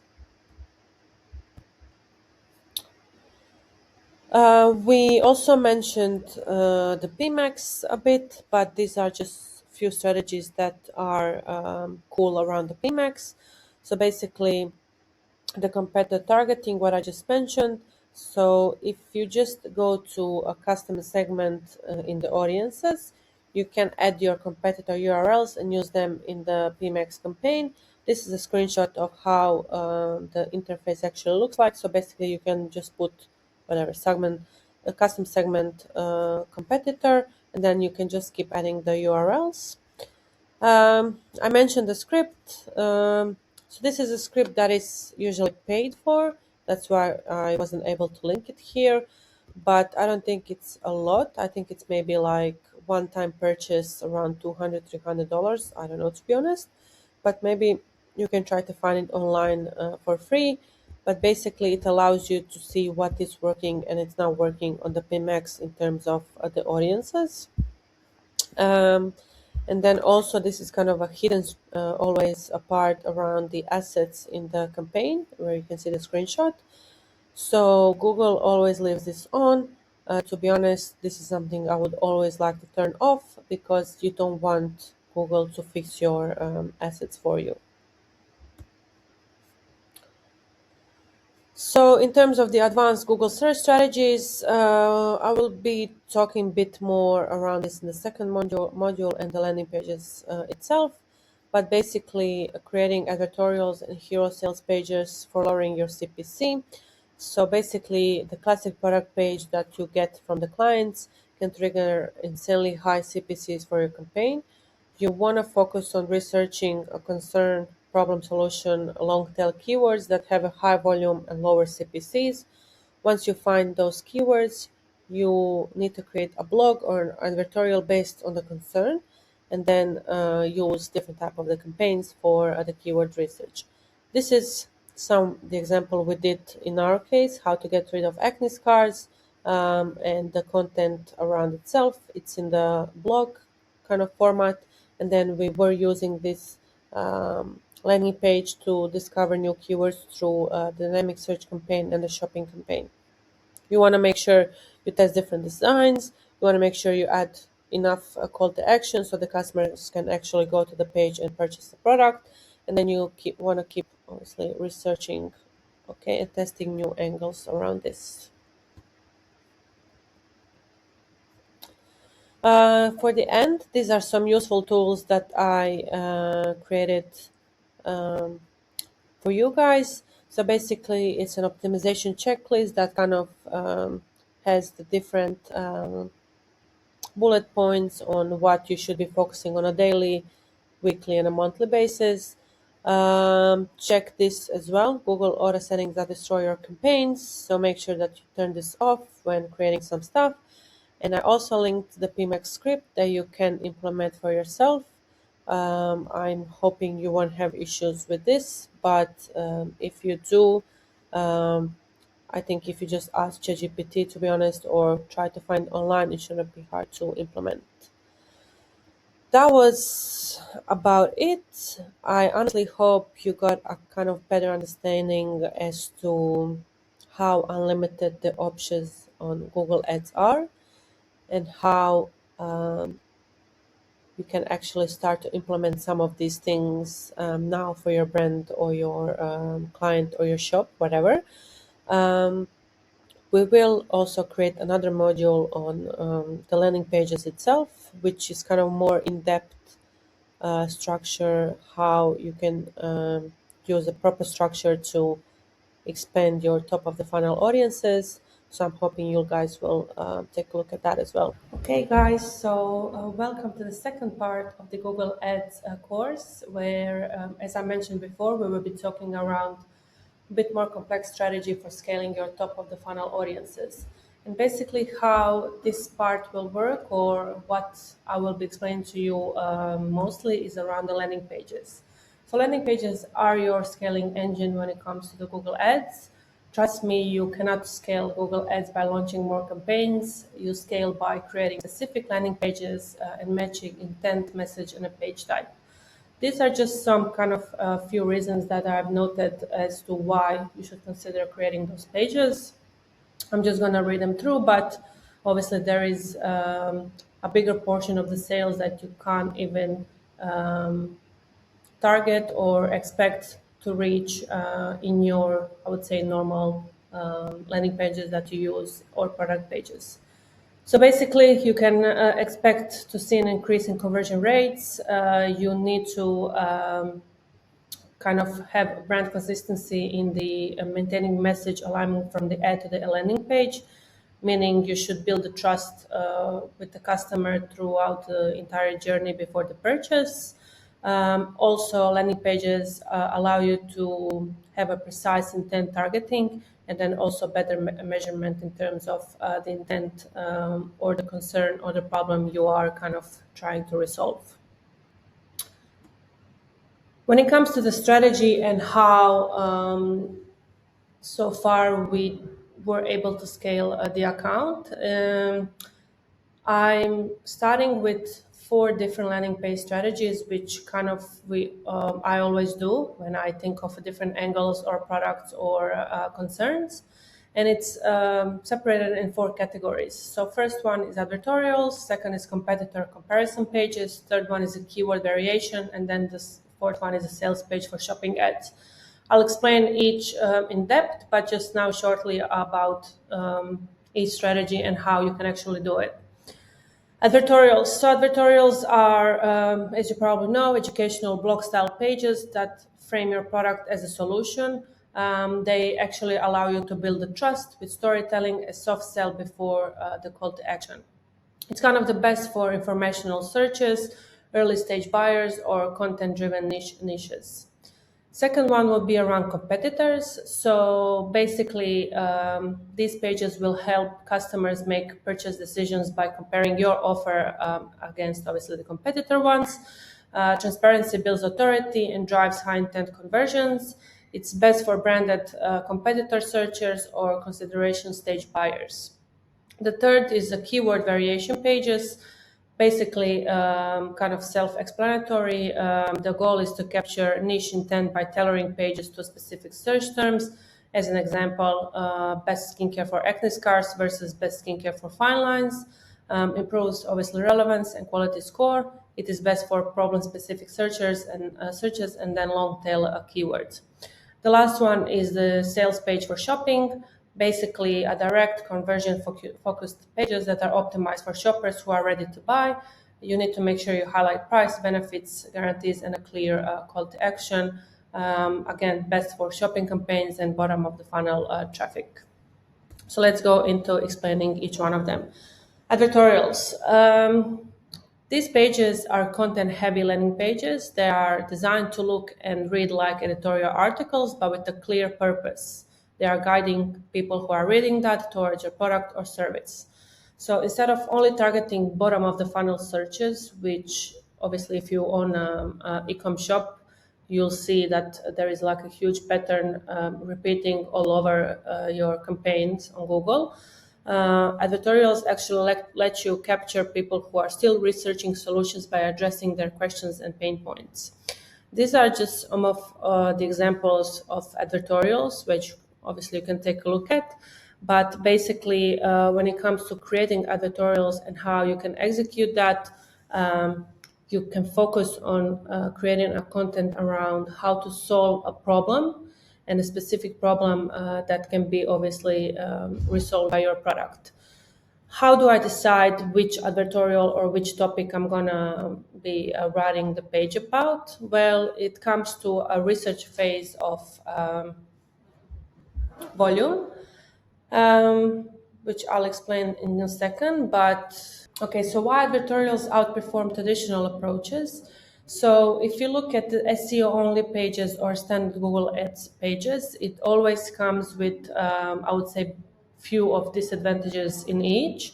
When it comes to the SEO, organic content can take around a year before generating any results. And with the standard Google Ads, usually if you are targeting very, I would say, lowest hanging fruit or bottom of the funnel keywords, they usually come with extremely high CPCs and a lot of competition. And then again, those ads kind of send users to a generic product page that are not tailored to education or trust building. That's when advertorials come into the whole story. With advertorials, you get immediate exposure for content without waiting for rankings, reach early stage searchers at the lower CPCs with informative content that builds trust before they ask. So the main goal here is to kind of be able to open up new keywords that are high volume keywords but lower CPC. And those are with advertorials always long tail keywords that have a higher volume depending on the topic you're targeting. So basically advertorials kind of bridge the gap between education and sales, letting you capture cheaper, higher funnel traffic and turn it into conversions without the time lag of SEO or the high costs of Google Ads, commercial or commercial ads.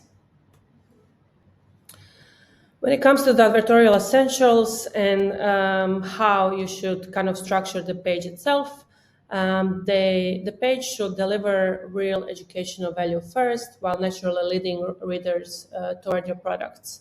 So kind of 3 stages, I would say, of a page. The first should be a lead with useful insights. So kind of start by providing content that solves a problem or educates the reader. You can use the headlines that clearly state the benefit or outcome they can expect, address the why before the what. Second one should be around supporting claims with credibility. So in this part, you make sure that you include references, expert quotes, customer testimonials, stable authority, and trust. Basically, when you're thinking about this, make sure that you integrate everything that has at least some authority from your product or a brand. And that comes also to the reviews, or I don't know, some influencers that did the review of your products, videos, whatever, some articles, some, I don't know, a PR or before and afters of the customers. And then the third part should be about the integration of your product naturally. So basically, if you addressed in the first 2 stages of the page the concern, the problem, and explained and educated the customer around the concern or a problem, you need to kind of introduce your product as a recommendation for solving the issue. Kind of logical step needs to be positioning your product as a solution. You don't want to make it feel forced or overly promotional. You can use language like, I don't know, based on this research, or one solution that addresses these points and stuff like that. Second one would be around competitor comparison pages. So basically, just the fact that almost half of Google Ad clicks are on the branded search terms. That means that competitors are paying to send traffic to their own names, which gives you obviously a chance to step in. To be honest, when it comes to a competitor and the strategy around that on Google, I work with a lot of clients who want to bid on the competitor keywords without having a proper page. So basically, you can create a page that is comparing your product against the competitor one, and then obviously positioning your product as a, I would say, smarter alternative and win customers directly from kind of that consideration phase from obviously the competitor. How to implement? So you want to make sure you focus on the brands with high search volume and a strong market presence. They are your biggest opportunities. You can use obviously Google Keyword Planner to identify branded search volumes. Second, you want to use strategic positioning to frame your offer against theirs.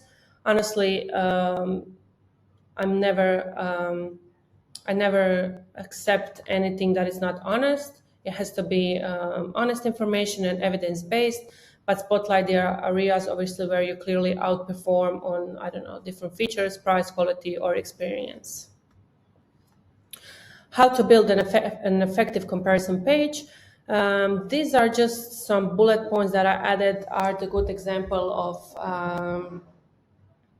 structuring the page, but basically you can mention whatever makes sense in your case. It can be around shipping, quality, materials, sourcing, bundles, sales, reviews, whatever. In terms of the structure and how the page will actually look like, I've linked here some of the examples, so feel free to check this. But I would always use a format that is kind of explaining a bit around the technology behind the both products in general, then introducing each product benefits, and then obviously a comparison charts around the 2 competitors or your brand and another competitor, and then highlighting obviously what kind of makes sense in your case. This is kind of, again, a structure how you can set up your comparison page. First, you would have a hero section. So basically headline like how your product stacks up against obviously competitor one, with a short sub headline summarizing a key advantage. You want to make sure you have a comparison table this is something that works really nice, and it's really kind of easy to review quickly which points are in obviously your favor rather than competitor. You want to make sure you have a supporting copy, so basically brief explanation of each advantage. You want to make sure you have a social proof and a trust signals, and then obviously clear call to action in terms of leading customers back to your website to obviously purchase the product. The third option to kind of scale, I would say, evergreen campaigns is to kind of create a keyword variation pages. And this is something that can be implemented on search and shopping and PMX. So basically, many brands overlook the full range of terms that relate to their products. And by creating the obviously keyword variation pages for different concerns or angles, you kind of increase relevance, improve quality score, and drive more conversions. Why it works? It's kind of very logical because you align headline, benefit, and a testimonial directly with intent. You prevent confusion by keeping the offer clear and singular, because people might be searching for one term. You can bid on the keyword, but if they land on a very generic product page, they might get confused as to what that actually means, because they were searching for obviously a different term. Makes the product feel personalized for specific customer needs, and I think this is kind of the most important part, to be honest. And then it also kind of improves the quality score, lowers your CPC while improving the ad rank. So basically, I've did on the left and the right as an example how you can actually do this. You have your generic product page on the left. You can just duplicate your generic product page and then just change the headlines and the content to be around obviously the angle that you're targeting. So in this case, as you can see, we are trying to focus on reducing acne and acne scars and breakouts with our light therapy masks. So that's why we decided to test different headlines. And obviously you can't see below, but there's like more text around how our product can help with reducing acne and prevent future breakouts. So once we kind of duplicated the page and updated the copy to be around keyword that we aim to target, I always kind of proof test this with a search campaign. So basically I would take a list of the high volume keywords that are around a specific concern that we addressed in the page, and then just build a specific ad copy to target the same keywords. When it comes to which type of keywords you would target, to be honest, I always try with the phrase and broad. And once I find the winners, then I do a specific exact match campaign. But I think just in terms of the volume, it's best to start with the phrase and broad. To be honest, you don't need to do much here. You can just use the same product page, duplicating and then adjusting the headline positioning and the content to be around the search intent. Trust me, we've seen a huge increase in sales with this. We were able to 3x, 4x our search campaigns with using these keyword variation pages. And it also kind of allows you to open up a whole new angle of the keywords that you were not able to make profitable in your standard search campaigns. The last one is around the sales pages for shopping ads. So basically, this is something that is kind of similar to the keyword variation page, where basically you can also unlock a whole new angle of the search terms that get triggered from your ID or the title or description that you have for your product, based on the page that you are giving to the specific ID. So let's start with the first thing. So sales-focused landing pages can also be used for shopping ads. This kind of refers to custom pages that probably your brand has that you use for specific sales and stuff. There is kind of a Google policy around here, and I've linked it at the bottom of the slide.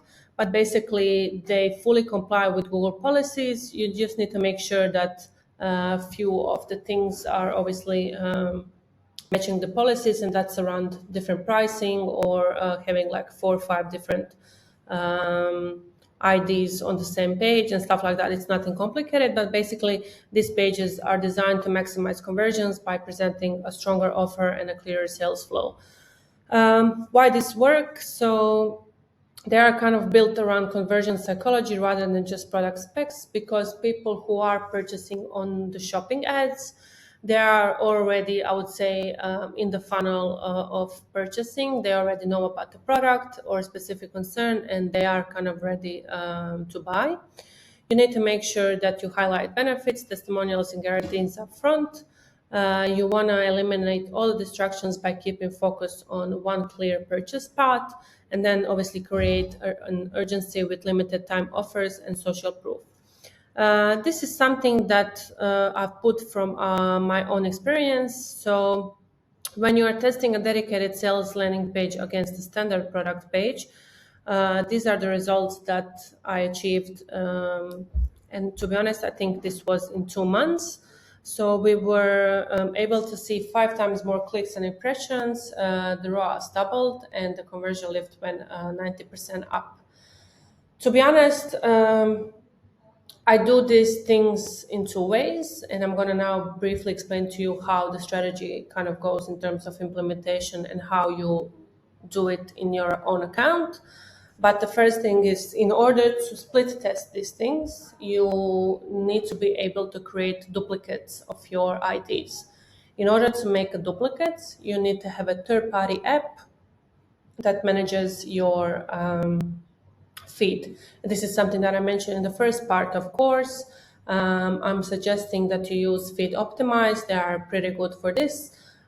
Basically, once you implement the Feed Optimize in your merchant center and get the feed up and running, you can create a duplicate of each SKU. So basically, you can take your winning SKU and make a duplicate in the sheet. It's a very easy process. You just create like a Google Sheet where you copy your original ID and you create a new ID.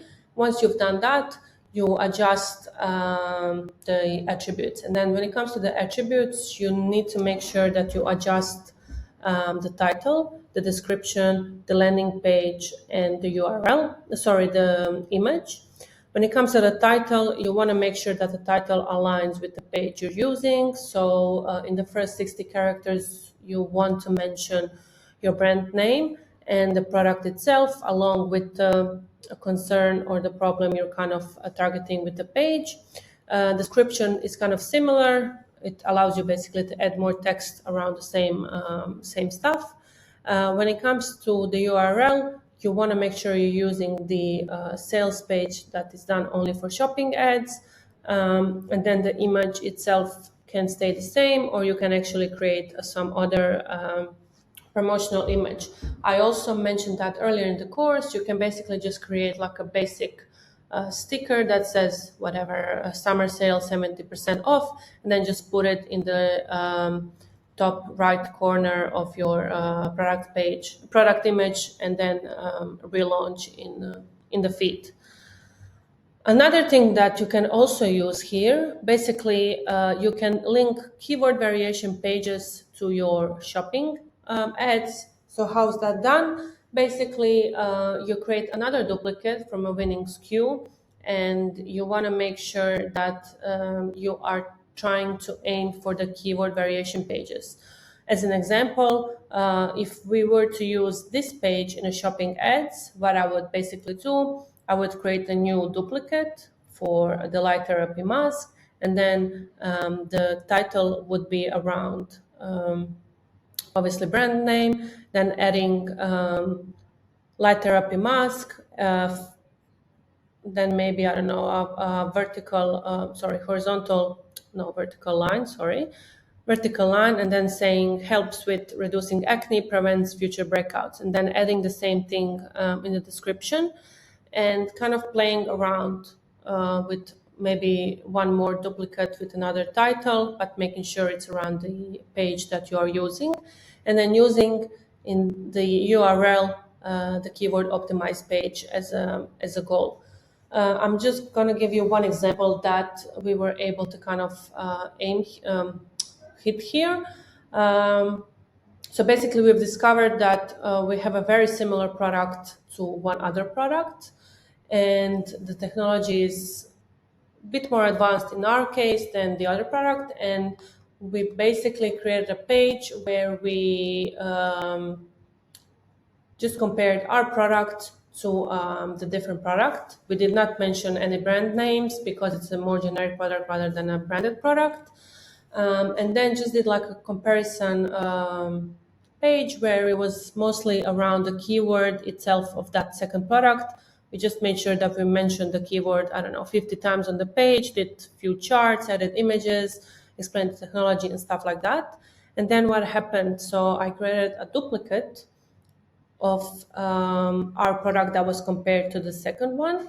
And basically in the title, it said our product versus second product, and then explained in the description the second product and the technology around it in like 2-3 sentences, and then sent those customers to this kind of optimized page in terms of a specific keyword.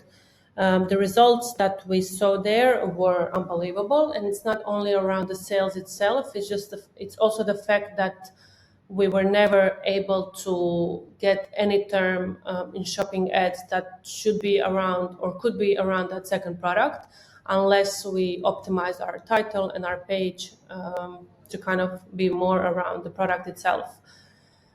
This is something that, to be honest, can be done on a very broad way, but what I suggest to you when you think of these pages and how okay, we talked about this and how you can actually set this up. So to be honest, I have a proper structure for this myself. You want to make sure you create a sheet. You want to make sure that you kind of type in all the pages that you want to build, and those pages should be around the volume of the keywords that you want to obviously target, and then kind of divide them into tiers. So basically you can have, 3 to 4 tiers, and then based on the volume of the searches, put obviously in a different tier. You want to make sure you focus on the searches that are above the obviously lower ones and kind of start executing from there. It's a process that kind of needs to be set up with the designer and then the copywriter or whoever is included in the process. But trust me, once it's set up properly, it's something that it's gonna be that will allow you to scale your Google Ads account double or triple in the 1 year time.